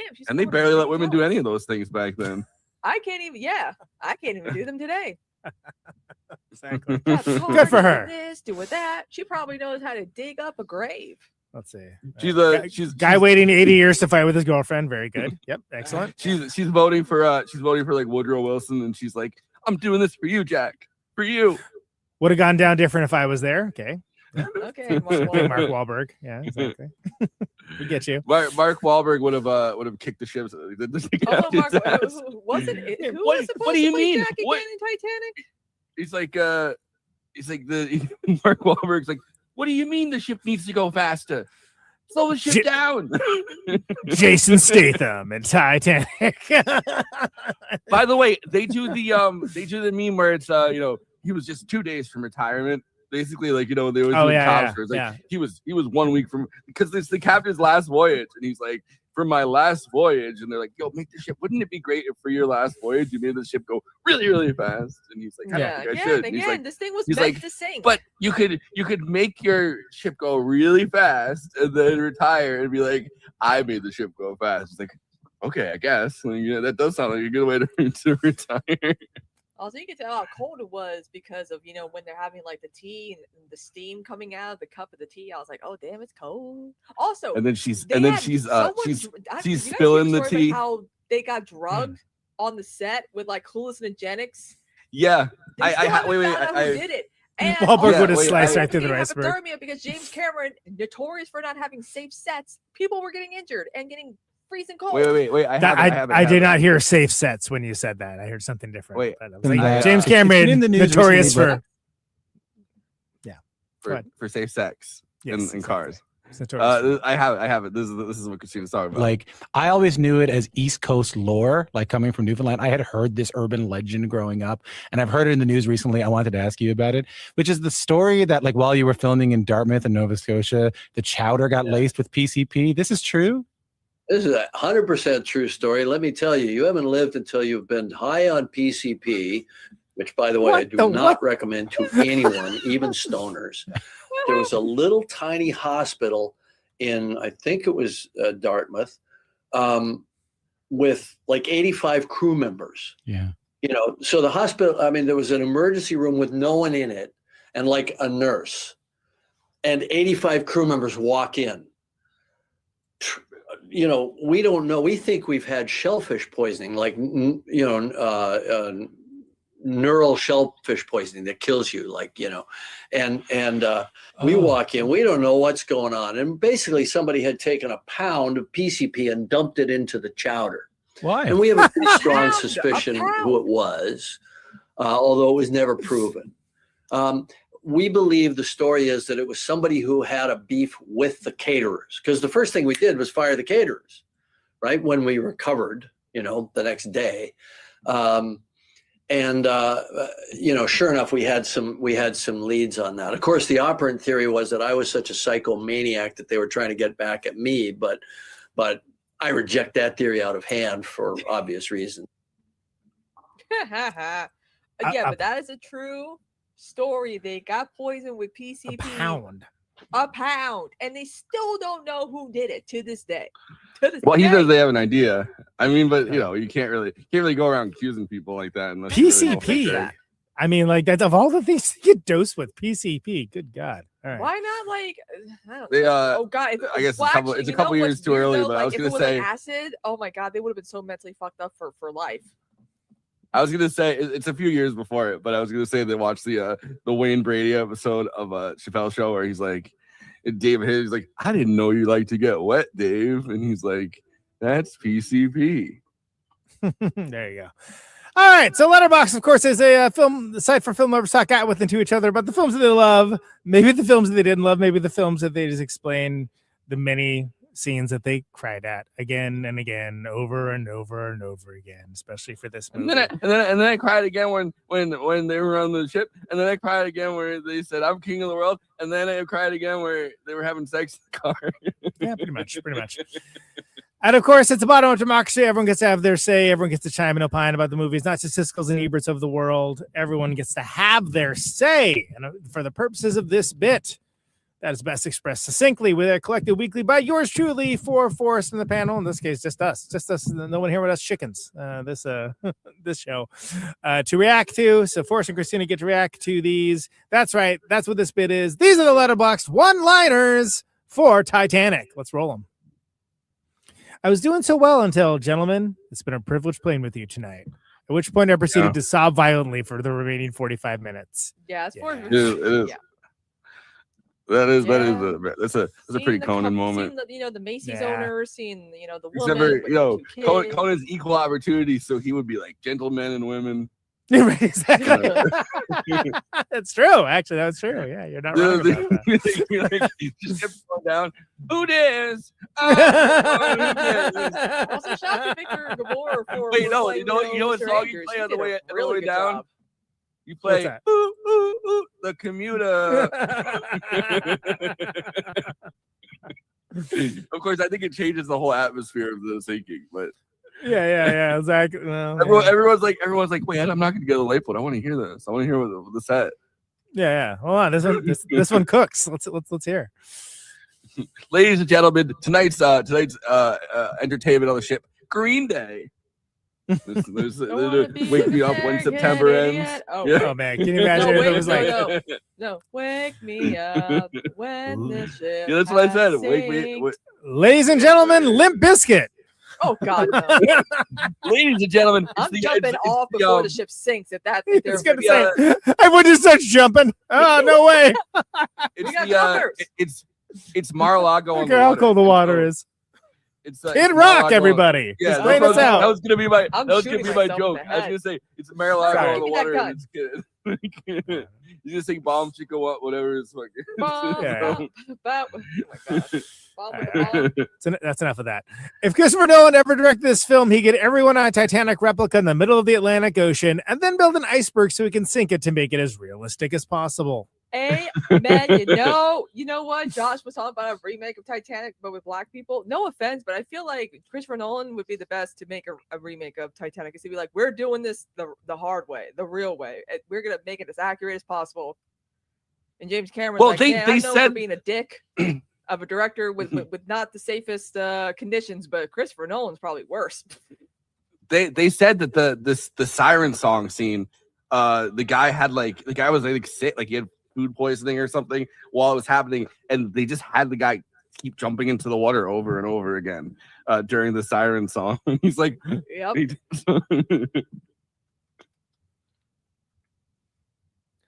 True love is busting down a White Star Line door in a sinking ship with her significant other, and then turning around and yelling, "Shut up!"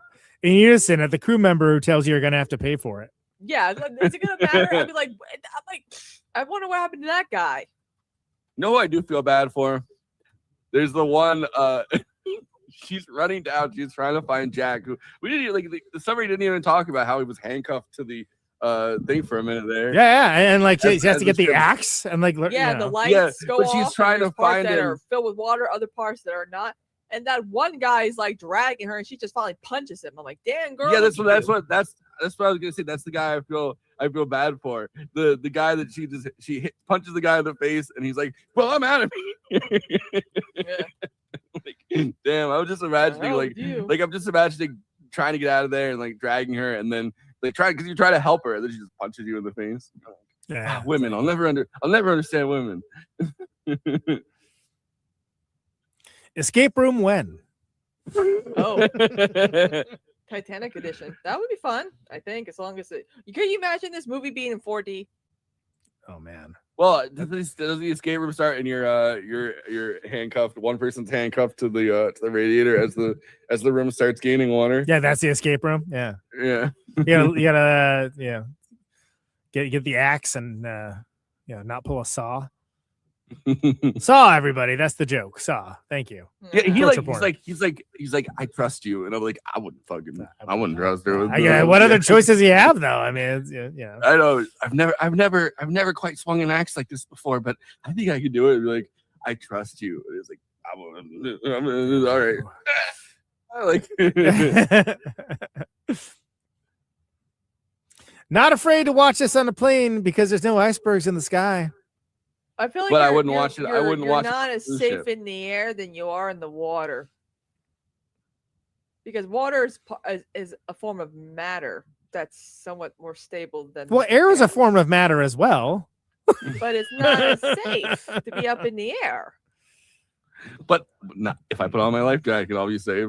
Yeah, you put your life jacket on, and you'll be fine on the plane. See, but there is a version where it's like, oh, we didn't think this plane would ever fall down, so we didn't bring enough parachutes. Yeah, right, exactly. Like, sure, yeah. Women and children first. And then he's grabbing a kid. Yeah. The James Cameron guy is quite the up and comer. Nice to see what he did with such a small budget. Titanic back rooms. Oh boy. Rose is really sitting there floating with her pointy pumps still fixed to her damn feet. After all that, Miss Ocean even sucked them under, and she kicked and kicked, and those pumps still stay clutching her feet. Forget about that big fucking boat. Those heels are the most true unsinkable ladies in this story. Amen. Everyone hang on to my feet. That'll help. Tarantino just pops up. Me and the twink I pulled by being suicidal.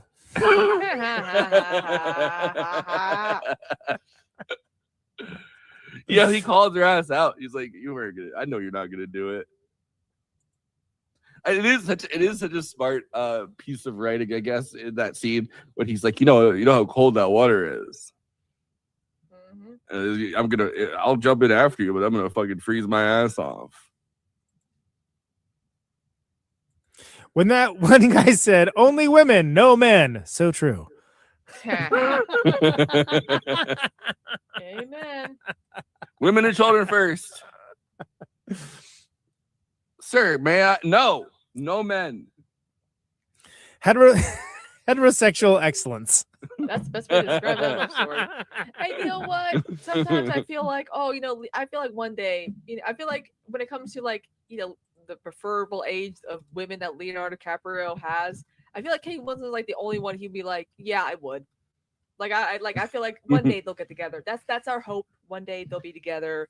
They've always had such a close friendship. They're still BFFs. They did Revolutionary Road together, which very different from Titanic, mind you. I forgot about this. I forgot about this headline at the end of the pandemic when Kate Winslet said she started crying and couldn't stop for an hour when she saw Leonardo DiCaprio for the first time after the pandemic ended, after quarantine ended. Yeah. Oh, that's sweet. So those are the Letterboxd one-liners for Titanic. Please follow the show on our Letterboxd HQ account at Movie Night Extra, where you have all the great write-ups, all the great episodes that we have on this very show, as well as Tenet short form content, fun other materials, things along those lines. Great follow. Ship Can't Sink at Always Flacco for such a host down there. He is in the water, so do him a favor and either throw him a life preserver or follow him on Letterboxd to see what he's up to over on Letterboxd. And such small portions. You can follow him and see long for his journey, which has been many blockbusters. But I think you just did you mentioned the other movie, the A Night to Remember. I did that. Night to Remember. Yeah. So follow along for his journey.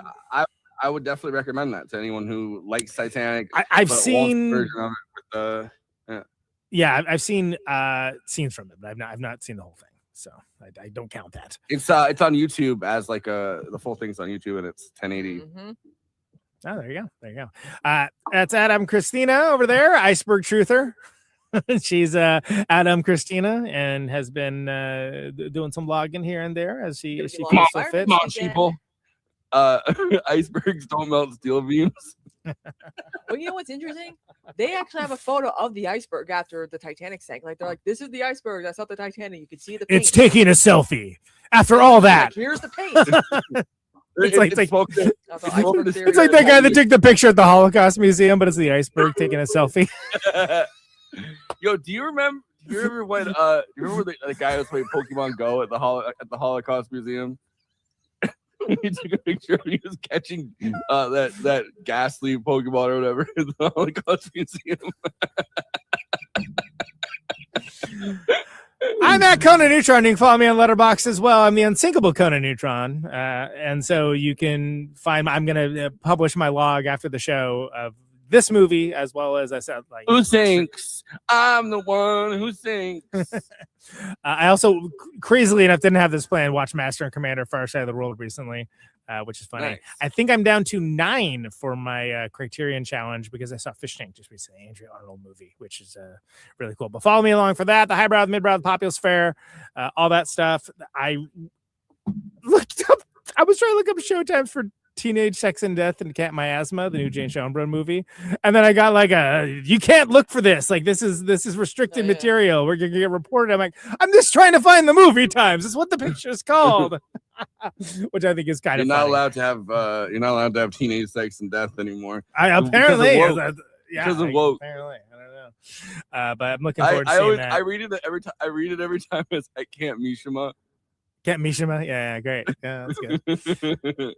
And I'll see Spider-Man at some point. I don't know if I want to see it opening weekend or anything, but yeah. So follow me along on Letterboxd there. Forrest, let's hit it with the plugs, baby. If you're watching us on YouTube, please like and subscribe, and then hit the bell to get notified whenever we're streaming. And we'd humbly request that you watch the video to the end because it helps us with the algorithm and helps more film fans to discover the show.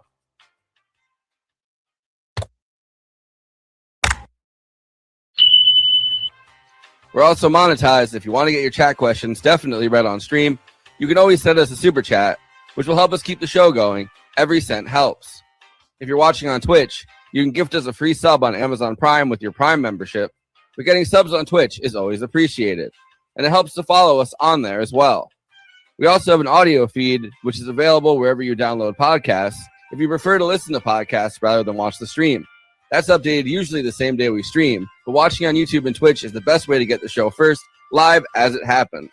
If you want to support us with a monthly donation and get access to all of our after parties forever, which go patron only after we do them, you can become a patron at patreon.com/movie night extra. Link is in the description for that. It really helps us keep the show going since we do have some expenses to make this happen. We also have a Discord community. Link is in the description for that. We sometimes watch movies we cover on there. We get into conversations about everything from film to TV shows to related podcasts. We even have a Discord channel for memes. It's really fun on there. You can find us on all the social media platforms: Facebook, Instagram, Blue Sky, Twitter, and Threads. You connect with us on all of those. Talk to us. We'd love to hear from you. Lastly, we recently made a TikTok at Movie Night Extra where we're putting up short-form clips from the episodes. Okay, passing this to Conan so he can tell you about his music and this week's Protonic Reversal. Conan, who's on Protonic this week? Yeah, that's right. So the Jen Finch memorial episode is still the most recent one in the general feed. I got Steve Until Neurosis coming up, which should be good. They just played their first show back in, I think, 7 years, if I remember correctly. So that should be a really good one. I also have Blog Dolly of the Dwarves coming up, which should be good. It's been a long time coming for that. And then I'm crazily enough going to have a interview with Parliament Funkadelic guitarist who replaced Eddie Hazel. So that guy's been like 17, Michael Hampton. He's coming on in a special episode next weekend. So plenty of Protonics before it is tour time, baby. But you can protonicversal.com, patreon.com/protonicversal, $1 a month advance access for all those episodes. So please, if you haven't become a patron of Protonic Reversal, please do that. I've had a few fall off. They come back, but it would be nice to get that building back up again because I got a lot of good stuff coming up. Neutron Friends, Co-Neutron Secret Friends, of course, hitting the West Coast with The Null. I was trying to put it in our put it up, but I have to do it this way. I have a great tour poster for this. This is Chris Williams, who does all of our show art. He did the poster for this. They put on screen. So we're playing San Francisco, we're playing Sacramento, we're playing Eureka, Portland, Seattle. All these are with The Null, who's Jacob from Victory and Associates, my old band. So very excited to play all these shows with them. If you're in any of those places, please consider coming out or letting someone know about it. And if you know me from the show, come say hi, or just come say hi anyway. I have some, so there's Chicago, Milwaukee, Minneapolis as well. I don't have posters for that up right now, but I suppose I can share this. Here's the art for Caterwaull West, September 4th and 5th, 2026. Revealed for the first time ever, because I got the poster about 2 minutes before we went on air. That is in Los Angeles, Permanent Records. We got a little Jet Jaguar there for you. You got Cosmic Kid and Hillbilly Devil Speak, Jumpstart Plowhards with Mike Watt, Action Friend, Astro Jets with Dez from Black Flag, Elfin Rifle, Gaithius, Mike Watt and the Second Men, Secret Friends, Mod Pods and Leopold. Go to CaterwallWest.com or Permanent Records, the website to buy tickets. They are $25 per day, $30 at the door, $40 2-day, and $50 at the door. So it should be good. Permanent Records is a great venue. This has been like the least well-kept secret ever that I've been doing this, but that's great to have some art for it. I know we have some people that are wanting to see us in LA, which we just played LA, but like we're playing LA again, and it's for this. It's for Caterwall, so this is the great art of that by Ryan Flowers. So come out for that if you're in those areas, and then Midwest shows in September and some other stuff to announce pretty soon. NeutronFriends.com, NeutronFriends.bandcamp.com. Way the Neutron's new record. We're doing a record sale and a CD sale. So if you like physical media, you can get every one of the records but Artemer for $100 right now, which some people have asked for. We did that for a while. It's a good way to kind of catch up on everything. And then we have a few shopping bags, not that many left if you're interested in repping at the Whole Foods or your farmer's market or whatever it happens to be. People that have them seem to really like them, which is good. We wanted to have that for forever, so I'm glad. And then, that's about it. I'm going on 1001 Album Complaints to talk about Wire next week. So I'm not sure when exactly that's going to be out, probably right before we go out on tour. But that's what's going on with me. Kristina, what do you got? Yeah, I haven't really been able to do my show because I've been taking care of a freaking puppy mill. Week 2 of this. Still been streaming. Again, got like 12 hours of Dark Shadows in. People are hooked. I had people waiting like 2 hours before I started streaming for Shadow Saturday.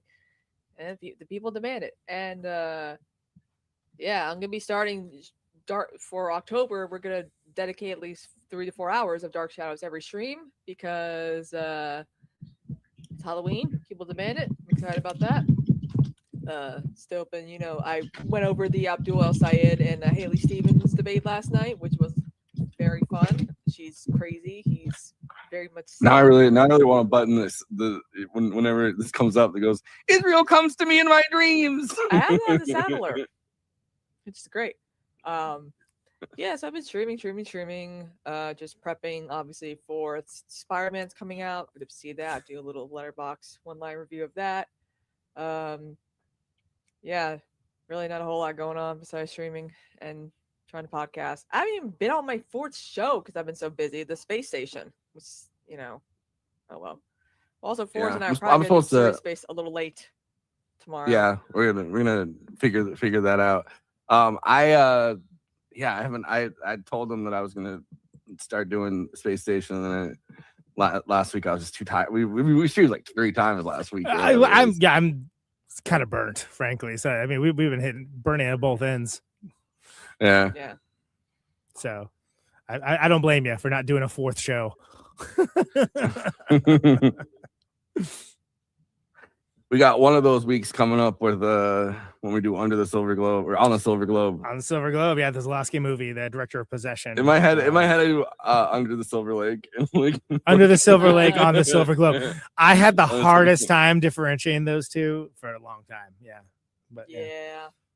That's gonna be fun. Also, later on August, which is gonna be on Forrest's birthday and of course Michael Jackson's birthday, going on with Josh at the afternoon to discuss Ghosts, Michael Jackson's magnum opus of a short film, in my opinion. Oh. Well, actually, it's a fact. I thought you meant Ghosts, the movie with Demi Moore. Ooh, we should cover that one. That's the worst movie, though. Yeah, I forgot. You mean Tony Michael Gold's that Jackson? guy in that. You mean the ghost of Michael Jackson? Did you see that? Did you see that TikTok? It's like the guy is like, I am the ghost of Michael Jackson. Bing bong. Oh God. That guy. Don't get me started on Fabio Jackson. Anyway, but also today went over. Hello, I am Fabio Jackson. Alex to talk Jackson. about like Comic-Con and the debate and stuff like that. So that was fun too. All right, hell yeah. We'll let everyone know about Absurdity Space and what time we are going on But yeah, Kristina, let's hear what like 18 million years of 18 million viewings of Titanic discourse all summed up in. Inside of you are two wolves, and the wolves are Kristina and I. This is definitely a top 10 film for me. This is one of the first movies I remember seeing as a wee little one. This, The Wizard of Oz, and Austin Powers. Again, Austin Powers also came out in 97. I know, what an interesting trio of films. Name a more iconic trio. Yeah, okay. Exactly. Wizard of Oz, Titanic, and Austin Powers. By the way, the fourth Austin Powers movie is definitely happening. Just, to me, this is my favorite James Cameron movie. Great effects, great, acting, use of characters, no matter how big or small. Sometimes you can't believe this film was made, considering what went on behind the scenes and on set when they were filming it. James Cameron probably should have gotten sued, considering all the people who got sick and injured. And dosed with PCP, apparently? Yeah, hypothermia and all, because he was using real, cold ocean water, too. But you can tell he put his heart and dedication. This was his passion I project. thought you were gonna say you could tell they put PCP in that. But you can tell, for a lot of us, this movie developed our obsession with Titanic as children, myself included. I've seen everything about Titanic in regards to James Cameron's film, like Ghost of the Abyss, his other documentaries about the Titanic. There's something pretty funny about a very niche interest in a ship. There's something very funny about James Cameron having done the movie The Abyss and then calling his documentary The Ghost of the Abyss. Yeah, and also too, he explored the Mariana Trench, which is insane to do. No one. Yeah. I haven't even toured there, and I've toured everywhere. Thank you. Yeah, exactly. Very few people have gone down to the deep. That's the deepest. I don't think you could. I don't think you could make your money back down there, to be honest. I know it seems like the juice ain't gonna be worth the squeeze, almost, right? Yeah. And the close limited up, audience. I would trust my life with James Cameron to go visit the Titanic. But only that. Dr. Rush, no. I would trust my life with James Cameron trying PCP for the first time. What about what if it was who would be the most unlikely person to have put PCP in the food, do you think? Gloria Stewart. Gloria Stewart Yes. put PCP in everyone's food. I was gonna say the guy Victor Newman from Young and Restless, who played John Jacob Astor. Or you could just go with Kathy Bates. Yeah. Or you could have like a Sigourney Weaver, set that he wasn't cast in this James Cameron movie and going wait a minute, what if it was Linda Hamilton seeking some revenge? Yep, there you go. I saw. She's I'm not going to get any money out of this divorce. Titanic mystery, y'all. I'm gonna contact James Cameron, let him know it was his ex-wife. I like the idea of. I like the idea of James Cameron not signing a prenup and going, "This marriage will never sink." Yeah. Okay. Yeah. This is an unbreakable bond between us. This marriage will last forever. There's no way this marriage will ever end. And she's like, "Yes, you don't need a prenup." And then they get divorced right away. Yeah, Conan, let's hear first time, long time thoughts on it. Pretty good. Pretty good. I said I think I pretty much said all my final thoughts at the top of the show, I would say. So no need to repeat. Yeah. Well, we are going to be. Well, hey, we put you in. We put you in the back rooms. Josh in the back rooms. Yeah. Mom, daddy, help! Josh Afternoon Tunes in the back rooms. All right. Speaking of which, we're doing an after party, so prepare for nonsense. I'm trying to set up the after party as we're talking. So July's over. That was Blockbuster month, everyone. Thank you so much. We are doing the Nolan Batmans next. We're doing Batman. Batman will begin. Yep, with my buddy Gus. And then we got The Dark Knight, everyone's favorite, which is going to be Freddy. Yeah, Freddie Is G, that one? our favorite Jewish Yeah. ginger anti-Zionist TikToker that Forrest and I know. As long as he's not going to some random state to like campaign for people. And the picture then- of him in Michigan is crazy. And after that, The Dark Knight will rise with The Dark Knight Rises. So look forward to that. And then You don't think the Titanic is your ally? I was made by the Titanic, molded by it. I didn't see land till I was we're not 13. we're not reviewing the stupid Tay Dick stepfather movie. God damn it! What kind of show do you think this is? And then, but we are doing on the Silver Globe with Renee Ruin. Renee Ruin. I have an Israeli girlfriend. Can I still come on? That's good. It's once in a No, while. you're Yeah. now banned. And on the Silver Globe, this Lasky movie, Director of Possession, with Renee Ruin coming back on, I think second week is what we decided for that as well. So there you go. Got the Nolan Batman's coming up, and then we're closing out the summer. But yeah, that was it for Blockbuster. We could have called it Cameron month, except for the Odyssey, frankly. But Wait, I think that's going to be on the I want to say the 8th. It's the first week of Well, we're doing it on a weekend. If we do a show on a weekend, it's usually because Renee's involved. So, but that's on the Silver Globe is. It's because Australia doesn't have weekdays. Right. They outlawed them because it's a prison continent. You don't have weekends in prison. I mean, they do, but it's the same as the weekdays. Wow. Boy, we don't have weekends in prison, mate. Yeah, so we're gonna be in the after party, getting silly, getting crunk. Yeah. We might What try a out. change up.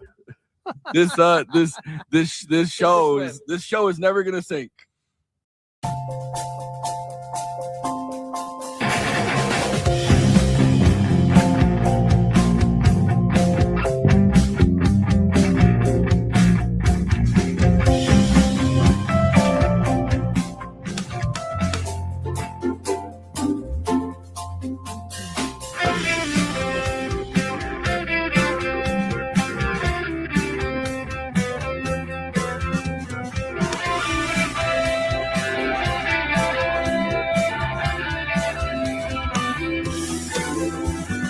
Oh, it's time. Oh, it's time. Oh, it's time. Oh, it's time.